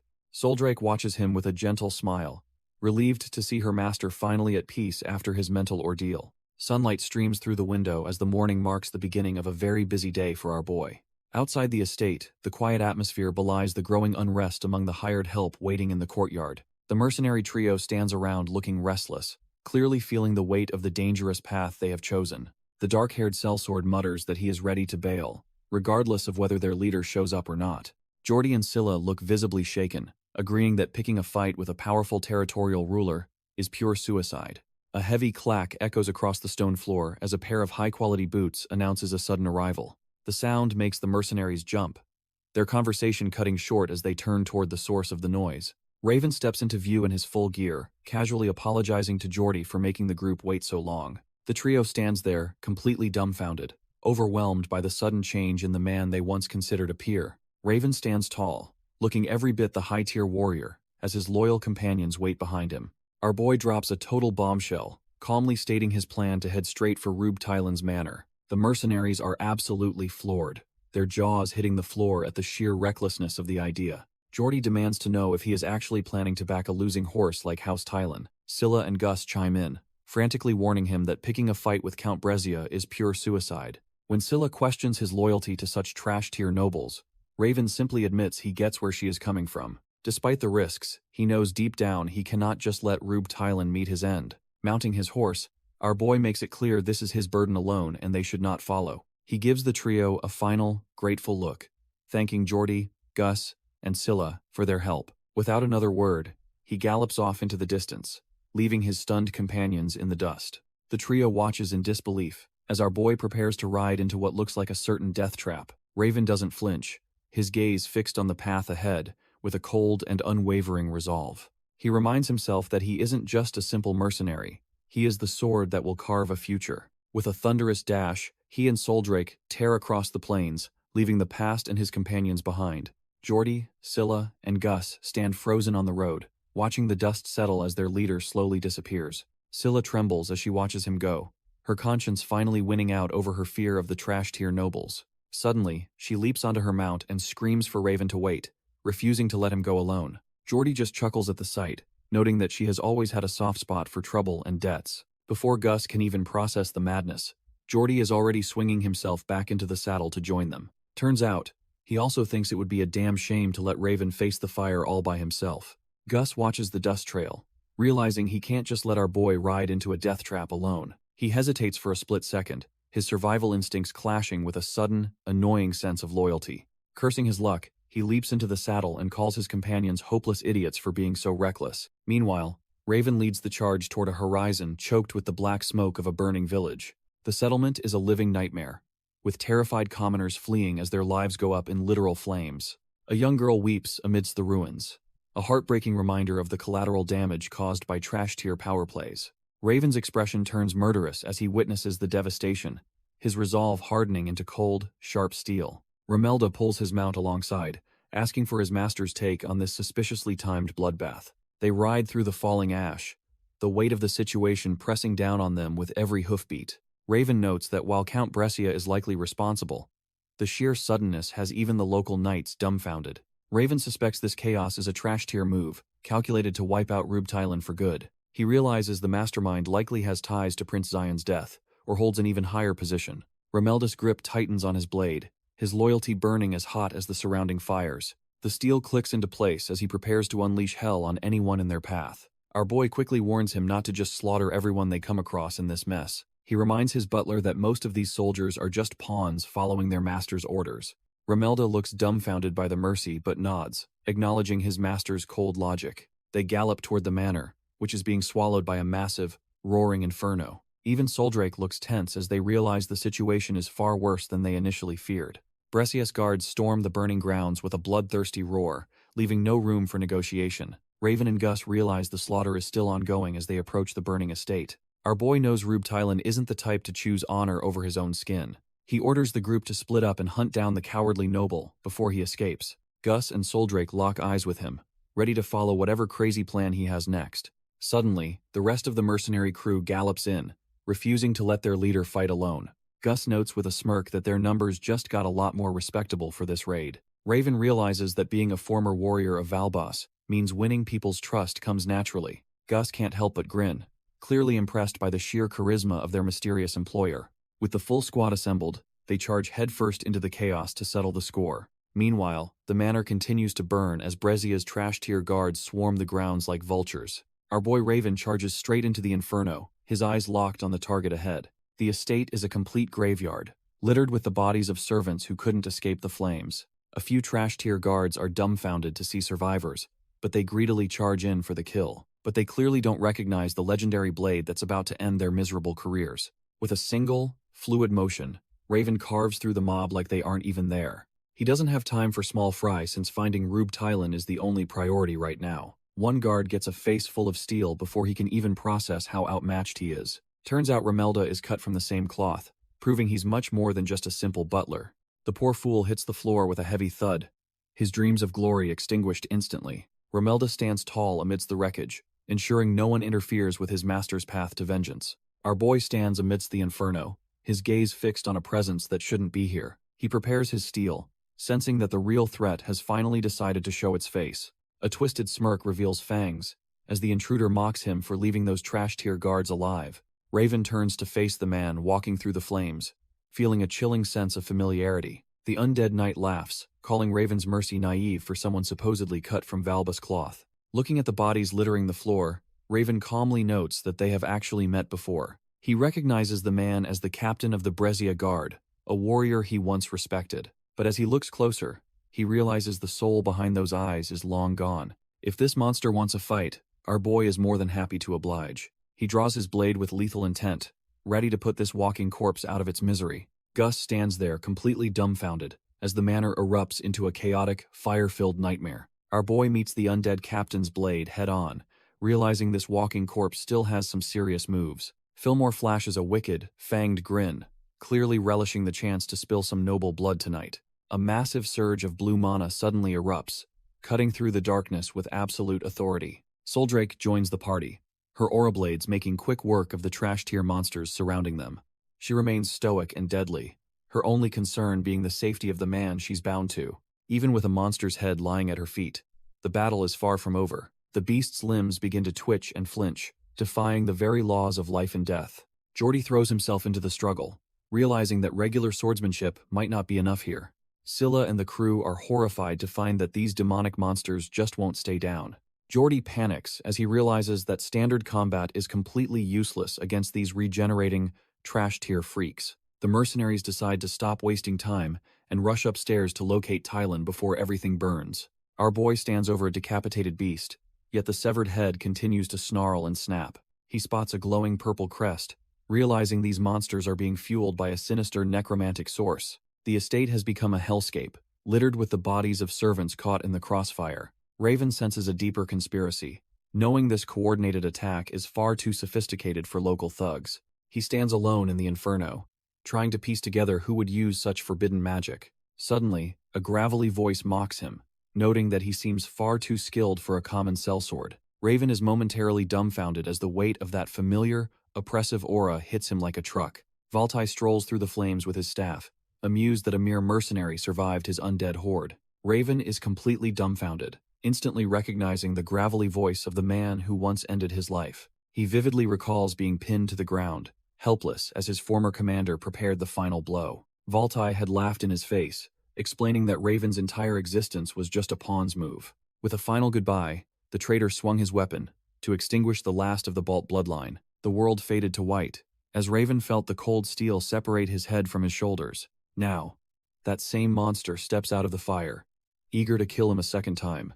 Valtai grins, claiming his presence here is necessary to ensure their mysterious great plan succeeds. Our boy stares back with pure hatred, his blue eyes burning brighter than the surrounding inferno. They face off in the middle of the burning ruins, two old enemies meeting across time and reincarnation. All around them, the Pendragon soldiers and Brescia guards trade blows as the building begins to crumble. Fillmore lunges forward with a feral roar, his blade cutting through the air like a guillotine. Our boy barely manages to intercept the strike, the impact vibrating through his very bones. Steel screams against steel as the two warriors lock blades in a desperate struggle for dominance. The undead captain exerts his monstrous strength, forcing Aaron to give ground amidst the leaping flames. Fillmore sneers with those new fangs, mocking the young heir for being such an inexperienced greenhorn. Aaron realizes he can't win a contest of pure power and shifts his weight to dodge. The captain's blade whistles past, tearing through the air where Aaron stood just a second ago. Fillmore doesn't let up for a second, calling Aaron's defensive maneuvers nothing but careless desperation. He swings again with blinding speed, claiming that the boy is practically leaking openings for a kill. Aaron leans back until he's nearly horizontal, watching the cold steel shave the air above his nose. Aaron stays low, as the captain's blade whistles overhead, narrowly avoiding a lethal haircut. He plants his foot firmly, preparing to launch a counterattack from his awkward position. Our boy springs upward like a coiled viper, swinging his blade with everything he has left. Fillmore barely manages to parry the blow, his undead strength tested by Aaron's sudden burst of speed. They dance through the flames, their blades clashing as Aaron looks for a single opening. He finds it, slicing through the captain's guard and drawing first blood against the monster. Aaron doesn't stop there, pressing the advantage while the captain is still reeling from the impact. With a final, decisive arc of steel, he delivers a slash meant to end this nightmare. Dark blood sprays into the air as the captain's throat is torn open by the strike. The undead warrior finally collapses, leaving Aaron standing tall amidst the ruins of the burning estate. Aaron thinks he has the upper hand, but the captain's grip on his blade never wavers. Before our boy can celebrate, a cold blade pierces his shoulder, catching him completely off guard. The pain is blinding as he realizes this monster doesn't care about mortal wounds or shredded throats. He's sent skidding across the floor, his blood trailing behind him while the flames roar around them. Clutching his mangled shoulder, Aaron grinds his teeth, wondering how much more punishment his body can take. Suddenly, the captain begins to sway, his head lolling to the side as if it's barely attached. It's a sight straight out of a nightmare, with black ichor leaking from the captain's nearly severed neck. The undead knight simply grabs his own head, snapping it back into place with a sickening crunch. Aaron stares in absolute horror, realizing his best strike was nothing more than a minor inconvenience. Fillmore just sneers, mocking the Cavalier of Valbass for thinking a simple decapitation would ever be enough. Aaron calls him a total scumbag, asking if he's finally thrown away every last bit of his humanity. Fillmore just sneers, claiming he's transcended human limits to serve his master's grand plan. Standing tall, the undead captain vows to crush anyone in his way with his immortal body. He looks down on our boy, calling him an inferior trash-tier human who doesn't deserve any answers. As the flames fume around them, he warns Eren not to even grasp his master's intentions. Clutching his wound, Eren realizes for certain that the thing in front of him isn't human anymore. The captain remains silent, his cold gaze fixed on the struggling mercenary as the building burns. Gritting his teeth, Eren spits back that the captain is nothing more than a hollow, mindless doll. That insult seems to strike a nerve, causing the undead knight's eye to narrow in sudden fury. Fillmore lunges with a murderous roar, but Eren is ready to meet his blade head-on. Our boy clashes with the massive commander, their weapons screaming against each other amidst the roaring flames. Valtai grips his halberd tight, his brute strength threatening to shatter Eren's guard in an instant. They trade blows in a blur of steel, neither side willing to give an inch in this burning hellscape. The commander is dumbfounded that a mercenary knows his name, wondering if his infamy has finally spread this far. Eren refuses to give him any answers, knowing that his only goal is to put this monster down. He declares that the commander is going to die here, his blue eyes burning with draconic intensity. Ducking low, our boy narrowly avoids a decapitating swing that would have ended his second life right there. Valtai mocks his wide movements, claiming the young swordsman is far too inexperienced to handle a real warrior. A massive clang echoes as Valtai's axe meets steel, nearly buckling our boy's knees from the sheer force. Their blades grind together as Eren realizes he needs to tap into his past life instincts to survive this. Valtai is completely dumbfounded when our boy stops his massive axe with just a single hand. Eren lets out a savage grin, his fangs showing as he fully embraces his past life bloodlust. His eyes burn with a predatory light, signaling that the real hunt has finally begun. With a thunderous clang, he overpowers the commander and sends him crashing back through the debris. The battlefield whooshes with heat as Eren stands tall, radiating an aura that feels suffocatingly heavy. Valtai can't believe his eyes, realizing he's no longer fighting a mere human child. A massive, draconic silhouette manifests behind our boy, pulsing with the raw power of the Pendragon bloodline. The spectral beast lets out a silent roar that shakes the very soul of everyone present. The commander finally recognizes that overwhelming pressure as the legendary energy of a dragon. Instead of fear, a twisted grin spreads across his face as he realizes the stakes just skyrocketed.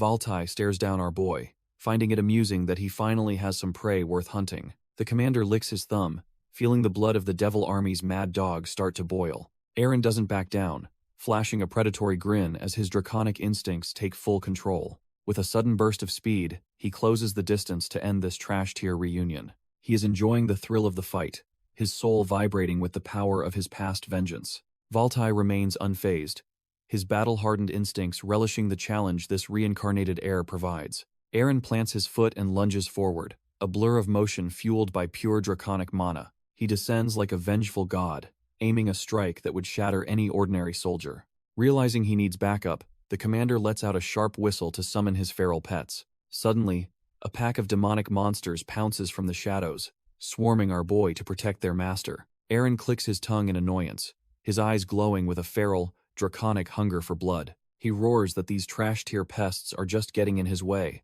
unleashing a massive wave of heat. The demonic monsters don't stand a chance, as they are instantly consumed by his overwhelming draconic mana. With the distractions cleared, our boy turns his gaze toward the real prize of this battlefield.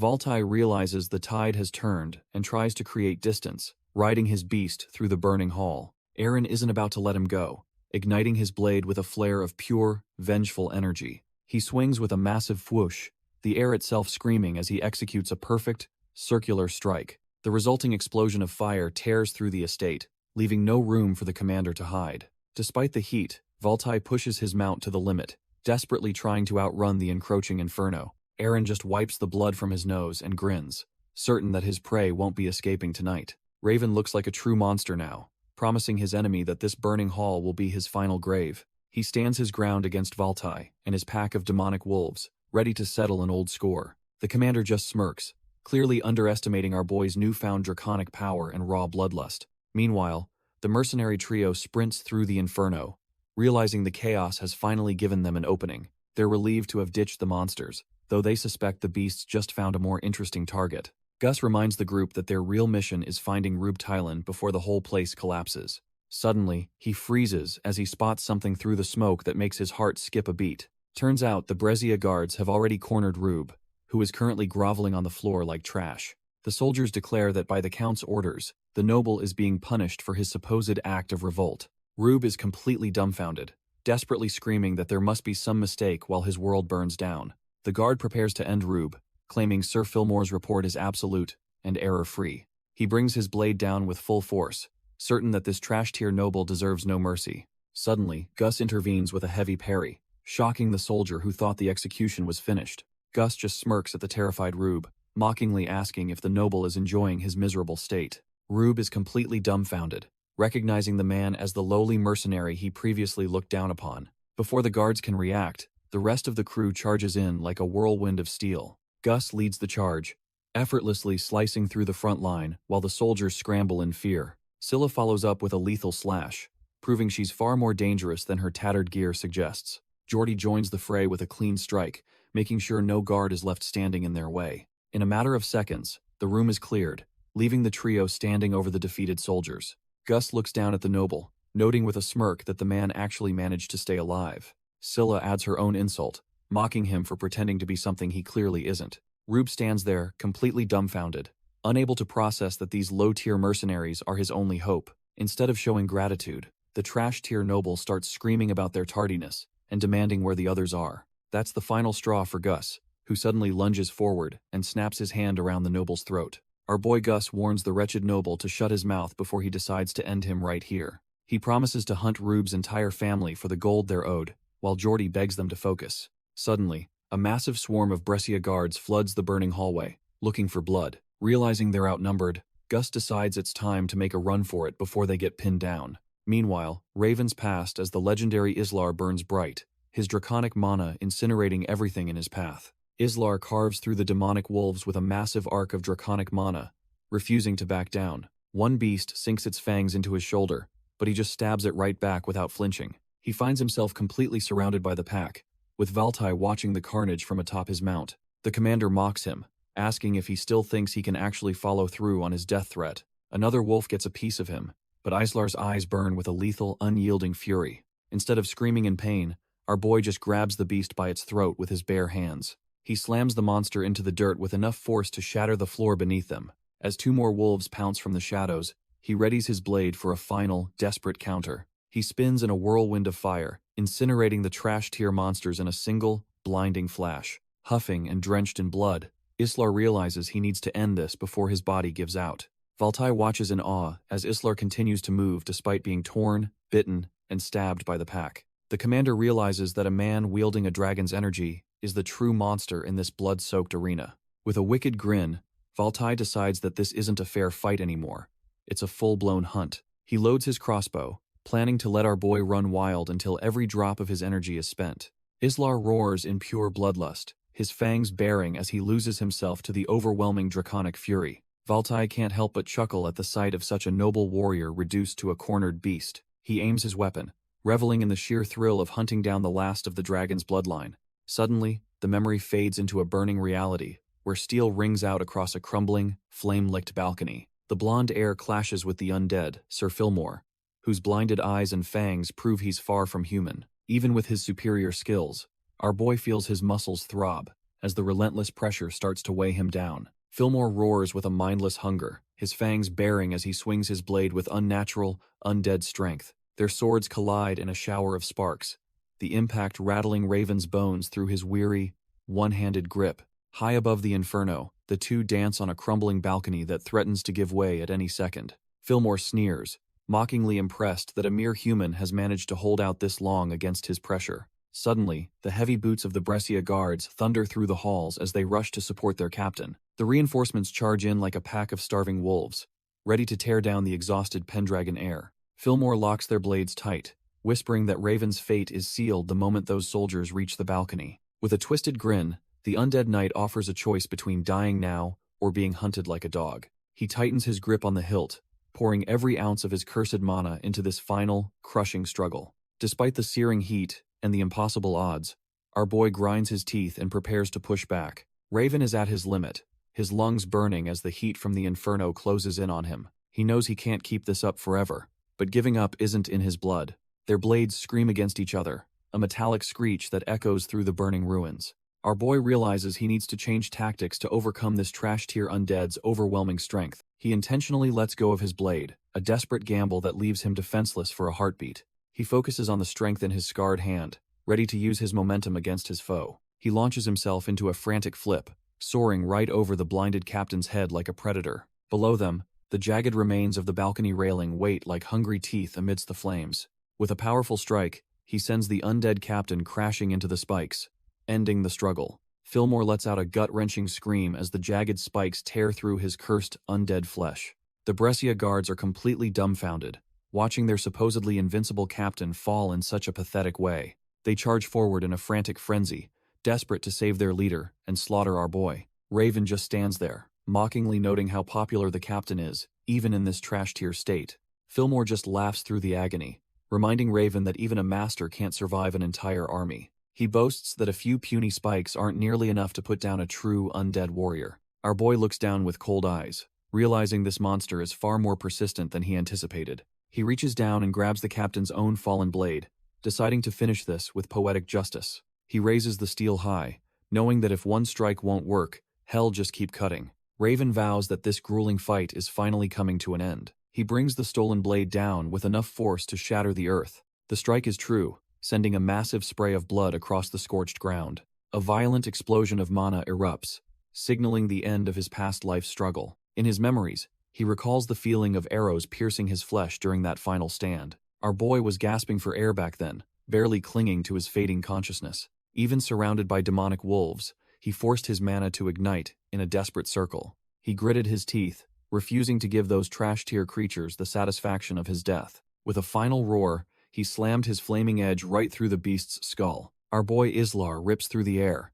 his blade coated in a violent, draconic flame despite his injuries. He stands amidst a mountain of trash-tier wolves, but Valtai just watches, finding the display of anger amusing. The commander mocks him, claiming that raw fury only serves to dull a warrior's precision and waste energy. Even though the dragon's mana is powerful, Valtai notes it's too clumsy to handle an immortal undead horde. The brute plans to wait until Islar is completely drained before finishing him off with a heavy axe. He wears a sickening grin, savoring the moment his prey finally hits their breaking point. Looming over the battlefield on a demonic mount, Valtai tells him that all his desperate efforts are utterly useless. He levels a crossbow, declaring that the outcome of this world and this battle has already been decided. Islar can only glare through the blood and fire, realizing his struggle might truly be in vain. Valtai cackles that the game is over for Rub Tylan and the entire region of Sisuk. Riding his demonic beast through the flames, the commander mocks our boy for trying to change inevitable fate. He bellows about ruling the empire while everyone else is reduced to nothing but trash-tier slaves. Our boy is battered and bleeding, his vision blurring as the heat of the inferno closes in. Traumatic memories of broken slaves and his loyal butler Ramelda flash before his eyes amidst the burning ruins. He tastes copper and ash, wondering why he is even bothering to stand in this nightmare. Something shifts deep inside him as he questions his purpose, while the world burns around him. Even as the demonic monsters lunge for his throat, he feels a strange disconnect from this reality.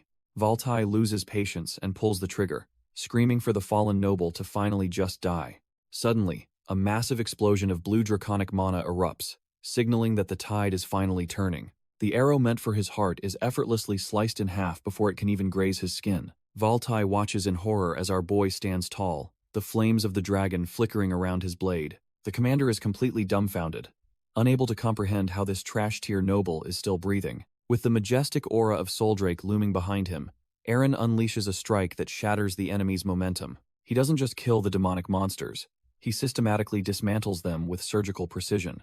Valtai realizes with a sinking heart that his wolves are being immobilized, their legs sliced clean off. Gritting his teeth, the villain curses the fact that his perfect plan is being torn to shreds. Our boy has fully embraced his destiny, looking every bit the legendary Pendragon heir he was born to be. While Eren handles the heavy hitters, the Brescia guards storm the burning estate, leaving a trail of bodies. Flames consume the once grand building as the chaos of the purge reaches its absolute peak. High atop a crumbling wall, the mercenaries find themselves backed into a corner by a wall of steel. The lead guard sneers that their little run is over, and there is absolutely nowhere left to hide.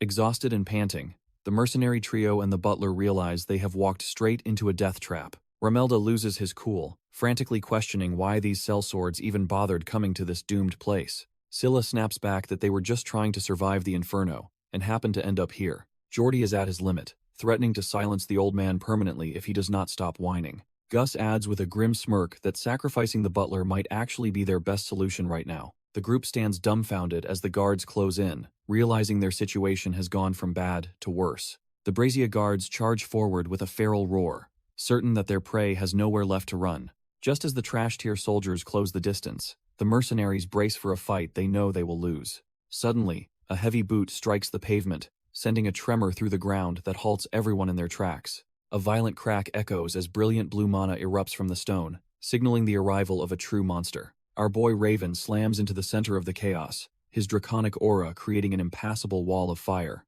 Jordy and his crew stand dumbfounded, unable to process the sheer power radiating from their supposed companion. Floating amidst the smoke with wings of shimmering light, Raven looks like a vengeful deity descending from the heavens. The mercenaries can only watch in awe, finally realizing that Elkin was never just some ordinary sellsword.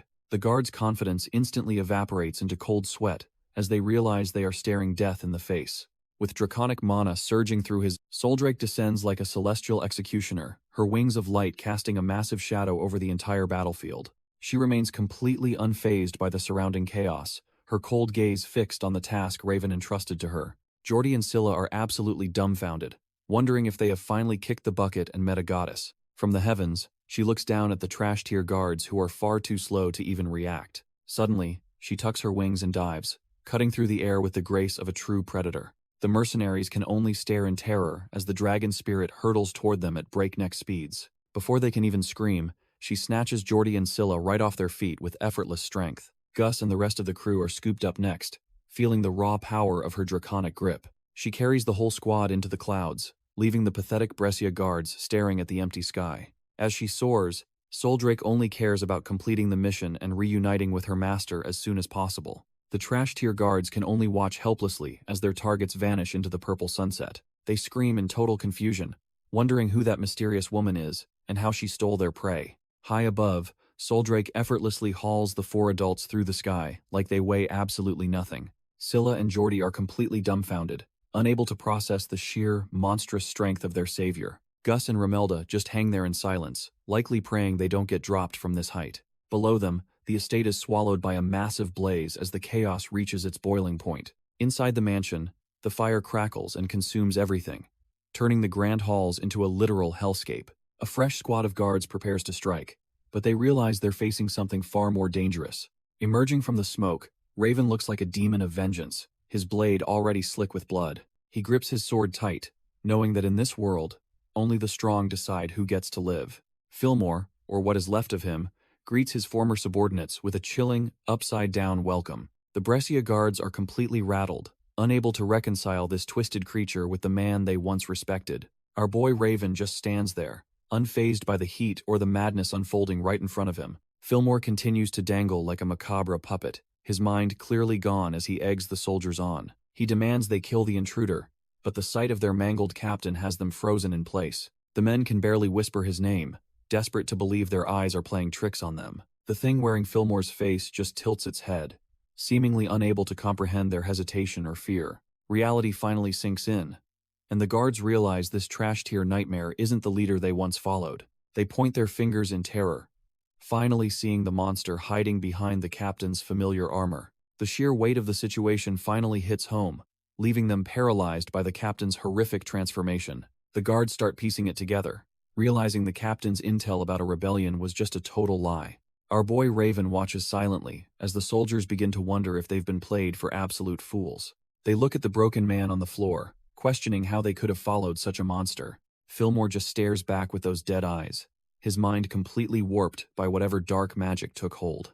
One guard finally snaps, admitting he knew something was off since the very beginning of this mess. The sentiment spreads like wildfire as the rest of the squad realizes they've been serving a trash-tier puppet. They demand to know what happened to their real leader, refusing to accept this creature as their captain. Driven by pure betrayal, the soldiers draw their blades and charge at the thing wearing their captain's face. Fillmore shrieks that he's the real deal, claiming he's finally evolved past the pathetic limits of humanity. Hez completely lost to the madness, obsessed with some grand plan that's clearly beyond his broken mind. Raven stands amidst the carnage, the sounds of his enemies' final screams echoing through the burning halls. Our boy looks on with cold, detached eyes, completely unfazed by the blood staining his face. He realizes he has become nothing more than a doll, a weapon that has finally pushed past every human limit. The black blood dripping from his blade is a grim reminder of the lives he just snuffed out. Hidden behind his mask, Raven remains a ghost, a shadow haunting the very people who once betrayed him. Every scar on his face tells a story of a past life, filled with nothing but pain and vengeance. He calmly sheathes his weapon, the weight of his sins feeling lighter with every kill he makes. With a sharp clack, the blade is put away, signaling the end of this pathetic little skirmish. He walks away from the trash-tier soldiers, calling them utterly worthless as the inferno consumes everything behind him. The entire estate goes up in flames, erasing the evidence of the slaughter that just took place. Soldrake effortlessly carries the group through the smoke, leaving the burning estate far below them.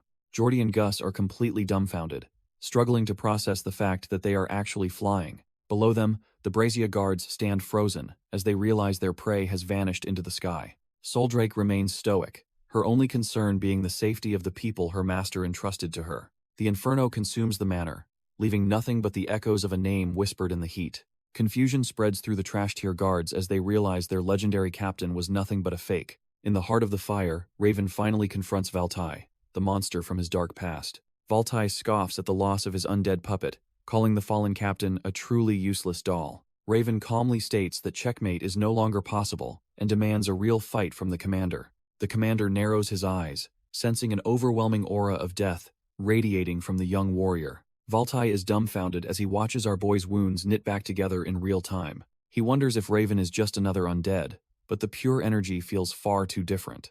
The commander compares this overwhelming pressure to the most savage demonic monsters he has ever faced. Valtai grits his teeth, unable to comprehend how a mere mercenary possesses such a terrifying presence.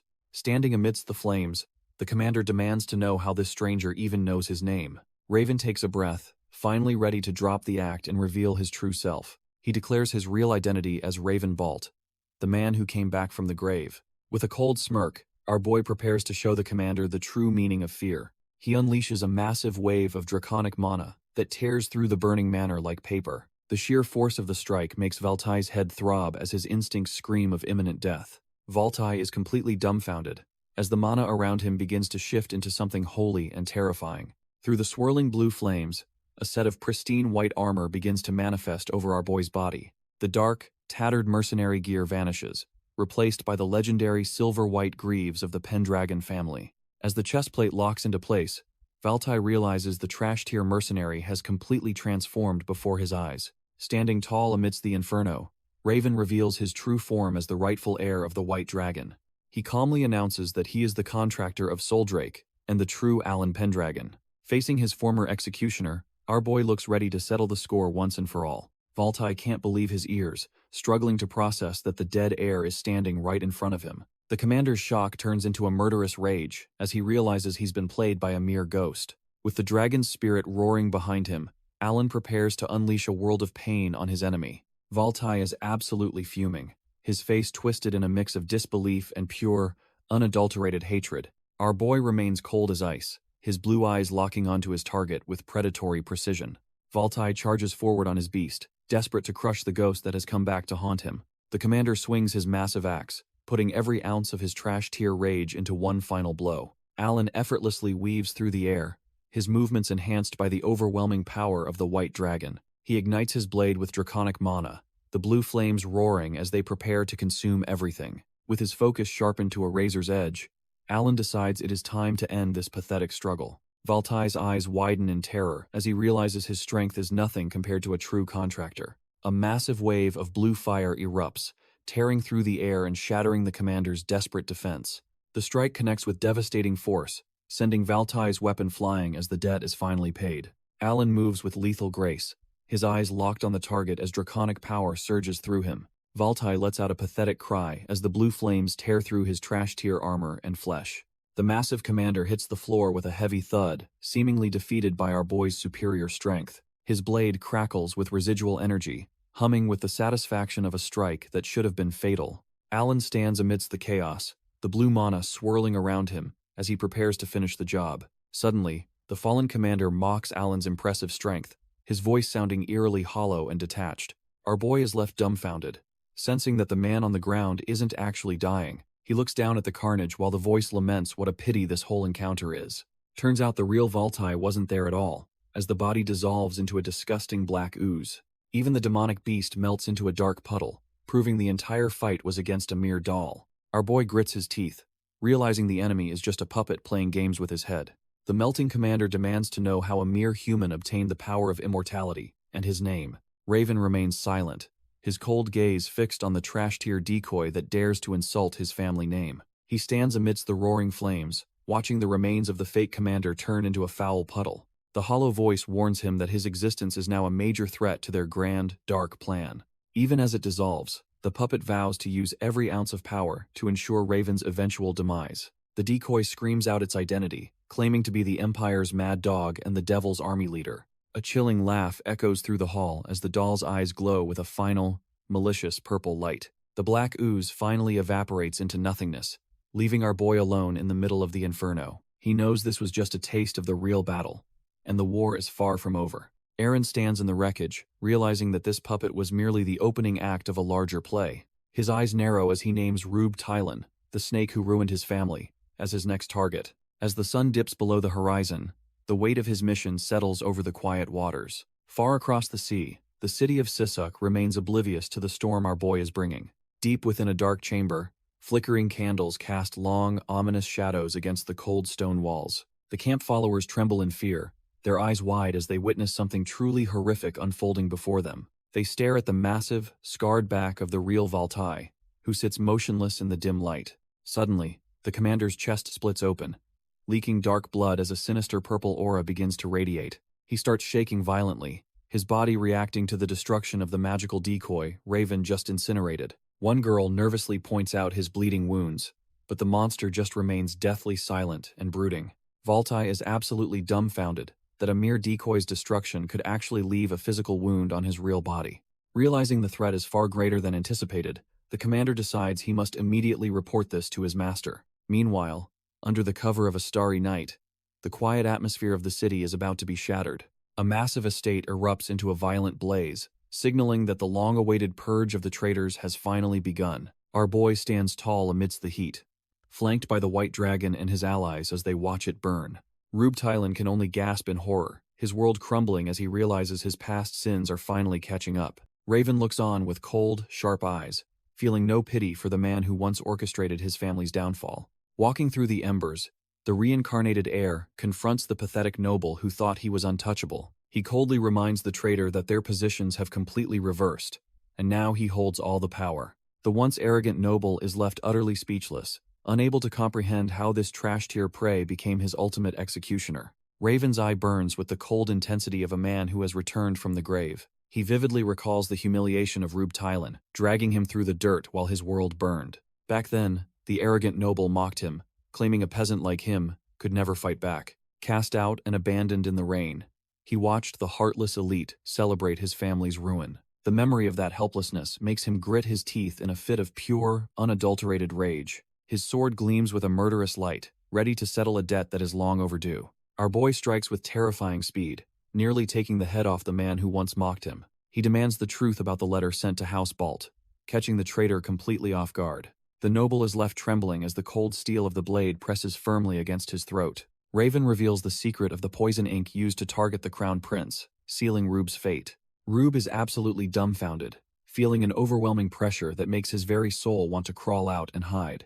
Our boy stares him down, asking if he truly destroyed House Balt, just to turn them into traitors. The trash-tier noble can only quiver as the cold steel bites his neck, realizing his life is forfeit. Raven's eyes burn with a draconic intensity as he demands a straight answer from the man who ruined him. Sweat pours down the traitor's face as he realizes there is no escape from the monster standing before him. He pathetically admits that he only targeted the Balt family because they were a nuisance to his political games. The coward starts wailing, claiming he had no idea the letter would be used to assassinate the crown prince. Chills run down his spine as he realizes this man's presence is exactly like a terrifying figure from his past. Raven doesn't care about the excuses and coldly asks who was really pulling the strings behind the curtain.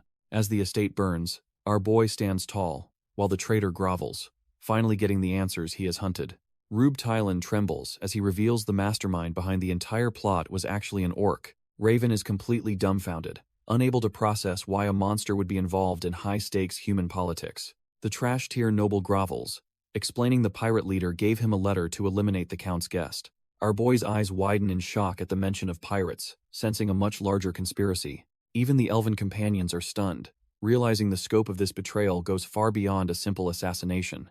Rube admits he was terrified of the man and lacked the power to refuse his dark demands. In a flashback, we see the cowards surrounded by orcs, while negotiating with a mysterious, dreadlocked figure. This hybrid leader carries himself with a terrifying aura, proving he is far more than a common thief. He grins with a predatory malice, clearly enjoying the absolute control he holds over the desperate noble. Finally, the traitor screams the name Arangus, the true architect of the misery that destroyed Raven's life. Raven looms over the trash-tier noble as the name Tulio Arangus finally escapes the coward's trembling lips. The name hits our boy like a freight train, forcing him to confront a ghost from his past life.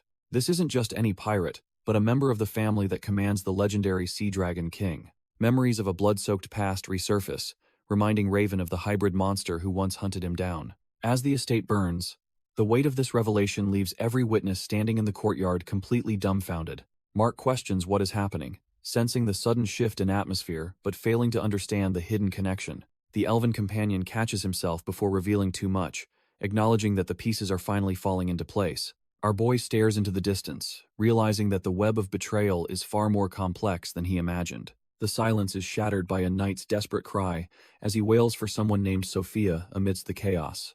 A soldier emerges from the smoke carrying a limp body, signaling that the knight's tragedy is far from over. Raven identifies the grieving man as Count Brizia, another victim caught in this web of lies. The Count stumbles through the smoke, gasping for breath while cradling a limp, unrecognizable body. He breaks down in tears, mourning his daughter who was once the most beautiful woman in the Empire. Turns out his lovely Sophia has been reduced to a horrific, mushy mess of flesh and bone.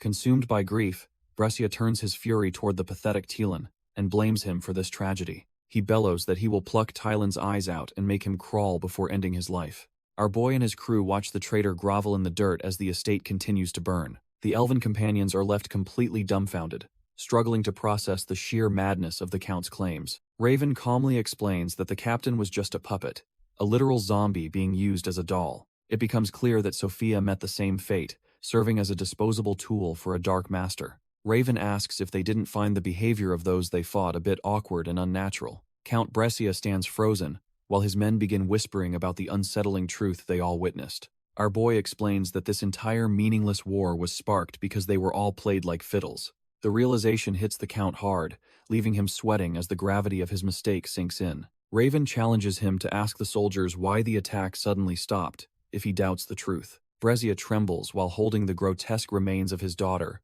finally seeing the monster she had become. He can only stutter in shock, his mind fracturing from the weight of this horrific revelation. Consumed by a frantic denial, he bellows for his men to seize the arrogant group immediately. But the soldiers just stand their ground, ignoring his desperate commands while the estate burns behind them.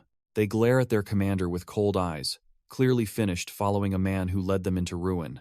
Count Brescia is losing his mind, screaming for his men to arrest the group while our boy just watches. Raven reminds the old man that this entire conflict was a pointless waste of life. He points out how many innocent lives were snuffed out in the flames of his blind ambition. The weight of the casualties, from soldiers to weeping children, doesn't seem to faze the corrupt noble. Raven asks if he really plans to keep up this pathetic act after seeing the horrific truth. Instead of repenting, the Count clings to the monstrous doll and tells everyone to just shut their mouths. He reveals his true trash-tier nature, claiming the people he led to death were merely his personal property. The desperate noble tries to regain control by insulting Raven, calling him nothing more than a lowly mercenary. Our boy doesn't even blink, his cold gaze proving he's cut from a much deadlier cloth than this. Fed up with the barking, Raven draws his blade and silences the coward with a single, lightning-fast strike. Raven snaps at the trash-tier noble, warning him that he is speaking to someone far above his station. Count Brescia is completely dumbfounded,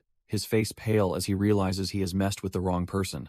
Standing amidst the flames, our boy towers over the coward while his loyal companion watches his back. Raven softly calls out to Sol, signaling that it is finally time to show this fool true power. The Dragon Queen remains stoic, her cold gaze enough to freeze the blood of any ordinary man. Suddenly, Soldrake unfurls her massive white wings, the sheer pressure of her presence shaking the very ground. The Count can hardly believe his eyes, stammering about the wings of a legend appearing before him. A brilliant flash erupts from her forehead as she begins to tap into her ancient, draconic mana. Even in his terror, the noble is captivated by the divine beauty of a being far above humanity. With her power fully unleashed, Soldrake stands as the ultimate guardian for the true heir of Pendragon.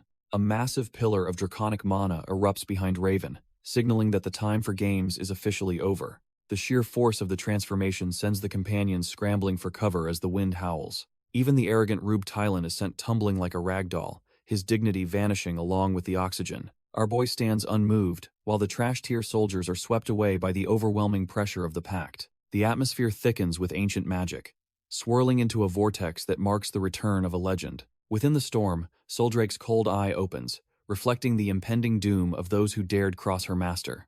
Soldrake finally sheds her human skin, letting out a roar that shakes the heavens in her true form. The companions are left completely dumbfounded, realizing the quiet girl was actually a nation-level threat all along. The coward can only stammer in fear, finally recognizing the legendary white dragon from the old stories. Soldrake looms over the battlefield, a divine beast capable of reducing an entire kingdom to nothing but cinders. Count Brezia begins to tremble as the terrifying realization of who stands before him finally sinks in. Our boy walks forward with cold indifference, while the noble grovels in the dirt like a commoner. He kneels with a heavy presence, making it clear that the power dynamic has shifted permanently. The Count is completely dumbfounded, his mind racing as he realizes he has made a fatal mistake. Soldrake manifests in her true form, proving the Pendragon bloodline has returned to claim its due. The legendary white dragon looms over her master, her presence alone enough to crush any trash-tier opponent. The noble stammers in disbelief, asking if this man is truly the master of the divine beast. Soldrake lets out a deafening roar, signaling that the time for pathetic excuses is officially over. A sudden burst of mana sends the noble crashing backward, his pride shattered along with his bones. He tumbles through the air in a pathetic display, screaming as his world collapses in an instant. Count Brescia skids across the pavement, his noble pride finally meeting the cold, hard reality of the ground. He coughs up blood in a daze, realizing that the Pendragon heir isn't just playing around anymore. Suddenly, a group of ragged serfs emerges from the smoke, their faces twisted with a deep-seated, murderous rage. These aren't just commoners. They're the broken survivors of a war the Count himself helped orchestrate. The noble is completely dumbfounded, wondering why these trash-tier peasants are looking at him like he's prey. A pitchfork suddenly pierces through his armor, a sharp reminder that his status won't protect him here. The mob screams about their families burning to death, making it clear they will never forgive his greed. A flurry of strikes descends upon him, as the villagers finally take their long-awaited, bloody revenge. He shrieks for his faithful knights to save him, but his desperate cries are met only with silence. His own soldiers just stand by and watch, letting the common folk tear their master apart for his sins. Raven and his elven companion look over the ruins, finally seeing the end of the bloody conflict. Our boy feels the weight lift off his shoulders, knowing Sisuk is finally out of danger. Soldrake looms over the courtyard like a god, her presence bringing a long-awaited salvation to the people. A thunderous roar erupts from the dragon, marking a victory that the world won't soon forget. As night falls, the local tavern becomes a hotbed for gossip about the battle's mysterious hero. A mercenary nearly chokes on his ale, stunned to learn his former comrade is a high-ranking noble. The crew reminisces about how Raven always carried himself with a strength that was far from trash tier. The dark-haired elven fighter scoffs, insisting that mercenaries are wild dogs who don't need a master's leash. He leans back with a smirk, convinced that their paths will never cross with the young lord again. His friends sit in somber silence, realizing they just watched a legend walk out of their lives. A heavy door creaks open as a familiar presence returns to the world of common mercenaries. The crew sits dumbfounded, unable to process that their old comrade is now a high-ranking lord. Aaron walks in with a noble's poise, followed closely by his two lethal elven companions. Gus starts sweating bullets, wondering why a man of such status would skip his own celebration. Our boy ignores the trash-tier flattery, explaining he has a proposal that could change their lives forever. The night remains still, as the inn becomes the birthplace of a new, secret alliance. Aaron steps out onto the balcony, finding his elven allies already waiting in the cool night air. Islar asks if his business with the humans is finally finished, and Aaron gives a tired confirmation. He stares into the distance, reflecting on the heavy burden of carrying two different lives. Aaron looks at Islar, admitting he only found the will to fight again because of the elf's support. Islar watches our boy closely, sensing the internal conflict brewing within the reincarnated noble. Aaron admits that ever since waking from his coma, he's felt like a ghost in his own skin. He confesses to his elven ally that for the longest time, he didn't even recognize himself. Islar remains silent, letting the weight of the heir's words hang heavy in the cool night air. Eren recalls the moment Islar's aggression forced him to finally face his reality and wake up. He realizes he isn't just a shadow of the past, but a man forging his own destiny. With a newfound spark in his eyes, he fully embraces his identity as the true Alan Pendragon. As the rightful heir, he vows to fulfill his duty and protect the legacy he once lost. Islar can't help but smirk, seeing that the man he chose to follow is finally ready. The two stand together under the moon, bound by a purpose that goes far beyond simple survival. Islar warns our boy that if he ever strays from the path, he'll get another physical wake-up call. With a sharp grin, the elf pledges his blade to Eren, officially becoming his most loyal shadow. Our boy just smiles, finally feeling the suffocating weight of his past life lift off his shoulders. Suddenly, a loud flap cuts through the night air, making both of them snap out of their moment. They look up to see a majestic figure soaring toward the moon, leaving them both completely dumbfounded. It turns out Soldrake is taking flight, her massive wings shimmering like silver under the pale moonlight. Eren glances back at the drinks they left behind, wondering what prompted the dragon's sudden, graceful departure. The bottle and mugs sit untouched on the table as the Dragon Queen claims the sky. He calls out to her, realizing that even a powerful guardian needs a moment of absolute freedom. Soldrake glides effortlessly over the landscape, a silent, beautiful predator watching over the Pendragon legacy. Our boy and Islar share one last drink under the moonlight, reflecting on the chaos they just survived. They clink their mugs together, a silent pact between two warriors who have seen far too much blood. As the sun begins to peek over the mountains, the people of Seasuck gather to witness a new dawn. The locals can't stop cheering, finally free from the trash tier count, thanks to the heroics of Lord Allen. They crowd the streets just to catch a glimpse of the man who restored their hope before he vanishes. Scylla beams with pride, knowing they are being hailed as the saviors who purged the land of its rot. She lets out a wild cry, declaring herself the Valkyrie of the battlefield, while her horse rears up. The mercenary continues her loud antics as the group trots away, leaving the grateful town behind them. Gus finds her energy exhausting, but Eren just laughs it off, appreciating the rare bit of lively company. He silently notes that traveling with his usual quiet companions is a total bore compared to Scylla's chaos. Eren shows his genuine appreciation to the group for officially agreeing to join the ranks of House Pendragon. Gus admits this was their goal, yet he still worries if our boy is truly fine with this arrangement. Eren points out that without their assistance, the trash tier Rube Tylan would still be running loose and unpunished. He considers them true comrades now, bound by the fact they survived a literal brush with death together. Eren even teases that the silent warrior Islar seems to have developed a soft spot for Gus lately. Islar just stares back with his usual cold intensity, clearly not amused by the Lord's playful banter. The mercenary breaks into a nervous sweat, feeling completely dumbfounded by the terrifying pressure radiating from his companion. He takes a quick glance over, wondering if he accidentally offended the man who could end him instantly. Gus asks why someone who despises the aristocracy would ever choose to work for a high-ranking noble family. Islar simply explains that their shared history is far more important than his deep-seated hatred for the nobility. Eren bows his head in a show of genuine respect, leaving his mercenary companions completely dumbfounded by his humility. Gus watches him with newfound admiration, realizing this man is nothing like the trash-tier nobles he usually despises. Our boy leads his group through the town, drawing the curious eyes of the local commoners as they pass. An old man in the crowd identifies him as Lord Allen, yet he feels a strange, lingering familiarity. He searches his memory, trying to place why this blonde knight's aura feels so much like a ghost. For a split second, the rugged image of Raven Bolt seems to manifest right behind the young Pendragon heir. The man recalls the sharp features of the warrior he once knew, a soul forged in blood and hardship. He whispers a name from the past, convinced he is seeing the return of the man known as Grey Bolt. Tears well up in his eyes as he realizes the boy he thought was lost has finally returned. The group rides off into the sunlight, leaving the old man to wonder if miracles actually do exist. Our boy decides it is finally time to head back to the Duchy of Pendragon to settle things. Meanwhile, in a distant throne room, the powerful Duke Arangus looms over his subordinates with terrifying authority. He mocks the recent failure, comparing the current mess to the incompetence of his own trash-tier son.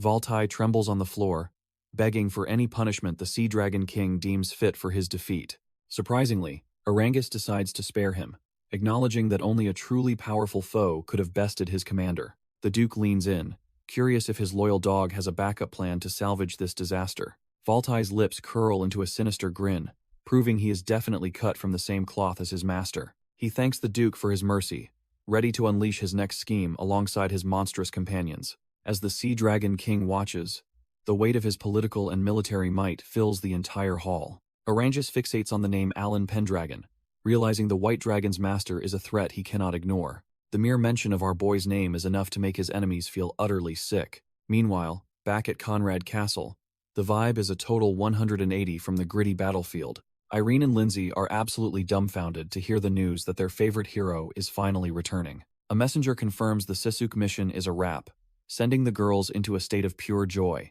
Elena watches them with a gentle smile, her heart finally finding peace knowing her son is safe. Over at the training grounds, Mark Killian is busy turning the new recruits into a real fighting force. The veteran knight looks satisfied, knowing the Duchi's strength is growing under his watchful, expert eye. The soldiers charge forward with everything they've got, desperate to prove they aren't just trash-tier fodder. Mark effortlessly handles the pressure, showing the men exactly what it takes to serve the Pendragon name. The clunk and shing of training weapons echo through the air as the sun shines over the kingdom. Mark Killian puts on a masterclass, effortlessly holding his own against multiple recruits in the training yard. Even the rough and tough orc pirates and recruits are left speechless by the captain's high-tier technical skill. Mark feels a strange throb in his hands, realizing his physical limits are being pushed to a new level. He reminisces about the Zeilberg coast battle, where he proved his worth by suppressing the pirate-orc threat. The veteran knight stands tall, convinced his true strength, as the Pendragon captain has finally awakened. With a smug grin, he even wonders if he could actually take on the legendary Elkin Islar now. The crowd erupts in cheers, celebrating the fact that their leader is far from being some trash-tier washed-up knight. Everyone claps for our boy Mark, fully acknowledging him as the powerhouse the duchy needs to survive. Suddenly, the captain's moment of pride is interrupted by a familiar face approaching with a respectful greeting. A fellow knight praises his performance, admitting he's genuinely impressed by how easily Mark handled those 3 opponents.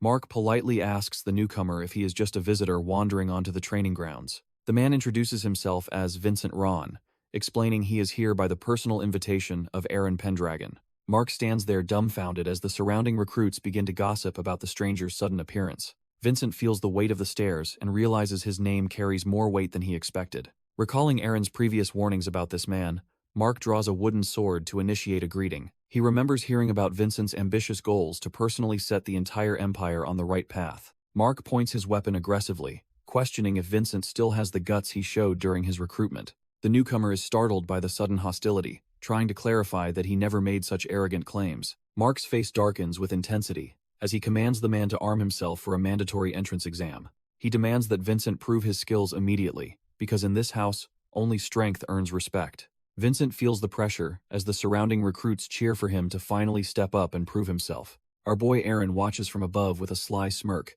making the newcomer break into a nervous sweat. Mark readies his wooden blade, calling the man a sly fox for his supposedly ambitious goals and arrogance. Realizing there is no escape, Vincent finally accepts the exam and readies his own training sword with determination. The sun shines brightly over the land as the narrative shifts toward the massive and wealthy Saylord estate. This sprawling city is a far cry from the battlefield, teeming with life and busy merchant stalls everywhere. Commoners go about their day, unaware of the high-tier players currently walking among them in the crowded streets. Scylla is absolutely over the moon after buying a handful of sparkling jewels on a total impulse. Gus quickly kills the vibe by pointing out that most of her new treasures are just trash-tier fakes. Scylla snaps at the hooded Aaron, wishing he had warned her before she threw her hard-earned money away. Gus notices our boy isn't even blinking at the city's wealth, finding his lack of reaction pretty strange. He figures that for a high-tier noble, this kind of luxury is probably just another Tuesday for him. Aaron simply disagrees, his mind clearly focused on a much heavier burden than some gold and silk.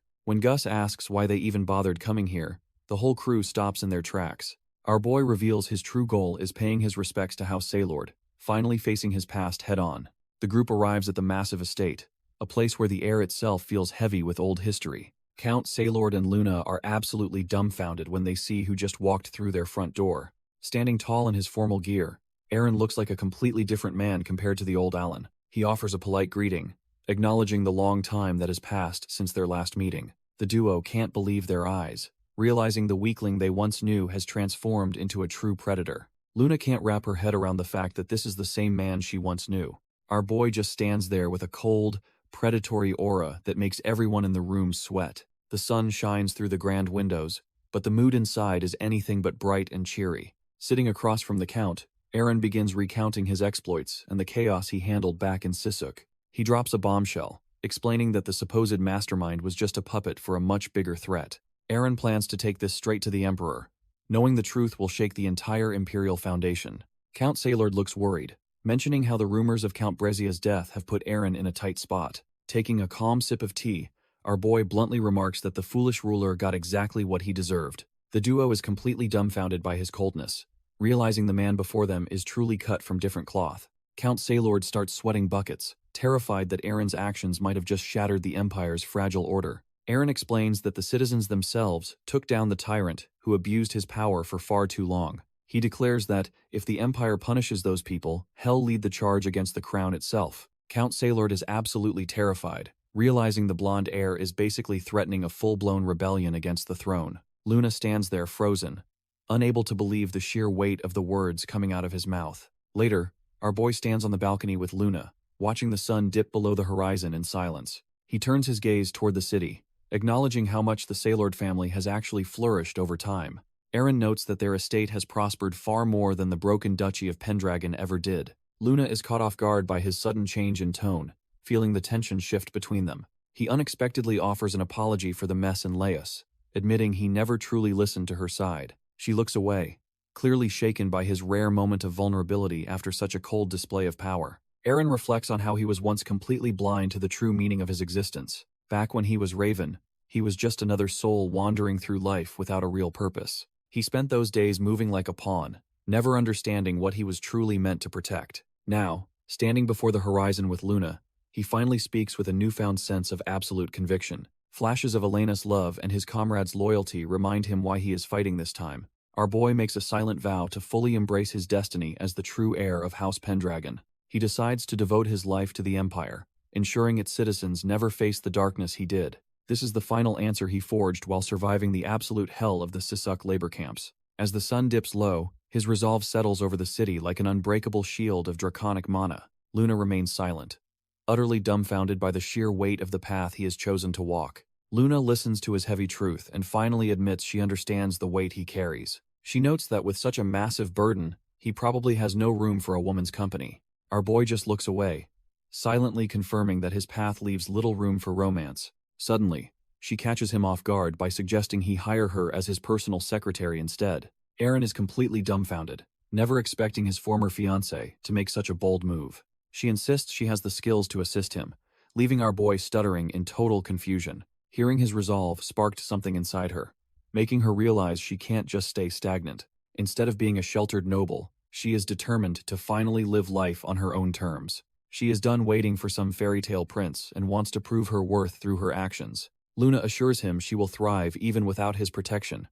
Finally finding her own sense of conviction, Luna looks away, deciding to keep her distance for now while she figures out her own path. Our boy stays silent, knowing his transformation into a cold leader has changed their dynamic forever. Returning to the Pendragon estate, the Grand Castle stands as a symbol of their rising power.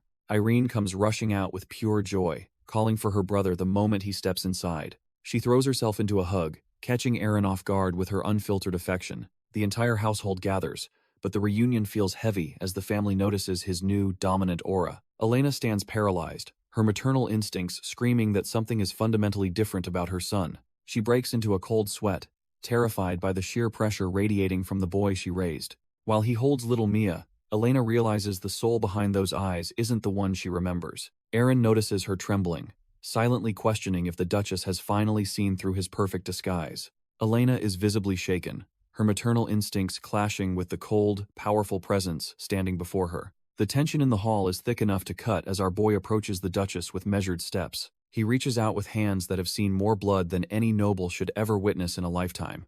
Eren pulls her into a firm embrace, softly telling her that he has finally returned home to her. Elena remains frozen in his arms, her mind racing as she tries to find her son within this stranger. The wall of suspicion finally crumbles, and she begins to weep, overwhelmed by a mix of relief and fear. They stand locked in a hug amidst the grandeur of the estate, marking a long-awaited reunion for the family. As the sun shines over the castle, the staff and residents celebrate the return of their master, Alan. Down at the training grounds, the soldiers snap to attention, While their commander spots a familiar face, Mark Killian's face lights up with pure excitement, shouting out a boisterous welcome to the lord he truly respects. Mark explains that while our boy was away, his knights kept the Pendragon Duchy completely safe and secure. He proudly presents a new recruit, introducing the latest addition to their growing ranks with a boisterous laugh. The newcomer stands there with a calm, almost bored expression, looking like he's seen far too much already. Mark admits that despite the man's arrogant attitude, his combat skills are actually top tier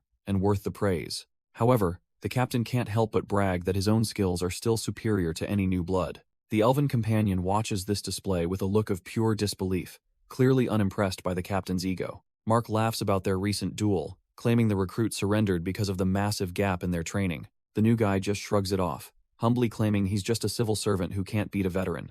The atmosphere shifts as the elven warrior stares him down, sensing there's much more to this man's story. He gives the newcomer a sharp glare, clearly not buying the humble act for a single second. Vincent grins, clearly enjoying the mental chess game he's playing with the young lord. Aaron remains silent, his sharp eyes weighing the true value of the man sitting across from him. As the wine flows, our boy points out that the newcomer is far more cunning than he lets on. He calls out the recruit for intentionally masking his top-tier power during the earlier training session.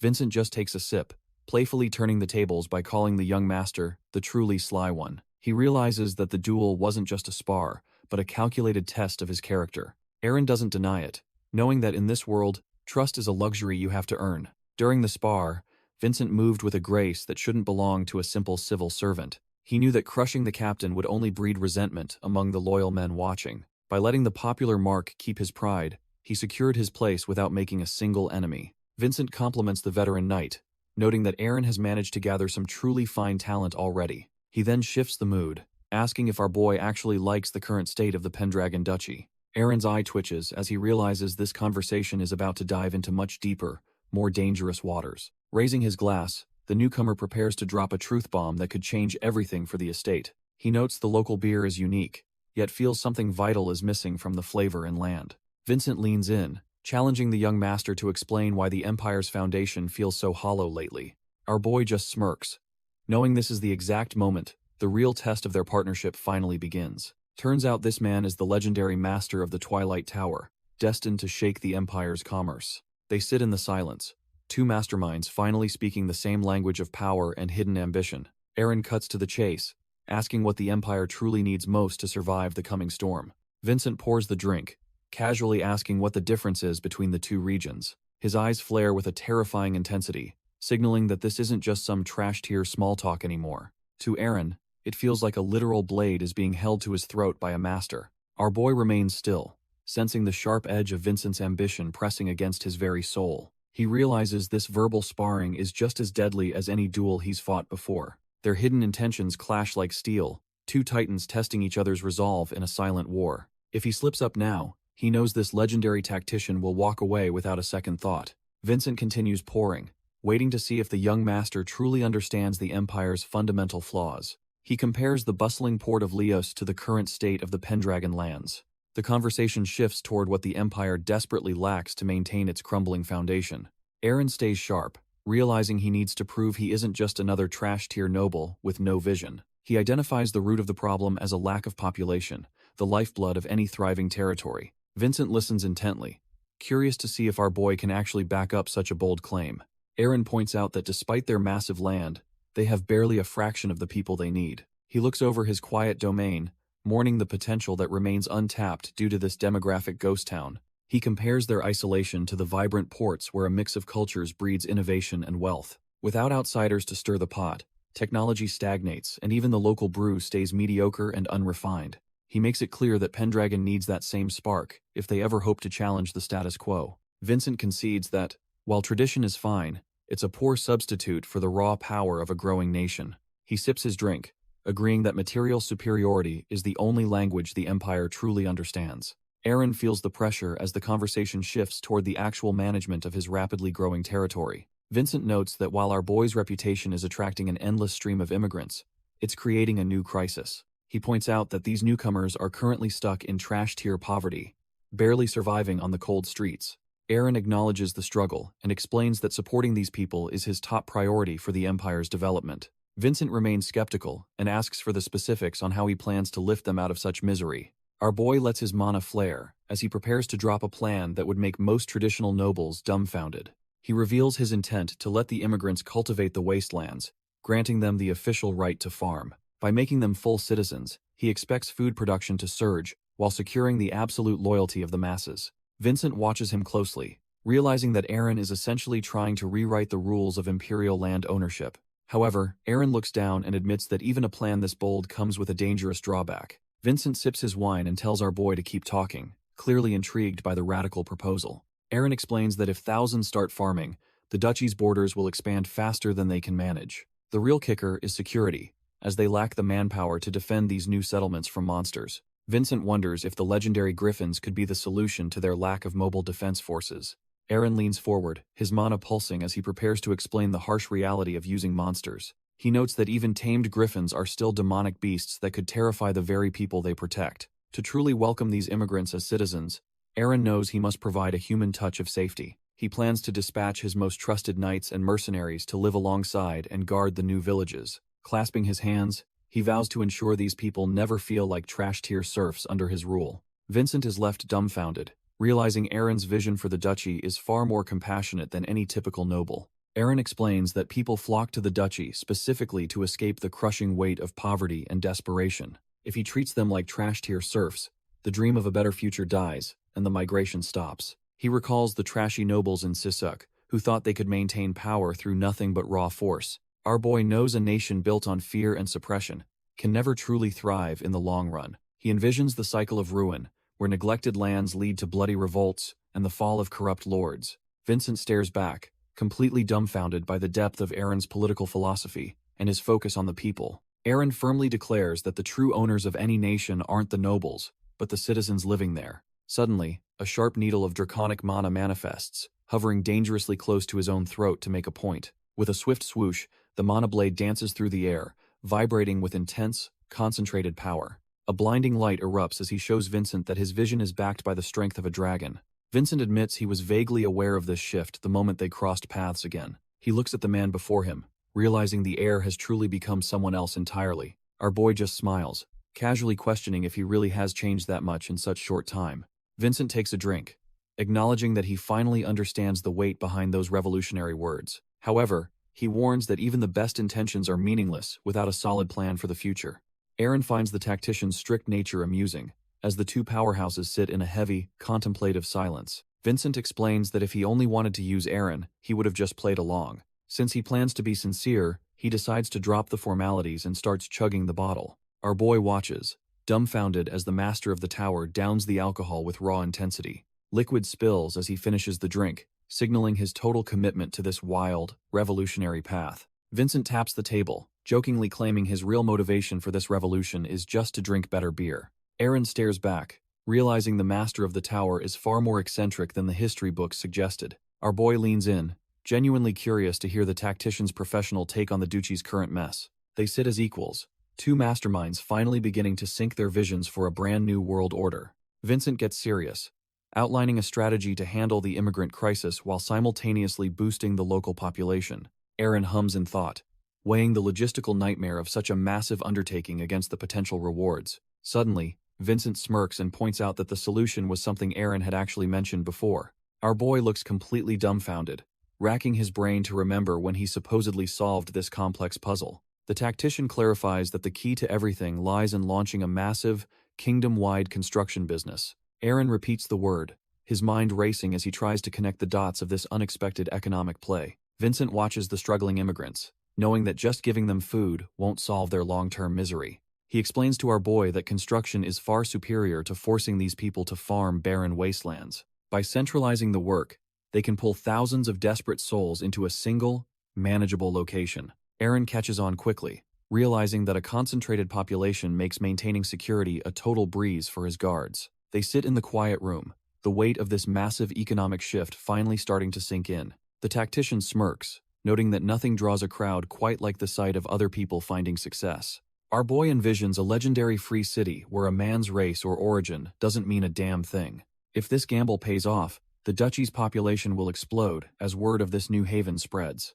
The scene shifts to Yorktown, where a formal conference room has been prepared for the next phase. Aaron and Vincent sit before the crowd, ready to turn their ambitious blueprints into a reality. A nervous immigrant pitches his timber business, hoping the Lord sees the value in his high-quality forest supplies. Another man enthusiastically blabbers about opening a pub, convinced that booze is the ultimate motivator for tired workers.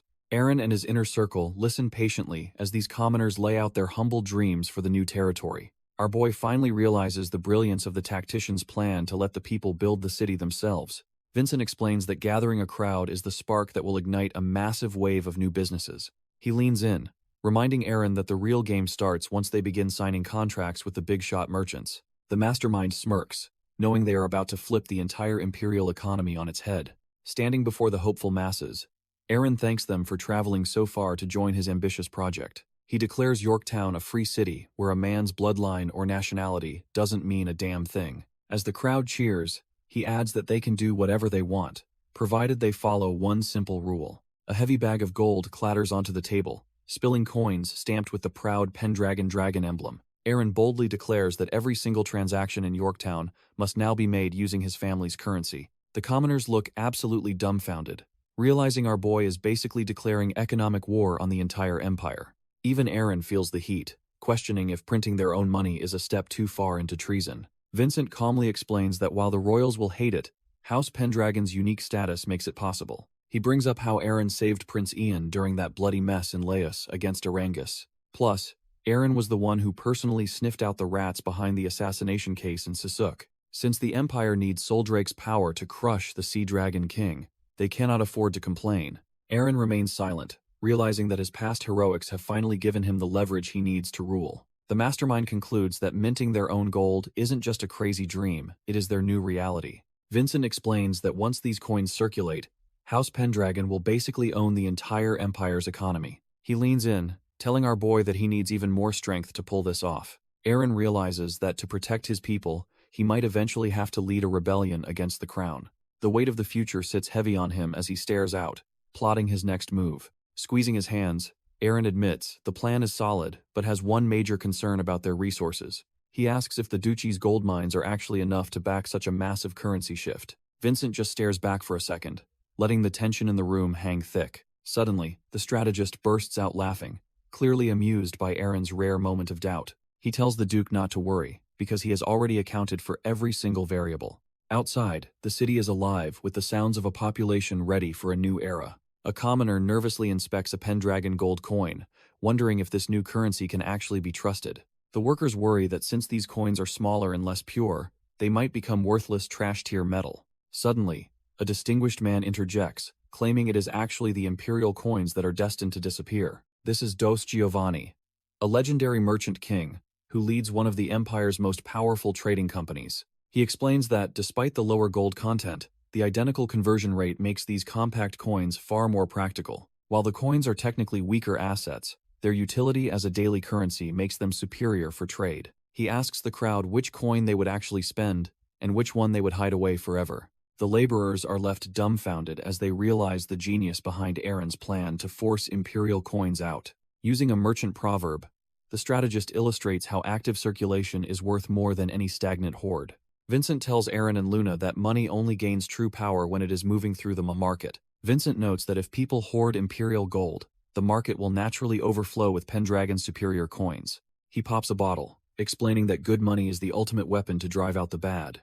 The strategist takes a drink, casually suggesting that even paper money would have been sufficient for this play. Luna and our boy are left dumbfounded by the suggestion of using something as flimsy as paper for trade. Vincent gazes toward the sun, musing about a distant future where paper currency becomes the global standard. Aaron flinches as he processes the suggestion, feeling a chill at the man's terrifyingly sharp intuition. Despite having lived through the future once, Aaron wonders if this man's intellect reaches even further than time. He stares at his strategist, acknowledging that the Sage of the Grey Sunset is a truly frightening individual. Nearby, Dos Giovanni examines the currency, convinced that a brilliant mind must be assisting the young lord. The Merchant King realizes Aaron has secured a crafty raccoon to handle the dirty work of economic warfare. Dos Giovanni clenches his fist in pure anticipation, imagining the explosive growth coming in just 6 months. The free city of Yorktown is buzzing with life, as centaurs and laborers work through the sunset. It is all coming together perfectly thanks to the brilliant strategy laid out by the genius strategist. Migrants from all over are flocking to the village, sharing their hopes for a better future together. They look on in awe at the rapid development, realizing this place is nothing like trash-tier slums. Inside the administrative hub, the crowd waits patiently as they prepare to officially join the Pendragon domain. One man eagerly describes his skills, desperate to prove he is cut from the same cloth as pioneers. Luna handles the paperwork with grace, finding her new role as an administrator far more fulfilling than before. The castle looms in the distance, serving as a silent guardian over the prosperity our boy has built. She gathers the latest reports, knowing these documents are the foundation of a brand new era for the duchy. Luna presents a comprehensive list of every entrepreneur who stepped foot in Yorktown today. She stands ready as the two leaders prepare to dissect the influx of new talent. Our boy scans the documents, realizing the scale of the migration is larger than expected. They both agree that the expansion is moving along perfectly without any major hitches. Vincent notes the paperwork is exceptionally organized, even detailing the secret intentions of the visitors. He commends her for being so thorough in extracting information that most would have missed. The sudden praise from the genius strategist leaves her feeling a bit flustered and surprised. Vincent admits her help is a lifesaver since the workload was getting way too heavy. She offers a graceful thanks, clearly moved that her hard work is being truly valued. Feeling more motivated than ever, she heads back out to keep the gears of the duchy turning. Aaron and Vincent sit in the quiet hall, the soft clack of a pen the only sound as they work. Vincent casually remarks that Luna is quite a fine lady, testing his lord's feelings on the matter.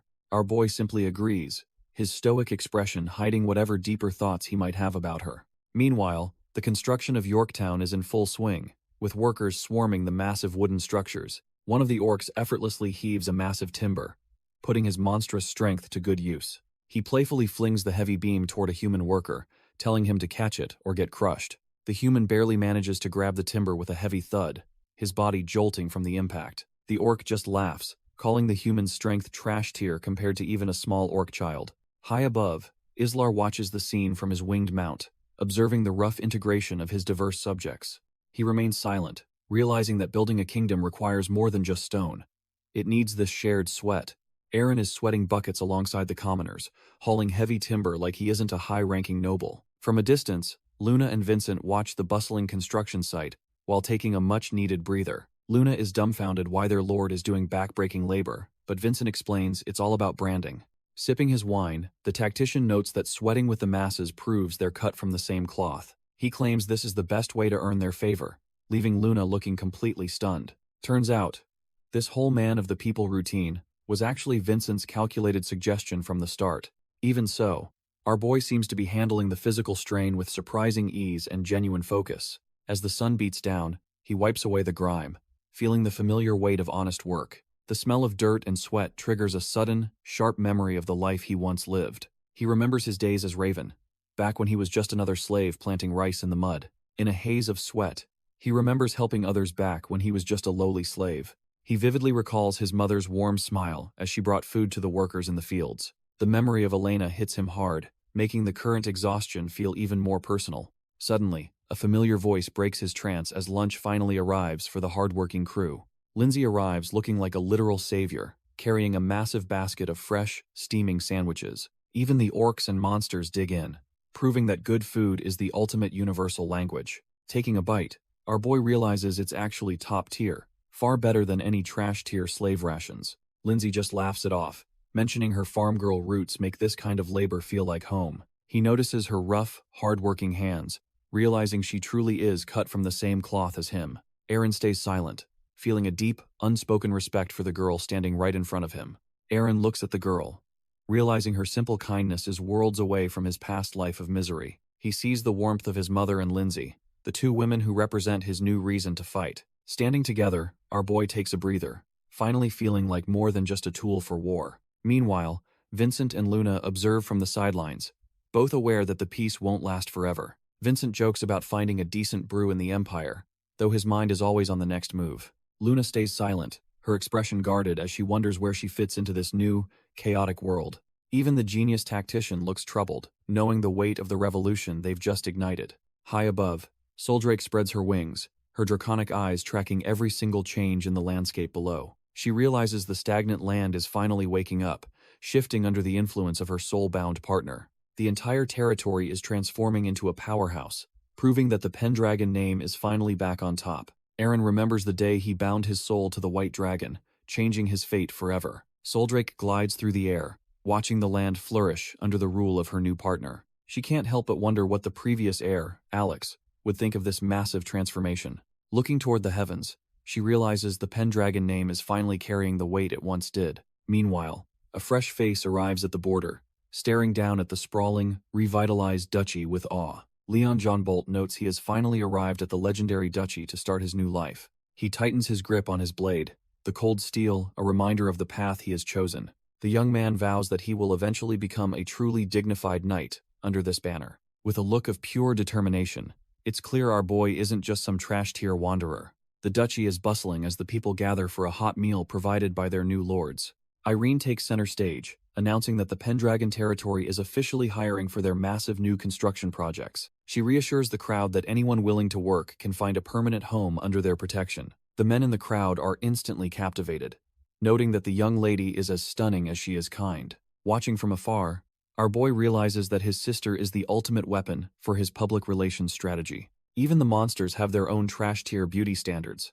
finding her refined human features to be quite repulsive. Irene eventually makes her way to Leon, handing him a warm bowl of soup with a cheerful greeting. Instead of being grateful, Leon looks absolutely miserable, his face a mask of exhaustion and hidden sorrow. She tries to lift his spirits, promising that the duchy has a place for every immigrant seeking a start. Irene is left completely dumbfounded when she catches a glimpse of the heavy burden the young man is carrying. Irene notices that for a simple traveler, this man carries a surprisingly high-quality and ornate blade. She observes his neat attire and wonders if he is truly just another immigrant looking for manual labor. Suddenly, a blood-red demonic creature rises behind them, radiating a terrifying and murderous energy. Both of them are frozen in pure shock as the nightmare fuel manifests right in the middle of camp. Even the nearby monsters are terrified, instantly recognizing the creature as a trash-tier but lethal undead zombie. The sight triggers a dark memory of the horrific skeletal legions they faced during the war. Before anyone can react, the beast lunges forward,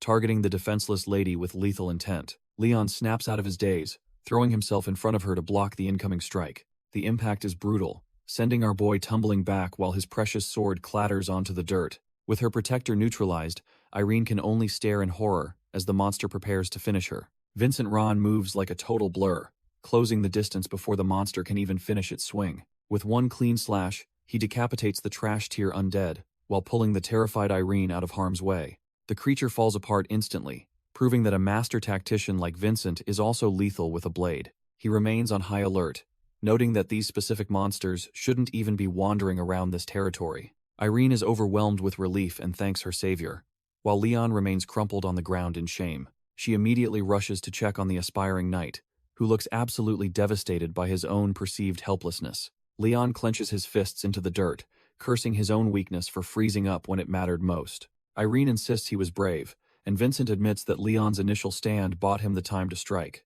Driven by pure frustration, Leon slams the ground and declares his burning desire to become a real knight. The serious atmosphere evaporates as the poor guy starts bawling, leaving both Vincent and Irene completely dumbfounded.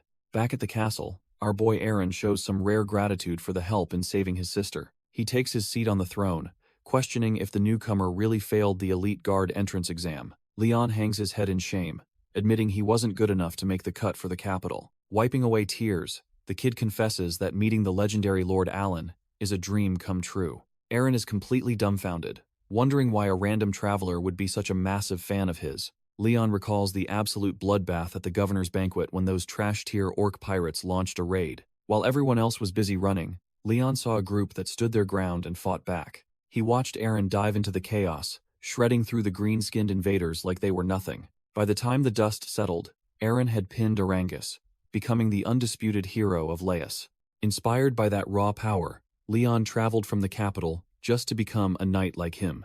Eren takes it all in, skeptically questioning if the kid's story is actually legit. He wonders if Leon is actually a noble, since he was present at such a high-stakes event. The boy looks up, with pure admiration, prepared to reveal his true identity to our boy. He introduces himself as Leon John Bolt, claiming to be the second son of a count. Eren is completely dumbfounded, because he's never even heard of a House John Bolt before. Leon stands there awkwardly, feeling the weight of the room as he prepares to explain his background. He sheepishly admits his family are just honorary counts, who serve as the imperial family's entertainers. Eren is shocked, realizing that being an honorary count means their skills are considered an imperial treasure. Leon beams with pride, explaining that his house has been dedicated to their craft for generations. However, his expression sours as he recalls how the trash-tier nobles at the castle actually look down on them. Leon explains that the world sees his family as mere clowns, a reality he finds impossible to endure.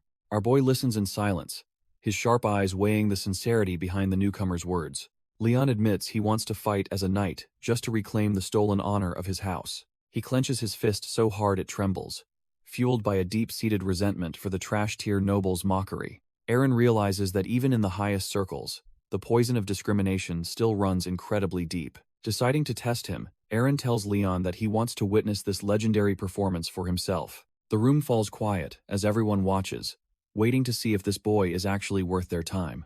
Leon is momentarily stunned by the request, but his gaze quickly sharpens with a new sense of purpose. He tosses his cloak aside with a flourish, ready to show exactly what a John Bolt is capable of. As his eyes begin to shift, it is clear that the show is about to begin. Leon begins contorting his body with freakish flexibility, proving he wasn't just bluffing about his hidden talents. He twists his neck at an impossible angle, showing off the skills he honed while surviving in the capital. Our boy balances on a single hand, turning the prestigious hall into a stage for his bizarre display. Eren watches with a sharp gaze, silently calculating if this kid's agility could be weaponized on the battlefield. With a sudden surge of power, Leon kicks off the ground, his movements becoming a fluid blur. He strikes the floor with precision, using the impact to launch himself into a high-speed aerial maneuver. Leon flips through the air toward the throne, moving with a grace that catches everyone off guard. He executes a series of mid-air rotations, demonstrating a level of physical control that borders on superhuman. Landing flawlessly, he snaps his cloak back into place, finishing the act with the confidence of a master. Mark and Lindsay stand frozen in shock, completely dumbfounded by the display of such high-tier acrobatic prowess. Eren watches Leon with a cold intensity, realizing the boy's talents don't fit the mold of a knight. He bluntly tells Leon that a traditional knighthood is likely impossible, leaving the poor kid completely dumbfounded. However, our boy mentions he knows a specific expert who can help Leon sharpen his unorthodox gifts. Vincent and the others look on in total shock, wondering what kind of training Eren is actually planning. Eren's mind drifts back to the brutal Devil's Army, remembering the man who served as his ultimate savior. He envisions Argos, the legendary Black Tiger, a warrior whose raw power was cut from a different cloth. Turning back to Leon, Eren acknowledges that the boy possesses flexibility and balance that defy all common sense.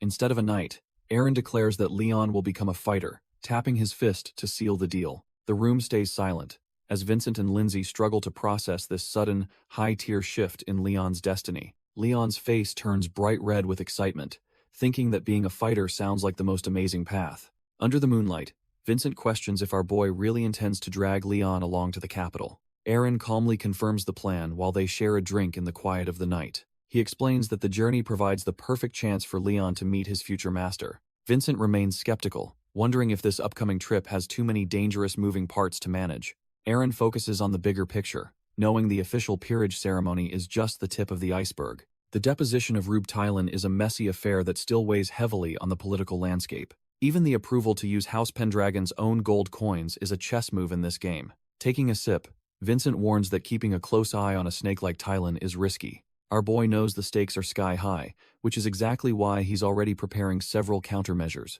He reveals that the intel gathered from the orc pirates has given him a much-needed edge. Flashbacks of the mausoleum battle haunt them, as the undead they once buried are somehow rising again. This means that the trash-tier lich our boy thought he finished off is still pulling the strings. Sitting down with Vincent, Eren confirms that the monster that targeted his sister was definitely one of those. Vincent is dumbfounded, wondering how a creature could keep its power after the pact with the White Dragon. Eren stares into the distance, realizing a much bigger threat might be hiding in the shadows. He suspects a being with power, comparable to a dragon, is the one truly orchestrating this nightmare. As night falls over the castle, the weight of these new revelations settles heavily on everyone's shoulders. Back in his room, our boy finally collapses onto his bed, completely drained from the constant mental gymnastics. Just as he's drifting off, a sudden knock at the window jolts him back to reality. Turns out Soldrake decided to pay him a late-night visit, looking as ethereal as ever through the glass. Aaron is surprised to see her and asks if something is wrong since they haven't met lately.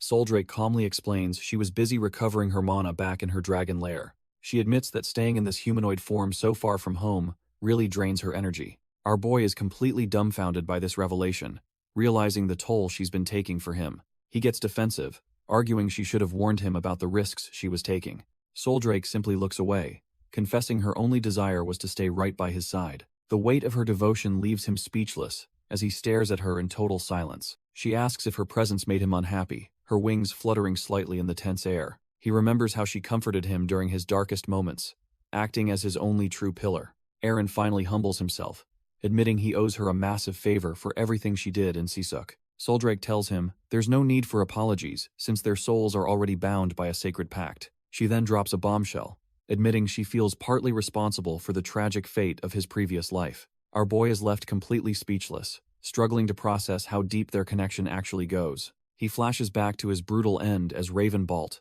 and the dragon's overwhelming power that changed everything. Desperate for answers, he asks if she has any clues about the world he left behind. The room goes quiet as Soldrake admits she has no idea how he truly crossed over. She contemplates the existence of magic, capable of turning back the hands of time itself. Unfortunately, she confesses that her current form lacks the power to wield such high-tier temporal magic. Aaron listens closely, realizing the mystery of his reincarnation is far more complex than he imagined. She explains that only the dragon's veins or her own life force could fuel such a massive spell.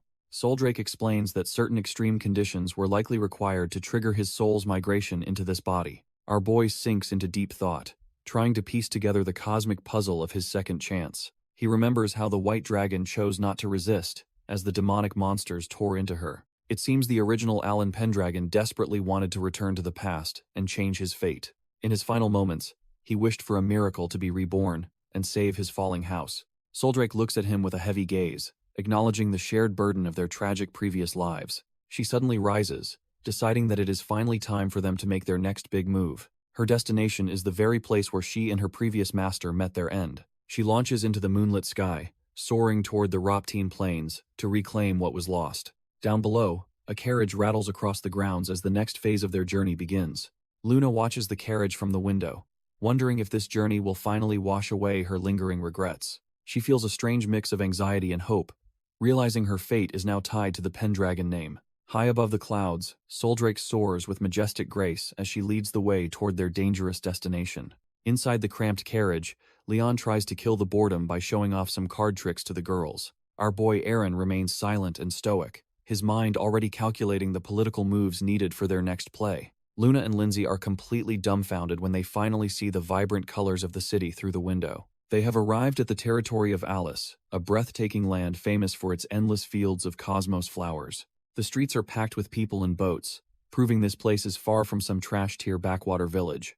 Aaron steps out and immediately notes that the sheer scale of this territory is comparable to a small kingdom. Leon excitedly explains that the constant festivals and tourist trade keep this place booming with gold and life. Leon mentions he used to frequent this place for acrobatics, catching the attention of our boy Aaron. Luna and Lindsay are instantly hooked, practically begging the energetic boy to show off his hidden skills. He grabs a fresh apple, looking focused as he prepares to prove he is more than just talk. After taking a quick bite, he confidently tells them to watch closely as the real show begins. Suddenly, he starts tossing apples into the air, letting them tumble and bounce with rhythmic precision. The girls are completely dumbfounded, their eyes sparkling as they witness his unexpected level of coordination. Leon keeps the rhythm going, using his legs and feet to keep the fruit dancing in the air. He even uses his shoulders to bump the apples, showing off the agility he honed during his travels. With his hands locked behind his back, he proves that his balance is on a whole different level. The crowd watches in awe as he pulls off a flawless, hands-free performance that leaves everyone speechless. He launches the apple with a sharp kick, keeping the momentum alive with effortless grace. Our boy Leon pulls off a full acrobatic flip, making the fruit dance for the stunned crowd. He continues the assault, kicking the apple again, as he stays suspended in the air like a pro. The local ladies are absolutely beaming, completely won over by his flashy and unexpected street performance. Leon sticks the landing perfectly, basking in the attention as he finishes his routine with a confident pose. However, the men in the crowd start whispering, sensing a shift in the atmosphere that feels dangerously heavy. Leon hears the murmurs and pauses, wondering why the mood suddenly turned so cold and suffocating. Suddenly, the massive and terrifying Valtai looms over him, radiating a bloodlust that freezes the entire square. Realizing he is way out of his league, Leon instantly hits the deck and prostrates himself in pure terror. Valtai doesn't even hesitate, treating the aspiring knight like a common footstool as he perches on his back. Eren treats the aspiring knight like a common chair, sitting on him with total indifference. Our boy coldly tells him to stop playing with his food and focus on the mission. Leon is utterly dumbfounded and terrified, weeping as he begs for mercy for his flashy antics. Nearby warriors and mercenaries murmur among themselves, sensing the overwhelming pressure radiating from the group. As they navigate the streets, Leon remains in a pathetic slump while the others ignore his misery. Lindsay observes the crowd, noting that the city is currently crawling with surprisingly high-tier warriors. Eren explains that the local martial arts contest is the reason for this sudden influx of muscle. Irene tries to cheer up the depressed boy, but Leon is still reeling from his public humiliation. Suddenly, a spark of hope ignites in Leon's mind as he connects the dots about the tournament. He beams with joy, realizing his legendary teacher might actually be nearby among these elite fighters. Leon is practically glowing with excitement, convinced that finding his master will solve all their problems. Our boy Eren remains skeptical, wondering if a beast like Argos would even bother listening to him now. He recalls his past life as Raven Bolt, calculating where the old tiger might be hiding during this era. Meanwhile, deep within the Alice territory, the local lord's mansion is currently a powder keg of pure rage. A heavy fist slams down in fury as the lord screams about the absolute disgrace brought upon his name. Count Rubric is visibly shaking with anger, unable to process the humiliating news he just received. He looks down at his elite knights, demanding to know how his prestigious household could fall so low. Rubric reminds his son, Eder, that he was supposed to be a prodigy trained in swordsmanship since birth. Eder sits there in tattered bandages, utterly crushed by the shame of losing his reputation in an instant. The Count loses it, roaring in disbelief that his star pupil was trashed by a weaponless old man. Count Rubric slams his throne in a fit of rage, demanding his men feel the weight of their shame. He is literally shaking. Realizing this trash-tier loss brings a massive blow to the reputation of House Rubric. Eder stands there, looking like a total disaster, unable to even look his father in the eye after failing. Suddenly, a confident set of footsteps echoes through the hall as someone tells the Count not to worry. The Count is stunned as his other son, Morgan, strolls in while the defeated knights remain on their knees. Morgan looks like he is cut from a different cloth, casually enjoying wine with a girl on each arm. He starts bragging about being the most handsome man in the territory, clearly full of himself despite the tension. To show off his skills, our boy tosses his wine glass high into the air with a smug grin. His hand moves to his blade, with practiced ease, proving he is not just some pampered noble. With a lightning-fast slash, he cleaves the glass in midair to show he is ready to handle the mess. Morgan shows off his insane speed, effortlessly drawing his blade while his maids stand by in total awe. The wine glass is split perfectly down the middle, proving his precision is far beyond any trash-tier knight. Count Rubric is absolutely dumbfounded by the display, while the bandaged Eater can only watch in silent shame. Morgan radiates a massive purple aura, confidently claiming that he is the strongest knight in all of history. He looks down on everyone with a smug grin, fully believing his talent is a gift to the world. Our boy adjusts his family crest, a golden symbol of the pride he intends to reclaim for his household. Meanwhile, the legendary Argos stands victorious in the arena after absolutely crushing another opponent into the dirt.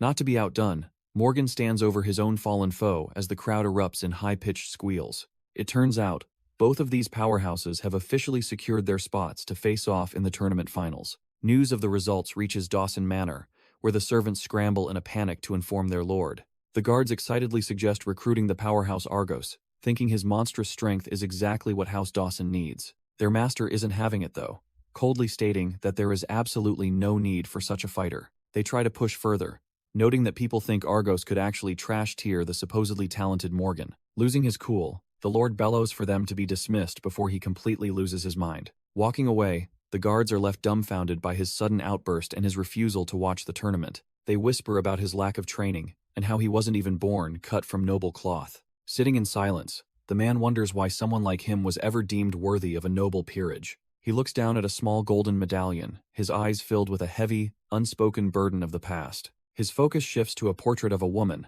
clearly someone who holds a deep significance in his life. Clenching the token, he remains trapped in his own head, haunted by the secrets of his rise to power. Lord Dawson is still drowning in his own guilt, unable to escape the haunting memory of the woman. Meanwhile, our boy Eren leads the group to a massive inn, under the cover of a moonlit night. Leon nervously asks if this is truly the place where his legendary teacher is currently staying. Eren confirms it, reflecting on how Argos was the only person he could ever truly rely on back then.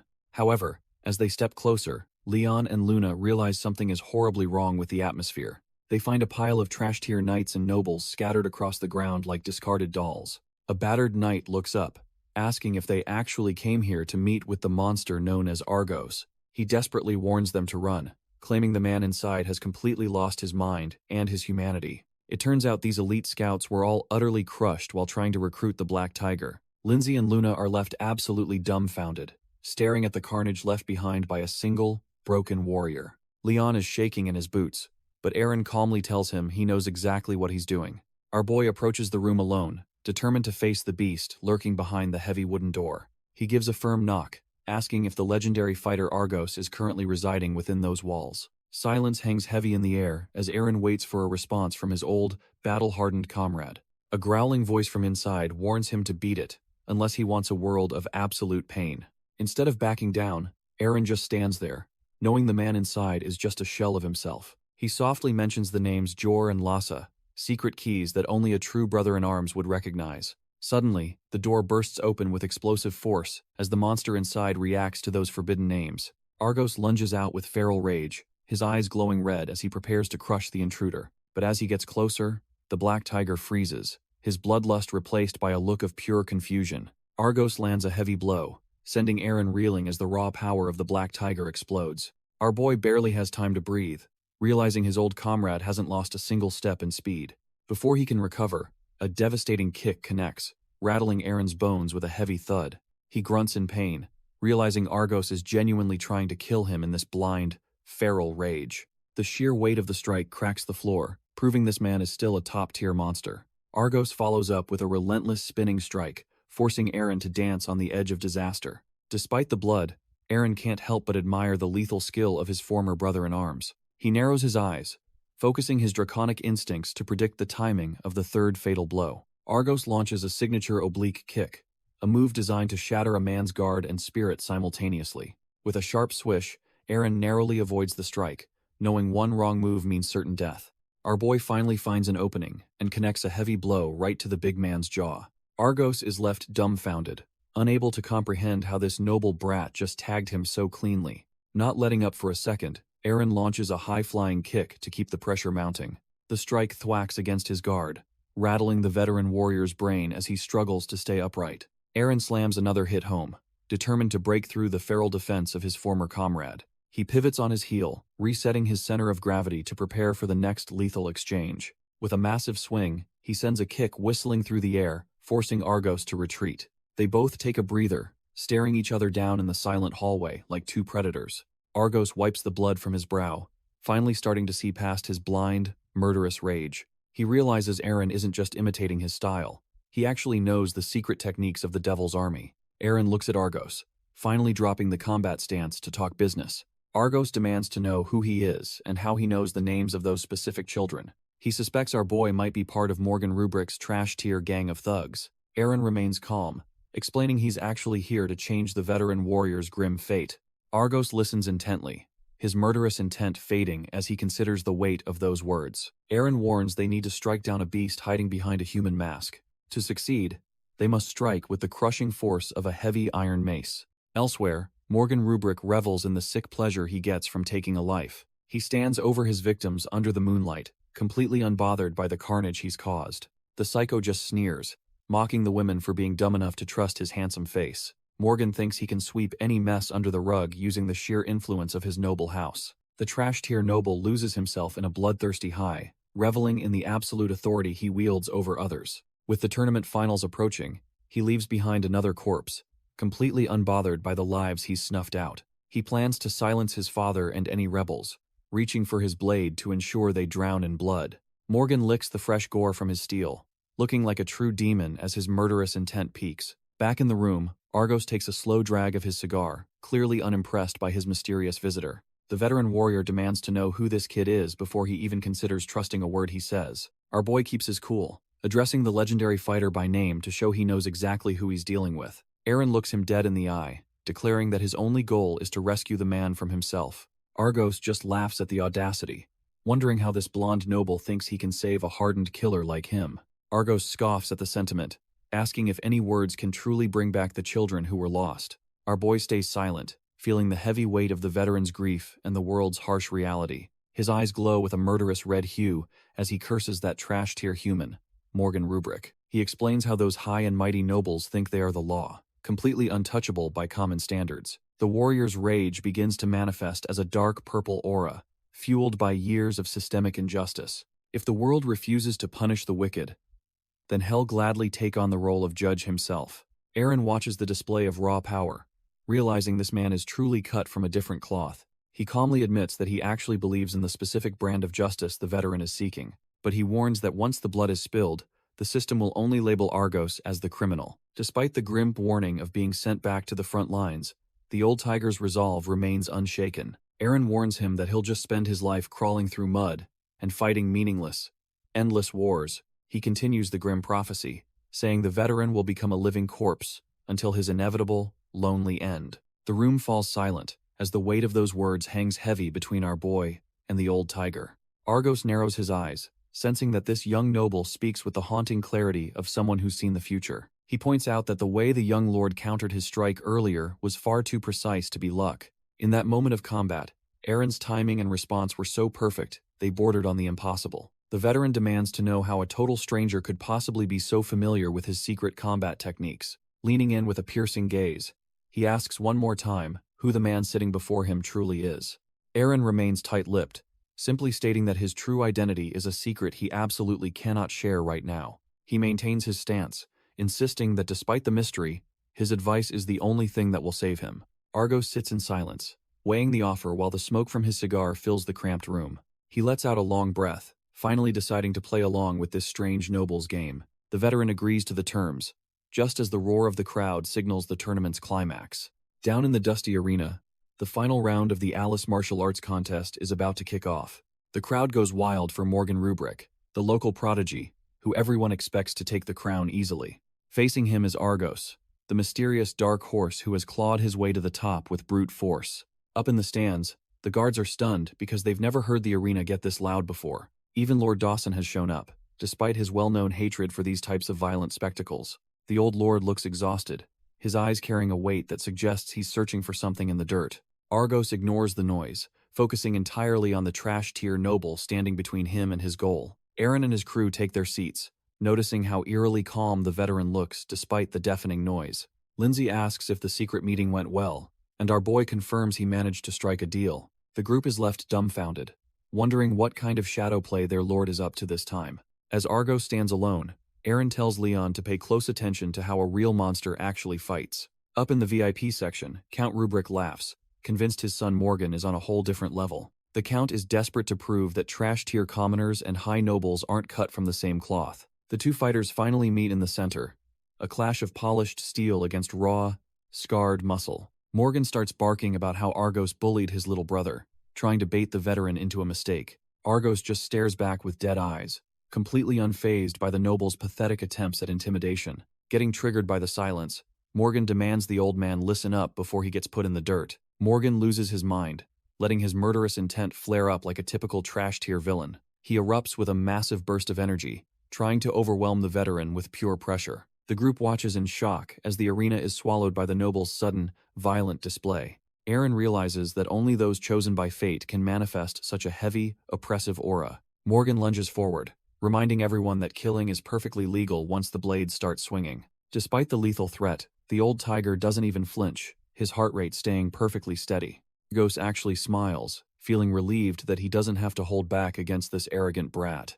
The sudden shift in the atmosphere leaves Morgan completely dumbfounded, his confidence starting to crumble. The veteran finally lets loose, his own terrifying power dwarfing the noble's pathetic spark. Morgan's eyes widen in pure terror as he realizes he just signed his own death warrant. Morgan goes for the kill, but his movements are amateur hour compared to a real battlefield veteran. Argos moves like a total ghost, easily slipping past the strike before the brat even realizes he missed. The old tiger closes the distance instantly, catching the noble completely off guard with his overwhelming speed. He delivers a soul-crushing blow that likely rearranged the kid's internal organs in one clean, brutal hit. The sheer force of the impact sends a shockwave through the arena, instantly silencing the once mocking crowd. Every spectator is left dumbfounded, unable to process how a commoner just dismantled a high-tier noble so easily. Time seems to stand still as the two remain locked in place, the power gap now painfully obvious. The crowd starts whispering in confusion, wondering why the flashy noble has suddenly turned into a frozen statue. Count Rubric loses his mind, screaming for his son to stop embarrassing the family and just fight back. While Luna watches in pure shock, Eren just smirks, knowing the trash-tier noble never stood a single chance. Argos leans in close, coldly reminding the worthless fool to make sure he keeps his end of the bargain. Morgan can only stare back in pure, unadulterated terror as his world begins to fade into darkness. A sickening squelch fills the air as blood suddenly sprays across the noble's face in a gruesome display. He erupts in a violent fit, coughing up a massive amount of blood as his internal organs finally fail. The trash-tier noble collapses onto the arena floor like a discarded ragdoll, while the veteran stands tall. With his eyes rolled back and tongue hanging out, Morgan looks more like a corpse than a man. The nearby maids are left completely traumatized, screaming in absolute horror at the brutal scene unfolding before them. Argos stands as the undisputed king of the arena, the silence of the crowd replaced by a heavy tension. He looks down with total indifference, realizing there's no point in wasting words on someone who's already gone. Count Rubric completely loses his composure, wailing his son's name in a desperate, gut-wrenching cry for help. Morgan lies broken on the sand while his father's heart-wrenching screams echo through the silent stadium. Count Rubric completely snaps, ordering his men to capture and execute the man who dared touch his precious son. Driven by pure, unadulterated rage, the Count draws his blade, determined to end the fighter with his own hands. Our boy Argos doesn't even flinch as the trash-tier noble and his guards surround him like cornered rats. The Count is absolutely dumbfounded that a mere commoner would have the audacity to strike down high-ranking nobility. Argos calmly reminds the crowd that the tournament rules explicitly state that death is a valid path to victory. He points out that Morgan himself was the one bragging about those very rules before his humiliating defeat. With a cold smirk, Argos tells the nobles they're acting like spoiled children who can't follow their own laws. The Count's face turns a sickening shade of purple as he commands the fighter to keep his mouth shut. In a final fit of delusional power, he screams that his word is the only law that matters in Alice. Just as the Count orders a full-blown execution, a mysterious voice echoes through the arena, demanding everyone stop. Our boy Eren steps onto the sand, radiating an aura that makes the trash-tier guards hesitate in their tracks. He looks completely unfazed, his sharp gaze cutting through the tension as he prepares to school these corrupt nobles. Even Argos is caught off guard, wondering who this hooded stranger is that has the guts to intervene. The Count is absolutely dumbfounded, demanding to know if this newcomer is actually planning to side with a criminal. He loses his mind, screaming that anyone who stands with a lawbreaker is just as guilty in his eyes. Eren doesn't stop his approach, closing the distance while the Count and his men prepare for a fight. With a cold tone, Eren points out that if being a criminal's comrade is a crime, the Count is guilty. The noble is left speechless, his brain short-circuiting as he tries to process the audacity of this hooded brat.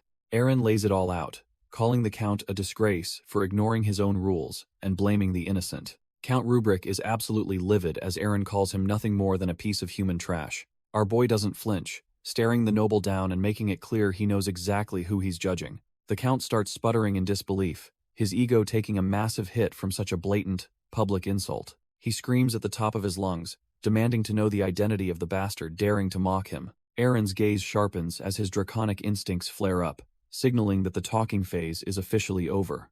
Suddenly, a massive explosion of blue mana erupts from him, shaking the entire arena to its very core. Both the Count and Argos are left completely dumbfounded by the sheer, suffocating weight of the pressure. The noble feels a terrifying pulse of energy, realizing he is way out of his league against this monster. The citizens of Alice go wild with fear, pointing toward the center of the ring as everything shifts. Soldrake's spectral form towers over the arena, revealing Eren's true identity as the legendary Dragon Knight. Our boy finally drops the act, revealing his true identity as the legendary contractor of the White Dragon. Soldrake lets out a deafening roar, her spectral form towering over the arena like an ancient, vengeful god. Argos is completely floored, realizing he's been trading blows with a member of the Empire's greatest ducal house. The veteran fighter can't believe his eyes, finally understanding the source of the monstrous pressure he felt earlier. Eren stands his ground, the sheer weight of his draconic aura making the atmosphere thick and suffocating. Count Rubric tries to play it cool,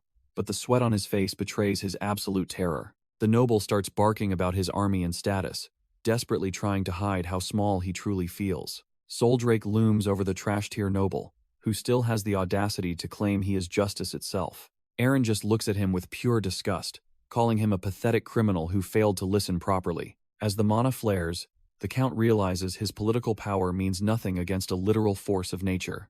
Eren takes a steady breath, preparing to drop a bombshell that will shake the entire arena to its core. Our boy commands the crowd to listen, finally explaining the dark truth behind the veteran fighter's sudden rampage. He exposes the noble's son as a disgusting criminal who spent his time kidnapping and murdering innocent people. The commoners are left dumbfounded, struggling to process that such a high-ranking noble could be so utterly rotten. Eren reveals the ultimate tragedy, stating that even the fighter's own daughter was a victim of these atrocities. Count Rubric loses his mind in a fit of rage, screaming that these accusations are nothing but ridiculous lies. The trash-tier noble draws his blade, desperately demanding proof before his family's reputation is permanently dragged through the mud. Eren remains unfazed, and simply mentions the name Ryan Dawson, a name that carries a heavy, hidden weight. The Count's face pales instantly as he realizes his darkest secrets are no longer safe from the Pendragon heir. Even the veteran fighter is stunned, wondering how this young noble could possibly know the truth about his past.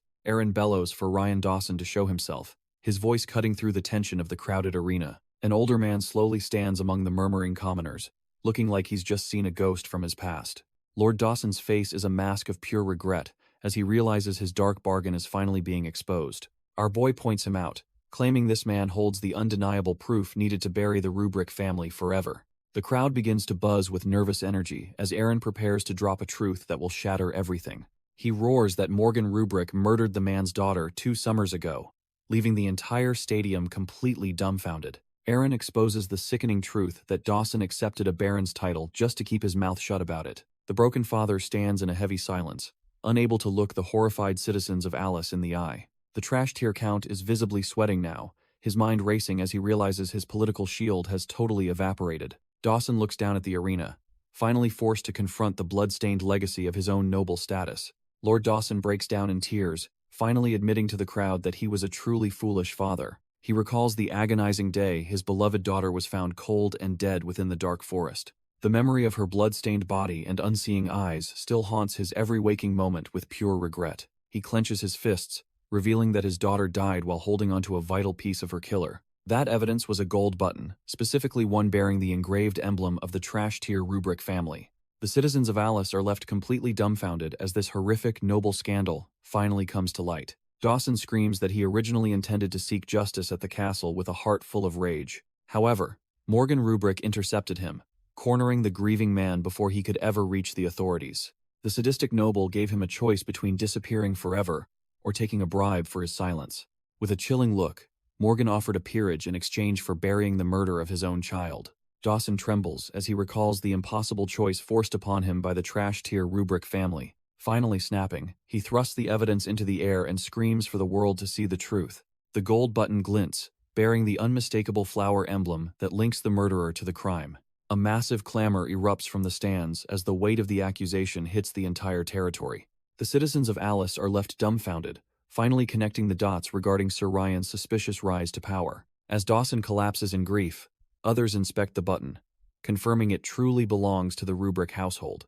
Leon and Luna watch the chaos unfold, realizing the crowd is reaching a boiling point of righteous fury. They are stunned to realize this was the brutal negotiation our boy used to dismantle the Rubric family. Count Rubric falls to his knees in the dirt, realizing his dark secrets have finally been dragged into light. Even the battle-hardened Argos is left speechless by the sheer scale of the political destruction he's witnessing. Argos is completely floored, wondering how the heir of Pendragon could possibly know the deepest secrets of his past. He demands to know how our boy has access to information that should have died with the Devil's Army. Eren just looks at him with those sharp eyes, preparing to drop a truth bomb that will change everything. He brings up the time Dawson visited a locked-up prisoner to offer his gratitude for a past kindness. Our boy reveals the impossible truth, admitting that Argos himself told him these stories back when he was Raven. Leaving the warrior stunned, Eren turns his attention back to the trash-tier noble groveling in the dirt. He coldly ends the conversation, telling the pathetic Count to scurry away like the slow snail he is. The Count is shaking with pure rage, swearing through gritted teeth that he will never forgive this humiliation. He tries to hide behind his status, claiming that killing a high noble is an unforgivable crime against the emperor. The desperate man screams that noble lives are simply worth more than commoners, but his words fall on deaf ears. Count Rubric loses his mind, screaming about treason as he draws his blade against our boy. The trash-tier noble lunges forward with a desperate strike, hoping his status can bridge the power gap. Eren doesn't even blink, effortlessly weaving through the attack while looking completely unimpressed by the pathetic display. He coldly remarks that if the emperor supports such scum, he'll gladly stand against the entire empire. Rubric is dumbfounded as Eren explains that the world has no room for rulers who trample their people. His eyes ignite with a terrifying blue flare, signaling that the Count's time has finally run out. Suddenly, the overwhelming presence of Soldrake erupts, dwarfing the noble's puny aura with pure draconic might. The sheer pressure leaves the Count gasping for air, realizing too late he's facing a true predator. With the White Dragon's spirit looming behind him, Eren prepares to deliver a lesson in true authority. He lunges forward with a sharp grunt, ready to put this miserable excuse for a noble down. A sudden burst of draconic mana erupts, signaling the end of the noble's pathetic resistance. The impact is so violent it shatters Rubric's sword into 1,000 useless pieces. The Count is left trembling as the shards of his dignity fly past his terrified face. With Soldrake's overwhelming aura manifesting behind him, Eren looks down at the broken man. He dismisses the noble entirely, stating that a life like his holds no value in this world.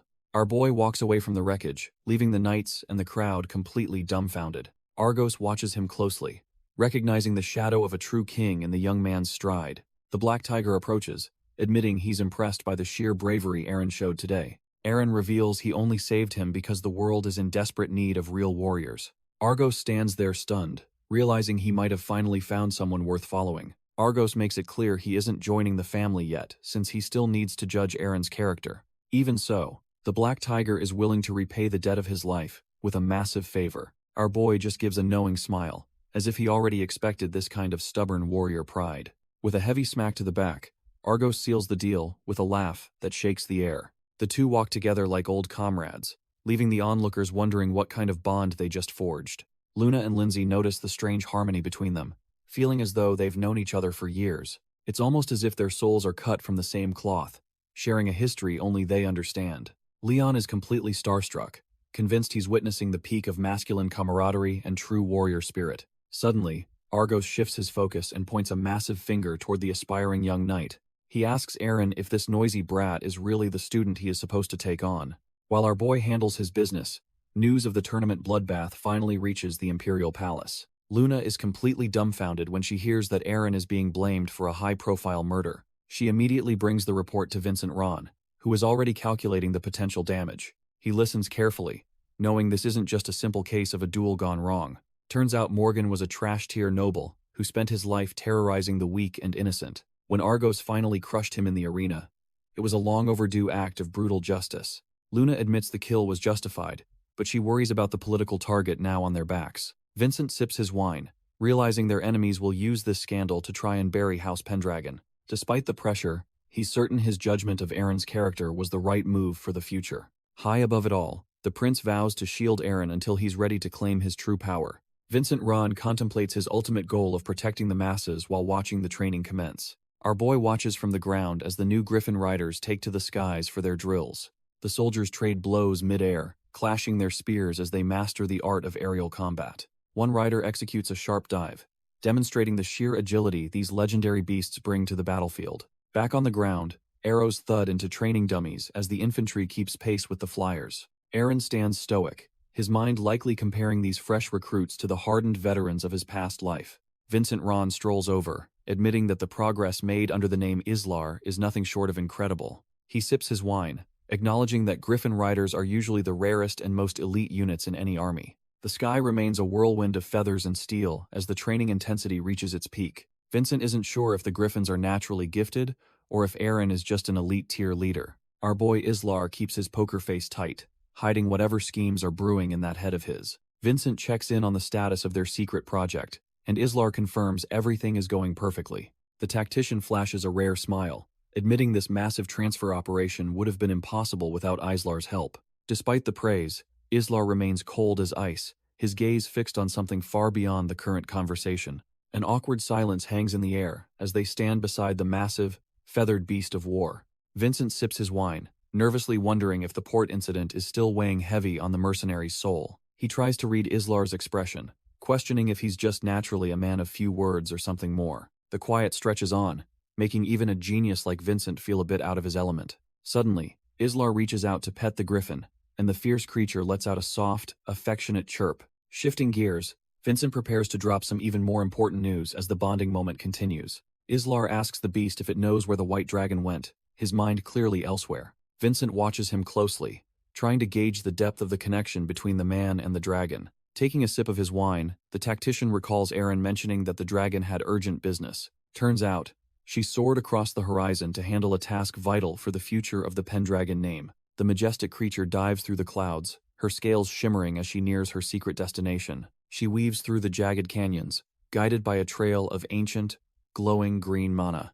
As she hovers within the mystical energy, the air begins to vibrate with overwhelming draconic power. Suddenly, a blinding flash of blue light erupts, signaling the start of her spiritual transformation. Emerging from the light, the guardian takes her humanoid form, descending like a goddess of war. She realizes everything is unfolding exactly as her soul-bound partner predicted it would.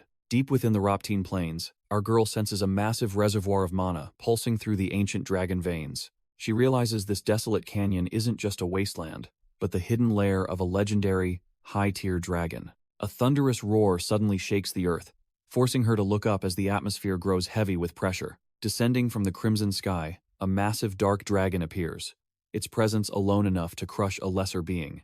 Soldrake immediately recognizes the beast as the dark dragon, her eyes narrowing as she prepares for a tense encounter. This is Amuhalt, a creature whose power rivals her own, and whose intentions in this territory remain unknown. The dark dragon begins to circulate its mana, swirling in a violent vortex of purple energy to change forms. The draconic power condenses into a singular point, vibrating with enough force to tear the very air apart. A blinding flash erupts across the canyon, signaling that the ancient beast has finally decided to shed its scales. Emerging from the light, Amuhalt takes a humanoid form, looking every bit like a lethal prince of the abyss. Amuhalt addresses her as the queen of all brothers, wondering what brought her to this remote location. The two ancient beings stand amidst a swirl of toxic green mana, sizing each other up. He continues his questioning, his sharp eyes searching for the motive behind her sudden arrival. Soldrake identifies him as the Dark Dragon, her voice steady despite the overwhelming pressure he radiates. She asks if this specific dragon vein belongs to him, suspecting he has been hiding something big. Amuhalt admits he found the place years ago, but kept it a secret since it was not his territory. He demands to know her reason for coming, clearly not interested in dragging out the small talk. He explains he did not want to worry her after she failed to bond with the Pendragon heir. Soldrake falls silent, the mention of her past failures clearly striking a nerve deep within her. Amuhalt presses her again, asking why she has finally decided to grace his hidden sanctuary with her presence. Amuhalt explains he discovered this sanctuary years ago, but the mana only started acting up recently. He notes that the first disturbance occurred this spring, right when the world began to shift. That timing perfectly matches the moment Soldrake finally forged a new pact with the Pendragon heir. It turns out our boy was channeling the pure energy of the dragon god during that ritual. Even more shocking, he was simultaneously wielding the dark, chaotic power of the demon god. Soldrake stands there dumbfounded as the pieces of this cosmic puzzle finally start falling into place. She realizes that if the mana went wild back in spring, it points to a specific miracle. That was the exact day Raven's soul hijacked Alan's body, changing the course of history forever. Amuhalt points out that such a success after a previous failure is what caused the local mana surge. The surrounding energy practically screamed in response to the birth of such an impossible, dual-natured existence. Soldrake reflects on how the dark dragon suddenly appeared in a territory she thought was hers alone. Amuhalt demands the truth, sensing that the white dragon knows exactly what kind of monster Pendragon really is. Haunted by memories of the soul swap, she admits she isn't ready to reveal the boy's secret yet. The two ancient beings stand in a tense silence, each weighing the gravity of this impossible situation. Without another word, Amuhalt takes to the skies, his massive wings kicking up a storm of dark mana. He warns that the demon god's power is a literal world-ender that blurs the line between life and death. Before leaving, he mentions that the other dragons are already tracking our boy's every move with lethal interest. Soldrake acknowledges the danger, but makes it clear that her mind is already made up, regardless of the risks. She declares that she has chosen him as her soul partner, binding her fate to his chaotic existence forever. She gives Amuhalt a final, chilling reminder to never forget exactly who she has placed her bet on. Amuhalt takes to the skies, leaving behind a chilling warning about the figure known as the Dark Sage. Soldrake remains on the ground, watching the dark dragon vanish into the clouds with a heavy, silent gaze. She softly whispers her partner's name, clearly worried about the massive target now painted on the boy's back. As the sun dips below the horizon, the temporary truce between the two ancient powers finally comes to an end. Meanwhile, the rhythmic thud of footsteps marks a display of physical conditioning that borders on the inhuman. The local townspeople are left completely dumbfounded as they watch a strange blur race past their quiet village. It turns out Leon is casually sprinting alongside the carriage, matching the horse's top speed without breaking a sweat. He even has the energy to pat the horses, asking if they always work this hard while pulling weight. Argos just sits back and puffs on a cigar, looking entirely unimpressed by the young man's flashy display. With a flick of his wrist, the veteran warrior sends a handful of walnuts flying like lethal lead bullets. Leon dances around the flying nuts, showing off the agility he has honed through backbreaking effort. He playfully taunts his teacher, feeling a surge of pride as he avoids every single projectile. From the comfort of the carriage, Irene praises his growth, finding his hyperactive energy quite entertaining. Aaron watches the passing crowds, calculating how this population boom will reshape the future of his domain. Leon suddenly spots their destination and shouts for everyone to look at the massive landmark ahead. The Rampart of Glory looms over the landscape, acting as a grand bridge between the duchy and empire. Stepping out, the group is greeted by the cool breeze and the overwhelming sight of their home progress. Aaron is momentarily struck by the scale of it all, realizing his plans are manifesting even faster than expected. The defensive wall snakes along the river for miles, a gritty reminder of the security they have fought to build. Seeing the gates swarming with life, our boy knows the Pendragon name is finally commanding the respect it deserves. Aaron and the girls are stunned, realizing the sheer population here might actually dwarf their entire duchy. Argos just grumbles while puffing his cigar, clearly hating the idea of dealing with such a massive crowd. Leon tries to play the optimist, telling his teacher not to sweat it as they approach the entrance. The kid excitedly points out the first castle gate, thinking they're about to breeze right through the checkpoint. However, Irene notices something is off, wondering why the path ahead looks suspiciously deserted compared to the bridge. Suddenly, a loud shout echoes from the battlements as the guards demand the carriage come to a full stop. A trash-tier guard barks that only high-ranking counts or above are allowed to use this prestigious first gate. Our boy's carriage is blocked by the spear-wielding soldiers, who clearly have no idea who they're messing with. Argos lets out a heavy sigh of pure annoyance, wishing he didn't have to waste breath on these guys. He looks back at Aaron for orders, wondering if they should play nice or just force their way in. Aaron senses the atmosphere shift, his sharp eyes narrowing as he prepares for whatever drama is coming next. The trash-tier guards are completely dumbfounded, their faces turning pale as they realize something massive is happening inside. Suddenly, the heavy gates start rattling with a violent force, sounding like a literal war zone is breaking out. Argos just grumbles and covers his ears, wondering why these royals always have to make such a loud entrance. Even Irene and Leon are caught off guard, the deafening noise of the ceremonial horns nearly blowing their eardrums. With a massive groan of ancient stone and metal, the forbidden first gate finally begins to swing wide open. Before the dust even settles, a carriage door slams open, with enough force to show someone is in a hurry. A figure leaps out with the grace of a predator, clearly not interested in waiting for the steps to lower. It turns out the Imperial Prince himself was waiting, landing right in front of our boy with an intense gaze. The Imperial Prince stands tall with a smug grin, looking every bit the high-tier royal he truly is. He immediately starts praising Aaron's performance,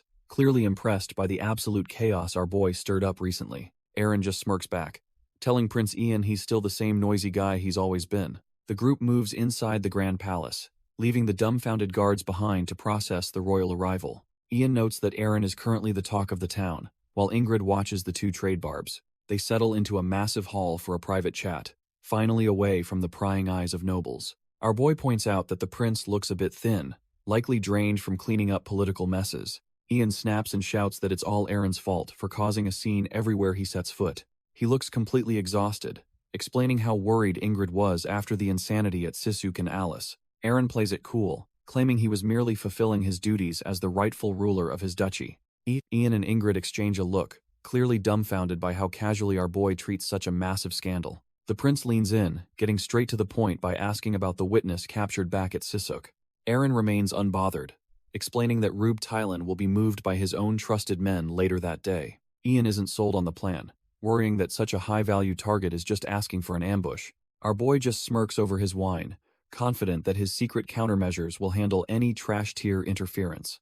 Ian's expression hardens as he asks if Eren truly understands the sheer number of enemies surrounding him now. Between the vengeful Count Rubric and the influential Governor-General Segunda, the political sharks are definitely circling for blood. He warns that the upcoming peerage ceremony will be the perfect opportunity for these snakes to finally strike. Ian drops the bombshell that the heavy hitters from House Lindegor and Arangus are definitely showing up. Our boy's expression shifts as he realizes the political landscape just became a lot more dangerous. The name Arangus carries a heavy weight, reminding him of the savage pirate king who thrives on blood. Ian wonders how the capital will survive once the Bear Duke and Sea Dragon King are in one room. Seeing the chaos coming, Eren decides it's the perfect time to ask the prince for a massive favor. He wants to meet the Empire's strongest soldiers, while his own eccentric subordinates wait nearby in the hall. A sharp crack echoes through the room as a walnut is pulverized into nothing but trash-tier dust. Leon is absolutely hyped, shouting that he finally mastered the grip strength his teacher demanded of him.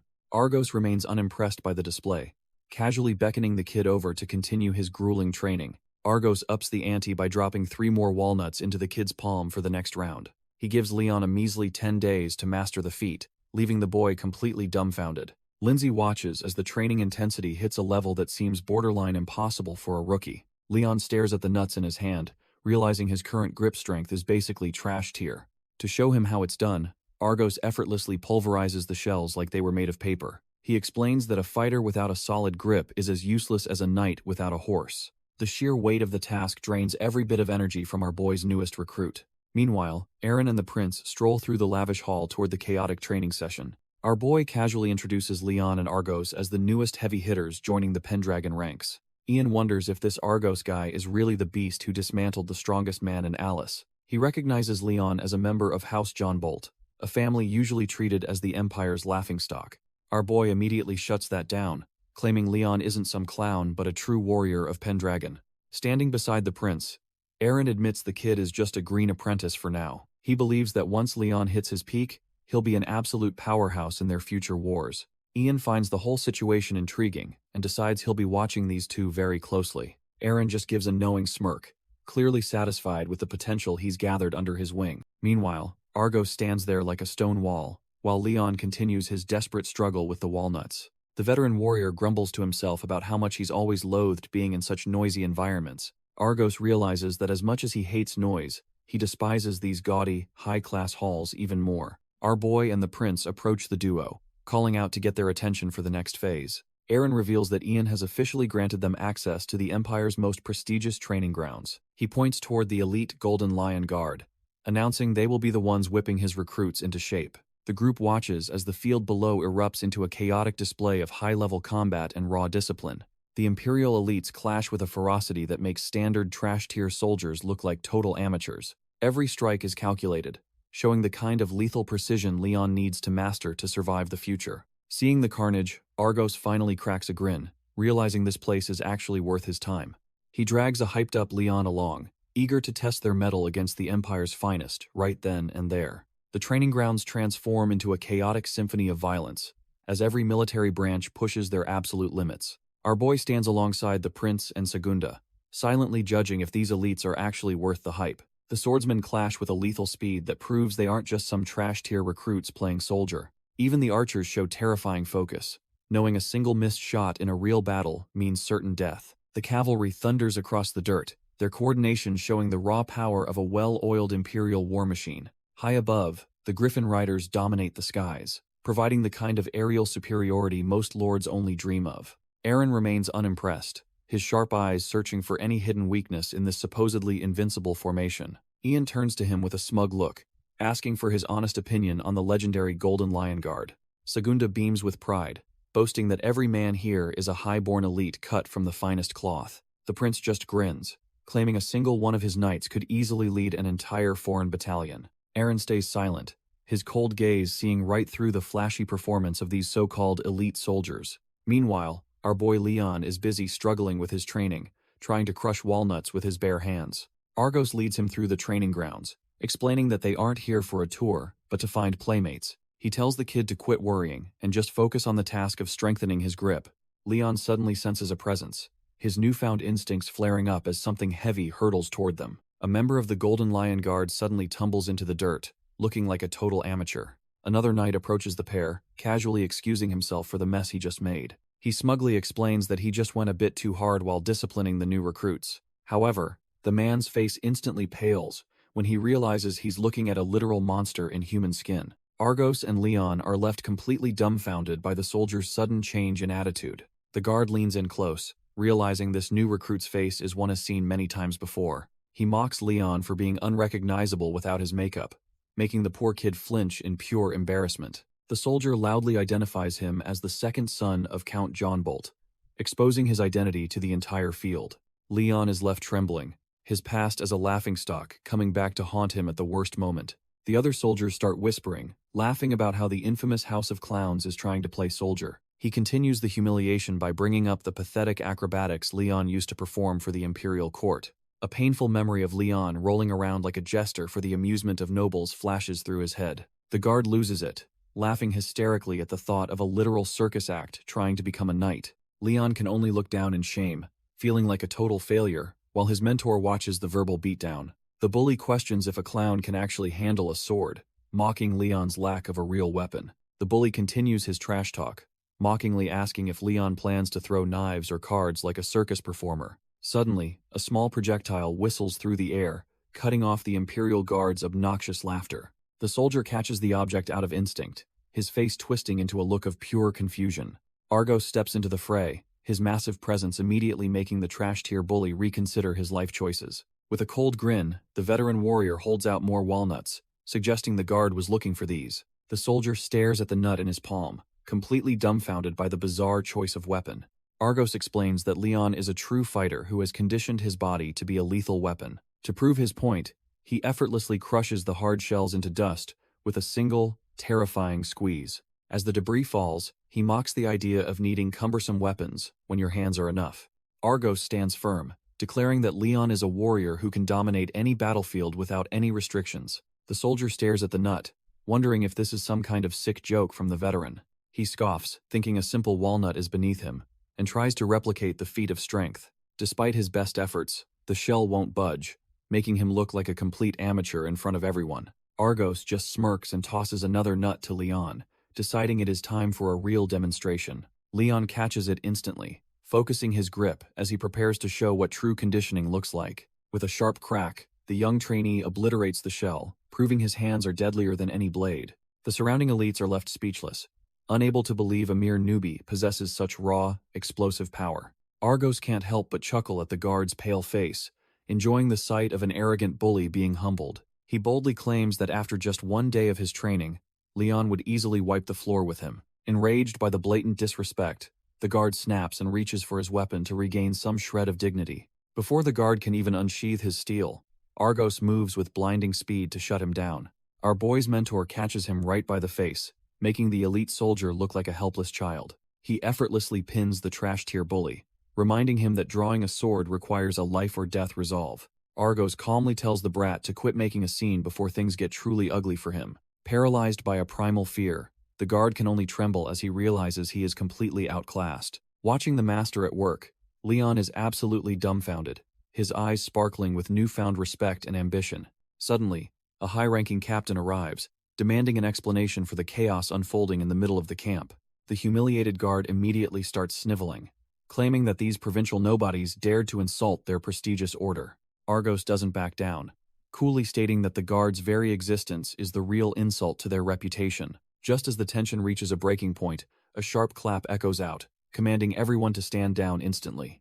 Ian steps forward, clapping with that signature smug look of a royal who absolutely lives for the drama. He casually mentions that since neither side is backing down, they need a much more entertaining solution. The prince suggests a duel between the two captains to settle this mess once and for all. The imperial captain looks completely rattled, realizing his own prince just threw him straight into the fire. Our boy Aaron just smirks, instantly seeing through Ian's blatant attempt to test his legendary combat skills. Argos chuckles to a confused Leon, noting they aren't the only ones looking for someone to play with. The air turns cold as the two leaders face off, the entire camp holding its collective breath. The captain draws his steel, declaring that social status means nothing once their blades finally collide. He levels his sword at Aaron, making it clear that only the one who cuts will survive. With a murderous glare, he warns Eren to keep that life-or-death resolve in mind during the fight. A massive burst of mana explodes between them as the duel finally kicks off in earnest. The surrounding soldiers watch in awe, feeling the overwhelming pressure radiating from the two elite warriors. Leon realizes the captain is on a whole different level compared to the trash-tier knights they faced before. He remains tense, knowing that even a single mistake in a high-level fight like this means instant death. Even Prince Ian admits the captain is a monster, possessing more raw experience and talent than most nobles. The prince watches with those cold eyes, curious to see if his gamble on Eren will actually pay off. Back at the palace, the group had already sensed that Eren wasn't just some ordinary provincial noble. Ingrid notes that there's an inexplicable, dangerous edge to the man they once knew as Lord Allen. Ian stays silent, his mind racing as he calculates how this power shift will affect the imperial throne. Back in the present, Leon can't contain his excitement as the two legends prepare to trade blows. Our boy Eren just smirks, completely unfazed by the pressure radiating from the elite captain. He decides to match the intensity, unleashing his own draconic mana to show he isn't playing around. The captain takes a heavy step forward, closing the distance before anyone can even blink. Suddenly, the veteran lunges with a strike so fast it catches even a monster like Eren off guard. Eren barely manages to block, realizing this old man's speed is definitely not just for show. The captain remains perfectly composed, his aura flaring as he prepares to dismantle the young lord's defense. With another explosive movement, he thrusts his blade forward, forcing Eren to stay on the defensive. Their blades collide in a blur of steel as the captain relentlessly pressures our boy from every angle. Watching from the sidelines, Leon panics and notes that Eren seems way slower than he usually is. However, Argos corrects him, explaining that the captain's strikes are simply several steps ahead of the game. Leon is completely dumbfounded by the high-level combat unfolding right in front of him. Prince Ian just grins, recognizing the terrifying precision that eliminates every single wasted movement. When facing Captain Granite head-on, his strikes aren't just fast, they're practically invisible. It's clear the veteran has reached the absolute pinnacle of imperial swordsmanship with his lethal thrusts. Their blades collide as the captain tries to overwhelm our boy with sheer technical mastery. But Eren isn't just defending. He's calculating the perfect moment to flip the script on the veteran. The captain's eyes widen in shock as he realizes he's completely lost track of his opponent's rhythm. With a sharp whack, Eren lands a clean blow, proving he's far from a trash-tier noble. Even Argos is impressed, noting how Eren closed the distance to shut down any hope of a counterattack. Granite swings again in desperation, but Eren effortlessly slips under the strike, like a total ghost. A massive arc of mana cuts through the air as the duel reaches a boiling point. Our boy twists mid-air, dodging a lethal strike that would have ended any ordinary knight's career. Captain Granite is left swinging at shadows, while Eren repositions with the grace of a seasoned predator. He doesn't give the veteran a second to breathe, immediately launching into a fierce counteroffensive. Their wooden swords scream as they collide, but Eren's raw speed is clearly starting to take over. The captain is visibly rattled, wondering how a supposed pampered noble can move with such terrifying precision. Eren sticks the landing effortlessly, his eyes locked on his target like he's already won the fight. Another heavy clash rings out, sending vibrations up their arms as neither side is willing to back down.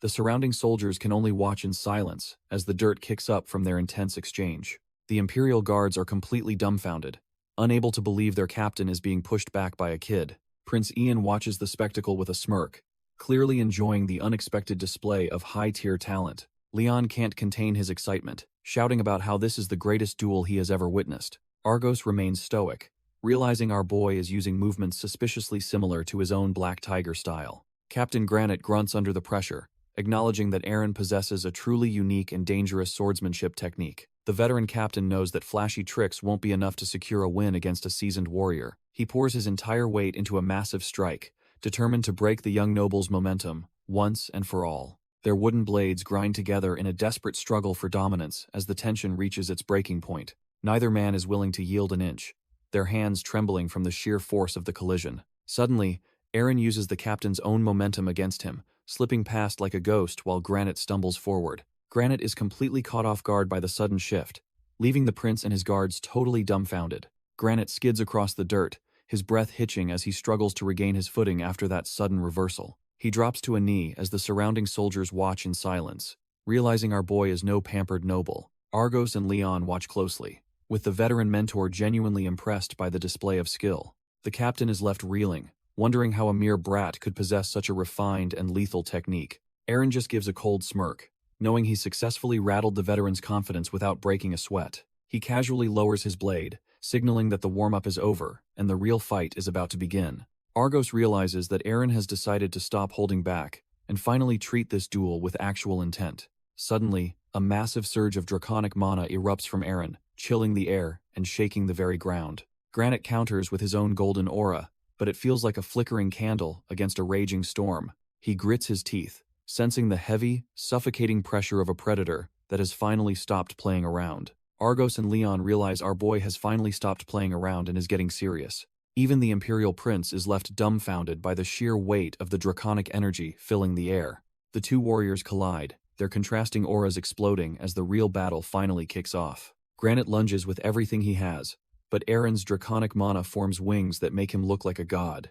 Their wooden blades clatter together as the captain realizes he is completely outmatched by this kid raw power. Aaron leans in close, his cold gaze telling the veteran that his years of experience mean absolutely nothing here. With a sudden burst of speed, our boy vanishes from the captain's sight, leaving him swinging at thin air. His draconic instincts are dialed to the max, pinpointing every single opening in the veteran's sloppy defense.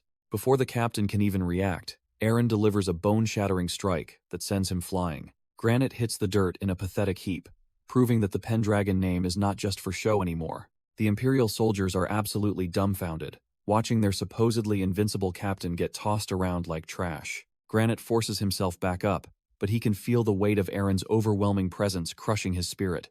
Our boy doesn't even flinch, letting his draconic mana flare out into wings that scream pure dominance. The veteran captain breaks into a cold sweat as he realizes he is staring into the eyes of a monster. Refusing to go down without a fight, Granite taps into every ounce of his aura for one final gamble. Even Argos and Leon are taken aback, feeling the sheer intensity of the mana vibrating through the air. With a desperate roar, the captain lunges forward, putting his entire life into this single, reckless strike. Their blades collide in a thunderous explosion of blue and yellow energy that shakes the very ground. The surrounding soldiers can only cheer for their leader, hoping he can somehow withstand the Pendragon heir's power. Even Ian is left speechless, finally seeing the true, terrifying potential of the man he calls an ally. Granite swings with everything he's got, but his blade feels like it's hitting a brick wall. The veteran captain is completely dumbfounded, unable to understand why his strikes aren't landing. Our boy just stands his ground, his draconic mana acting like an impenetrable shield against the onslaught.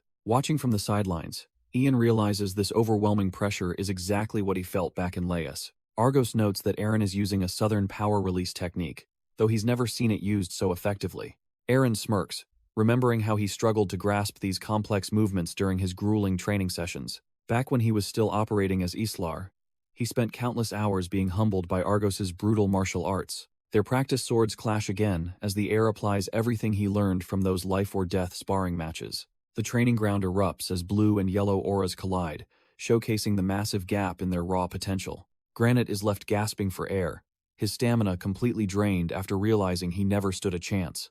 Ian watches intensely, realizing that our boy hasn't just improved his technique, he's on a completely different level. It's not just raw strength anymore, as the prince senses a fundamental change in the heir's very essence. Aaron remains composed, his sharp gaze showing he's fully in control of the draconic power swirling around him. The sheer intensity of the display leaves the prince absolutely dumbfounded as he witnesses the family's true potential. Fearing things might go too far, Ian finally steps in and calls for an end to the intense sparring. He praises both of them for their incredible skills while ordering them to sheath their weapons immediately. As the overwhelming mana begins to dissipate, the heavy atmosphere on the training ground finally starts to lift. Our boy casually acknowledges the effort, telling the veteran captain that it was actually a pretty decent match. Granite just stands there in a daze, his pride taking a back seat to the sheer shock of the encounter. The captain's golden aura flickers out, leaving him to grapple with the reality of being surpassed so effortlessly. Aaron reaches out and seals the match with a firm, respectful handshake to show there are no hard feelings. Watching from the sidelines, Argos chuckles and tells the young Leon that their lord is truly something special. Our boy knows exactly when to pull his punches, making sure the duel ends on a high note. Prince Ian watches closely, realizing that Aaron even went out of his way to protect the captain's reputation. The prince approaches and remarks on how much the former trash-tier noble has transformed since their last meeting. Aaron just gives a knowing smirk, acknowledging that a whole lot has changed in his life recently. Turning his attention back to the veteran, he addresses the captain with a newfound sense of authority. He praises the Golden Lion Guard's skills, suggesting they should continue sharing these training grounds for mutual growth. It's the perfect environment for a rookie like Leon to sharpen his instincts and finally become a real warrior. Humbled by the gesture, Granite closes his eyes and accepts the proposal with a quiet sense of respect. Granite barks orders at his men, demanding they train harder after being completely outclassed by our boy. While Argos just smirks, the captain fumes with rage, seeing how easily his elite guards were humbled. Aaron surveys the grounds, confident that this combined force is finally enough to handle the coming storm. The sprawling city stands ready, its massive walls and bridges a testament to the duchy's growing influence. At the main gates, the Golden Lion statue watches over the entrance as high-profile guests begin to arrive. A heavy thud echoes through the air as the signal is given to open the massive fortress doors. Guards scramble to their positions, dumbfounded by the sheer scale of the approaching envoy. Leading the pack is House Roxanne, one of the most powerful and influential territories in the entire empire. Right behind them comes House Saylord, proving their loyalty to the Pendragon name remains as solid as ever. Even the Governor-General of Laos, the powerful Count Segunda, has arrived to see the legend for himself. Local guards whisper about the heavy hitters gathering for the ceremony, wondering how the gatekeepers are holding up. Suddenly, a thunderous thud shakes the ground as the massive fortress doors begin to swing wide. The soldiers panic, realizing the rhythmic drums and horns can only mean a duke or royalty has arrived. As the gates creak open, the golden dragon statue shines under the flags of a legendary power. The men are completely dumbfounded, staring up at the sheer majesty and terrifying pressure of the newcomers. High above, the flag of the Sea Dragon King flutters, signaling the arrival of a true monster. It turns out House Arangus, the undisputed lords of the south, have finally made their grand entrance. Inside the carriage, Duke Arangus sits comfortably, his hand resting on his blade as he anticipates the chaos. Meanwhile, our boy Aaron stays focused on his training, knowing he needs every bit of strength for what's coming. Arangus just smirks, clearly underestimating the young heir while plotting his next move in this deadly game. While the city hums with anticipation, the commoners and knights alike are searching for Leon and the legendary Argos. Irene shows off a stunning evening dress that once belonged to her mother, looking every bit the noble lady. Leon is absolutely thrilled by the sight, while Argos just relaxes with a drink and his signature cigar. The veteran fighter reminds everyone that today is the peerage awarding ceremony, a massive milestone for the family. Irene excitedly calls for Lindsay to join them, but the former maid is clearly feeling a bit shy. She tells her not to be embarrassed, insisting that the new look suits her better than anyone expected. When Lindsay finally takes a hesitant step forward, she is practically glowing, with a newfound, elegant charm. Our boys, Leon and Argos, are left completely dumbfounded, unable to believe the transformation of their comrade's wife. Dressed in a breathtaking white gown, Lindsay looks less like a servant and more like true imperial royalty. Irene hugs her tightly, noting that as the wife of the Pendragon heir, she must captivate the entire empire. The city hums with anticipation as the order goes out for everyone to dress in their finest attire. Standing atop the balcony, our boy and Ian acknowledge that the day of reckoning has finally arrived. While Ian jokes about the dresses, Aaron remains focused on exposing the dark truth behind the royal assassination. He anticipates the massive chaos that will erupt once Rube Tylan finally faces the Emperor and spills everything. The two allies share a quiet moment, sensing the shift in the political winds before the ceremony begins. Ian turns serious, reminding Aaron that his aggressive moves have painted a massive target on his back. He warns that Segunda is likely plotting a countermove, but our boy assures him he is fully prepared. Looking over the sprawling capital, Aaron admits he is well aware of the many enemies he has made. The Pendragon family makes their grand entrance, looking like top-tier royalty as they march under their dragon banner. Even with their stunning transformation, both Aaron and Lindsay feel the crushing weight of the Empire's watchful eyes. Aaron notices Lindsay's stiff movements and asks if that fancy dress is making her feel uncomfortable. She admits the dress is a bit much, but her real struggle is the overwhelming anxiety. Looking at her rough hands, she confesses that a girl from the farmlands feels like a total fraud. As she watches the other nobles, she wonders if someone like her truly belongs by his side. Our boy stays quiet for a moment, letting her words sink in as he reflects on his own journey. He remembers the days when he was just a slave working the rice fields, covered in mud and sweat. Back then, even a simple basket of bread felt like a luxury beyond his wildest dreams. He recalls how Lindsay looked as a humble maid, always devoted despite their low status in the world. A small, knowing smile plays on his lips because he knows they are both cut from the same cloth. He reassures her that he is no different from her, and together, they march toward their destiny. Aaron and Lindsay continue their walk, though she still feels a bit out of place in this grand atmosphere. High above the courtyard, a trio of imperial princesses watches the Pendragon family's arrival with sharp, judging eyes. The onlookers are absolutely dumbfounded, whispering that the young duke is even more handsome than the rumors claimed. Sylvia corners Ingrid, mockingly asking why she isn't walking alongside the man she supposedly desired. Ingrid can only stammer in response, her face pale as she realizes she's become the target of their gossip. The sisters don't hold back, laughing about how she was already rejected by the rising star of the empire. Flaunting their status and wealth, the three princesses prepare to step in and claim what they believe is theirs. Leah smirks with total confidence, believing her beauty and imperial bloodline are enough to win over any man. Sylvia watches with a predatory gaze, ready to use her influence to secure a place by his side.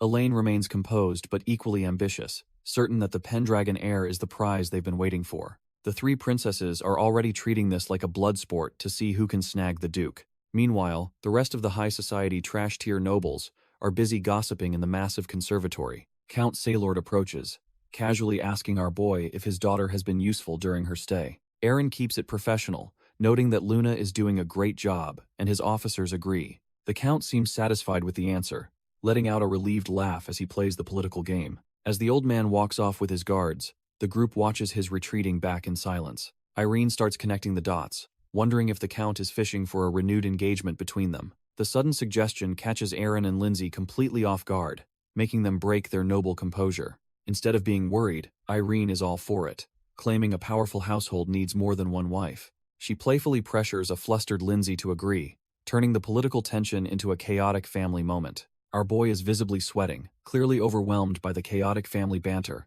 and the weight of his new life.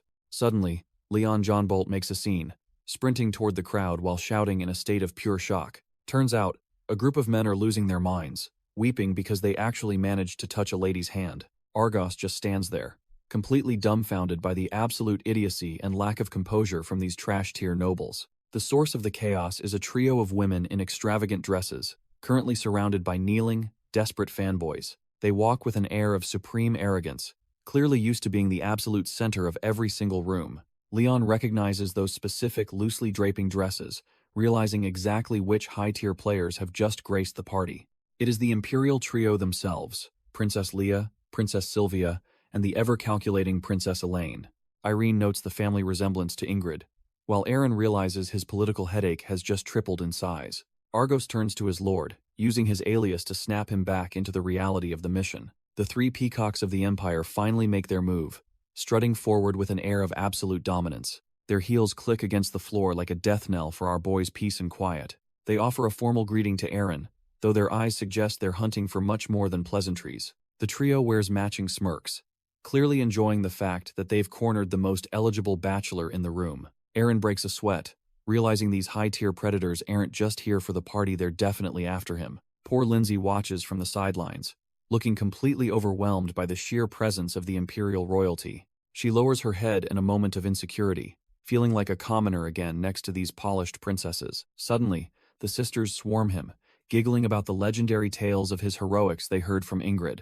They press in close, showering him with praise about his charming looks and elite-tier swordsmanship. Aaron just closes his eyes and prays for it to end, feeling utterly suffocated by their aggressive political flirting. The princesses corner our boy, teasing him about his lack of a partner to secure their political grip. Lindsay freezes in terror, realizing the sharks have finally smelled blood and are turning their sights on her. Aaron remains silent, his patience wearing thin as he realizes these royal vipers are looking for a weak link. His draconic instincts flare up, sensing the malicious intent hidden behind their high society smiles and flowery words.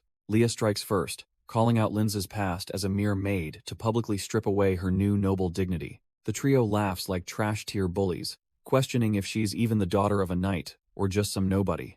Lindsay feels the walls closing in, her commoner roots making her feel utterly defenseless against such high-level psychological warfare. Irene clenches her fist in a silent rage, ready to snap at anyone who dares insult her family's loyalty. Even Leon is dumbfounded by the cruelty, while Argos just watches, judging the pathetic display of these royal peacocks.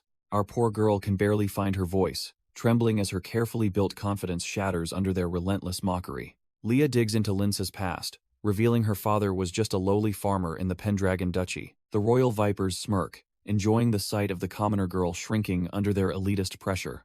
They mockingly applaud Aaron's generosity for elevating a mere servant, their sarcasm dripping like venom. Leah and Sylvia remind everyone that without a noble title, Lindsay is nothing more than a temporary concubine. They flaunt their soft, jewel-encrusted hands, boasting that they've never known a day of actual physical labor.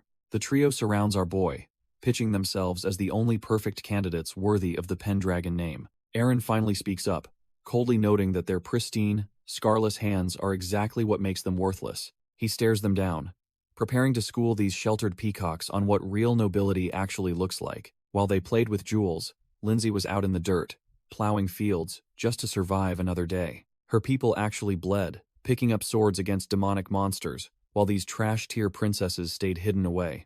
Aaron points out that they've never lifted a finger to cook or care for anyone but themselves. The princesses are left speechless as their supposed superiority is dismantled in front of the entire court. Our boy asks them point-blank why they feel so much pride in a life of total worthlessness.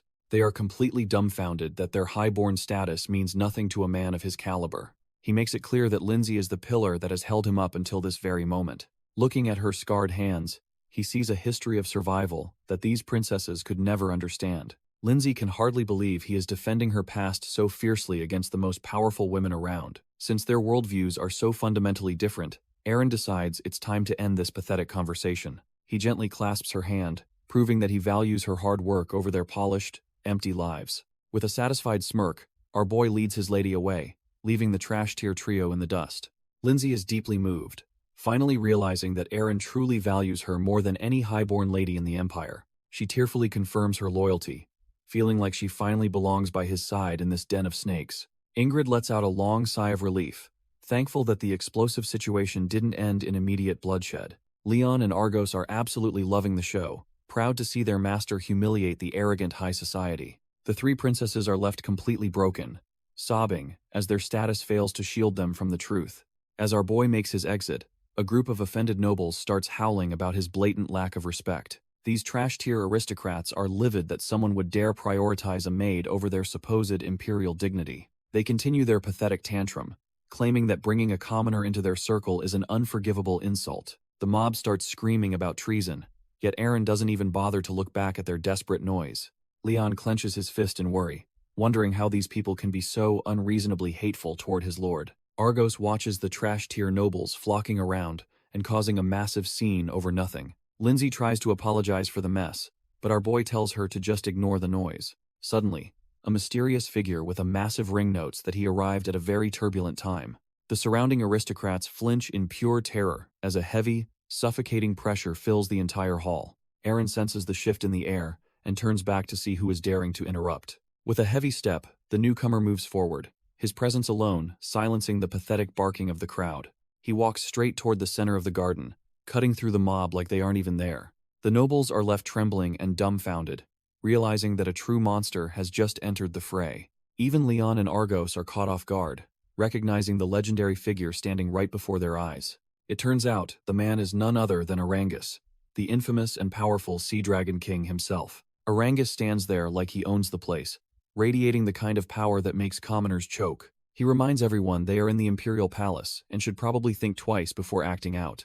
As his eye flashes with a dangerous light, he warns that rash behavior usually leads to a quick grave. The entire garden freezes as the Sea Dragon King squares up against our boy and his crew. The trash-tier nobles can hardly believe their eyes, whispering in fear about the legendary monster standing before them. They thought Head retired to let his son handle the family business, but clearly, the old man isn't done.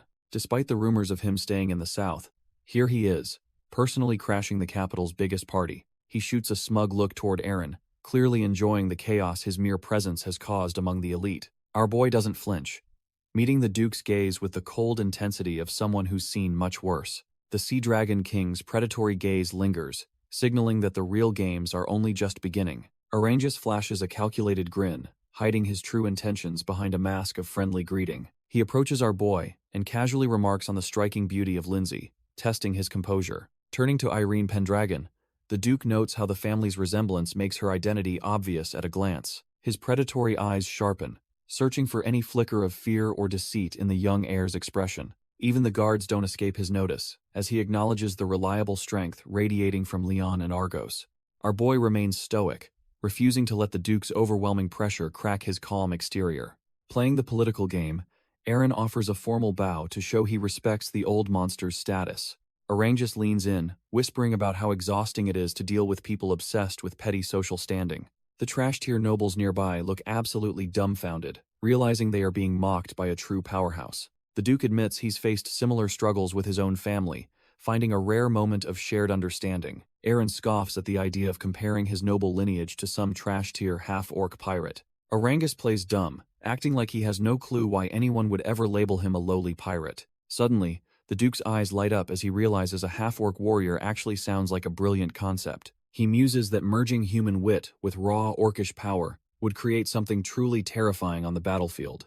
His predatory gaze sharpens, envisioning the birth of the world's most unstoppable and perfect killing machine. Our boy just stands there, completely unfazed by the Duke's sudden shift into mad scientist territory. Arangus starts pacing, claiming that the stagnant capital desperately needs a massive shakeup to survive the coming era. He clenches his fist, insisting that true merit should finally outweigh petty things like bloodlines or racial purity. Turning back with a smirk, he asks if the young Pendragon heir shares his radical vision for the Empire. A heavy silence falls between them as a sudden gust of wind sweeps through the massive, sunlit hall. Aaron stares back with a cold intensity, refusing to be intimidated by the Duke's overwhelming and predatory presence. Our boy doesn't hold back, flatly stating that the Duke's radical vision sounds exactly like he's planning a rebellion. Arangus simply scoffs at the accusation, his expression shifting as he prepares to deliver one final, cryptic warning. He turns his gaze toward the golden lion statue, musing that a weapon as worn as a rusty sword could never hope to possess the sharpness required to actually draw blood from a true, primordial dragon. With a final adjustment of his heavy, dragon-stitched cape, the Sea Dragon King declares that his piece is said. He walks away with a chilling confidence, leaving the entire hall of dumbfounded nobles in a state of shock. Irene and Lindsay are left trembling, realizing they just stood before the absolute and terrifying monarch of the South. Leon can barely swallow his spit as he recalls that House Arangus was once a true royal bloodline. Their ancient origin is incomparable to the trash-tier nobles, who merely descended from the first emperor's lowly servants. Ian muses that despite years in the palace, he has never encountered a noble quite like the Sea Dragon King. Our boy Ian stands frozen alongside Leon and Irene, all of them completely overwhelmed by the Duke's terrifying presence. He clenches his fist in frustration, forced to admit that the sheer strength Arangus displayed was truly impressive. Argos steps forward to join the conversation, his sharp eyes never leaving the departing monarch's back for a second. The veteran mentor admits he sent waves of murderous intent toward the Duke, but the man didn't even twitch. This lack of reaction proves to them both that Arangus has survived absolute chaos and come out much stronger. When a nervous Leon begs his teacher to stay calm, Argos reminds him that every step is a battlefield. Ian remains silent, his mind racing as he tries to piece together the true identity of this southern monarch. He wonders if this man is truly the father of that feral monster who once terrorized the high seas, the same monster who manipulated Rube Tylan and acted as the mastermind behind the Crown Prince's tragic murder. In a bitter flashback, Rube Tylan mocks our boy, reminding him who truly brought House Balt to ruin. Arangus looks on with a smug grin, knowing he was the puppet master pulling the strings all along. Back in the present, Aaron is absolutely fuming as he swears to reveal the Duke's crimes to everyone. Meanwhile, the Imperial Garden is packed with trash-tier nobles who are busy gossiping about the evening's drama. Arangus takes a calm sip of wine, seemingly unfazed by the murderous intent directed his way earlier. He casually mentions that his current company is actually quite clever, unlike the rest of the mindless sheep. The Duke turns his attention toward Count Segunda, acknowledging his high status as the Governor-General of Laos. Segunda plays along with the flattery, offering a respectful response while maintaining his dignified, noble facade. Looking through his monocle, the Count realizes that getting involved would be like lowering himself to fight worms. Arangus remains perfectly composed, confident that his political influence is still the strongest force in the entire room. Arangus leans in, telling Segunda that their grand ambitions require one final, messy task to be completed today. He swirls his wine, his mind already calculating the exact moment his enemies will draw their last breath. Instead of drinking, he slowly pours the red liquid out like he is offering a grim toast to the dead. Segunda watches closely, realizing that the Duke is not just playing games and is ready to draw blood. Arangus finally drops the act, stating that Rube Tylan has become a loose end that needs cutting. He snaps the glass stem with ease, insisting this hit must happen before the target reaches the Emperor. The glass shatters against the stone, a violent punctuation to the death sentence he just handed out. Standing over the mess, he looks like a predator who has already cornered his prey in his mind. Segunda just chuckles, revealing that he has already stationed assassins along every single path leading to the capital. He gestures toward the horizon, confident that no matter which road the rat takes, he won't survive the trip. Because of the absolute bloodbath in Sisuk, our boy has left a trail of chaos that nobody can ignore. After the mess in Alice, the high and mighty nobles are starting to feel the heat from his rising fame. It turns out the trash-tier aristocrats at this party are all hunting for the same thing: Aaron's head. Among the sharks is Jamie Roxanne, an heir whose territory is big enough to actually pose a real threat. Even Duke Lindegor, one of the Empire's top dogs, is itching to join the hunt and crush the upstart. Orangus pauses, wondering if Lindegor is truly ready to get his hands dirty for this specific hit. He realizes the Duke is just as fed up with the Pendragon family's sudden and annoying surge in power. For a second, he weighs the risks, knowing that taking down a dragon contractor is no walk in the park. Suddenly, he breaks into a grin, finding the idea of a high-stakes noble conspiracy absolutely hilarious. He laughs with the Duke, promising to make sure the little worm is completely isolated once he hits the palace. Orangus smirks, realizing he and the Duke are cut from the same cloth when it comes to schemes. Duke Lindegor looks absolutely unhinged, promising to take care of everything as long as he gets his way. They seal their dark pact with a clink of their rings, officially becoming partners in this noble hunt. Over in the Imperial Hall, the trash-tier aristocrats are busy whispering about the drama about to unfold. An official steps forward, demanding silence as the atmosphere in the room shifts toward total anticipation. He announces the start of the peerage ceremony, and you can practically feel the tension in the air. As the massive doors creak open, everyone holds their breath to see which titan will walk through first. The herald introduces the absolute monarch of the South, a man whose reputation precedes his every step. His blue dragon banner flutters, serving as a grim reminder of the Sea Dragon King's overwhelming naval power. Orangus makes his grand entrance, looking every bit the predator as the crowd erupts in cheers. Orangus strides through the hall, his presence alone enough to command the room's absolute attention. The trash-tier nobles are instantly dazed, whispering about how charming the Sea Dragon King actually is. He carries himself like a true king, leading the strongest warriors the South has to offer. Suddenly, a new banner unfurls, depicting a blessed angel that signals the arrival of imperial royalty. Duke Lindegor steps into the light, his gaze hard enough to cut through the festive atmosphere. The crowd erupts as the massive Duke marches forward, his green cape billowing behind him. One noble is completely dumbfounded, comparing the man's massive frame to a literal bear walking through the door.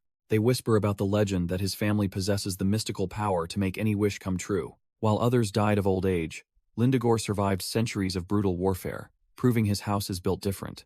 Next to enter is Jamie Roxanne, currently the most popular man in high society and a rising star. The dragon banner flies high, announcing the arrival of the man who tamed the legendary white beast. Our boy Aaron strides through the hall, soaking in the thunderous cheers of the gathered elite. He keeps a cold, focused expression, knowing that every pair of eyes is judging his every move. The noble ladies are practically losing their minds, completely captivated by the young hero's presence. Whispers ripple through the crowd as they realize the hero of Laos is barely even a man yet. Segunda can't help but scoff, finding it hard to believe a 17-year-old holds such massive power. Jamie Roxanne watches the spectacle, his eyes filled with a mix of curiosity and hidden ambition. Then, the atmosphere shifts as the true rulers of the Empire finally decide to make their grand entrance.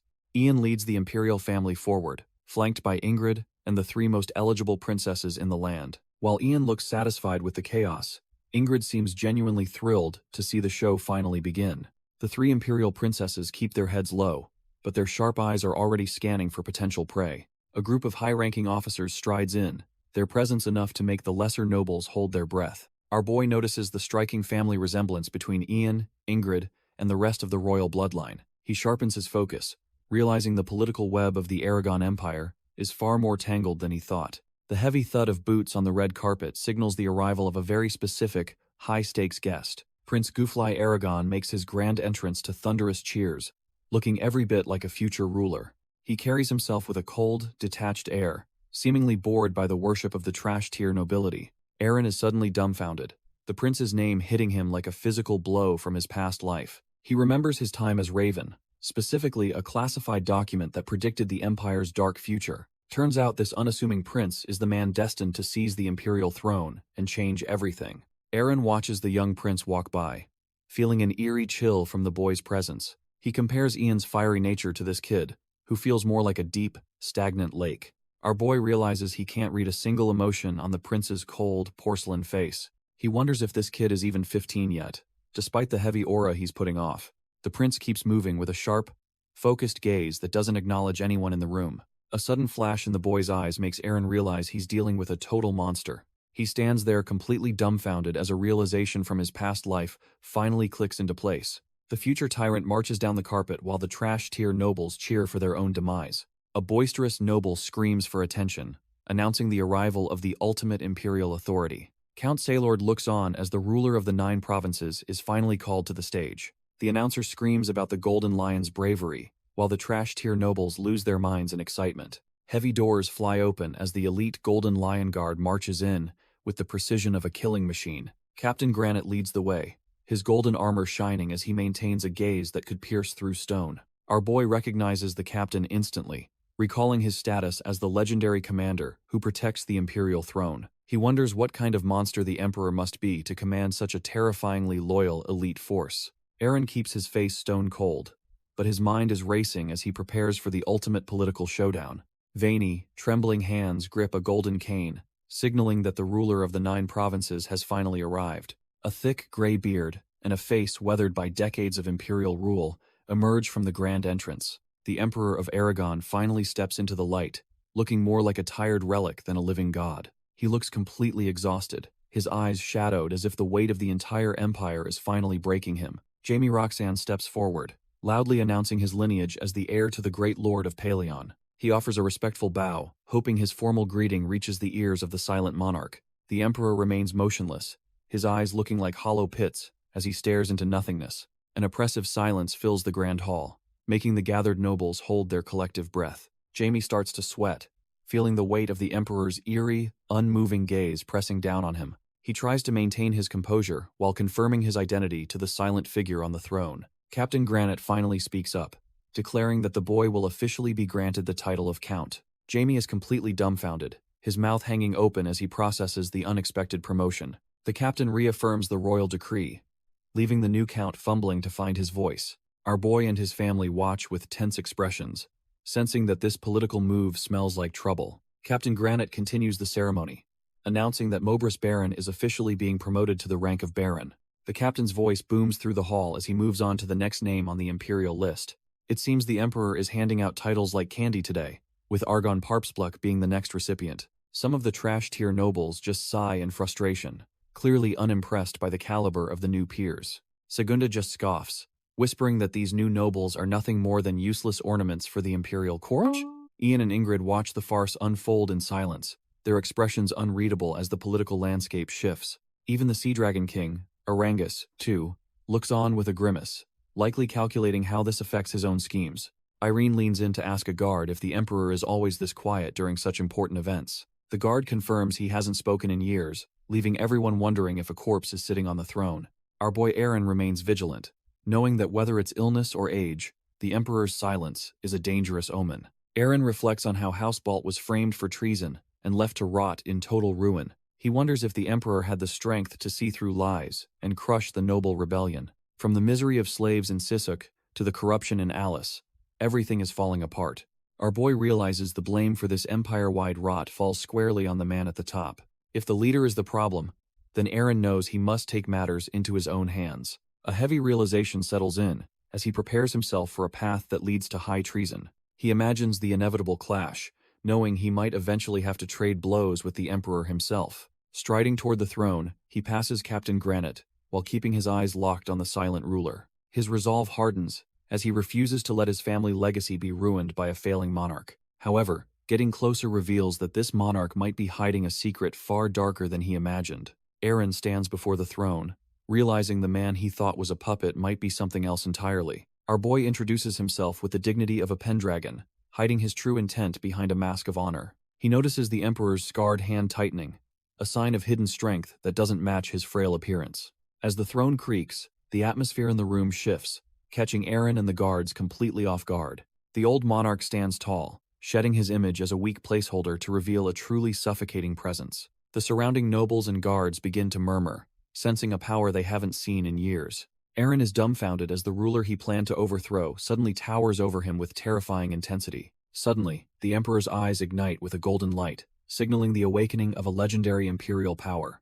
A massive golden lion roars to life, unleashing a wave of mana that nearly blows our boy away. He grits his teeth against the pressure, realizing he's vastly underestimated the man holding the crown. Captain Granite grits his teeth, barely able to withstand the suffocating pressure radiating from the throne. Jamie Roxanne and Princess Ingrid are left completely speechless, their arrogance replaced by pure, unadulterated terror. The searing heat of the aura forces Dos Giovanni and the surrounding nobles to recoil in a desperate panic. Duke Lindigor remains stoic, his sharp eyes fixed on the spectacle as the power balance shifts in an instant. Aaron watches the monarch's back, realizing he is witnessing the legendary energy that once unified the entire continent.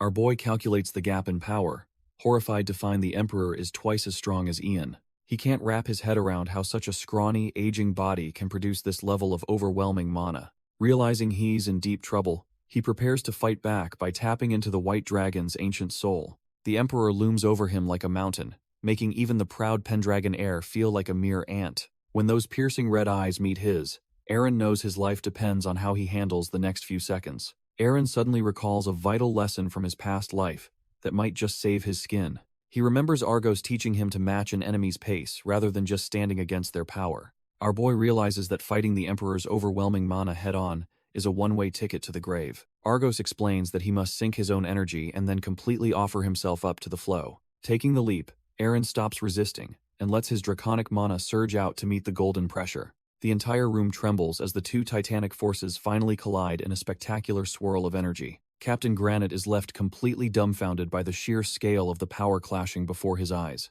Even Ian starts sweating, realizing the Pendragon heir is actually holding his own against the monarch's aura. The Golden Lion and the Blue Dragon manifest, their spirits roaring as they begin to intertwine. Their powers resonate with such intensity that the very air feels like it is about to crack. The dragon and lion spirits finally merge into a single, blinding pillar of pure draconic resonance. Our boy stares directly into the monarch's eyes, proving his soul is cut from the same royal cloth. As the terrifying pressure begins to fade, the throne room finally stops trembling from their combined might. Even the normally composed Duke Lindigor is left speechless by the impossible display of power he just witnessed. The surrounding guards and young Goofly can barely breathe, paralyzed by the residual weight of the mana. The Emperor mumbles under his breath that he has been waiting a long time for someone like Aaron. A genuine smile breaks across the old ruler's face as he formally acknowledges the new Duke Pendragon. Aaron is momentarily caught off guard, wondering if this entire ordeal was just a test of his worthiness.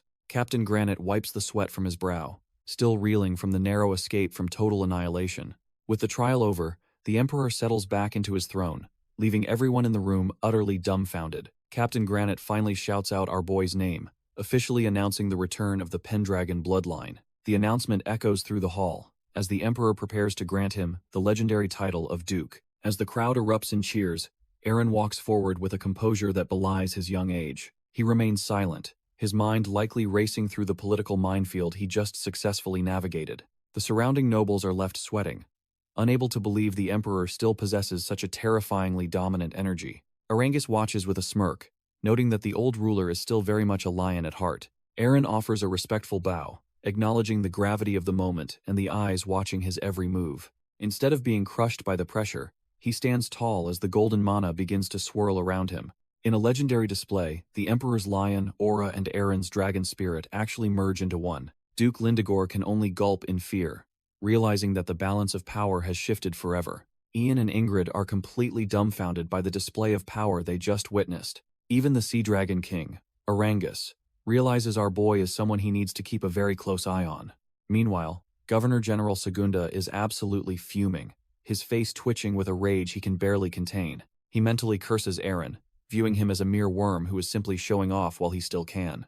Ignoring the trash-tier glares, Aaron refocuses on his family and allies as the formal ceremony concludes. The atmosphere shifts as the music starts, and the imperial banquet officially kicks off with nobles taking the floor. Ingrid decides to make her move, politely asking the new duke for a dance to secure her standing. Aaron looks a bit caught off guard, likely calculating the political implications of dancing with royalty right now. He eventually agrees to the dance, taking her hand while the other high-ranking candidates watch them like hawks. Leah, Sylvia, and Elaine are absolutely livid, their jealousy boiling over as they watch Ingrid steal the spotlight. Aaron tries to keep his cool while dancing with Ingrid, realizing that silence is his best defense here. Nearby, Jamie Roxanne is having the time of his life, looking completely smitten by the rhythm and company. Even Leon Johnbolt gets in on the action, proving that the Pendragon crew can clean up quite nicely. Meanwhile, Argos is busy stuffing his face with bread, much to the nervous confusion of poor Lindsay. She eventually gathers her courage to ask the scarred warrior for a dance, catching him completely off guard. Lindsay feels the weight of every judgmental gaze, worrying that her dress is drawing the wrong attention.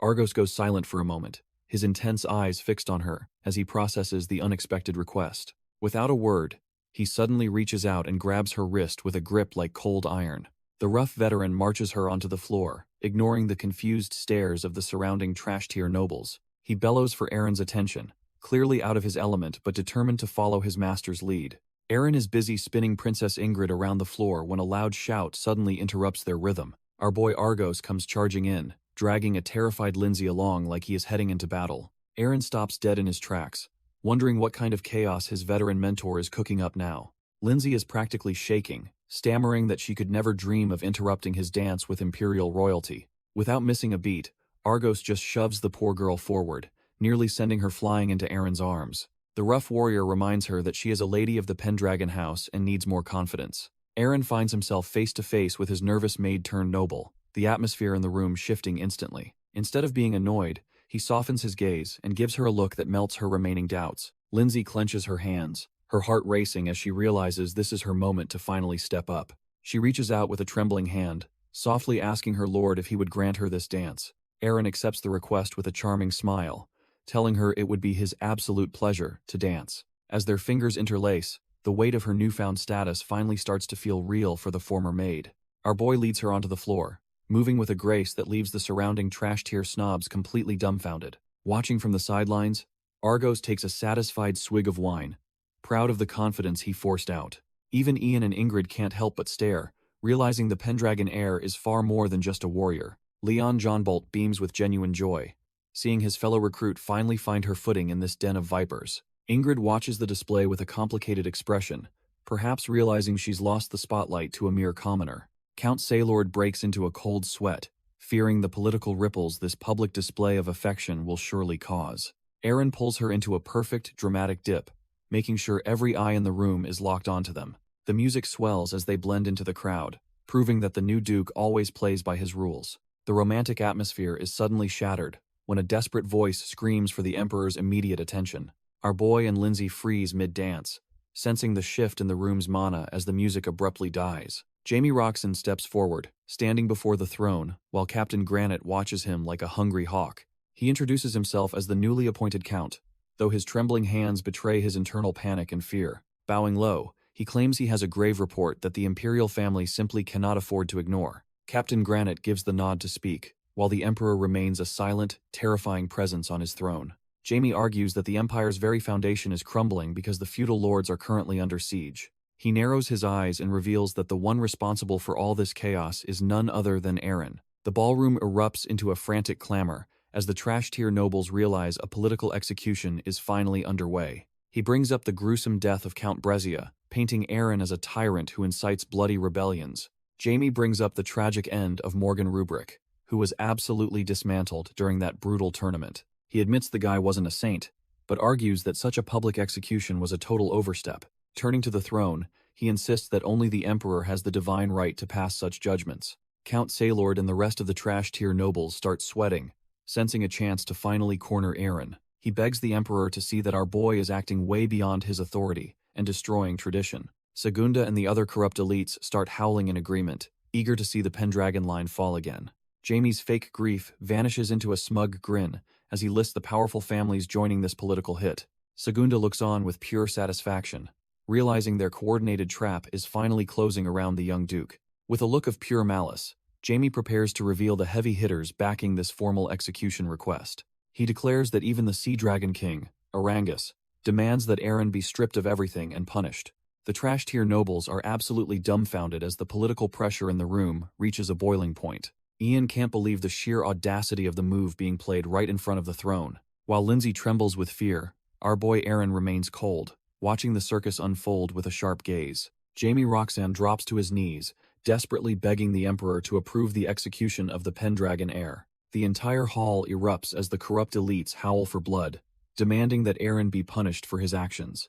Ian clenches his fist in rage, realizing Segunda has successfully united the most powerful families against them. Even Captain Granite looks tense as the Emperor sits silently, weighing the demands of the angry mob. If the neutral families jump ship now, the entire power balance of the Empire will be completely overturned. Suddenly, Ian flinches as a terrifying thought crosses his mind regarding the true purpose of this political theater. He realizes the real threat might be Goofly, the boy destined to become the next absolute ruler. While Jamie Roxanne seethes with rage, our boy Aaron just stands there, completely unfazed by the growing noise. He knows exactly how this game is played, and isn't about to let these trash-tier nobles get an edge. Duke Lindegor watches closely, wondering if the young heir has any cards left to play in this den of lions. The crowd roars for blood as Segunda steps forward, confident that he finally has the Pendragon line cornered. He stares down the boy with cold eyes, convinced that his political maneuvering has secured a total victory. Suddenly, Segunda starts screaming about blasphemy and treason,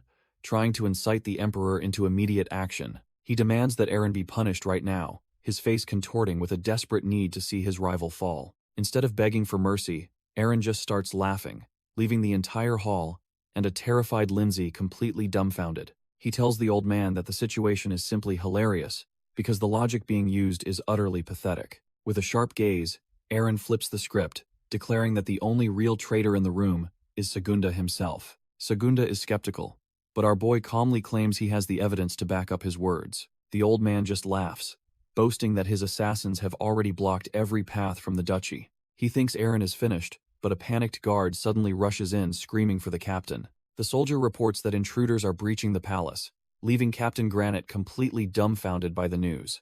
Even the Emperor looks on as the captain realizes the Imperial security has been totally bypassed. As the hall fills with murmurs, Aaron keeps his cool, while Segunda starts to lose his composure. High above the palace, a squad of griffins descends with something massive trailing behind them. It turns out these aren't just any beasts, and they're carrying a very specific cargo through the air. Glass shatters everywhere, as a massive griffin smashes right through the ceiling to make a grand entrance. The nobles panic as the creatures drop a whole carriage right into the middle of the Imperial Hall. Segunda and Ian are left completely dumbfounded, as their high society event turns into a total disaster zone. The heavy carriage skids across the floor, shattering the palace's prestige, along with the expensive marble tiles. Our boys' griffin riders stick the landing, proving that House Pendragon doesn't do anything by halves. The Imperial army immediately draws their steel, desperate to regain control of the crumbling security situation. One guard charges a massive green-skinned intruder, completely oblivious to the trash-tier mistake he's making. He swings with everything he's got, fueled by pure adrenaline and the need to protect his emperor. Even though his blade pierces the orc pirate's chest, the monster doesn't even seem to feel the pain. Ian and the surrounding nobles are frozen in terror, realizing a legendary beast is standing right before them. The orc just laughs it off, mockingly noting that the human's attempt at a greeting is actually quite spirited. With a terrifying clamp, the monster grabs the guard's face to show him what real power looks like. The orc pirate isn't playing around, effortlessly tossing the guard aside like he's made of literal straw. The poor soldier becomes a human projectile, hurtling straight toward the dumbfounded crowd of high-ranking nobles. Before any blue bloods get flattened, Duke Lindegor steps in and catches the flying man with casual ease. The old warhorse realizes this isn't some trash-tier monster. This orc's build and strength are on another level. As the beast charges, our boy Aaron decides he's seen enough and leaps into the fray with style. His eyes burn with focus, knowing that one wrong move in this political powder keg could end everything. He reaches for his steel, his fingers finding the hilts with the muscle memory of 1,000 battles. In a blur of silver, his blades sing through the air, cutting through the chaos in a heartbeat. Aaron lands perfectly, showing these Imperial Army guards exactly why the Pendragon name still commands respect and fear. The sound of steel hitting the floor echoes through the hall, as the guards are disarmed in a heartbeat. Captain Granite stands there dumbfounded, unable to believe his elite forces were suppressed so easily by one man. Amidst the screaming nobles, Jamie Roxanne watches the scene unfold, with a gaze that is anything but friendly. Our boy Aaron stands ready, his dual blades and sun-kissed skin making him look like a literal war god. Jamie realizes this isn't just any fighter. He recognizes the signature, legendary style of the Cavalier of Valbus. From the shadows of Jamie's mind, the cold eyes of his hidden allies seem to watch the duel. Segunda starts losing his composure entirely, cursing the scumbags who dared to turn this banquet into a bloodbath. One of the guards gasps for air, desperately trying to explain that he should have handled the situation differently. Jamie just takes a casual sip of his drink, mockingly claiming he was only trying to help the captain. Vincent Ron strolls into the hall with a drink, looking entirely too relaxed for someone who just crashed a banquet. Segunda looks absolutely dumbfounded, unable to believe the legendary strategist he thought was missing is standing right there. The tactical genius casually offers an apology for the mess, knowing his grand entrance just shattered the court's peace. Mark Killian tries to announce their arrival with pride, but he is clearly struggling to keep his composure. It turns out the veteran knight is currently losing a pathetic battle against air sickness after their high-speed griffin flight. The entire squad of orcs and elite recruits stands ready, proving the Pendragon influence is now a multi-species powerhouse. Aaron just ignores the whispering trash-tier nobles, his mind already focused on the next phase of his plan. He commends the group for dropping in from the sky, as it was the perfect way to bypass ground-level assassins. Our boy flashes a sharp grin at Vincent, surprised the usually quiet strategist finally decided to steal the spotlight. Vincent Ron casually explains that the Griffin Guard slowed them down, though he doesn't look the least bit sorry. He claims he had to arrive tonight regardless of the mess, all to ensure his master stayed protected.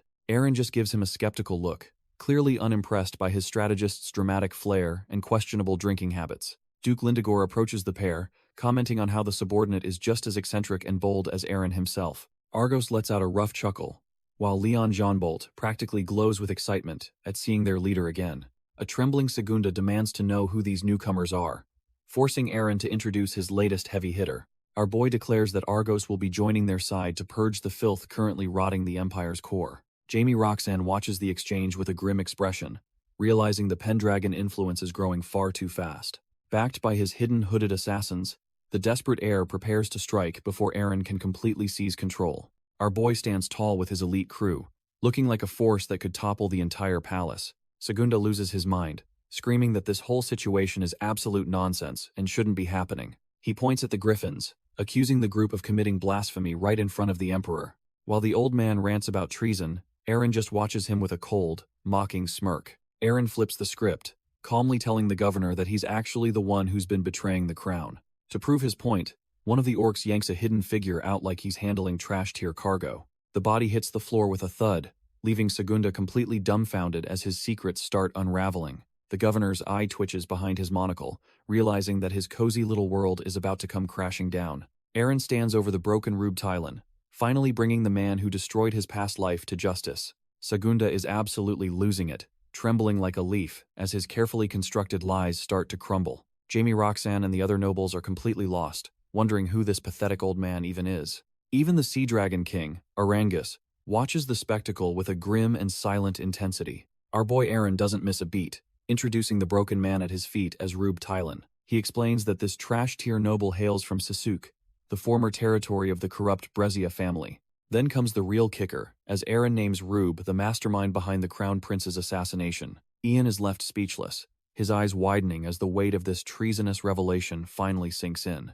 The entire banquet hall descends into chaos, with the crowd dumbfounded by the sheer audacity of the claim. Even Captain Granite is sweating bullets, while the Emperor watches the storm unfold from his throne. The sovereign remains silent, his unreadable gaze fixed on the man who just flipped the empire upside down.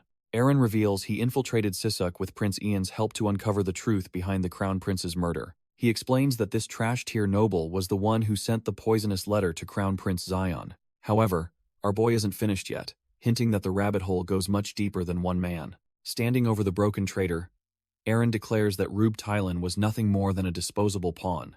The surrounding nobles begin to murmur in fear, realizing the entire imperial hierarchy is about to be shaken. Segunda looks like he's about to have a heart attack, frantically realizing his own neck might be next. Even Jamie Roxanne and Princess Ingrid are left dumbfounded as the weight of the testimony sinks in.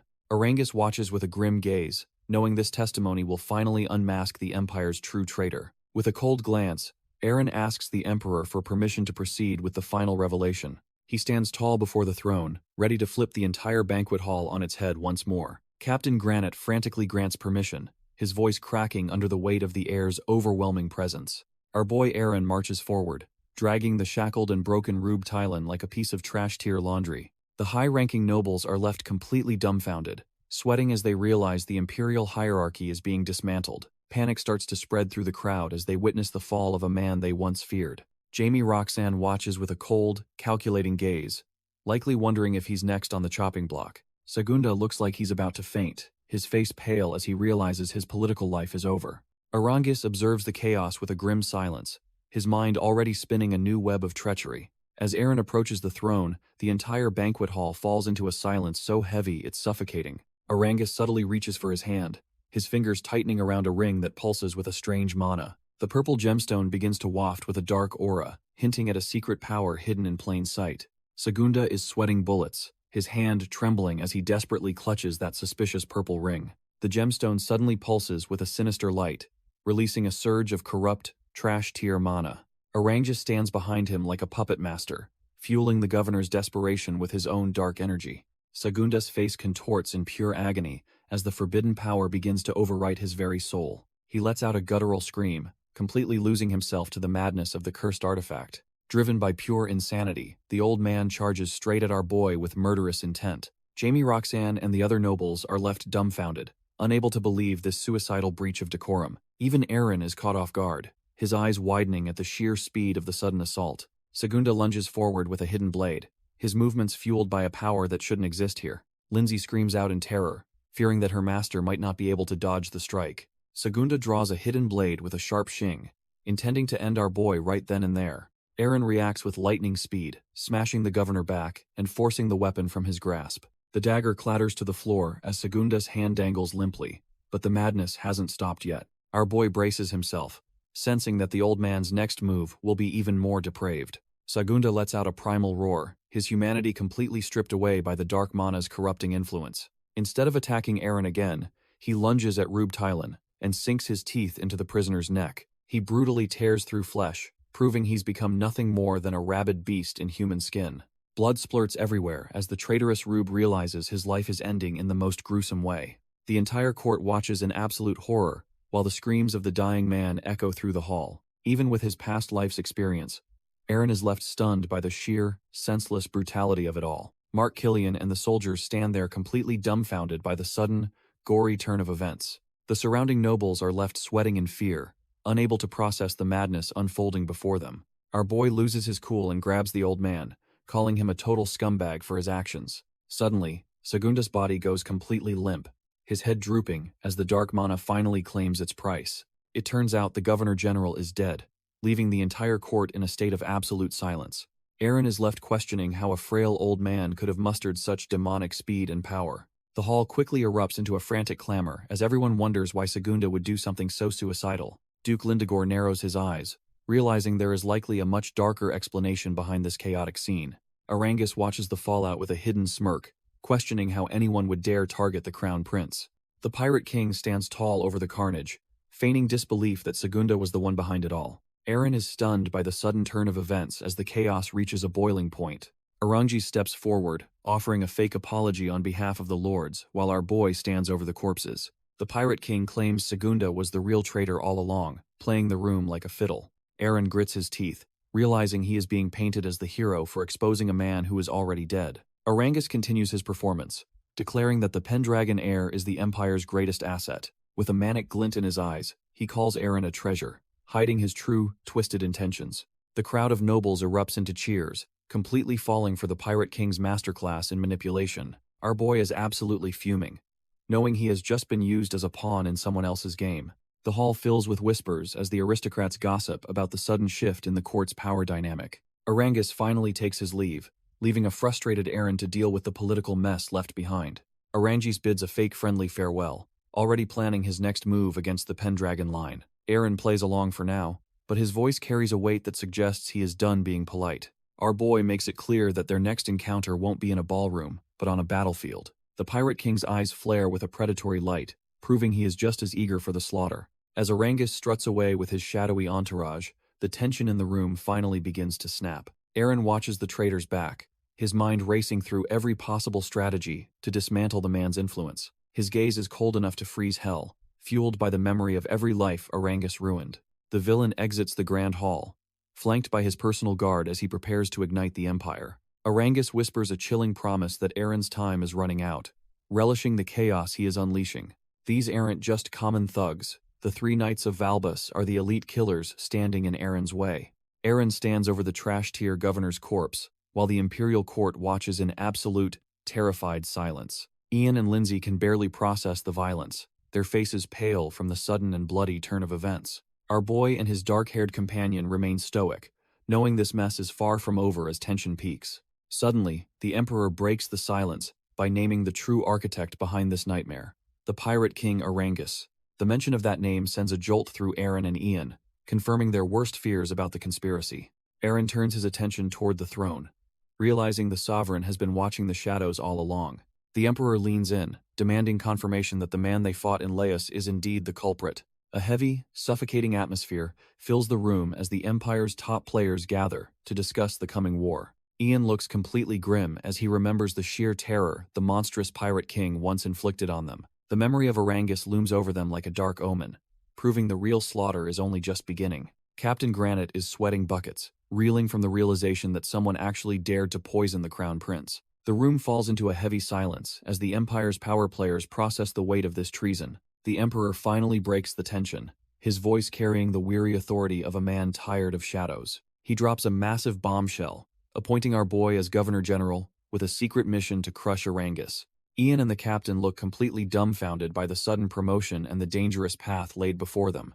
Aaron remains stoic, already calculating the risks of leading a frontline suppression against such a monstrous pirate king.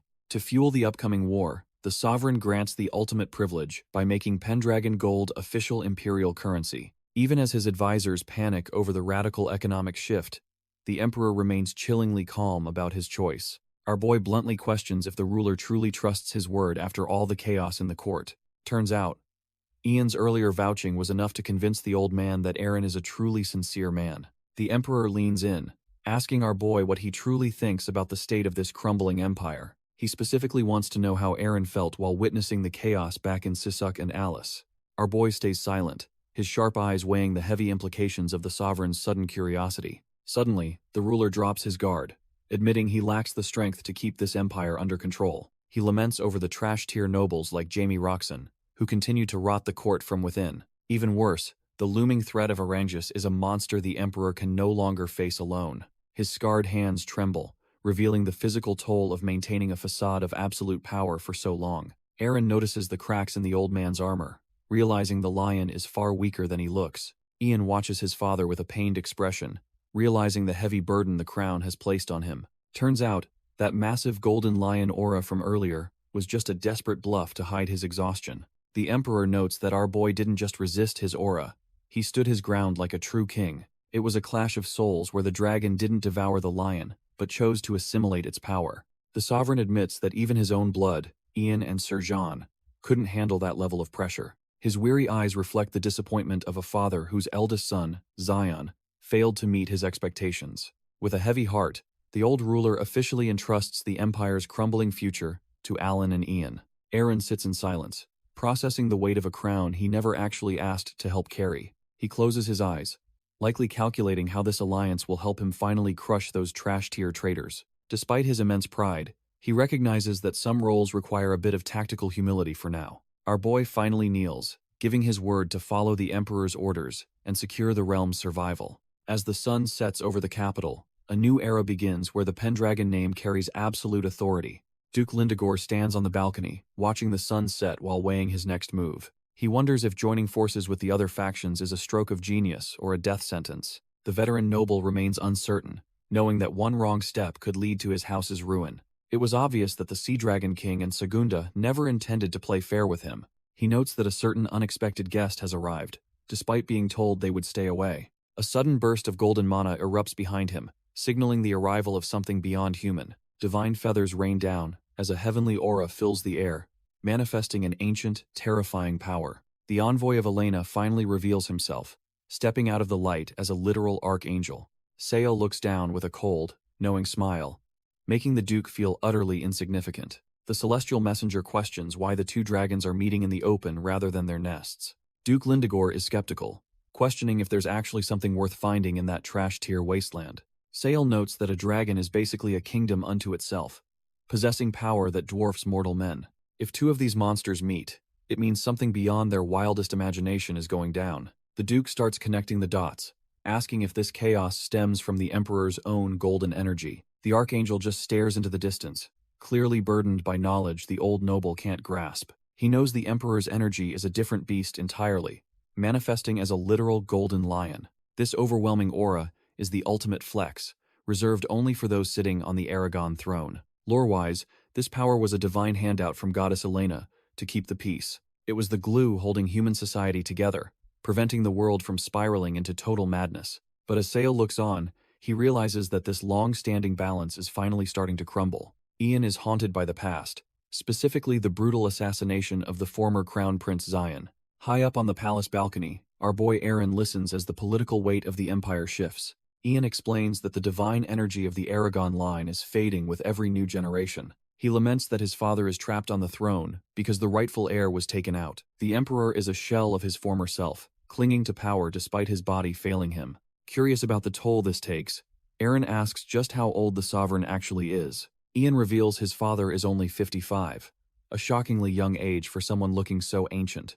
Aaron is completely dumbfounded, realizing the Emperor's life force is being drained at a terrifying rate. Elsewhere, Duke Lindegor and the Archangel discuss how Ian holds the strongest remaining Imperial energy, yet Sael remains cold, noting that the prince is still far too green to handle the crown. Sael points out that lately, a strange shift has been occurring within the Imperial family's power dynamics. She notices that Goofly's latent energy is somehow growing stronger with every passing moment. At this rate, the young royal might actually surpass Ian's own claim to the throne. Ian mentions he did some digging but originally thought Goofly was just a trash-tier greenhorn. Now, he's convinced there's something fishy going on with the boy's sudden rise in status. Our boy is left sweating, realizing this development matches the dark future he's trying to prevent. He remembers that in his previous life, Goofly was the one who successfully claimed the imperial crown. Looking down from the balcony, the Archangel and the Duke discuss the four figures shaping the future. She believes these chosen few have the power to completely rewrite the laws of the entire world. Lindegor is left dumbfounded, questioning if he just received a direct prophecy from the heavens themselves. Sael stares into the distance, feeling an ominous premonition about the shifting tides of fate. She wonders if the very laws of causality are being shaken by some mysterious, overwhelming power. Meanwhile, at the training grounds, the Golden Lion stands tall as the recruits push their limits. One of the rubric knights swings wildly, his eyes wide with the realization he is totally outclassed. Leon Johnbolt effortlessly ducks under the strike, proving he is no longer the trash-tier entertainer he once was. With the sudden leap, our boy takes to the air, leaving his opponent swinging at nothing but shadows. He lands directly on the knight's blade, pinning it to the dirt with a heavy, humiliating clack. The knight is left completely dumbfounded, unable to process how a mere recruit just neutralized his best move. Leon does not give him a second to breathe, winding up a punch that is packed with raw power. The impact is brutal, sending teeth flying as the knight learns why you never underestimate Pendragon's finest. The dust settles as Leon is declared the winner, sending the entire crowd into an absolute frenzy. Captain Granite raises the boy's hand, acknowledging that this former entertainer has finally earned his stripes. Watching from the sidelines, Aaron and Vincent admit that the recruit has far exceeded their expectations. Argos just chuckles to himself, taking full credit for the kid's success thanks to his brutal teaching. Mark Killian beams with pride, realizing the Pendragon Order is finally becoming a force to be reckoned with. As the sun sets, the two groups gather before the mansion to officially conclude the training session. Aaron approaches the captain, telling him that he is truly indebted for the training his men received. Granite just smiles and insists the experience was just as valuable for his own elite Imperial guards. He notes how stimulating the match was for everyone involved, while our boy Leon basks in glory. However, Aaron's expression shifts back to business as he prepares to address the captain once more. Aaron suddenly brings up the Devil's Army, his eyes sharp with a hidden, dark agenda. Captain Granite confirms they are just a bunch of trash-tier criminals gathered for dirty work. Our boy remembers them well, a group of thugs who never deserved the Imperial name. He looks away, casually asking if the captain knows where those bastards are currently stationed. Granite explains they're in the southern Great Forest hunting down a massive king of monsters. Aaron's blood runs cold as he realizes they are talking about the infamous King of Demons. He remembers the absolute carnage that beast caused, a nightmare that once tore through entire battalions. It turns out history is repeating itself, and the timeline hasn't shifted as much as he hoped. He wonders if exposing Valte's war crimes in Sisuk would finally force the Empire's hand. But he doubts the Imperial Knights can actually kill that sly dog before he causes more chaos. Aaron realizes that simply kicking the trash-tier commander out of the army might make him impossible to track. Granite senses the tension and asks the Duke if something is wrong, snapping him back to reality. Our boy plays it cool and says it is nothing, though his mind is already miles away. He watches the Imperial siblings walk by, wondering how many of them are actually cut from the same cloth. Even as Ingrid keeps the mood light with her laughter, Aaron cannot shake the feeling of impending doom. He stares into the distance, knowing the day is coming when they will have to settle the score. His thoughts drift to Valtai, the man responsible for his previous death, and the primary target of his rage. He has not forgotten the pirate Tuleo either, another piece of filth that needs to be scrubbed away. Then there is Orangus, the Sea Dragon King who still thinks he can play God with people's lives. As the griffins pull his carriage through the sky, he swears to handle these bastards with his own hands. Melbourne is absolutely losing it, sobbing tears of joy while congratulating our boy on his new high-ranking appointment. Aaron leads Lindsay through the Grand Hall as the crowd erupts in cheers for the new Governor General. Even the rough-around-the-edges orc pirates are getting rowdy while Mia watches her brother pour out the drinks. Seeing Lindsay so genuinely happy makes all the political trash-tier drama he usually deals with feel miles away.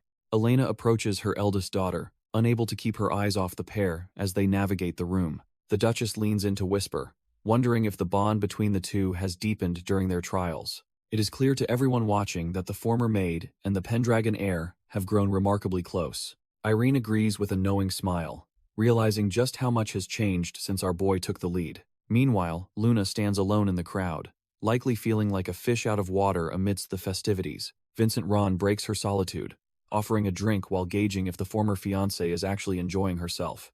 Vincent flashes a polite smile and asks if she would like a drink to ease the tension. Luna starts to decline, her mind clearly elsewhere, as she tries to maintain her noble composure. Sensing her hesitation, the tactician mentions that the Duke is headed for Laius first thing tomorrow morning. He looks her dead in the eye, suggesting that if she has regrets, today is her last chance. The weight of his words hits home, leaving the former fiancé visibly shaken and blushing from the pressure. She finally takes the glass, downing the liquid as if searching for a bit of liquid courage.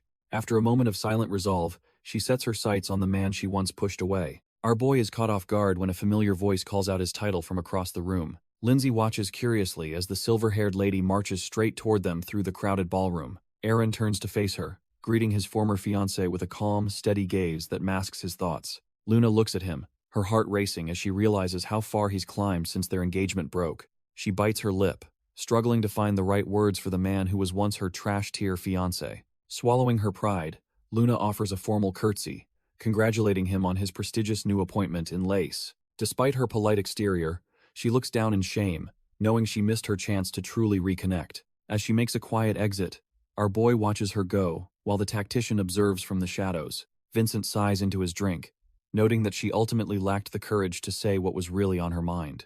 Meanwhile, the party gets rowdy as the orcs and Islar demand more booze to keep the celebration alive. The ale flows freely, matching the high spirits of the diverse crew that now calls Pendragon home. Even the finest labels bear the dragon crest now, a sign that the Duchy's influence is spreading everywhere. As the night deepens, the celebration continues, marking a new era of prosperity for the restored household. Vincent takes a sip and notes that the local brew has finally stepped up its game. Our boy credits the tactician's hard work for making the drink a hit among the soldiers. With his departure looming, Aaron officially asks Vincent to keep a close eye on the Pendragon Duchy. He knows he can leave for Laius with a clear head, trusting his strategist with everything. Vincent remains humble, insisting that the domain's recent success wasn't something he achieved all by himself. This catches Aaron off guard, making him wonder who else was working behind the scenes. It turns out Melbourne and the other officers were pouring their hearts into every administrative detail. Even Luna Saylord put in the hours, proving she's committed to the Duchy's future despite their past. Their collective sweat turned Yorktown into a thriving beacon of hope for every immigrant seeking refuge. Aaron sits in silence, realizing just how many loyal souls are now counting on his leadership. Vincent Ron takes a slow sip and prepares to drop a bombshell on his master. He suggests that Aaron should seriously think about rekindling his marriage arrangement with Luna Saylord. Our boy just stares back, his mind processing the weight of such a massive political shift. Vincent points out that while most noble girls are trash-tier socialites, Luna is actually useful. While others focus on vanity, Luna has been buried in paperwork to keep the duchy running smoothly. He insists her rare administrative talent makes her a partner who can actually help build their empire. It is a different kind of support than what Lindsay provides, focusing on the cold reality of power. Luna has been quietly proving her worth, showing she is truly cut from the same cloth as leaders. Eren considers the offer, knowing that his personal feelings might have to take a backseat to duty. The two men sit in a heavy silence as the future of the Pendragon line hangs in balance. Vincent pours another glass, casually mentioning he won't push the issue if our boy is truly against it. Eren stares at his drink, clarifying that his hesitation has nothing to do with a lack of interest. He looks genuinely conflicted, his mind likely drifting back to the messy history they both share. Seeing the heavy mood, the strategist just watches him, wondering what exactly is holding the Duke back. As he gazes into the liquid, his own reflection seems to mock the complicated path he has chosen. Meanwhile, out on the balcony, Luna stands alone under the moonlight, lost in her own silent world. She looks out over the territory she has worked so hard to maintain, her expression filled with exhaustion. Suddenly, a familiar voice cuts through the night air, snapping her out of her deep trance. Our boy steps out with a bottle in hand, decided that some things are better discussed over a drink. She turns around completely dumbfounded, unable to believe the Duke himself would seek her out like this. Our boy approaches with a bottle, hoping to bridge the gap between their complicated and messy pasts. He brings out a top-shelf bottle marked with the dragon crest, a symbol of his family's restored pride. With a smirk, Eren asks if she would like to join him for a drink to ease the tension. Luna is caught completely off guard, her heart likely racing as she processes this sudden moment of vulnerability. The liquid flows into the glass, shimmering under the moonlight, like the shifting politics of the Empire. They sit together in silence, the weight of their history hanging heavy in the cool night air. He mentions how his strategist has been praising her work, showing he truly values her contribution to the territory. She looks away with a soft smile, feeling a rare moment of genuine appreciation from the man she lost. They clink their glasses together, forming a silent pact to move forward despite the scars they both carry. As they drink under the stars, the distance between them finally starts to feel just a little bit smaller. Eren notes how much she has changed since their first meeting, breaking the ice with a nostalgic observation. Luna admits she hasn't changed nearly as much as he has, her smile carrying a hint of bittersweet realization. Our boy stays quiet, letting her words sink in as he reflects on the long road they've both traveled. She gets real and confesses that she actually couldn't stand the person he was before his coma incident. Back then, he was just another arrogant noble, but waking up transformed him into a completely different man. It was during his displays of raw strength and conviction that she found herself truly drawn to him. She wonders if that makes her self-centered, questioning her own motives while staring into her shimmering drink. Eren just chuckles and agrees, not bothered by her honesty since they are both cut from the same cloth. She continues, noting that his return from Sisuk marked yet another profound shift in his very soul. It was as if he had finally found his true purpose, standing tall as the leader his house needed. Luna admits that seeing his transformation made her want to change her own life too. She explains her decision to ditch the rigid expectations of her house and forge her own path. Eren mulls over her words, clearly struck by the weight of these predetermined rules she mentioned. She stands firm, resolving to stop living for others and finally start living for herself. Our boy looks down, deeply considering what it truly means to live a life on one's own terms. She turns back to him, asking if he still remembers the bold promises he made back in Seirod. Back then, he vowed to ensure every citizen under his rule would enjoy a life of true abundance. Looking out at the thriving city, it's clear his vision is rapidly becoming a glittering reality for everyone. Luna smiles warmly, confessing that she now respects him both as a capable lord and as a man. Eren is left completely dumbfounded, caught off guard by such a sincere and personal admission from her. Luna continues her confession, stating that regardless of his feelings, her mind is finally made up. She vows to become his strength, her face flushing as she offers her heart to the young Duke. Our boy is completely rattled, unable to even look her in the eye after such a bold declaration. He stammers in disbelief, questioning if she truly intends to stand by a man with such a burden. Suddenly, the weight of his past life as a cursed mercenary begins to press down on his soul. He recalls the bitter taste of his previous existence, where he was nothing more than a disposable pawn. Back then, he spent every waking moment fighting off demonic wolves just to see the next sunrise. He was cut from a different cloth, a trash-tier soldier forced to slay monsters in the freezing mud. Standing alone on a ruined battlefield, he never imagined a life where he wouldn't be completely solitary. Now, he's dumbfounded that she wants to love the real him, not just the legendary Pendragon heir. Eren sees his own reflection, a grim reminder of the trash-tier mercenary he used to be. Under the crescent moon, the crushing weight of 2 lifetimes makes our boy feel like he's finally crumbling. Luna notices his sudden shift in mood, and can't help but feel a deep pang of worry. He tries to brush it off as nothing, but his hunched posture proves he's still haunted by shadows. He takes a sharp gulp of the liquor, hoping the burn will drown out those old mercenary ghosts. Finally, he looks up with a soft smile and offers her a sincere word of thanks. The sudden warmth in his eyes leaves her dumbfounded, making her heart skip a beat. She realizes that despite his terrifying power, he's still just a man looking for a place to belong. As the night air settles, she softly tells him that he is more than welcome. Aaron stares into the distance, realizing that this new life might actually be worth the struggle. The night settles over the castle as our boy reflects that things are finally stable, at least for now. But across the horizon, the calm waters are about to be churned by a rapidly approaching storm.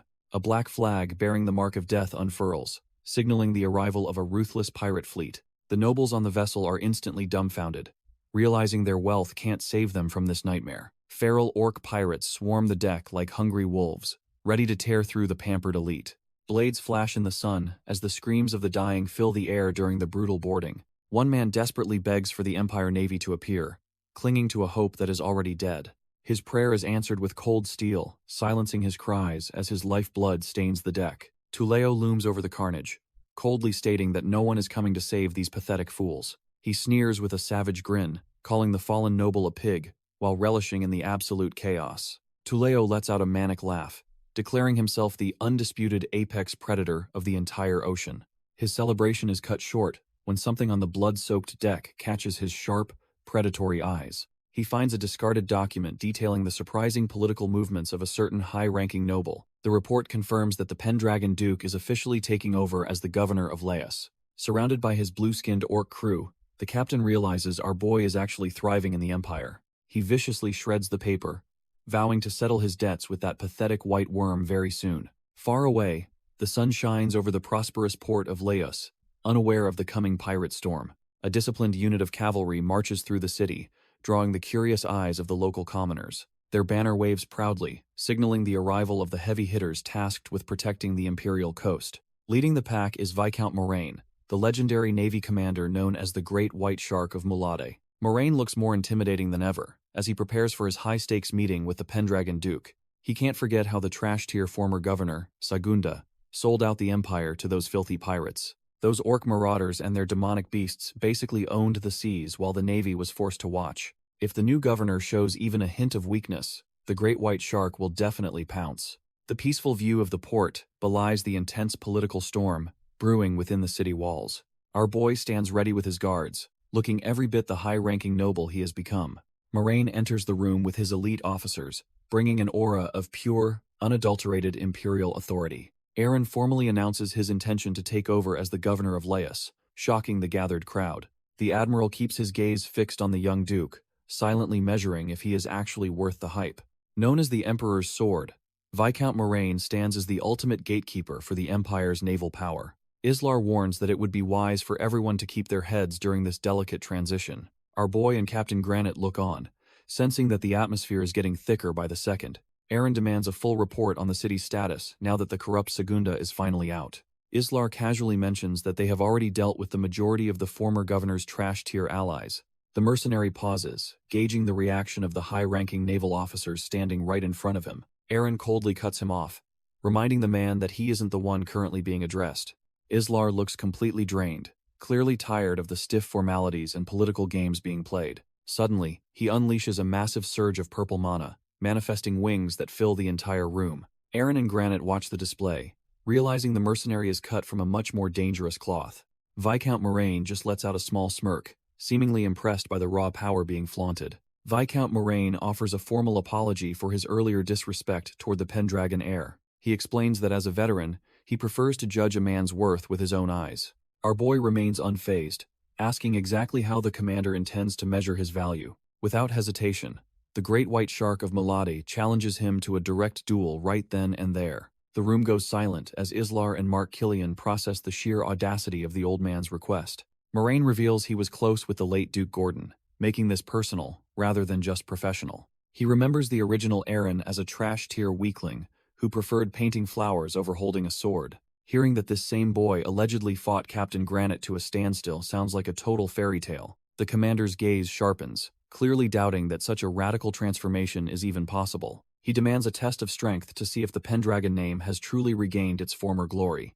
Eren calmly accepts the challenge, his expression cold, as he prepares to show the commander his true worth. He signals for the duel to commence, leaving the onlookers in a state of high tension. Moraine remains confident, certain that his years of experience will easily crush this supposed prodigy. But as soon as the first step is taken, the atmosphere in the room shifts completely. Before the commander can even draw his blade, a single feather drifts slowly toward the floor. Moraine suddenly realizes something is wrong, his predatory instincts screaming at him to move.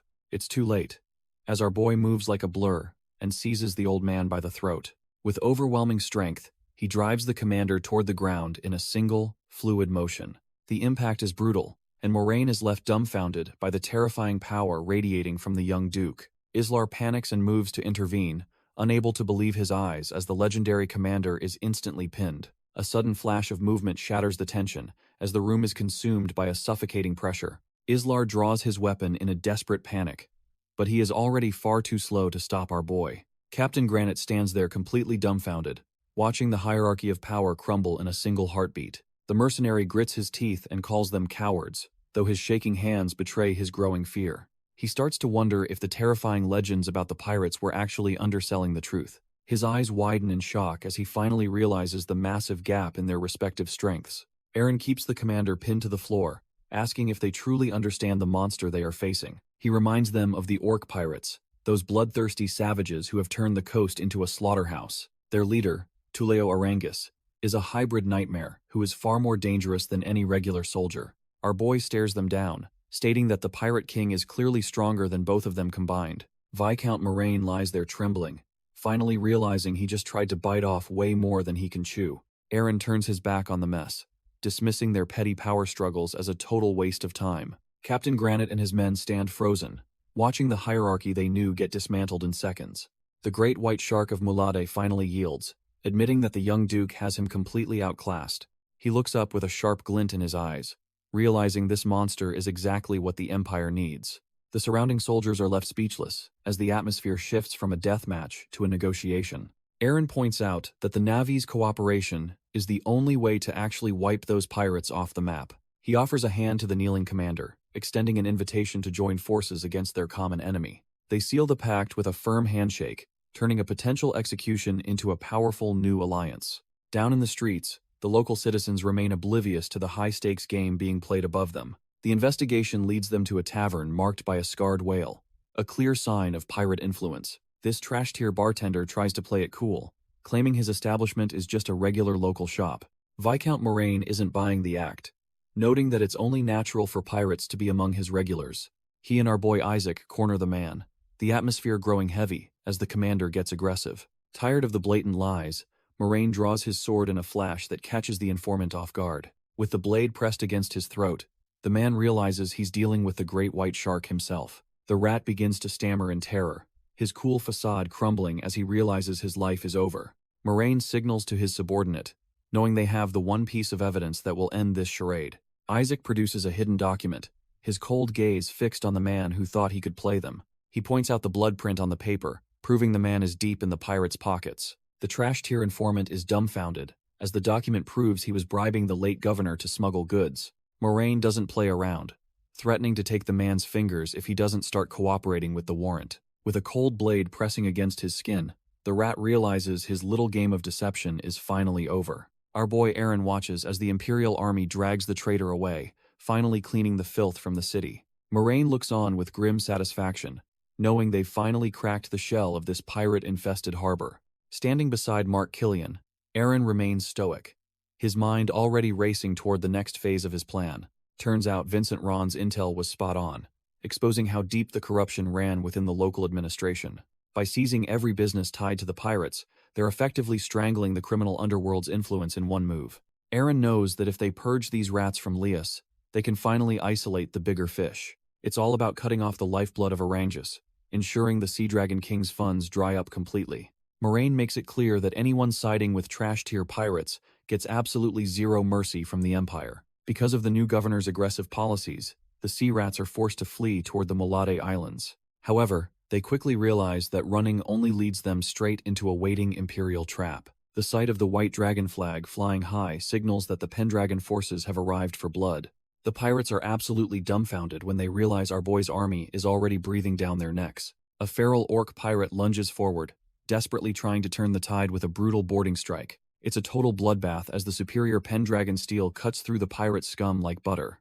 Reports of these crushing victories flood in, proving that the total elimination of the pirates is inevitable. Melbourne can't help but praise the young master's genius, as Vincent Ron reviews the latest successful field reports. Even with victory in hand, Vincent stays stoic, knowing the real war against Arangus is just beginning.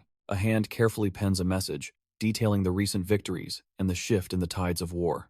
Luna Saylord works tirelessly at her desk, her heart swelling with pride for the man Aaron has become. She can't help but smile, thinking about how our boy actually pulled off the impossible in Laius. Looking out over the balcony, she realizes they must push even harder to secure the duchy's future. Her schedule is packed, but her next meeting with a high-profile businessman is the key to their expansion. Suddenly, she stops dead in her tracks as a certain name on the ledger catches her sharp eyes. There it is, in plain ink, the name of a man she never expected to see again.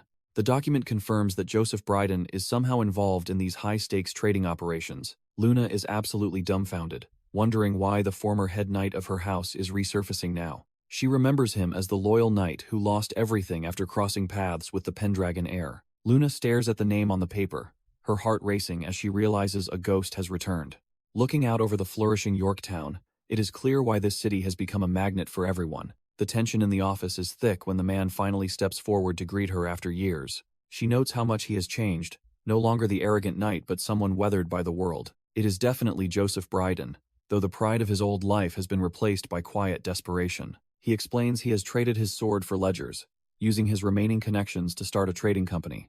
Gesturing to his empty sleeve, he admits his path as a knight ended when he lost his arm. Luna remains skeptical and coldly asks what his real business is within the Pendragon territory. He claims he was drawn by the city's reputation for being a haven where a man's past disappears. Joseph just wants to expand his business, hoping for a second chance in our boy's new world. Luna questions how he can stomach working in a city run by the man who maimed him. Joseph stays silent, the weight of his past life as a proud knight clearly pressing down on him.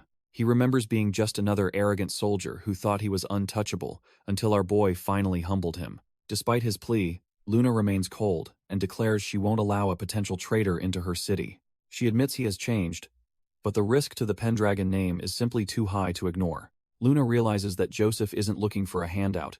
He's completely obsessed with Aaron Pendragon's shadow. She finds herself wondering why a broken man would return to the source of his greatest defeat. Suddenly, Joseph snaps and vows that he will eventually surpass the man who ruined his life. Luna is left completely dumbfounded by the sheer audacity of the one-armed merchant standing before her. He passionately promises to become a greater asset to her than the Duke himself could ever hope to be. Joseph tips his hat, finally accepting that there is no turning back from this reckless gamble. He wears a faint smile, fully aware that his path to redemption is paved with struggle. Luna stands there completely paralyzed, unable to reconcile this man with the loser she once knew. Far from the city, the peaceful waves of Laius hide a much darker reality lurking just offshore. Inside a grimy hideout, a band of trash-tier orc pirates are busy drinking away their mounting frustrations. Captain Griezmann of the Red Skull sits among them, looking every bit the weary sea dog.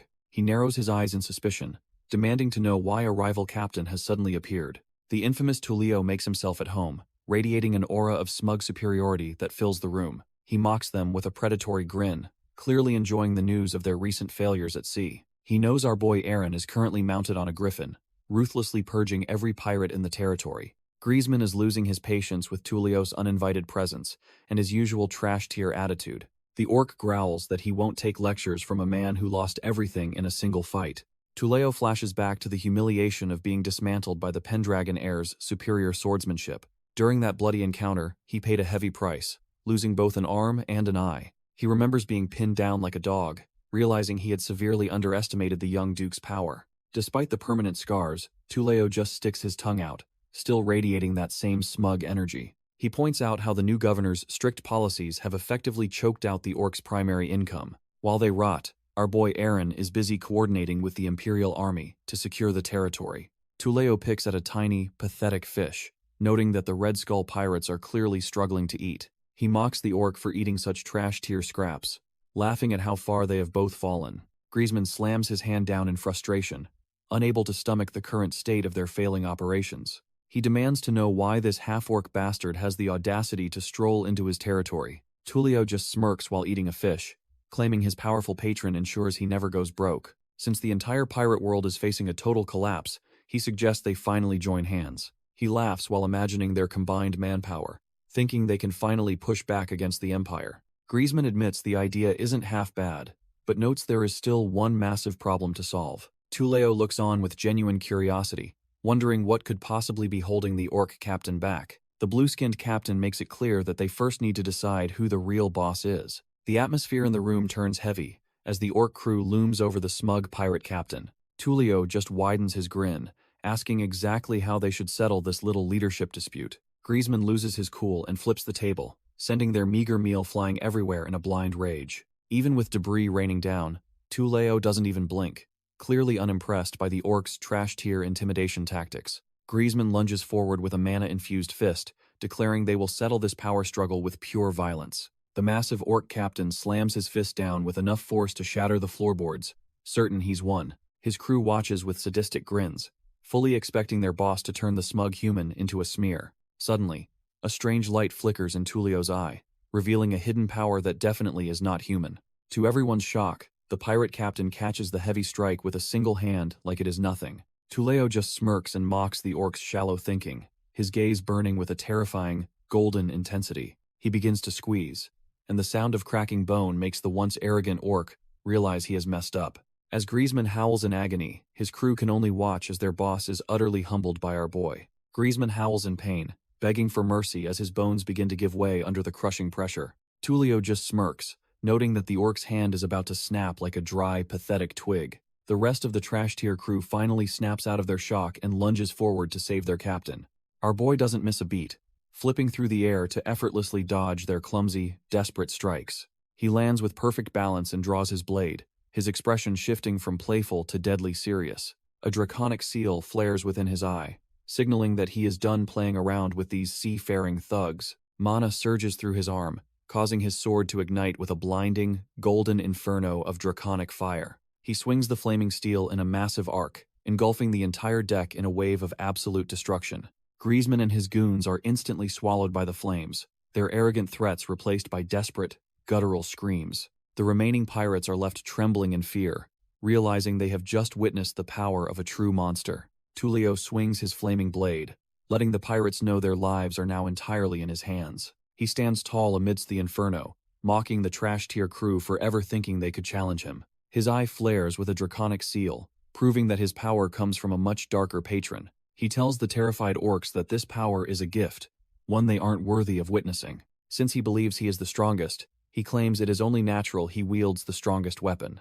Even the Pendragon's shield lies forgotten in the flames as Tulio's ego reaches its absolute peak. He lets out a maniacal laugh, his body overflowing with a dark, suffocating aura that chills the air. The pirates are completely dumbfounded, realizing they have traded one monster for something far more sinister. Meanwhile, back at the palace, Prince Ian calmly reviews the latest reports while enjoying his afternoon tea. Far out at sea, the Imperial fleet continues its steady march toward the next inevitable conflict. Our boy Aaron unleashes a heavy strike, testing his companion's limits, with every ounce of his draconic strength. Islar meets the blow head-on, his dual blades moving with a precision that proves he's no trash-tier fighter. The two blur across the deck in a high-speed dance of steel, neither one willing to give an inch. Watching from the sidelines, the Imperial officers realize they've just recruited some absolute monsters for the upcoming battle. Viscount Moraine admits that the Valbas Knight possesses a level of strength that is frankly frightening to behold. He is even more dumbfounded by Aaron, seeing how the young Duke effortlessly keeps pace with such a beast.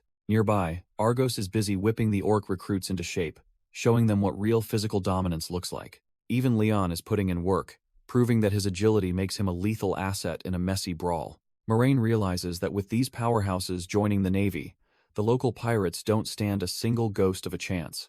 After the grueling session, the duo finally collapses in exhaustion, while their griffin companions keep watch from above. Aaron reflects on his 3 months in Laos, realizing how much the landscape has changed under his rule. He spent that time systematically dismantling the pirate fleets and sinking their influence into the dark depths. By raiding their illegal hubs, our boy successfully bled their treasuries dry, leaving the criminals with nothing. Still, He wonders why Tuleo hasn't crawled out of the shadows despite all this heavy provocation.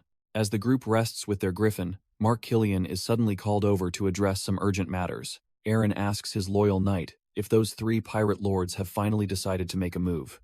Meanwhile, on a secluded island, far from the Imperial reach, a massive gathering is taking place. Hordes of pirate scum and orcs congregate before a hidden cave, sensing a shift in the winds. Tuleo watches the assembly, noting that this meeting of the underworld is quite a rare, remarkable spectacle. Captain Griezmann and the Red Skull leaders prepare to retaliate, proving they aren't trash-tier fodder just yet. Captain Griezmann stands firm, his orc pride refusing to let the Empire's recent pressure break his spirit. Tuleo steps forward, leading the Winterstorm crew who look cut from the same cloth as elite killers. The entire inland pirate force has gathered, creating a sea of trash-tier criminals ready for a major change. Scylla smirks, thinking that these rough-looking pirates don't seem any different from the usual rowdy, lawless bunch. Gus snaps back, telling her he doesn't want to hear any insults while they're deep in enemy territory. Geordie tries to play peacemaker, reminding his hot-headed comrades that they have a critical infiltration mission to focus on. As the tension rises, heavy footsteps echo across the dry,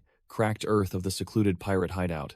Tuleo addresses the massive crowd, asking if every single cutthroat has finally arrived for his big announcement. Standing atop the rocks with his orc guards, he prepares to unveil the contents of his heavy sack. With a glowing eye, Tuleo declares himself the new pirate king, ready to lead them into a new era. Tuleo greets the massive gathering with a grin that screams trouble for anyone standing in his way. Gus and Scylla can barely keep their cool, feeling the suffocating pressure radiating from the pirate leader. Standing as the Sea Dragon King heir, Tuleo reveals a dark, swirling aura that marks him as a monster. He announces that he has brought a special gift to mark the day they all become one force. With a flick of his wrist, a stream of gold coins begins to spill onto the dusty ground. More bags are emptied into the air, creating a literal rain of gold that blinds the greedy mob.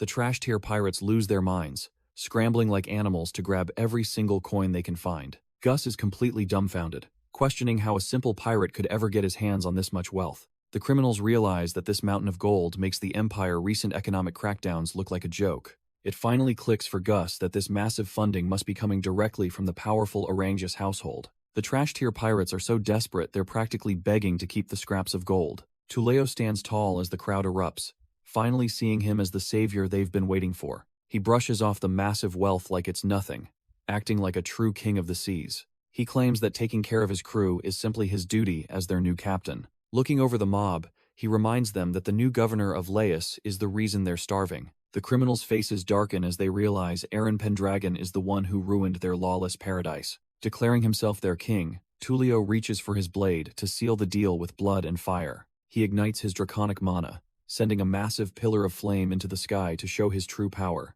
With a twisted grin, he vows to tear that white worm brat to pieces for what he's done. The trash-tier pirates erupt in cheers, finally finding a king who can match their bloodlust with draconic fire. Captain Griezmann stands frozen, realizing the power dynamic has shifted, and he is no longer the biggest fish around.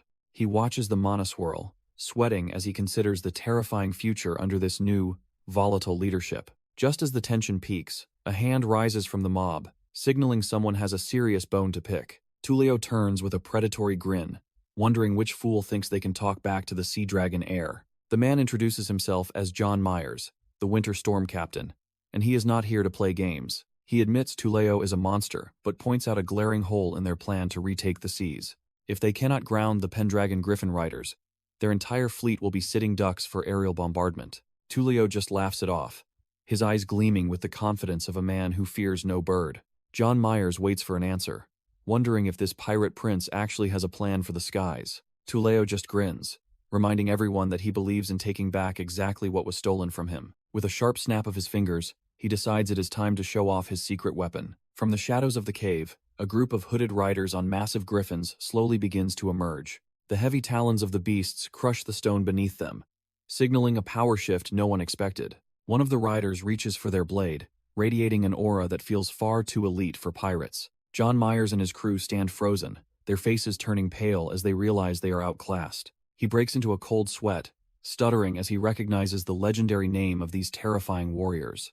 It turns out Tuleo has recruited the Valbas Knights, the very monsters needed to tear Pendragon from the sky. Tuleo just smirks, clearly having a trick up his sleeve that the Empire isn't remotely ready for. The chase intensifies as both vessels barrel through a treacherous, narrow strait between the towering cliffs. Flying the golden lion flag, the Imperial forces believe they finally have the lawless trash cornered. Captain Granite roars that the pirates have nowhere left to run and prepares to end this hunt. The pirate crew looks on in terror, realizing that being caught means a one-way trip to the gallows. However, Tullio remains completely unfazed, wondering why the captain is getting so worked up over a simple chase. The pirate captain mocks their status as broke bastards, while violently shattering the ship's steering wheel with his strength. Suddenly, the pirate ship surges forward with impossible speed, leaving the Imperial pursuit in its wake. Captain Granite is left dumbfounded, realizing that if they keep this pace through the rocks, they'll all be crushed. The Imperial ship charges blindly into the reef, unaware they are sailing straight into a watery death trap. Beneath the surface, jagged rocks wait to tear through the hull of any ship foolish enough to enter. Wood splinters and water gushes in as the lead vessel slams into the hidden rocks with a crunch. Tullio just laughs at the trash tier navigation. Mockingly impressed, they actually thought they could follow his lead.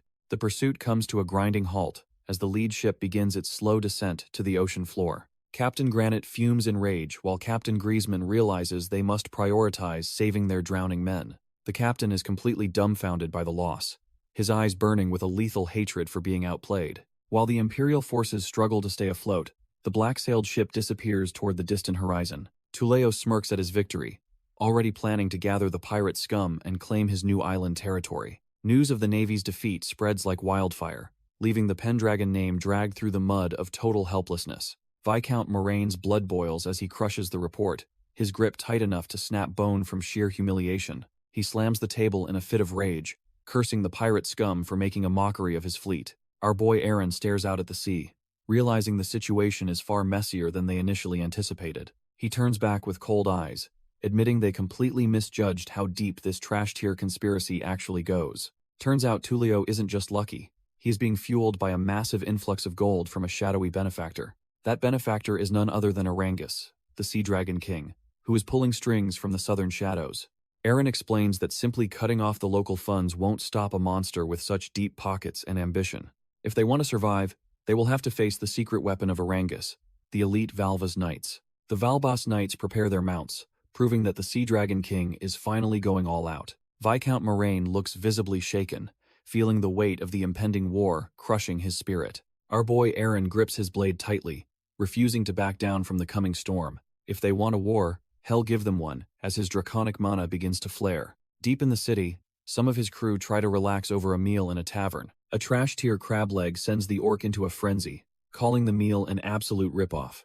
Mark Killian tries to quiet him down, worried the loud outburst will ruin their cover. The tavern owner laments that the pirate crisis has made fresh catches almost impossible to find. The orc is left dumbfounded, realizing that the decline of Laos is hitting everyone's pockets. The tavern owner sighs, mourning how the once proud city of the sea has become a hollow shell of itself. Looking around, the port is crawling with desperate souls just trying to scrape by in this trash-tier economy. Mark Killian frantically tries to muzzle the orc before his loud mouth blows their cover and ruins everything. Argos keeps shoveling food, while Leon Johnbolt realizes a true lord's first duty is filling his people's bellies. Even this meager spread of fish and rice feels like a luxury in a city pushed to its limits. Leon Johnbolt laments the loss of prosperity, while Islar listens in silence, his mind already spinning with plans. He thinks of the serfs breaking their backs in the fields, realizing they deserve far better than this misery. Standing under the moonlight, our boy Aaron reflects on the heavy crown he's chosen to wear as a ruler.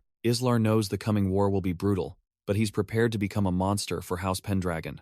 The tavern's peace is shattered as everyone rushes to see what the hell is happening outside. Commoners are losing their minds because seeing someone actually fly is way beyond their trash-tier reality. Even our boy Islar is caught off guard, his sharp eyes widening at the sudden draconic presence. High above the city, Soldrake descends like a goddess, her massive white wings casting a shadow over the port.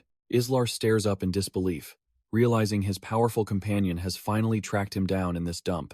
Soldrake looks down with that cold, draconic grace, her eyes locked onto the soul she is bound to protect. She touches down with a heavy thud, leaving the local peasants absolutely dumbfounded by her ethereal beauty. Standing face to face, the tension is thick enough to cut, as the dragon and her contractor finally reunite. Soldrake makes it clear she is here for her knight, demanding to see the man she calls Ray. The moon hangs high over the bustling port of Laos as the waves crash against the silent docks. Twin towers stand like ancient sentinels, watching over the dark waters where the Imperial fleet rests. Our boy Aaron bursts onto the balcony, his heart racing as he finally spots his silver-haired companion. Soldrake turns with a faint smile, looking as regal as ever while a small bird rests on her finger. He frantically asks where she disappeared to, clearly rattled by her sudden and long absence. The dragon goddess leans in close, teasingly asking if her contractor was actually worried about her. Aaron is left completely dumbfounded, unable to find the words to counter her playful prodding.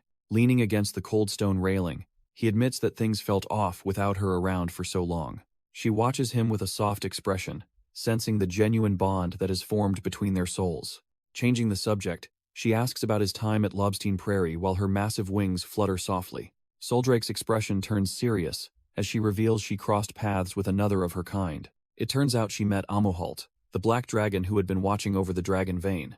Our boy is visibly shaken, realizing the weight of encountering another legendary being so suddenly. He recalls the 6 dragons from the mausoleum, wondering how many more are active in the world. Soldrake explains that Amuhalt has known about the hidden dragon vein for a very long time. Aaron leans in, completely curious about what this dragon vein actually represents for their world. She describes it as the ultimate source of mana, a place where dragons must live to thrive. He immediately wonders if the Ancona Mountains hold a similar secret power beneath the surface. Every layer is built over these flows, acting as a lifeline for the dragon's immense magical strength. If that connection ever breaks, even the mightiest dragon would lose their status as a supreme being. Aaron processes the bombshell about dragon veins, realizing how much he still doesn't know about this world. Soldrake explains that staying in human form outside her territory drains her mana, requiring a return to her lair. Even as a supreme being, she looks weary, burdened by the constant energy cost of protecting our boy. He finally understands why she was so overwhelming back when they first forged their soul-binding pact. Being at her home base gave her the home field advantage needed to crush those 6 dragons so effortlessly. Aaron then brings up the cryptic words the dark dragon mentioned regarding the ancient demon gods. He wonders why he possesses the unique auras of both a dragon and a god within his soul. Soldrake remains silent for a moment, her expression turning heavy as she weighs the truth of his existence. Our boy asks if the dark dragon's appearance on the prairie was tied to his mysterious reincarnation. She looks him in the eye, contemplating his journey from a past life and his return to this timeline. Amuhalt notes that the Dragon Clan is keeping a very close eye on every single move our boy makes. Aaron grits his teeth as he realizes the sheer number of enemies closing in on him. He thinks back to the trash-tier villains and masterminds like Tulio, Valtai, and Arangus who keep plotting. Standing on the balcony, our boy desperately pleads for Soldrake to finally stop hiding the truth from him. The ancient guardian looks down, her expression heavy with secrets that clearly pain her to keep. He shouts her name, his frustration boiling over because he is tired of being left in the dark. She softly calls him by his original name, Ray, acknowledging the warrior soul trapped in this blonde vessel. Soldrake gently takes his hand, trying to soothe his spirit even if she cannot give him every answer. They stand together in the moonlight, bound by a soul pact that feels more like a burden than ever. She admits that even her vast knowledge is limited, and there are truths she is not allowed to share. Aaron is still reeling from the lack of answers, his mind racing with the weight of his past. Soldrake vows to protect him regardless of the cost, her draconic loyalty flaring up in her eyes. Our boy is dumbfounded by her sudden warmth. Realizing their souls are truly stitched together by fate, he feels the weight of her promise as their hands lock. A silent pact formed in the moonlight. She refuses to let go, grounding him when the memories of his previous life threaten to pull him under. Realizing he pushed too hard, Aaron offers a quiet apology for letting his frustrations get the better of him. He admits he never meant to blame her, knowing she is just as trapped by these ancient rules. They decide to pivot back to reality, focusing on the immediate threat looming over the horizon. The sea is crawling with trash-tier orc pirates who think they can raid the Pendragon territory with impunity. Worst of all is Arangus, the bitter enemy from his past life who is definitely pulling the strings. Aaron is at his wit's end, wondering why they can't just use Soldrake's overwhelming power to end this. But the ancient guardian shuts him down immediately, claiming that such a direct intervention is simply not possible. Our boy just sits there in a stunned silence, trying to process why his trump card is being sidelined. He calls her out, reminding her of her vow to protect him even if it costs her life. Soldrake clarifies that if she steps onto the battlefield, the entire situation will spiral into something far worse. The real problem lies beneath the waves of the inland sea, where the sea dragon, Viscula, reigns supreme. She explains that Viscula is a territorial nightmare that will fly into a murderous rage if another dragon enters. Aaron realizes that bringing his guardian along is basically an invitation for a catastrophic dragon-on-dragon war. This beast is the guardian deity of the Arangus household, the very same trash-tier family plotting his downfall. Viscula is known as the most frenzied dragon alive, a battle-hardened monster that lives for the thrill of slaughter. Soldrake explains that this sea beast is a rogue that doesn't even acknowledge her authority as the dragon leader. Without the support of her dragon vein in the open water, she admits a victory is far from guaranteed. She delivers the final blow to his plan, stating she simply cannot be of any help right now. Our boy takes the news in silence, feeling the crushing weight of being truly alone in this fight. He clenches his fist until his knuckles turn white, struggling to contain the rage simmering beneath the surface. The frustration finally boils over as he slams the table, cursing the absolute nightmare of a situation he's in. His mind spirals back to the traumatic memories of his past life, seeing the world burn all over again. He vividly remembers the moment Valtai personally ended him, a reminder of the weakness he's desperate to outrun. The mocking face of Arangus haunts his thoughts, representing the trash-tier nobles who took everything from him. Staring into the dark, Aaron realizes that all this suffering is just fuel for the vengeance he's about to unleash. Soldrake approaches our boy, while he's still reeling from the weight of his own dark thoughts. She calls out to the soul inside him, using his real name to snap him out of his spiral. Getting uncomfortably close, she forces him to look her in the eye and face reality. Aaron jumps back, completely dumbfounded by her sudden lack of personal space and intensity. She bluntly points out that he's acting like a total stranger, losing himself to his own rage. Soldrake gestures toward the horizon, telling him he's too blinded by vengeance to see what's actually happening. Below them, the once vibrant streets of Leos have turned into a ghost town under the economic rot. The innocent people are the ones paying the price, left rotting on the cold pavement in misery. The reality of the situation hits him like a freight train, shattering his self-centered frustration. He remembers his true purpose, vowing that his people will never have to live like trash-tier slaves again. Soldrake asks if the promises he made back in Sisuk still hold any weight today. Our boy just stands there, the weight of his past lives and current failures finally sinking in. He clenches his fist tight, realizing that his blind rage was only making him a trash-tier leader. Turning away, he admits to himself that fixating on revenge right now is a complete waste of time. He reaches for a nearby watering can, desperate for anything to clear the fog in his head. Without hesitation, he douses himself in freezing water, letting the splash wash away his lingering draconic bloodlust. Soldrake watches him, completely dumbfounded by his sudden and bizarre choice of a wake-up call. Dripping wet and shivering, he looks at her and sincerely apologizes for losing his way. He flashes a genuine smile, thanking her for helping him finally snap out of that dark spiral. Seeing him back to his old self, the white dragon offers a small, relieved smile of her own. The sunlight hits the flowers, signaling a fresh start after our boy finally cleared his head. Looking over the horizon, he realizes that being a ruler means carrying the weight of everyone's future. He vows to save this town, finding a purpose that goes way beyond just hunting his old enemies. Down at the docks, the once quiet harbor is suddenly buzzing with the sounds of massive ship construction. The workers are moving at a breakneck pace, turning the port into a fortress of naval industry. Local residents can't help but wonder why there's such a sudden, massive push to prepare for war. Aaron even gets his hands dirty, making the locals wonder where a ruined house got such massive funding. When payday arrives, Isaac starts handing out heavy pouches of gold to the dumbfounded and exhausted laborers. The men stare at the shiny payment, realizing these aren't the typical coins they've used for years. It turns out, the Pendragon family is officially flooding the market with their own dragon-stamped currency. Laius is finally breathing again, as the Pendragon influence begins to scrub away the old, trash-tier corruption. Word is spreading fast that the new governor's policies are actually putting food on the table for once. Vincent Ron realizes our boy is simply using his successful Yorktown playbook to flip the entire region. He goes over the logistics of this massive social overhaul while discussing the next steps with Luna Saylord. She notes that Aaron isn't just building ships. He's systematically dismantling the pirates' grip on the local population. By guaranteeing a livelihood for the desperate, he ensures they'll never have to turn to crime to survive. Luna is absolutely dumbfounded by how a warrior like Aaron can think like a master-tier merchant prince. Vincent just smirks, knowing his lord is cut from the same cloth as the greatest conquerors in history. They both remember the grit it took to build their first town, using both men and monsters alike. Vincent recalls how they turned struggling immigrants into a loyal workforce, proving Aaron's vision is truly unbreakable. Our boy is essentially using the construction of the town as a massive economic engine for the region. Vincent smirks while explaining that this is exactly how their lord intends to seize total control. Luna begins to see the bigger picture, realizing the sheer scale of the gamble being played. By paying the laborers with Pendragon coins, he is effectively injecting his own currency into the market. Even though Lias is currently rotting, it remains the absolute heart of the entire Empire's trade network. Once those coins start circulating through the port, they will flow into every corner of the Imperial economy. Luna is dumbfounded, realizing the Pendragon name will be on everyone's lips in the blink of an eye. Vincent notes that this master tier move is effectively killing 3 birds with a single, well-placed stone. However, he admits that since trade is currently crippled, the region will face a temporary shortage of goods. Without actual products to buy, those shiny new coins are just metal until the supply lines are restored. Vincent tells the workers that simply handing out coins won't fix their trash tier situation. He knows our boy needs absolute support from here on out to make this gamble work. Down at the bustling docks, the plan to revitalize the trade routes is finally moving.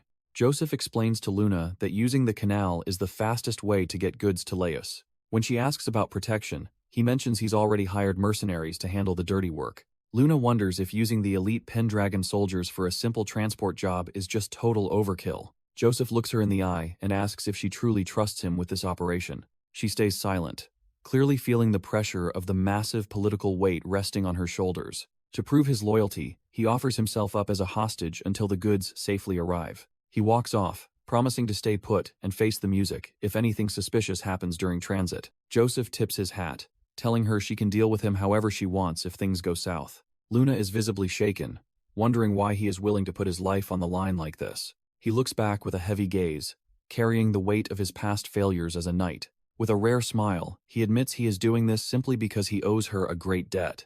Standing on the busy docks, he asks if that reason is enough to earn her fleeting trust. She remains silent, clearly moved by his unwavering loyalty, despite the risks they are both taking. Meanwhile, the port hums with life as the first shipment of goods finally arrives from York City. Mark watches the chaos with a grin, noting that the city is finally starting to feel alive again. Even the veteran Viscount Moraine is impressed, admitting he did not expect our boy to be such a politician. Aaron just smirks, giving all the credit to a certain sly old fox who planned this whole move. Yorktown glows under the night sky, its newfound wealth finally allowing them to implement some bold new policies. Viscount Moraine steps forward with Isaac and our boy, declaring that it is finally time for them to fight. The veteran commander is fired up, swearing that this time they will wipe those trash-tier pirates out for good. Aaron watches the old man's enthusiasm but remains silent, his mind already drifting toward the tactical nightmare ahead. He realizes that no matter how much they buff the Navy, they are still sitting ducks from above.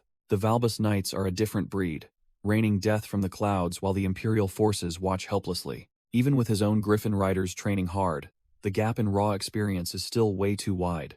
If those aerial pests keep choking the trade routes, the city's recovery will stall before it even begins. Looking at the Grand Pendragon estate, he knows their treasury will hit rock bottom if the blockade holds. Our boy stares into the distance, desperately wishing he had one more hidden card to play against them.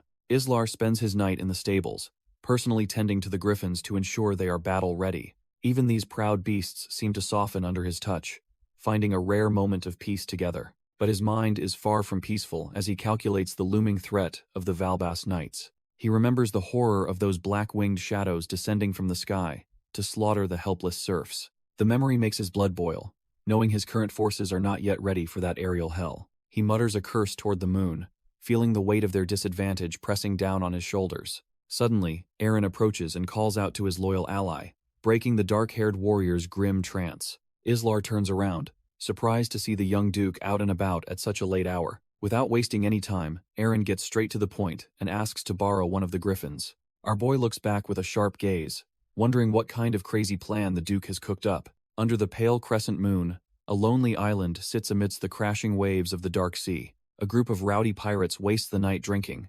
completely unaware of the predator looming above them. Tuleo notices a single white feather floating through the air, his instincts immediately screaming that something is wrong. His men look up in total confusion as a flurry of feathers begins to blanket the sandy beach. The pirate captain just chuckles, impressed that the duke actually had the guts to show up by himself. Aaron makes a grand entrance on his griffin, looking every bit the powerful noble he has become. With a face like stone, our boy prepares to settle the score with the trash-tier criminals. Moments earlier, Aaron and Islar stood, surrounded by their powerful winged beasts while finalizing the raid plan. Islar refuses to stay behind, telling the Duke that he won't let him go on this suicide mission. He insists on joining the fray, while Aaron remains silent, acknowledging the warrior's unwavering resolve. Islar grips his blade tightly, reminding the Duke of his previous vow to serve as his personal weapon. He stands firm, declaring that he will cut down any trash-tier enemy that dares to cross their path. However, Aaron just looks at him and explains that this loyalty is exactly why he must stay behind. Our boy is left completely dumbfounded, unable to comprehend why his master would reject his protection now. The Duke clarifies that if he carries a weapon, the enemy will inevitably respond with their own cold steel. He intends to walk into the lion's den alone and unarmed, forcing his companion to stand down. Gritting his teeth in frustration, the mercenary struggles to accept such a reckless and suicidal tactical gamble. His hand trembles against the hilt as he realizes he is being sidelined for the sake of the mission. He knows all too well that a warrior's blade loses all meaning if it isn't used in battle. Meanwhile, the elite knights of Valbas dive through the clouds on their black griffins, ready to strike. Aaron lays down the law, ordering his loyal shadow to stay behind while he handles the dirty work alone. Our boy walks away without a second glance, leaving his companion standing there in total disbelief. He knows the risks, but bringing backup would only turn this delicate meeting into a full-scale bloodbath. Refusing to let him go completely unprotected, the mercenary insists he at least take his own griffin along. Aaron accepts the offer with a faint smirk, acknowledging the bond between a warrior and his mount. As the Duke takes to the skies, his protector is left staring at the empty horizon in silence. The frustration finally boils over as he smashes his fist into the stone, shattering the quiet night. He curses his own weakness, hating that is forced to watch from the sidelines like some commoner. Under the cold moonlight, he stands alone, the weight of his master's safety heavy on his mind.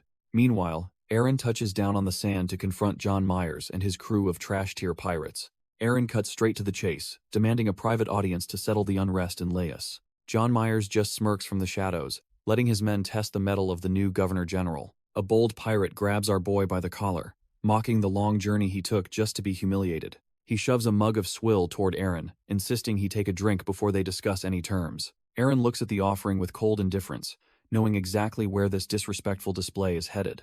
The pirate suddenly splashes the drink right into his face, a move designed to provoke a reckless outburst. Despite the stinging liquid, Aaron doesn't move a muscle, his composure remaining as sharp as a blade. The trash-tier crew erupts in mocking laughter, thinking they've successfully dragged a high noble into the dirt. The joy vanishes instantly, as a suffocating pressure fills the air, leaving the entire mob completely dumbfounded. Our boy simply starts walking forward, his terrifying aura forcing the pirates to scramble out of his way. The pirates freeze in place as the atmosphere grows heavy, realizing they just poked a sleeping dragon. Our boy doesn't waste words, delivering a lightning-fast strike that sends the trash-tier pirate flying backward. The surrounding crew watches in absolute horror, their previous confidence crumbling into pure, unadulterated panic. Despite the swill dripping down his face, Aaron looks like a cold-blooded executioner, ready to clean house. The thugs tremble as they realize this noble is cut from a much deadlier cloth than they anticipated. He ignores the small fry entirely, walking straight up to John Myers to settle things face to face.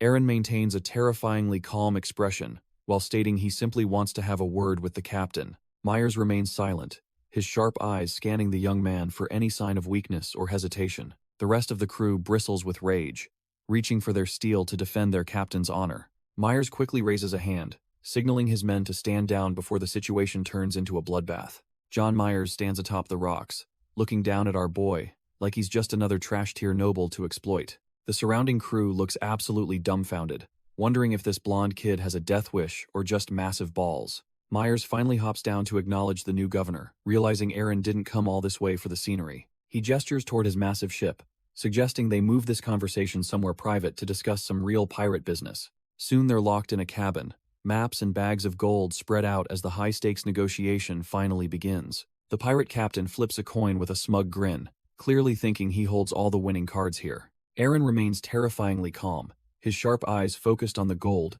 as he weighs the cost of this alliance. Myers leans back and watches closely, curious to see if this young duke actually has a spine for leadership. He grins and asks if Aaron is truly serious, mocking the precarious position the Pendragon heir currently occupies. Our boy doesn't flinch, firmly stating that every move he makes is strictly for the sake of his people. Myers finds the new governor quite interesting, realizing this kid isn't like the usual noble trash. They sit across from each other, the pirate captain acknowledging that Aaron is a truly fascinating individual. Under the cover of night, the ship cuts through the waves as the secret alliance takes shape.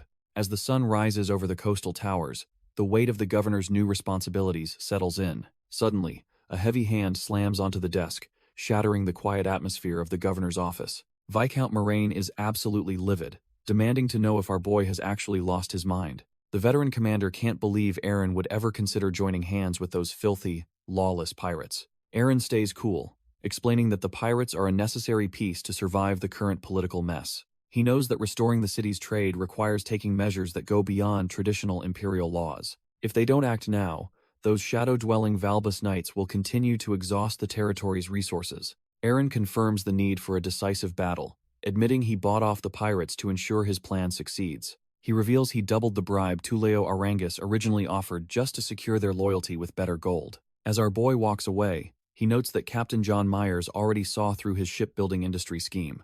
John Myers smirks while examining the gold, realizing these coins will soon hold enough value to dominate the empire. The pirate captain is clearly a sharp one, immediately grasping the massive economic shift Aaron is about to trigger. Moraine stands there in stunned silence, struggling to process the sheer audacity of making deals with lawless scum. Looking out the window, Aaron knows that if they win, the rewards for his new allies will be legendary. The ultimate prize for the pirates is the exclusive right to trade in these waters, effectively controlling the sea. Moraine finally snaps, screaming at the top of his lungs that he absolutely cannot accept such a disgraceful deal. He barks that rewarding those who bared their fangs at the Emperor is nothing short of high-tier treason. Moraine is losing it, screaming about what will happen to the honor of the Empire Navy. Our boy doesn't blink, coldly asking if that precious honor is enough to actually save their people. The commander is left speechless, clearly not expecting such a pragmatic rebuttal from the young duke. Aaron makes it clear that his only priority is ensuring his citizens live plentiful lives. He knows a hard choice must be made, even if it means getting his hands a bit dirty. Moraine grits his teeth in pure frustration, realizing he's being outmaneuvered by a kid's cold logic. Standing with absolute authority, Aaron remains unmoved by the old soldier's emotional outbursts. The weight of the situation finally sinks in, leaving the veteran commander looking utterly defeated. Moraine finally backs down, admitting he understands the necessity of the plan as he walks away. Even so, his trembling fist shows just how much this blow to his pride truly stings. Aaron stands alone in the quiet room, his mind racing as he calculates the cost of the coming conflict.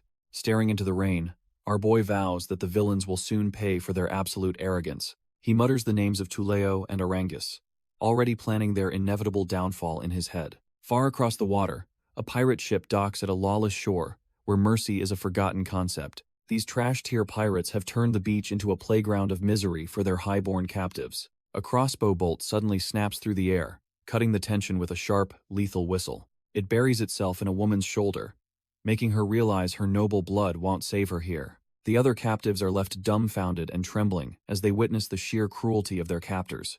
Tuleo just bellows with laughter, mocking his subordinate for failing to deliver a clean, lethal strike. He smugly advises the orc to aim for the vitals if he actually wants to end their suffering. One of the orc pirates grumbles, clearly annoyed that they aren't just slaughtering these captives and moving on. Tuleo steps forward with a sadistic grin, deciding it's time to give his crew a lesson in true cruelty. He casually pulls the trigger of his crossbow, the mechanical snap echoing across the lawless beach. The bolt tears through the noblewoman's chest, instantly turning her expensive furs into a blood-soaked mess. He brags about hitting the bullseye, relishing the way the trash-tier pirates behind him cheer for the kill. Another noble screams in a panic, desperately hoping his imperial lineage will act as a shield against the inevitable. His royal status proves worthless as a bolt buries itself in his head, silencing his frantic pleas forever. Tuleo just laughs it off and adjusts his aim, already planning to take the next victim's eyes. He looks out at the ocean and mocks the terrified survivors, claiming their senile emperor is next on the list.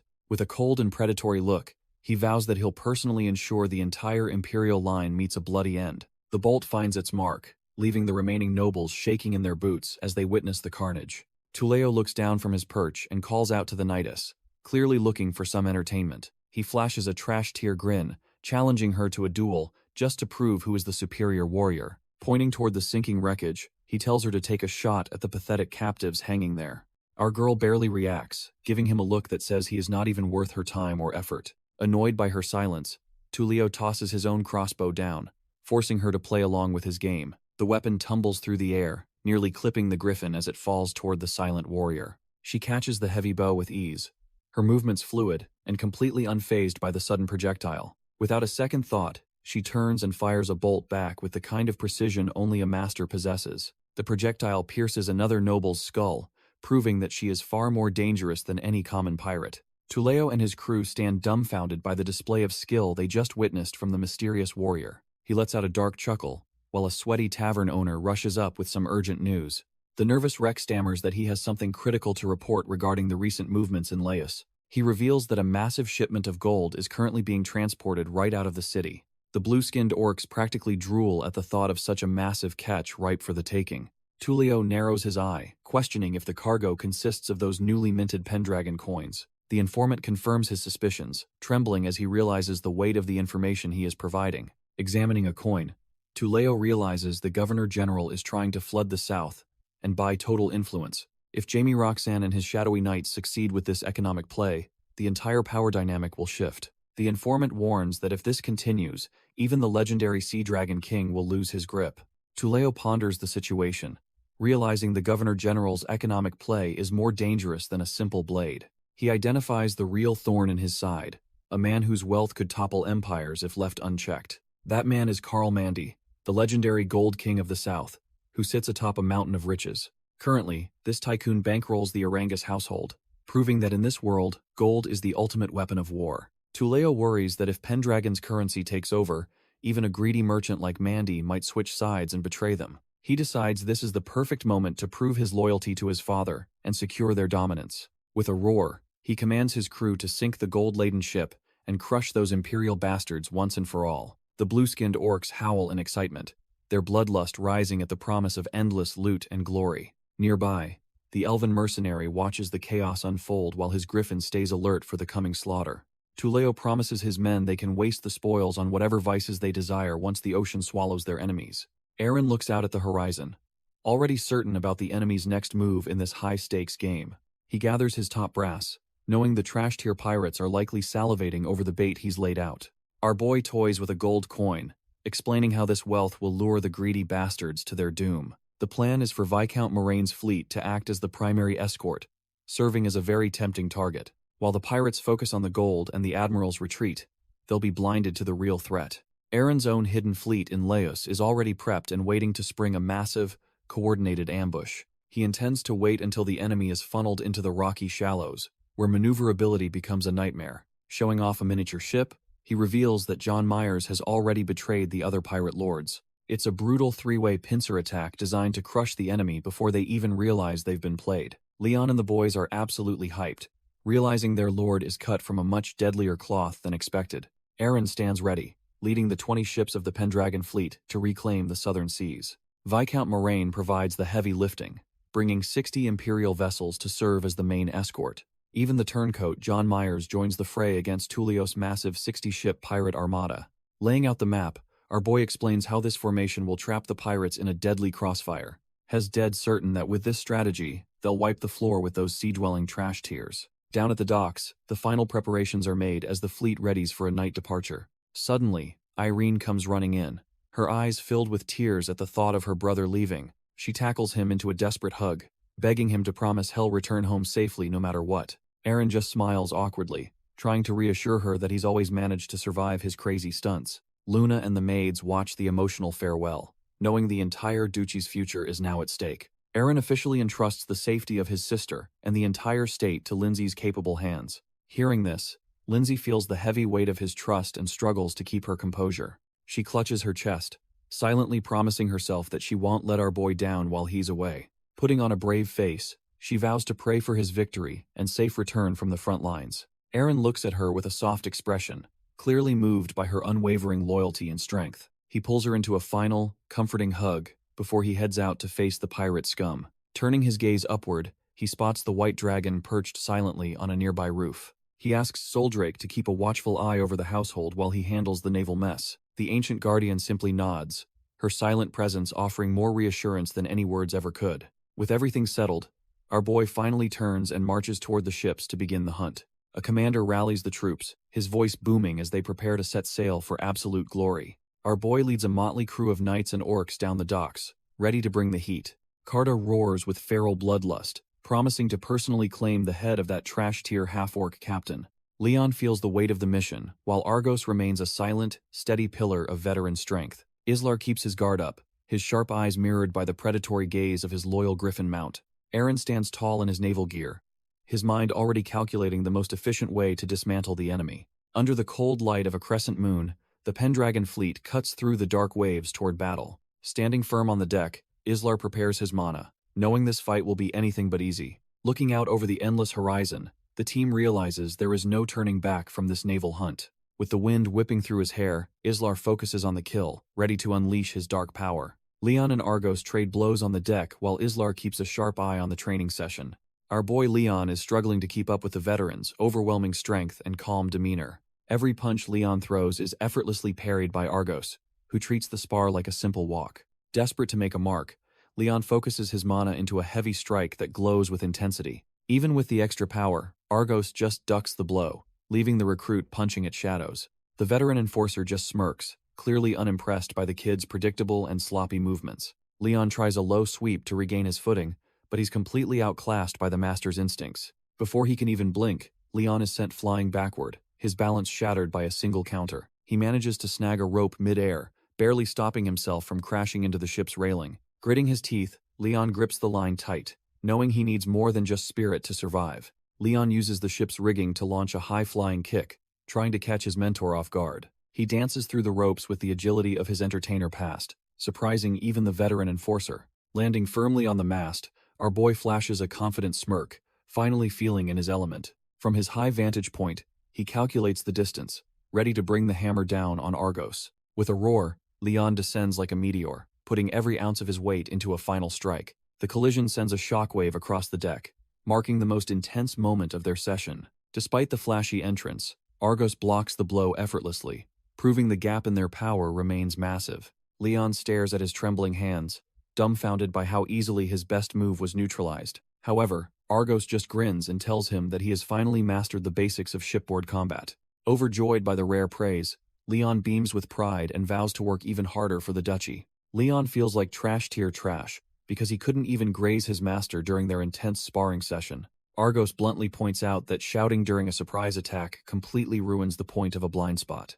Our boy realizes he was being a total amateur, and feels a wave of embarrassment wash over him. The veteran warrior warns that such useless flair will only get him killed when the real fighting starts. However, Argos admits that Leon's speed was actually impressive enough to have landed a hit otherwise. Hearing that small bit of validation makes Leon's heart race, as he realizes he's finally making progress. Suddenly, Argos tosses a heavy object toward him, catching the young recruit completely off guard. Leon stares at the gear in his hands, realizing these are the very same arm guards his master wears. Argos explains these are the Dragon of Justice arm guards, legendary tools for those mastering the Divine Fist. Since tomorrow is Leon's first real bloodbath, Argos expects him to uphold the honor of his teachings. Argos makes it clear that shaming their lord in the coming fight is simply not an option. Leon stares at the arm guards, knowing this gear represents a level of trust he can't afford to break. He secures his armor, the cold click of the metal, signaling that his training days are officially over. Our boy pledges his absolute loyalty,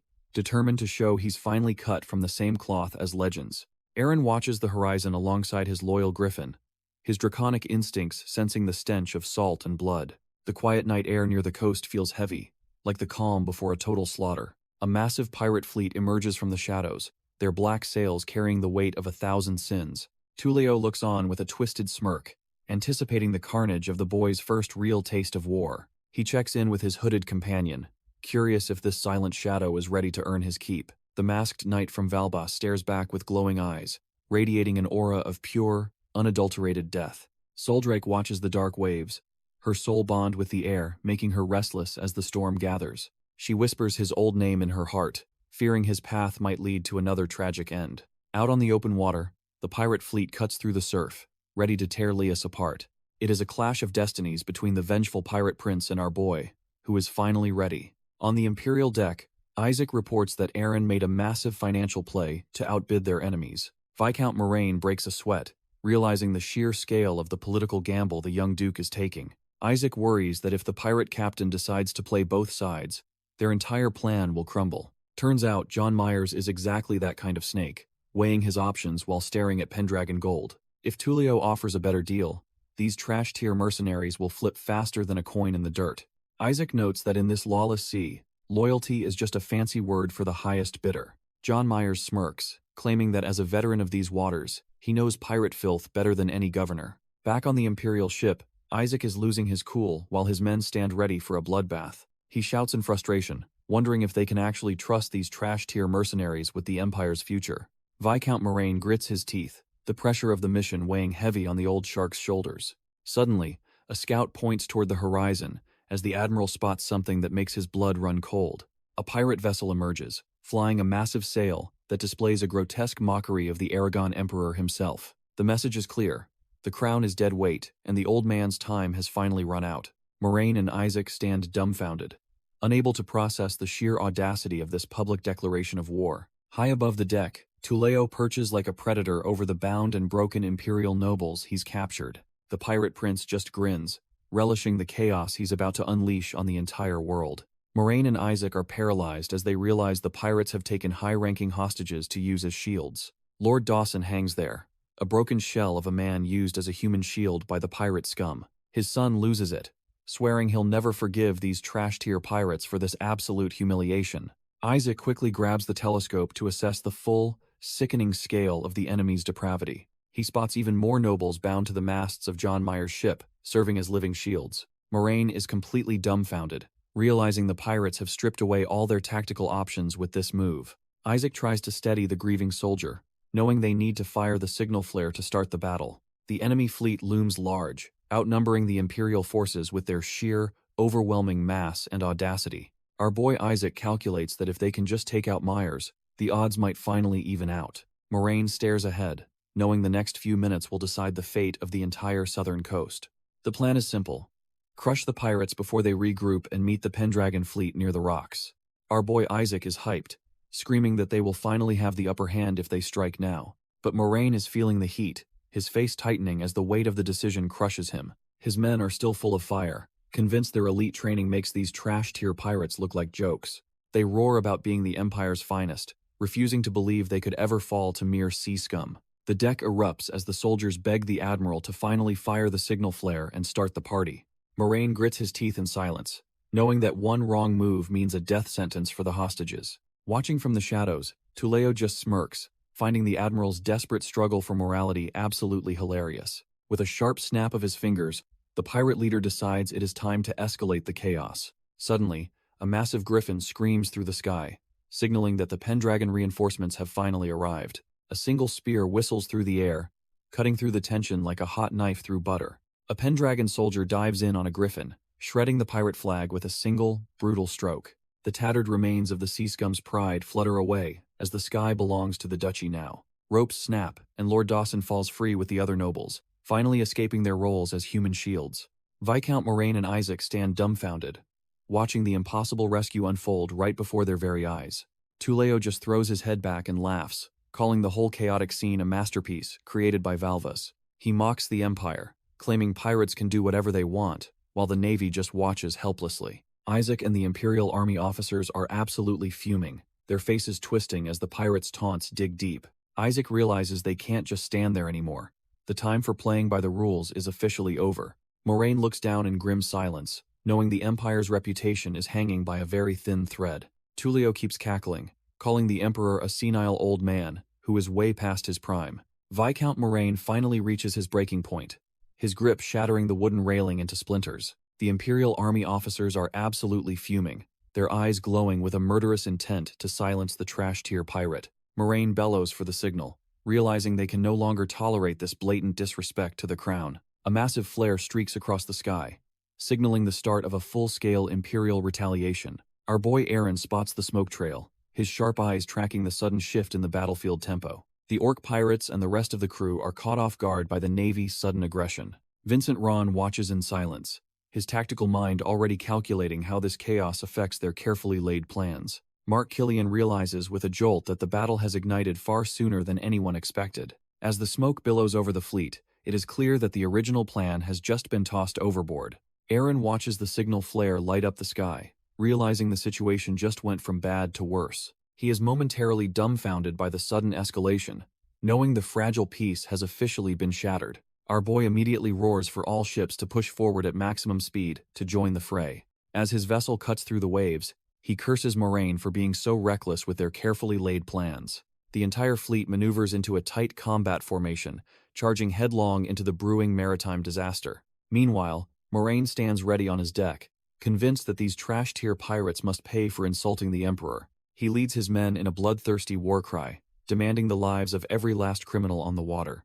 The Imperial Navy surges toward the pirate fleet, turning the open ocean into a massive, high-stakes kill zone. Tuleo watches the incoming charge from his own deck, completely unfazed by the display of Imperial might. The pirate captain just smirks, thinking the Empire's pride makes them incredibly easy to bait into a trap. Tuleo readies his blade as his ship pulls alongside the Imperial vessel, eyeing his next batch of victims. He leaps across the churning water with predatory grace, closing the distance before the soldiers can even react. The Imperial Army soldiers scramble with their crossbows, shouting in panic as they realize the pirate is boarding. Suddenly, a massive arc of draconic fire erupts from his saber, turning the deck into a literal furnace. One unfortunate soldier is sent spiraling through the air, his armor melting under the intense, magical heat. Standing amidst the inferno, Tuleo claims he has personally arrived to exterminate every single one of them. He sneers at the survivors, viewing them as nothing more than insignificant insects beneath his notice. With a maniacal laugh, he swings his flaming blade again,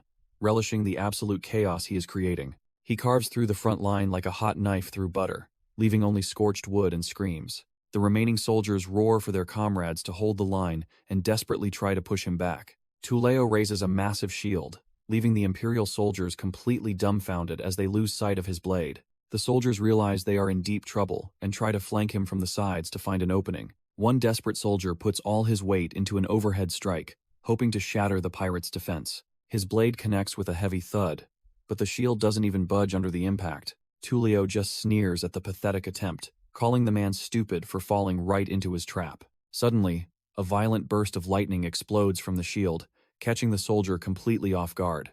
The poor guy is cooked instantly, his body smoking as the high-voltage mana fries his nervous system. He hits the deck like a sack of bricks while his comrades watch in absolute horror. Tuleo grinds his boot into the fallen man's back, asking if they have had enough of his power yet. He stands amidst a storm of fire and lightning, boasting about his superior Rachuan swordsmanship. The Imperial soldiers are absolutely dumbfounded, watching their comrade get fried like a cheap snack by the lightning. Tuleo just cackles at the carnage, praising his junior for the display while his orc pirates swarm the deck. These trash-tier pirates smell blood in the water and launch a full-scale assault on the shaken Imperial ranks. Viscount Moraine watches in grim silence as thick plumes of black smoke choke the horizon of the battlefield.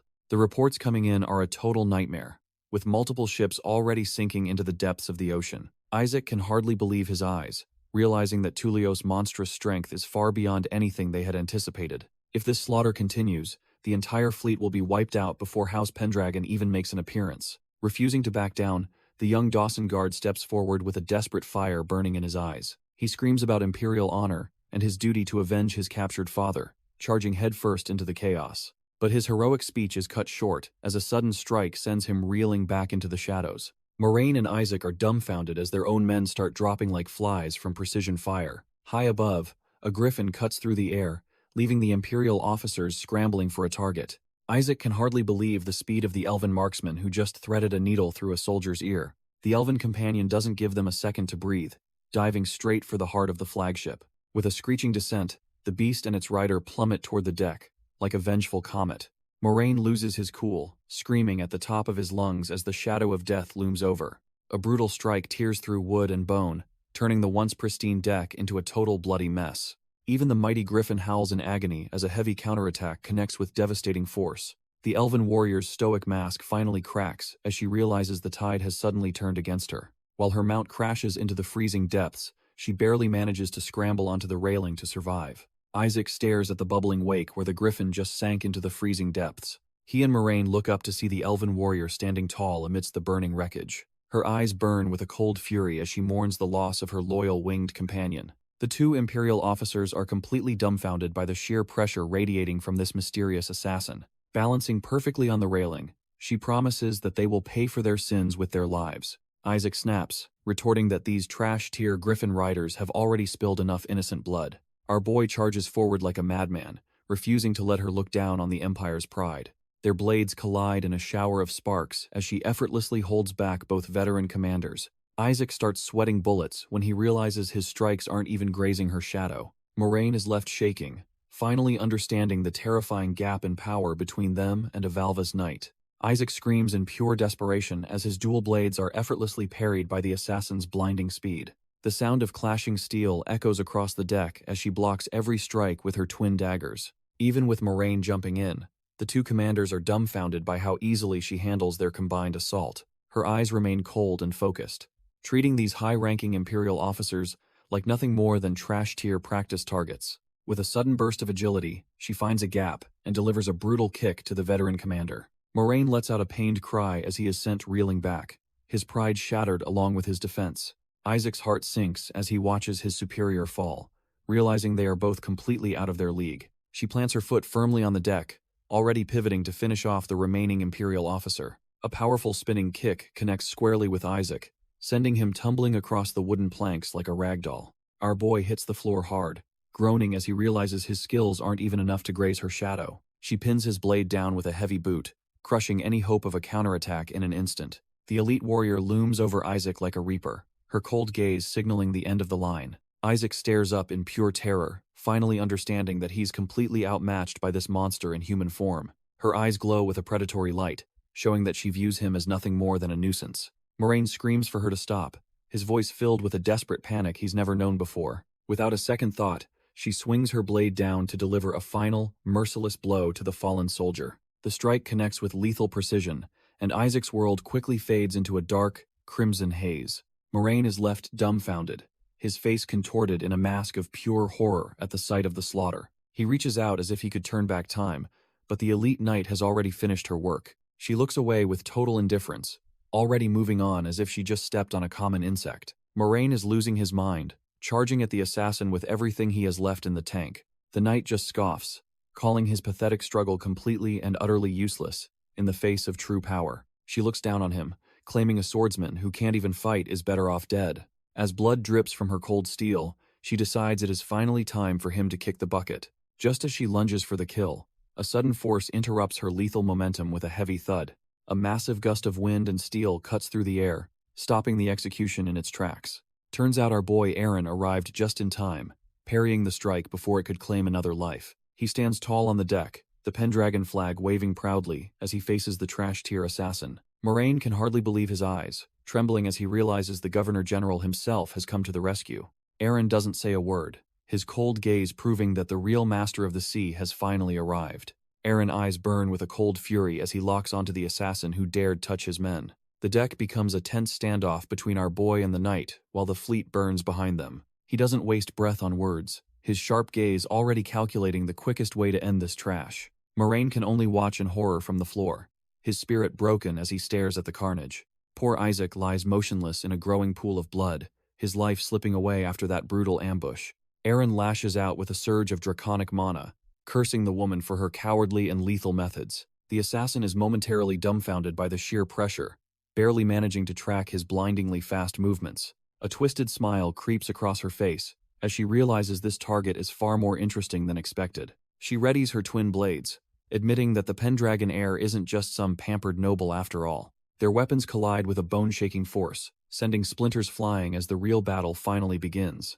Aaron doesn't hold back, meeting the assassin's blades with enough force to shatter the deck beneath them. The Valbus Knight just grins like a maniac, clearly enjoying the thrill of facing a real monster. A massive burst of mana erupts as their powers collide, blinding everyone nearby with a searing white light. Sharp arcs of energy tear through the air, proving that one wrong move means instant death. Our boy keeps up the pressure, refusing to let this trash-tier shadow dweller find a single opening. He taps into his draconic instincts, his aura flaring blue as he prepares to end this annoying dance. With a thunderous swing, he sends a wave of pressure that forces the assassin to retreat. Aaron lunges through the smoke like a predator, his eyes locked onto his prey with murderous intent.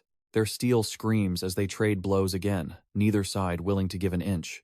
The knight barely slips away from a lethal strike, her twisted smile showing she's still got tricks. Aaron plants his foot firmly, ready to unleash a devastating counter against this persistent shadow. Our boy swings with everything he's got, but the Valbus Knight is surprisingly nimble on the deck. Moraine watches in pure disbelief, dumbfounded that anyone could actually trade blows with the Pendragon heir. The assassin just smirks, parrying every strike with her twin daggers like it's a walk in the park. She creates distance with a quick step, trying to reset the rhythm of this deadly dance. Moraine's eyes widen as he realizes the sheer intensity of the mana vibrating through the air. Suddenly, Eren flares his draconic aura, intentionally leading the fight away from the wounded commander. The old shark finally understands that the young duke is prioritizing his safety over a quick kill. Even with his back turned, Eren's presence is overwhelming as he shields his ally from the storm. Their blades collide once more, sparks flying as the two masters of combat refuse to back down. Eren and the assassin lock blades, their eyes meeting in a silent contest of pure willpower. The Valbas Knight admits our boy is better than expected, but she's clearly still holding back. Their weapons blur into a whirlwind of steel as they trade blows across the blood-stained deck. Eren's instincts scream as he realizes this assassin is actually a master of deception. She aims a vicious strike at his vitals, forcing him to react with split-second precision. With a desperate twist, Eren barely avoids a lethal blow that would have ended his journey right here. The knight mocks him, claiming that simple swordsmanship is never enough to take down a Valbas elite. Eren just smirks back, acknowledging her point while preparing a nasty surprise he's been saving. His grip tightens on the hilt, as draconic mana begins to surge through his weary veins. He launches a devastating counterkick, recalling the thousands of times he sparred with Ayla to survive this. The Valbas Knight is dumbfounded, as our boy suddenly changes the tempo of the fight. He uses a clever footwork trick to throw her off balance before she can even blink. Eren connects with a heavy kick, sending the elite assassin flying across the deck like trash-tier fodder. She can't believe a mere human is matching her speed, her eyes widening in pure terror. Without giving her a second to breathe, Eren lunges forward to finish this once and for all. His blade carves through the air with a roar, carrying the weight of the Pendragon legacy. The knight barely survives the shockwave, realizing she is no longer the predator in this hunt. She manages to stabilize herself, but her hands are trembling as she grips her daggers. Viscount Moraine watches from the sidelines, completely stunned by the sheer intensity of the duel. The assassin mutters in disbelief, finally understanding that she has picked a fight with a literal monster. The assassin is completely dumbfounded, unable to fathom how a human could have mastered their secret, high-tier techniques. Our boy just smirks, casually mentioning that his own squad happens to include a top-tier Valbas Knight. She can only stare in silence, her mind reeling as she tries to process this impossible revelation. Memories of the past resurface, recalling when these hooded shadows served as the ultimate enforcers for Arangis. Even the savage orc pirates were forced to step aside when the true masters of the blade appeared. It turns out Elkan Isla was the one who passed down these skills, a warrior cut from the same cloth. With the fleet burning in the distance, Eren prepares to end this farce once and for all. He locks eyes with her, his gaze carrying the weight of a man who has already conquered death. Suddenly, the sky erupts with the cries of griffins, as more shadows descend upon the blood-stained deck. Viscount Moraine collapses in pure terror, realizing that the legendary Valbas Knights have finally joined the hunt. The Valbas assassin decides she has seen enough for today, signaling her squad to retreat into the clouds. Our boy Eren is left gasping for air, his body reaching its limit while Moraine cowers in absolute fear. Suddenly, a massive fin slices through the surf, heading straight for the burning wreckage with predatory speed. A colossal orca erupts from the depths, sending a massive spray of seawater over the blood-stained deck. Moraine is completely dumbfounded, convinced that a sea monster has arrived to drag them both to the abyss. Turns out it is a rescue mission, as John Myers comes charging in on his unique aquatic mount.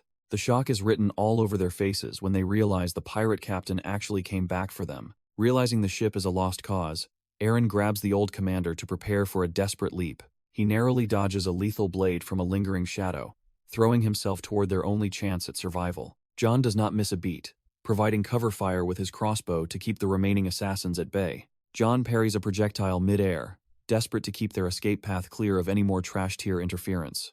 Our boy makes the leap of faith, dragging the heavy commander toward the safety of the waiting boat. They crash onto the deck just as the orca begins to surge forward, barely escaping the sinking wreckage. John bellows for an immediate retreat, his face pale as he realizes the scope of the Imperial disaster. The massive beast tears through the waves, leaving the chaos behind as they make their high-speed getaway. Looking back at the carnage, John realizes the weight of the disaster that just unfolded on the water. The once mighty Imperial fleet is now nothing but a graveyard of smoke and fire on the horizon. John snaps and grabs Eren's collar, fuming because the situation is now completely blown out of proportion. Moraine just sits there in a daze, his pride shattered along with the ships he once commanded. John eventually falls into a grim silence, wondering how they will ever explain this catastrophe to the Empire. John admits that after years of fighting the Navy, The idea of them actually working together is just absurd.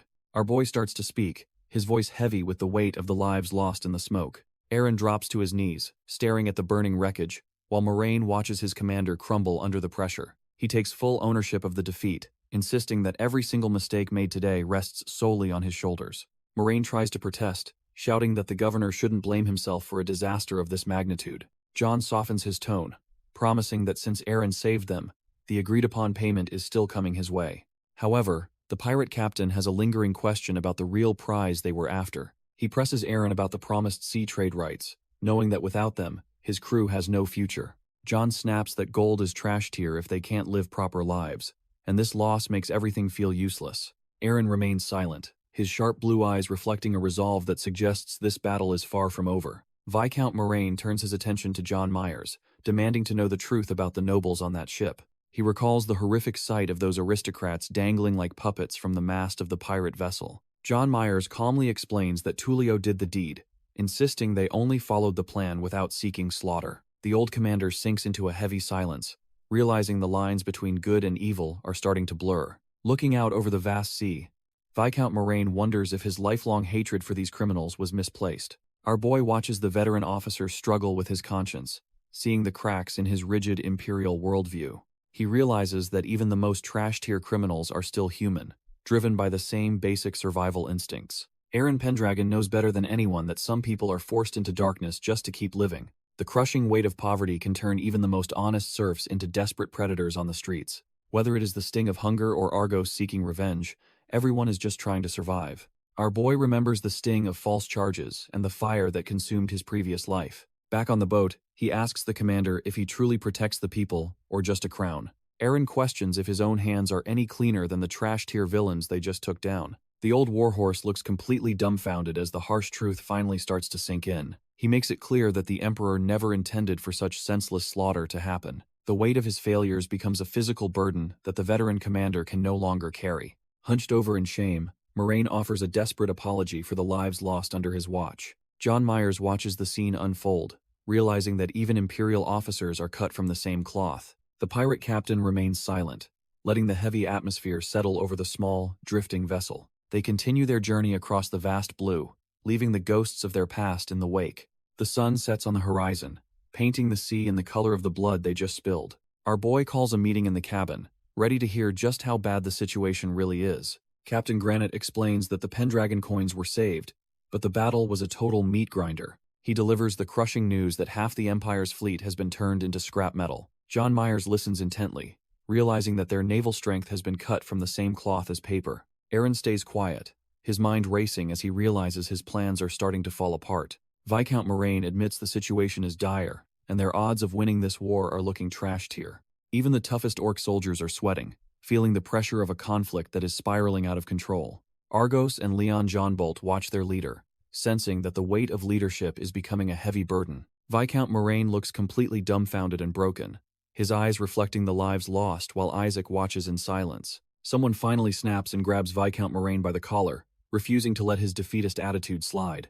Islar demands to know what the commander was thinking when he chose to ignore the governor's direct orders. Moraine just stares back with hollow eyes, looking like a man who has already accepted his own death.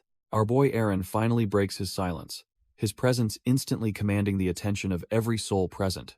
He stands tall and claims that even in this trash-tier situation, a path to victory still exists. While Islar keeps the commander in check, John Myers and the others wait for Eren's next move. He tells them that turning this disaster around is possible if they simply put their faith in him. Everyone is left dumbfounded, wondering how he plans to overcome such an overwhelming numerical disadvantage. With Mark Killian backing him up, Eren prepares to lay out a strategy that sounds absolutely insane. He points to the map, detailing a plan to chain their ships together to hold the line. Mark Killian starts sweating, terrified that staying put makes them nothing more than sitting ducks for the enemy. Eren just stays cool, telling them that moving around is the last thing they actually need to do. He looks out at the sunset over the water, knowing the sea itself will be their greatest weapon.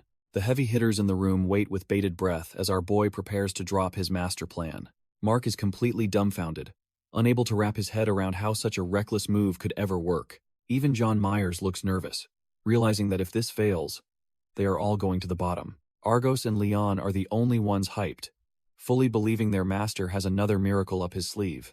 An orc pirate gets way too close, practically begging Eren to finally spill the beans on his strategy. Eren just sighs, feeling the pressure as everyone stares at him like he is some kind of god.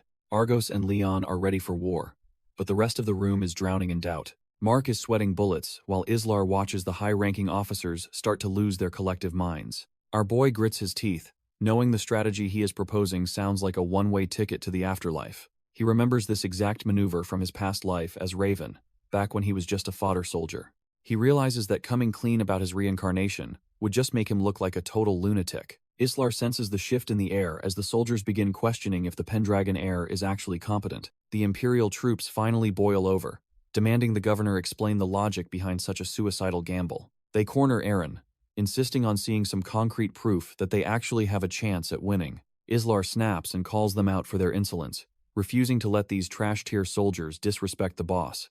The Imperial troops are completely dumbfounded, unable to wrap their heads around why the governor is being so reckless. Suddenly, a heavy thud echoes through the room as a scabbard slams into the wooden floor to command silence. Viscount Moraine steps forward, his presence alone enough to make the rowdy troops back off and hold their breath. He looks Eren dead in the eye, asking point-blank if the young duke actually has a real plan.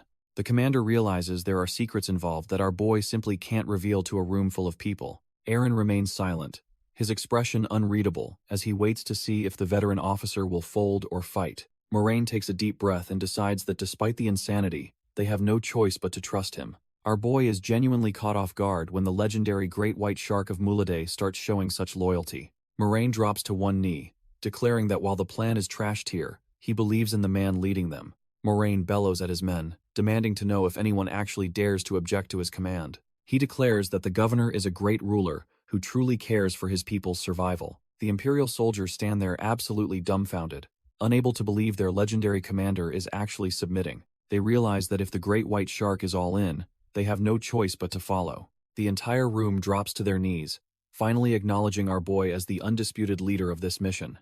Even the orc pirates are stunned, wondering when Eren got so close to that stubborn old veteran. Argos and Leon are feeling hyped, realizing that having such unwavering faith in their leader is truly inspiring. Leon cheers that this is the true knightly way, while Mark awkwardly agrees that their ruler is unmatched. With the room finally united, Eren and John Myers stand ready to launch their high-stakes gamble. Islar looks back at our boy, admitting that his trust in him has never wavered for a second. Eren just smirks, realizing he needs to take charge if he wants to avoid another beating later on. From the doorway, John Myers watches the entire room bow down, realizing the tide has finally turned. The pirate captain smiles to himself, glad to see that his instincts about this kid were dead on. Looking at the united front of soldiers and orcs, John decides it is time to trust Eren too. Our boy reaches out to the old commander, thanking him for finally bringing everyone together under one banner. Viscount Moraine looks up with a sweaty grin, admitting that this unity is only possible because of Eren. They seal the deal with a firm handshake, marking the start of a legendary alliance for the mission. With the room fired up, Eren commands everyone to move out and get the final preparations underway immediately. The pirate fleet cuts through the dark waves under the cold light of a full moon. Tuleo stands tall on the deck, declaring to his crew that the time for their strike is finally here. His men just smirk, confident that their enemies are already standing at death's door. The orcs dismiss the human betrayal as irrelevant, since nobody in the Empire is even worth their time. Tuleo makes it clear that he's only after the gold and the head of that white worm. He erupts in a terrifying red aura, promising his crew they will soon feast on the enemy's corpses. Meanwhile, the Pendragon fleet hides within a quiet cove, silently preparing for the chaos to come. Our boy Leon Johnbolt works alongside the soldiers while a griffin circles above, keeping a sharp lookout. Leon grits his teeth and shouts for more effort, knowing he can't afford to fail his master now. The pirate fleet glides through the dark waters, their black flags fluttering under a cold, full moon. Tulio scoffs at the reports, wondering why the enemy would choose to corner themselves in Tazumi Bay. He suspects a trap but remains unfazed, surrounded by his hulking orcs and a trembling informant. Even if they are waiting for reinforcements, he knows the Empire's forces are spread way too thin. He decides to push forward, confident that his elite Valbast knights will dominate the battlefield from above. These hooded assassins and their griffins are the ultimate insurance policy against any pathetic human resistance. Tuleo can't help but smirk, relishing the thought of finally crushing that white worm once and for all. Meanwhile, the Pendragon fleet remains perfectly hidden within a secluded cove, waiting for the right moment to strike. John Myers cracks open a bottle, assuring our boy that his master plan will make sense come morning. Sitting high above the waves, John curiously asks if the Dragon Pact actually grants him future sight. John laughs off the idea of future sight, thinking their upcoming clash would be a total breeze otherwise. He looks down at the shore, noting how the subordinates are surprisingly dedicated to whatever plan is in motion. Leon Johnbolt is down there giving it his all, clashing against a massive orc to sharpen his combat instincts. Mark Killian keeps a watchful eye on the boy, ensuring the training stays brutal enough to actually matter. Taking a long swig of ale, John admits he's starting to get swept up in the same unwavering confidence. He praises the local brew, but Aaron reminds him to stay sharp, since the real bloodbath starts very soon. John just smirks, asking our boy to make sure his crew gets a taste of this top-tier beer post-victory. Below them, the hidden fleet sits ready, a silent force of steel waiting to tear through the Imperial blockade. The crew scrambles across the decks, preparing the rigging for the high-stakes naval ambush they've been promised. John notes their numbers took a hit, but he's relieved the survivors regrouped after holding out against that monster Tulio.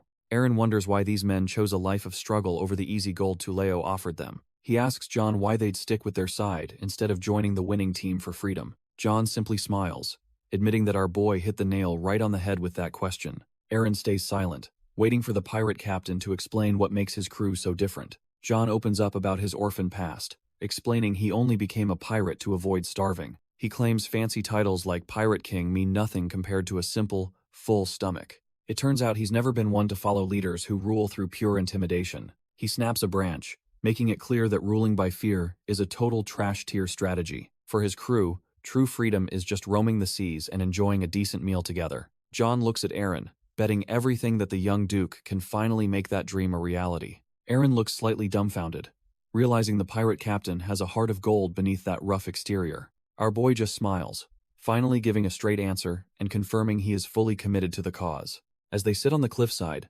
John wonders why a high-ranking Duke even cares about the common folk. He points out that Aaron could easily live a trash-tier noble life of luxury without any worries. Aaron goes quiet, his mind drifting back to the heavy memories of a life he once lived. He remembers that even in his darkest days, there were things worth protecting at any cost. A vision of his past self flashes by, showing him standing tall against monsters to save the innocent. It turns out the people he saved back then were the only thing keeping his soul human. Standing under the moonlight, he tells Islar that being a ruler means carrying the weight of everyone's hope. He stares at the sea, knowing he must fight for the people just like he did in his past. Aaron explains that the people from his past lived simple lives without caring for high-ranking status. He has decided to carry their legacy forward, inheriting the will of those who fell before him. John takes a swig of his drink, admitting our boy certainly kept some interesting company in his time. Aaron notes that his reasons for fighting and his inability to tolerate certain trash-tier people are the same. His expression turns cold as he admits he simply can't get along with those who betray their own. John is left completely dumbfounded by the sheer intensity radiating from the young Duke sitting beside him. The pirate captain eventually bursts into laughter, eager to see the look on their enemies' faces when they lose. As the wind howls across the cliffside, Aaron looks up at the stars, feeling the weight of his destiny. He promises that the downfall of those corrupt nobles is coming much sooner than anyone expects. Meanwhile, far across the water, the storm begins to gather over the fortified coastal territory of Duke Orangus. Orangus watches the horizon, wondering what kind of monster could summon a storm this sudden and violent. Segunda completely loses his cool, screaming that their mastery of the ocean should have provided some warning. Lightning strikes with terrifying precision as the sea rises to swallow everything in its path. The corrupt noble trembles, realizing Tulio's entire naval force is currently being hammered by this unnatural tempest. Out in the deep, the pirate ships are tossed like trash-tier toys by waves that feel personally offended. Tulio howls in pure frustration, cursing the heavens as his pride and joy are ripped apart by lightning. His men are swept overboard while the captain realizes his absolute authority means nothing against nature's wrath. The storm continues its path of destruction, ensuring the pirate fleet won't be bothering anyone for a while. Meanwhile, the Pendragon aerial unit glides over the coast, completely unfazed by the chaos happening elsewhere. Our boy Aaron stands tall on the deck as his scouts land, finally returning to his rightful domain. Aaron welcomes his scouts back and immediately asks for a status report on the enemy fleet's condition. Islar confirms that the storm did its job, leaving the pirate fleet essentially wiped out and broken. Looking at the wreckage, it is clear that only a few orcs and Tuleo remain before victory is theirs. Leon is hyped to join the fray, backed by the terrifying strength of Argos and their orc allies. Aaron decides he and Myers will finish the orcs to prevent any more unnecessary casualties among the crew. Myers is genuinely touched by the gesture, realizing this noble actually gives a damn about his men's lives. Our boy then calls out his secret weapons, ordering his elite spies to assist the pirates until the end. The mercenary trio happily accepts, showing off the playful bond they share with their former comrade turned duke. Myers stands there completely dumbfounded, his brain struggling to process the sudden reveal of Aaron's hidden connections. He snaps and grabs his old associates, realizing they were working with the Pendragon heir the entire time. Aaron leaves the pirate captain in charge of the cleanup while he prepares for the final showdown. John Myers accepts the responsibility, knowing full well that the tide has finally turned in their favor. Argos and Leon are itching for a fight, confident that the enemy won't even get a chance to breathe. Our boy looks on with a cold smirk, ready to unleash the full weight of the Pendragon name. He draws his blade with a sharp shing, the steel reflecting his unwavering resolve to end this chaos. Standing tall on the deck, Aaron rallies the men, declaring that the very heavens are on their side today. With a thunderous roar, he commands every ship to hoist anchors and prepare for the ultimate charge. The entire fleet surges forward through the waves as the grand counterattack officially kicks into high gear. Meanwhile, Tuleo is losing his mind, violently demanding to know why his reinforcements are nowhere to be found. Turns out his elite aerial units were already wiped out, leaving the pirate lord completely isolated and doomed. Tuleo's face pales as his orc lackeys point out the nightmare currently barreling toward them from the horizon. The Pendragon fleet surges forward with griffins leading the charge, looking like an unstoppable force of nature. The pirate lord is completely dumbfounded, screaming about how they could possibly be unaffected by his schemes. His eyes widen in pure terror as the reality of his impending doom finally starts to sink in. He desperately tries to analyze their positioning at Tazumi Bay, hoping they've just walked into a terrain trap. Gritting his teeth, he curses the white worm of Pendragon for daring to humiliate him like this.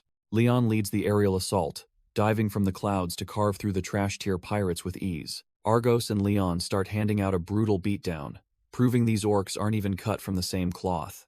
John Myers and his crew join the fray, eager to show their former associates what real power looks like. Even the sea monsters join the cleanup, launching the remaining pirates into the air like ragdolls. Our boy Aaron channels Soldrake's overwhelming draconic aura, absolutely obliterating the trash-tier orc mob with one strike. Back on the main ship, the informant watches the fleet burn, realizing their numbers mean nothing against a dragon. Panic finally breaks the man as he tries to flee, screaming that the battle is already lost. Before he can even take 3 steps, a flash of dark mana cuts through the air with lethal precision. His head hits the deck before his body does, serving as a grim reminder of the cost of cowardice. Tuleo stands over the corpse, coldly ordering his remaining men to get back into the fight or die. With a sadistic grin, the pirate lord promises that anyone else trying to run will suffer the same fate.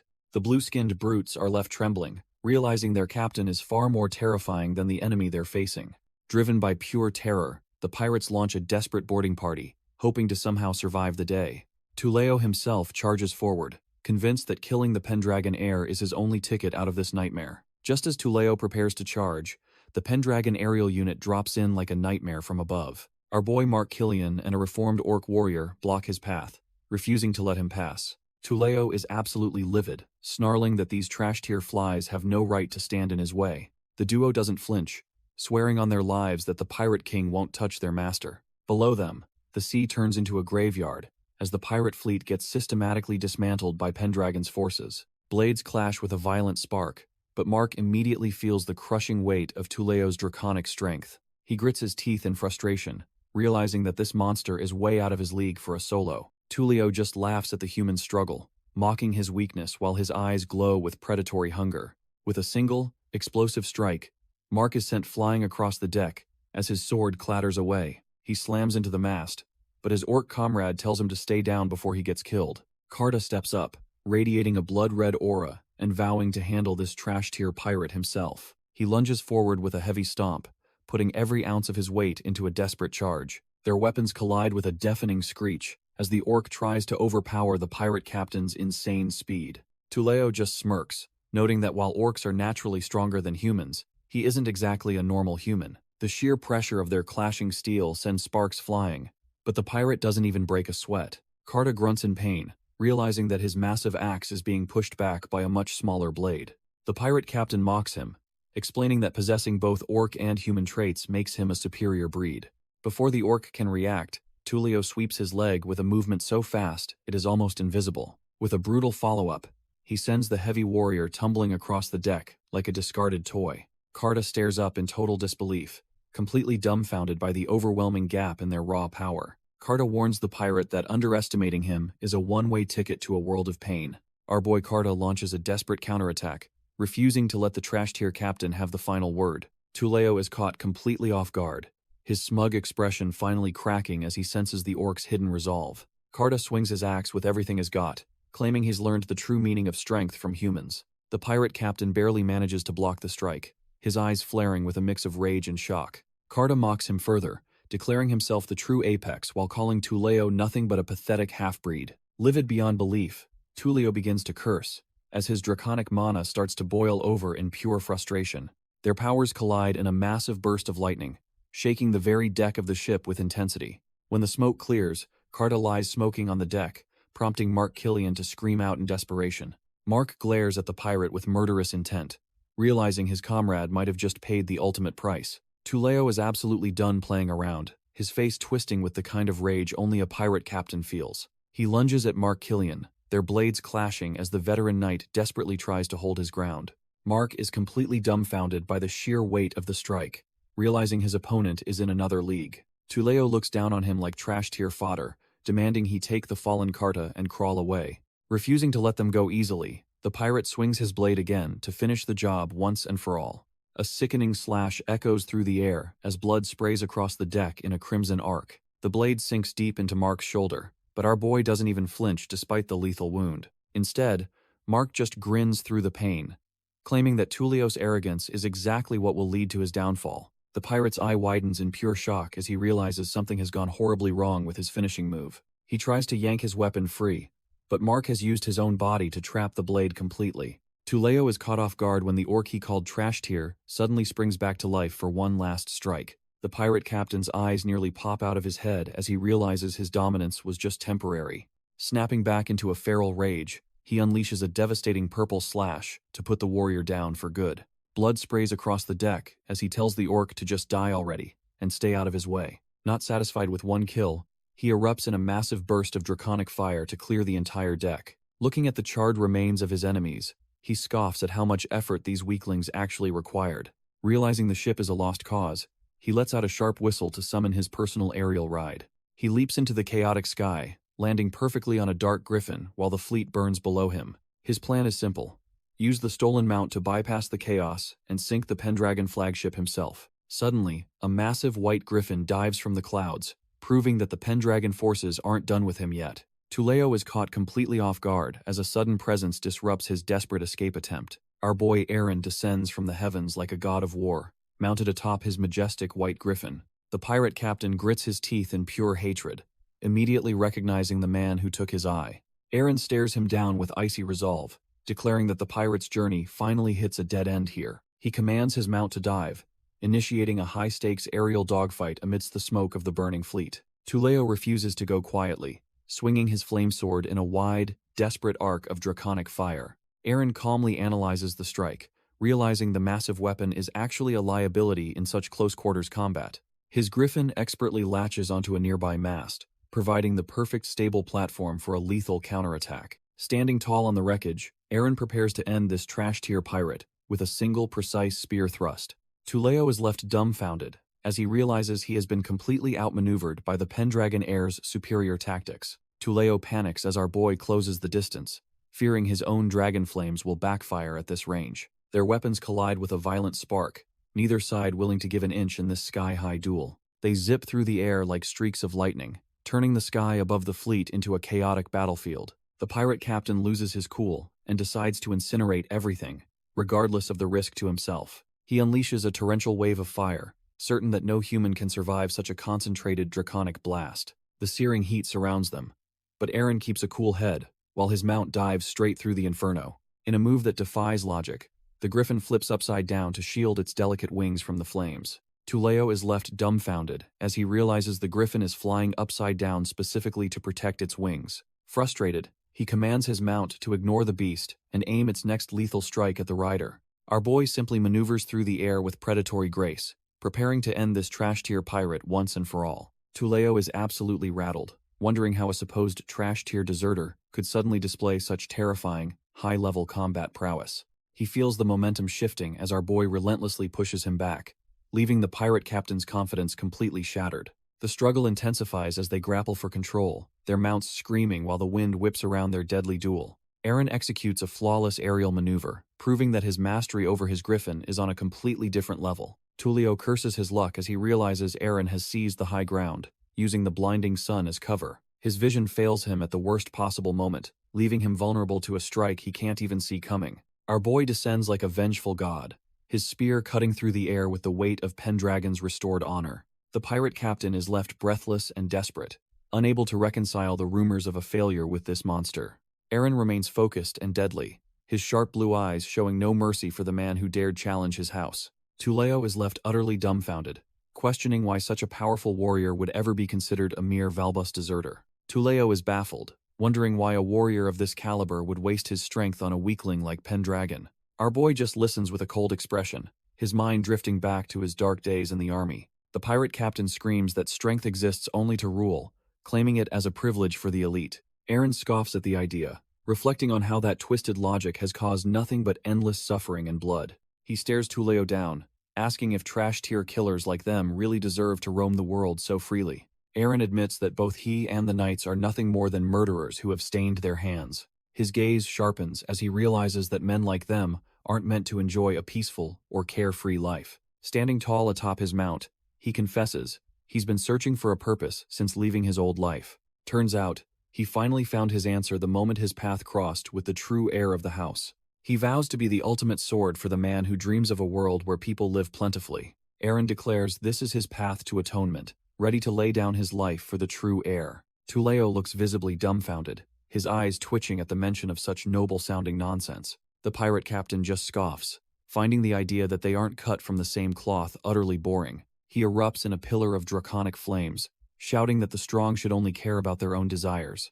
To him, the world is simple, where the strong win while the weak are destined to perish. Our boy doesn't flinch, steering his white griffin straight into the heart of the raging inferno. He tells his loyal mount that he's counting on its strength to break through this trash-tier fire. They spiral through the heat like a bolt of lightning, defying the logic of the pirate's overwhelming mana. Gripping the reins with everything he's got, he prepares to deliver a strike, fueled by his newfound purpose. He dives from the heavens, a silver streak aimed directly at the man who thinks power justifies everything. Tuleo screams that he won't fall for the same trick twice, his pride refusing to accept another defeat. He swings his massive shield while mounted on his dark griffin, desperate to swat our boy out of the sky. But his eyes widen in pure shock when he realizes something is very wrong with the trajectory of the attack. He stares dumbfounded at a massive shipmast plummeting toward him, realizing Eren scavenged it from a burning wreck. High above, the Pendragon heir looms like a god of judgment, using the sun's glare to mask his next move.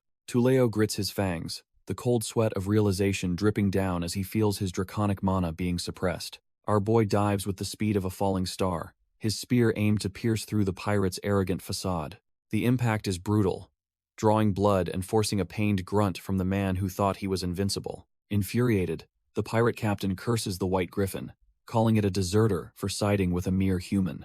Their powers collide in a blinding explosion of mana, neither side willing to back down in this high-stakes dogfight. Eren is stunned to realize a fragment of his own shield is being turned against him. The aerial duel rages on while the sea below turns into a graveyard of burning pirate ships. Tuleo laughs like a maniac, shouting that the Orangi's household was right about the Pendragon bloodline's true nature. As the world spins, the pirate captain finally acknowledges that our boy is the real deal. A spear cuts through the sky, carrying the weight of a duke's wrath toward its target. Eren refuses to let this trash-tier pirate escape, determined to fulfill his duty as the family's ultimate weapon. The strike connects with brutal precision, catching Tuleo right in the chest before he can even react. Blood spatters the sky as the pirate captain realizes his reign of terror is finally coming to an end. Not missing a beat, our boy guides his mount into a vertical dive toward the deck below. They slam onto the flagship with a thunderous impact, leaving the remaining pirates absolutely dumbfounded. Eren desperately tries to steady his wounded griffin, warning the beast that moving will only make its injuries worse. He gently reassures the loyal creature, telling it that it did a great job and shouldn't blame itself. They watch as the pirate captain disappears into the depths, leaving nothing but a massive splash behind. A lone pirate hat bobs on the surface, a pathetic reminder of the trash-tier enemy they just faced. Our boy grinds his teeth in frustration, cursing the fact that his main target managed to slip away. Meanwhile, the orc captain Griezmann meets a bloody end as he is carved up like a Thanksgiving turkey. Standing amidst a pile of blue-skinned corpses, the blonde duke looks like a god of death on deck. He notes that with Griezmann finally dealt with, only Tullio remains on his lethal hit list for today. Just as he prepares his next move, a mysterious hooded assassin appears behind him like a literal ghost. His draconic instincts flare up instantly, sensing a presence that definitely is not just another low-level pirate. Our boy squares up against the hooded freak, his blade ready to taste some assassin blood. Aaron demands to know who the hell this bastard is, his draconic instincts sensing a real threat. The assassin just stares back through a dragon mask, radiating a chill that would freeze a lesser man.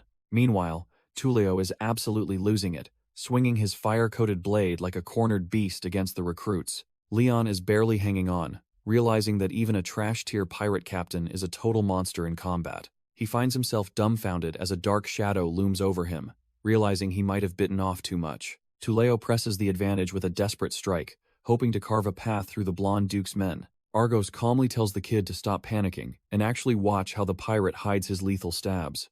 It turns out the pirate is already leaking blood from a nasty gash, proving he is far from invincible. Despite being a mess of wounds, Tullio erupts in a dark aura to show why he's the Southern King.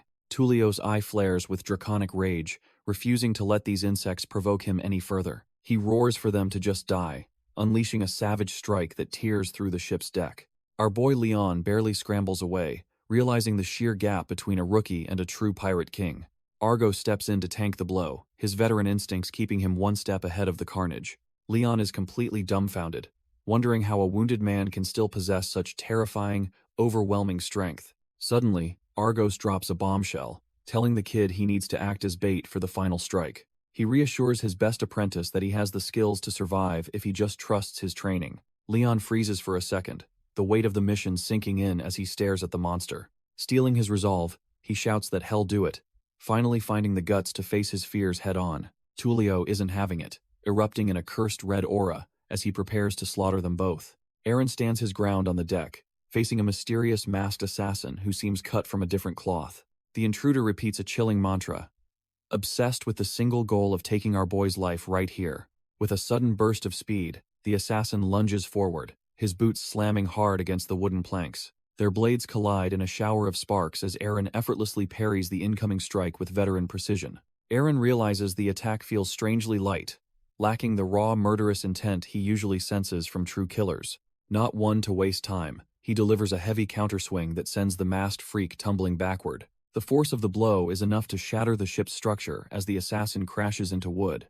Struggling to find his footing, the intruder mutters about needing a tighter grip to finish the job. Aaron is completely dumbfounded by the lack of skill, wondering if this guy is just some trash-tier amateur. Suddenly, a terrifying purple aura erupts, revealing that this weirdo is hiding a power far beyond any human. The assassin doubles down, flooding his blade with a sinister purple aura to finally overwhelm our boy. Their weapons collide with a deafening roar as Aaron braces himself against the sudden, crushing weight. Aaron grits his teeth, realizing this pressure is eerily similar to a power he has felt before. It is the same imperial aura radiated by Ian and the mighty Emperor of Aragon himself. With a sharp twist of his blade, Aaron deflects the blow to create a split-second opening. He lunges forward, realizing this masked freak is someone he definitely remembers from his previous life. His steel bites deep into the mask, shattering the disguise that hid the intruder's true face. As the pieces fall, the face of Goofly Aragon is revealed, his eyes burning with familiar madness. Aaron stands frozen in disbelief, wondering why this future tyrant is standing right in front of him. This is the very man who successfully seized the throne in the original timeline. Aaron shouts the name of the future tyrant, dumbfounded that this monster is standing right in front of him. Goofly just stares back with cold red eyes, looking completely unbothered by the fact his mask is gone. Elsewhere on the deck, Leon is putting in work, desperately trying to prove he is cut from different cloth. Tullio just laughs and mocks him, calling our boy a mere palace jester who is failing at playing knight. Leon refuses to let the trash talk sink in, fueled by the respect he has finally earned from his comrades. He lunges forward and connects with a heavy strike, determined to show his growth is the real deal. Despite the hit, Leon realizes his current martial arts alone aren't enough to put this pirate captain down. Suddenly, Argo steps in with a heavy blow, proving that a master's timing is always perfect. Together, the master and disciple unleash a coordinated assault that finally forces the arrogant pirate to back up. Tuleo snarls in pure fury. Realizing these supposed weaklings are actually starting to become a major problem, Tuleo screams in a literal firestorm, desperate to reach Eren while Argos tells Leon to back off. Leon realizes that if he doesn't act now, he will never create the opening his master needs. As a massive burning mast begins to collapse, Leon watches the chaos with wide, calculating eyes. The heavy timber snaps under the intense heat, sending debris flying across the deck in a fiery shower. Our boy has a sudden realization, his eyes narrowing as he spots a high-risk opportunity amidst the wreckage. Leon suddenly sprints forward, shouting for Argos to prepare his ultimate move despite the veteran's utter confusion. Charging straight into the flames, the former entertainer bets everything on a single, desperate gambit against the pirate. He snatches a heavy rope from the deck, his grip tightening as he prepares to manipulate the environment. Tuleo roars and brings his flaming blade down, intent on finally turning the pesky recruit into ash. Leon slides beneath the lethal arc, using the rope to pivot as he dances on the edge of death. Leon grunts as he grabs the scorching mast, ignoring the searing heat to set his trap. He slides down the burning timber, his skin blistering while he expertly loops the heavy rope. Argos finally catches on, realizing the kid wants to drop the entire ceiling on the pirate's head. The veteran mentor immediately pressures the pirate, forcing him into the perfect position for the kill. Leon tightens the last knot, confirming that the massive, flaming weight is finally ready to be unleashed. He signals that the stage is set, watching as his mentor keeps the target occupied. With a desperate leap, our boy puts his entire weight into pulling the trigger on this makeshift guillotine. The ropes groan and snap under the tension as gravity takes over the burning wreckage. Tuleo looks up in horror, realizing he has been herded right into a falling mountain of fire. The pirate captain screams in rage, lashing out with his blade to stop the inevitable crushing blow. Argos lands a heavy blow on Tuleo, keeping the pirate captain off balance and focused entirely on the ground. Leon realizes that while their combined strength worked before, the falling debris will be the final nail. The ship is a literal hellscape as our boy Leon maneuvers the rigging to trap their target. Argos continues his relentless assault, ensuring Tuleo doesn't have a single second to breathe or look up. Straining against the heavy ropes, Leon prepares to unleash the burning wreckage hanging right above them. The tension in the line reaches its breaking point as the makeshift trap is finally ready to trigger. While Argos keeps the pirate occupied, Leon moves into position to ensure the strike lands perfectly. He knows his master's secret technique needs a perfect opening, and he's the one to provide it. With a desperate roar, Leon puts everything into one final pull to bring the burning ceiling down. The massive flaming mast finally gives way, hurtling toward Tuleo as Argos clears the blast zone. Tuleo is dumbfounded that they would dare use a simple rope to try and bring him down. Our boy Leon puts all his faith in his master as he triggers the final trap. The line snaps taut, signaling that this trash-tier pirate's luck has finally run out. Tuleo loses his balance and falls right into the path of the waiting black tiger. Argos locks onto his target with cold, murderous intent. Knowing this is the perfect opening, he unleashes a devastating, piercing strike that tears through the pirate's defenses like paper. The sheer force of the impact leaves the pirate captain completely dazed and broken. Blood sprays from his ears and mouth as his internal organs finally give up. He collapses onto the deck, his body failing him after the relentless pressure of the enforcers. The pirate lies defeated amidst the flames, proving he was never cut from the same cloth. Leon stands there completely dumbfounded, struggling to process that they actually brought the monster down. A look of pure relief washes over his face as he realizes he survived the encounter. Our boy rushes toward his mentor, cheering at the top of his lungs because they finally did it. Argos remains calm, explaining that victory only came because Leon used flexible thinking when his techniques failed. He gives the kid a rare pat on the head, officially acknowledging him as a worthy disciple. Leon is absolutely over the moon, feeling the weight of that hard-earned praise from the Black Tiger himself.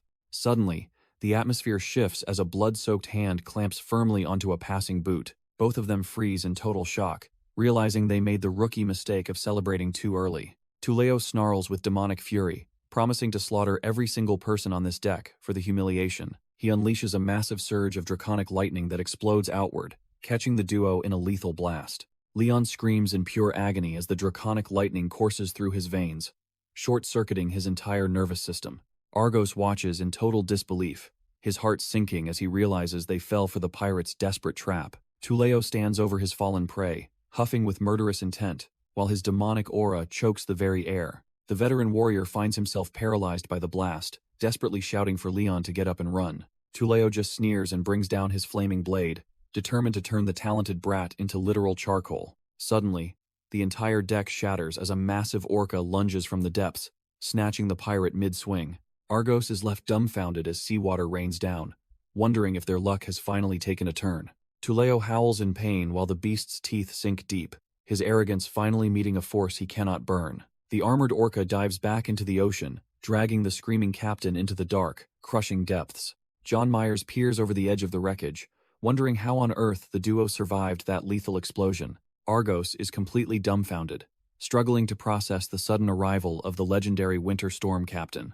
John Myers stands firm against the backdrop of the clear sky, his arrival turning the tide of this battle. The pirate ship groans under the heat of the flames, its hull finally surrendering to the hungry ocean. John quickly orders the veteran to take the injured Leon and head for the hidden escape boat immediately. Argos hesitates while looking at the churning water, worried that Tuleo might still be a threat to them. John remains confident, explaining that his aquatic partner is currently dragging the pirate down to a suffocating death. The wreckage continues to splinter and sink, leaving the survivors with only seconds to make their move. Suddenly, the armored orca breaches the surface with a violent splash, looking far more distressed than it should. John and Argos watch in horror, realizing that even a sea beast's bite might not be enough.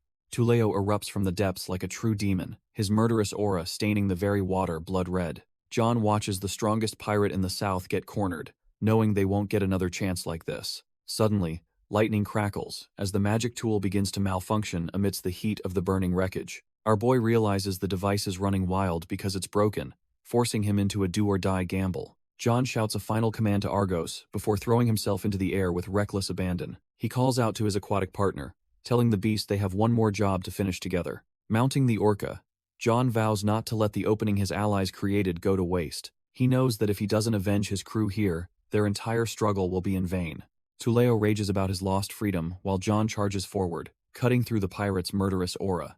The pirate captain prepares a final strike, cursing the world for its cruel rule of the strongest. John just bares his teeth, ready to show this trash-tier villain exactly what true strength looks like. John dives in, the broken magic tool surging with unstable energy as he targets the pirate captain. The impact is absolute, sending a massive jolt of electricity through the trash-tier villain, who never saw it coming. Even a veteran like Argos is left dumbfounded by the sheer recklessness of the move. A blinding flash of mana consumes the waves, signaling the end of their long-standing grudge. Our boy and his aquatic partner crash back onto the deck, barely holding it together after that stunt. Tuleo lies there smoking, his draconic arrogance finally snuffed out by a commoner's desperate gamble. As the pirate sinks into the dark depths of defeat, he realizes his reign of terror is over. John just laughs, mocking the half-orc for thinking a stolen magic tool could ever replace true grit.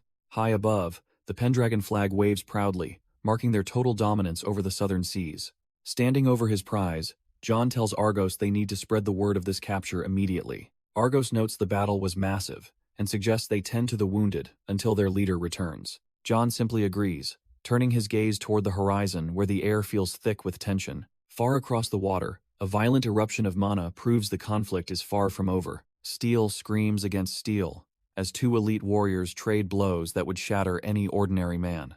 Our boy Aaron is currently locked in a deadly dance with Goofly and his suffocating dark presence. Hess forced back, his boots skidding across the wood as fresh blood begins to pool. Battered and gasping, Aaron's draconic instincts flare as he pushes his body past its absolute limit. Looking into the kid's eyes, Aaron realizes that his opponent's aura is evolving at a terrifying rate. The purple mana explodes outward, a tidal wave of twisted energy that threatens to swallow the deck. Despite his imperial lineage, Aaron senses that something is fundamentally wrong with the way this power grows. Aaron realizes this isn't just the imperial aura. There's something far more sinister mixed into the kid's power. Our boy demands to know who this brat really is and why he's interfering in this mess. Goofly remains eerily calm, his face stained with blood as the purple mana swirls around him like a shroud. The kid mutters that only a dragon can truly oppose another dragon, claiming he's just following his orders.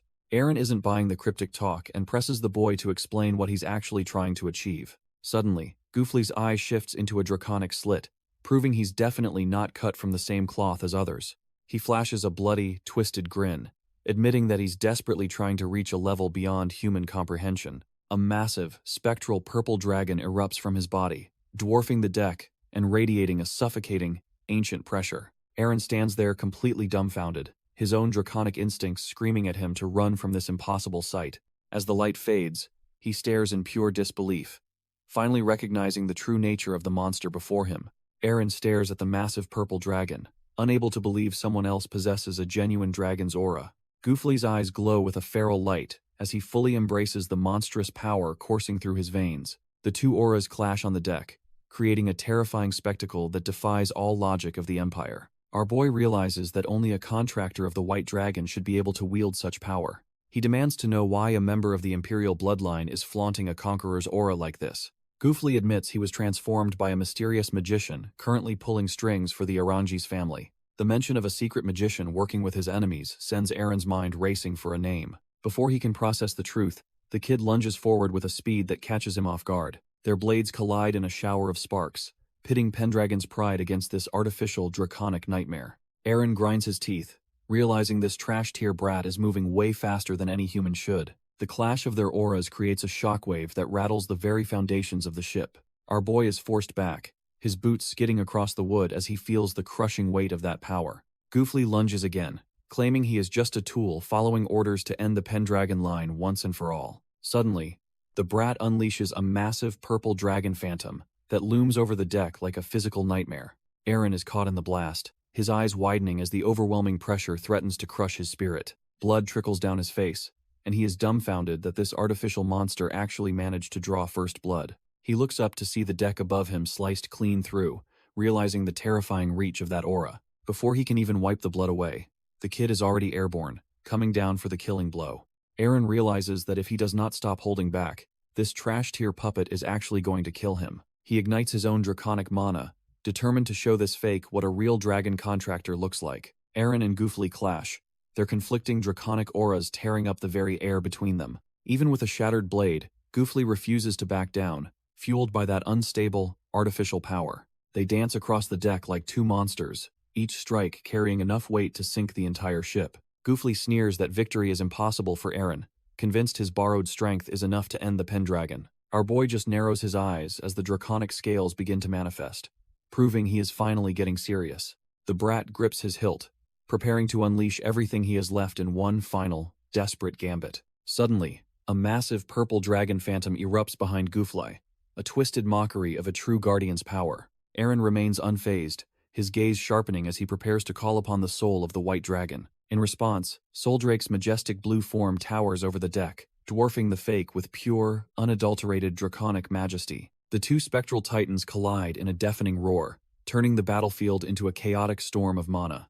Goofly's purple phantom lunges forward, a twisted imitation of draconic power meant to crush our boy. Soldrake responds with a roar of pure blue mana, her presence radiating the authority of a true queen. The two spectral forces tear into each other, the deck groaning under the weight of their divine collision. Aaron stands firm amidst the swirling blue flames, but he can feel the pressure mounting against him.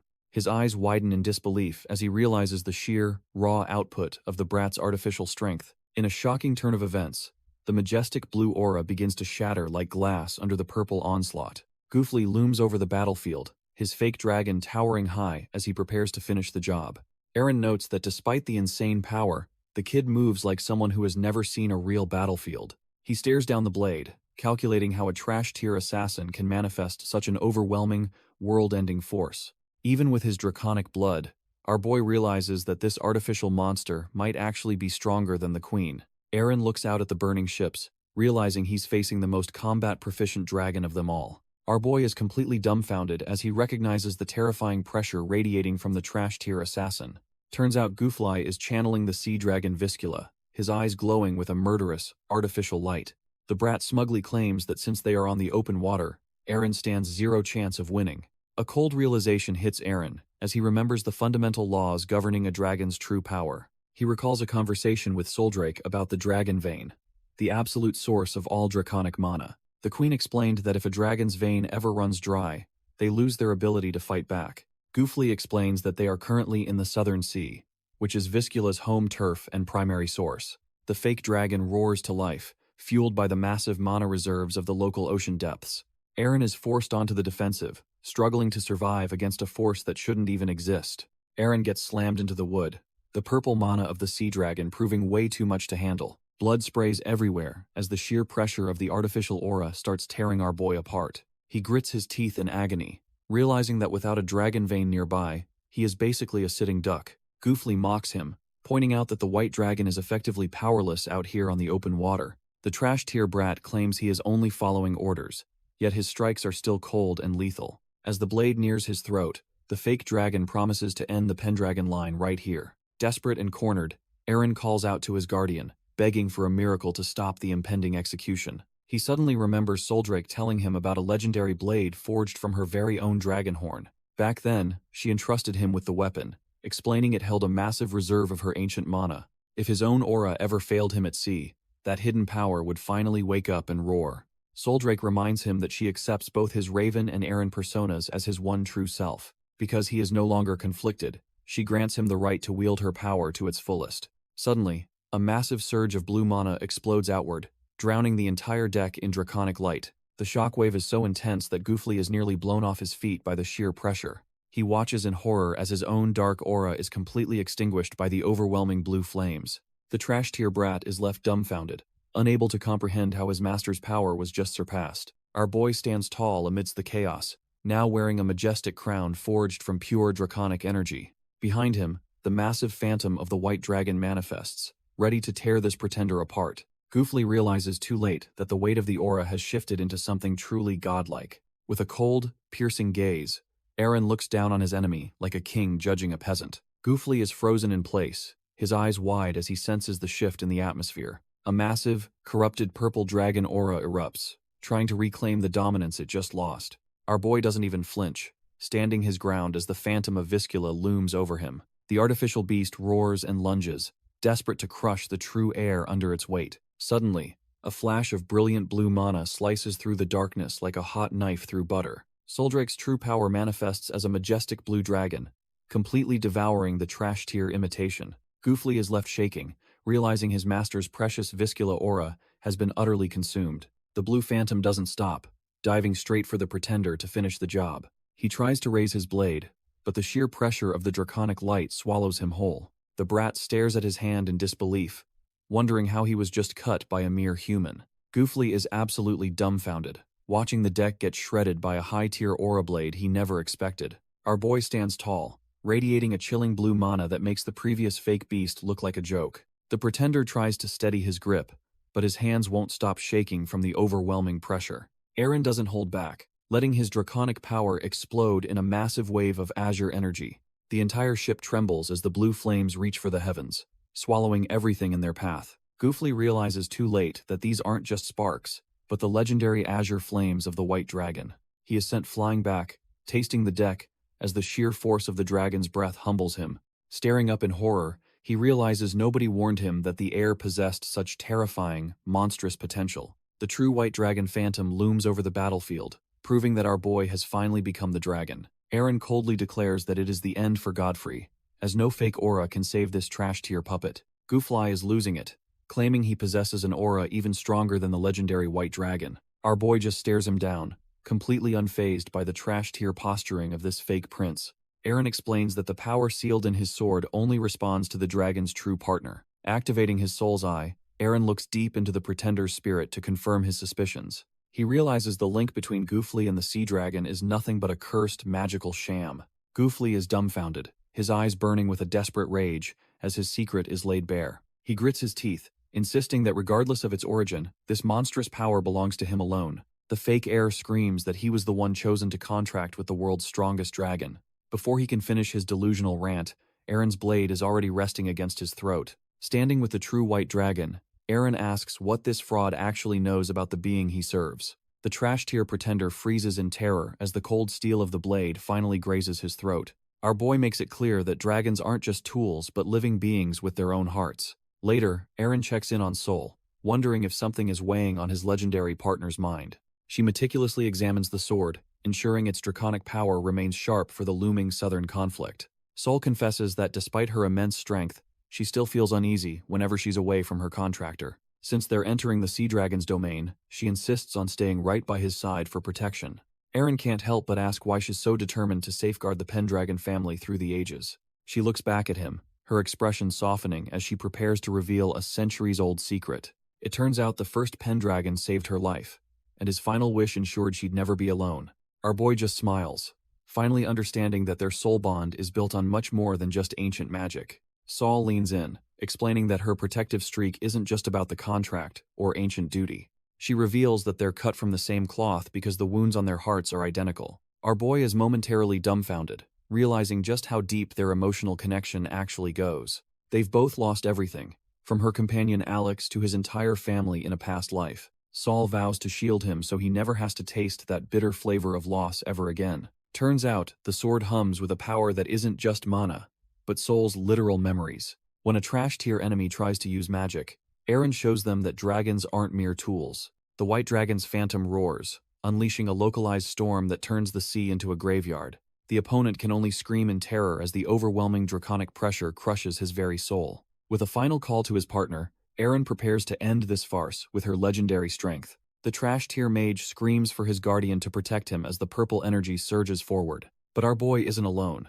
As the white dragon's phantom rises to meet the dark beast head-on, their spectral forms collide, yet the white dragon's ancient power immediately starts to overwhelm the pathetic imitation. The mage realizes he's completely outclassed when the blue lightning begins tearing through his flimsy defenses. With one decisive strike, the draconic mana carves right through the enemy's desperate attempt at a shield. Hess left coughing up blood, finally understanding that he should have never crossed the Pendragon name. Eren stands firm, reminding the dying fool that dragons only answer to those they've chosen as contractors. The massive phantom looms over the deck, a silent testament to the absolute authority of the white dragon. Our boy quietly thanks Soldrake for having his back once again in this chaotic mess. As the aura fades, he sheathes his blade, another threat to his family's legacy, successfully extinguished. Eren stands over the trash-tier mage, the deck of the ship littered with the remains of their clash. Godfrey struggles to breathe, his body broken after trying to withstand the overwhelming power of a true contractor. Our boy realizes this mess is deeper than it looks, and decides he needs to consult Soldrake later. The dying mage admits he was manipulated into becoming a monster just to stand against a dragon's might. Turns out the mastermind behind his transformation is currently rubbing elbows with the treacherous Arranges family. Eren processes the weight of this betrayal, seeing how far these snakes went to seize control over dragons. Despite the chaos and burning ships, the real coward Viscula is still nowhere to be found. Losing his patience, Eren hauls the mage up and demands to know exactly where the rat is hiding. The terrified fool claims he has never even seen the man's face, leaving Eren completely dumbfounded. He reveals that he only ever witnessed a soul bound by dark magic, proving Viscula is a phantom. Eren realizes that if Viscula is just a phantom, then this mage holds a power that shouldn't exist. The dying fool gasps that the mastermind's goal is to obtain the power to slay even dragons. He claims our boy is distorting the world's logic and must be removed to restore the natural order. With his final breaths, the mage insists that only through their destruction can the world return to normal. Eren stares back, realizing these fanatics truly believe they are the heroes in their own twisted story. He stands over the broken mage, the weight of this hidden war finally starting to sink in. Suddenly, a screech echoes from above as a familiar white shape cuts through the smoky sky. It turns out to be Iceless Griffin, landing right on the deck to deliver some much-needed news. Looking out at the horizon, Eren sees the enemy fleet finally breaking formation and scattering across the sea. He figures the capture of Tuleo must be a success, since the remaining pirates are running for their lives. Eren realizes that capturing Godfrey will force the Arranges family to finally show their hand. He wastes no time and hops onto his griffin, eager to see the state of the Pirate King. Down on the deck, the once mighty pirate fleet stands broken as their leader is held in chains. One of the men tells the fallen king that his reign of terror is officially over. Looking out at the scattered ships, it's clear that help isn't coming for these trash-tier criminals. Tulio can only seethe in silence, his face battered, and his pride completely shattered by the defeat. The soldiers mock him, knowing their lord is on a completely different level than any sea thug. Our boy descends from the sky like a god, dangling the defeated mage for everyone to see. Eren looks down with cold eyes, showing no mercy for those who dared to threaten his territory. The Pirate King can only growl in fury, calling Eren a pathetic worm as his world crumbles. Tuleo snaps his chains in a final act of defiance, refusing to accept his pathetic end. He lunges forward like a cornered beast, driven by a desperate need to reclaim his shattered pride. The subordinates are momentarily caught off guard, dumbfounded by the Pirate King's sudden burst of feral strength. Eren meets the charge with a cold gaze, his blade already humming with lethal draconic mana. With a single fluid motion, Our boy slashes through the air, unleashing a wave of icy energy. Tuleo howls in pure agony as the mana bites deep, realizing he never stood a chance. Captain Granite and his men stand frozen, completely floored by the overwhelming power of the Pendragon heir. Drenched in blood, the Pirate King curses his fate, while a loyal subordinate moves in to finish it. A spear strikes the deck with a heavy thud, cutting off any hope of a secondary escape. The subordinate pins the trash-tier criminal down, ensuring he stays grounded while his reign officially ends. Islar coldly demands the filthy creature bow his head in the presence of the Dragon Duke. Aaron stands tall on the deck, reminding Tuleo that karma has finally come to collect its debt. Our boy explains that this is the price for ruling through fear and killing for mere pleasure. Tuleo can only snarl in disbelief, unable to process how his reign ended so abruptly. Leaning in, Aaron reveals the true reason for this execution is the destruction of the Valti household.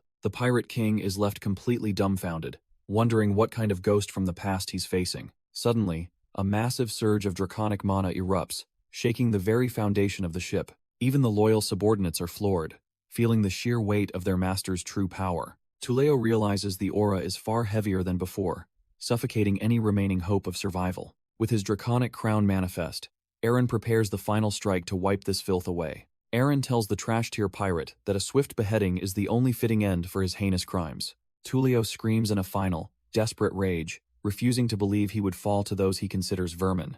With a single, mana-infused strike, our boy ends the Pirate King's reign of terror once and for all. As the dust settles, the deck falls silent while the pirate's head rolls before his completely stunned subordinates. Blood pools around Aaron's boots, marking the definitive end of the nightmare that had plagued these imperial waters.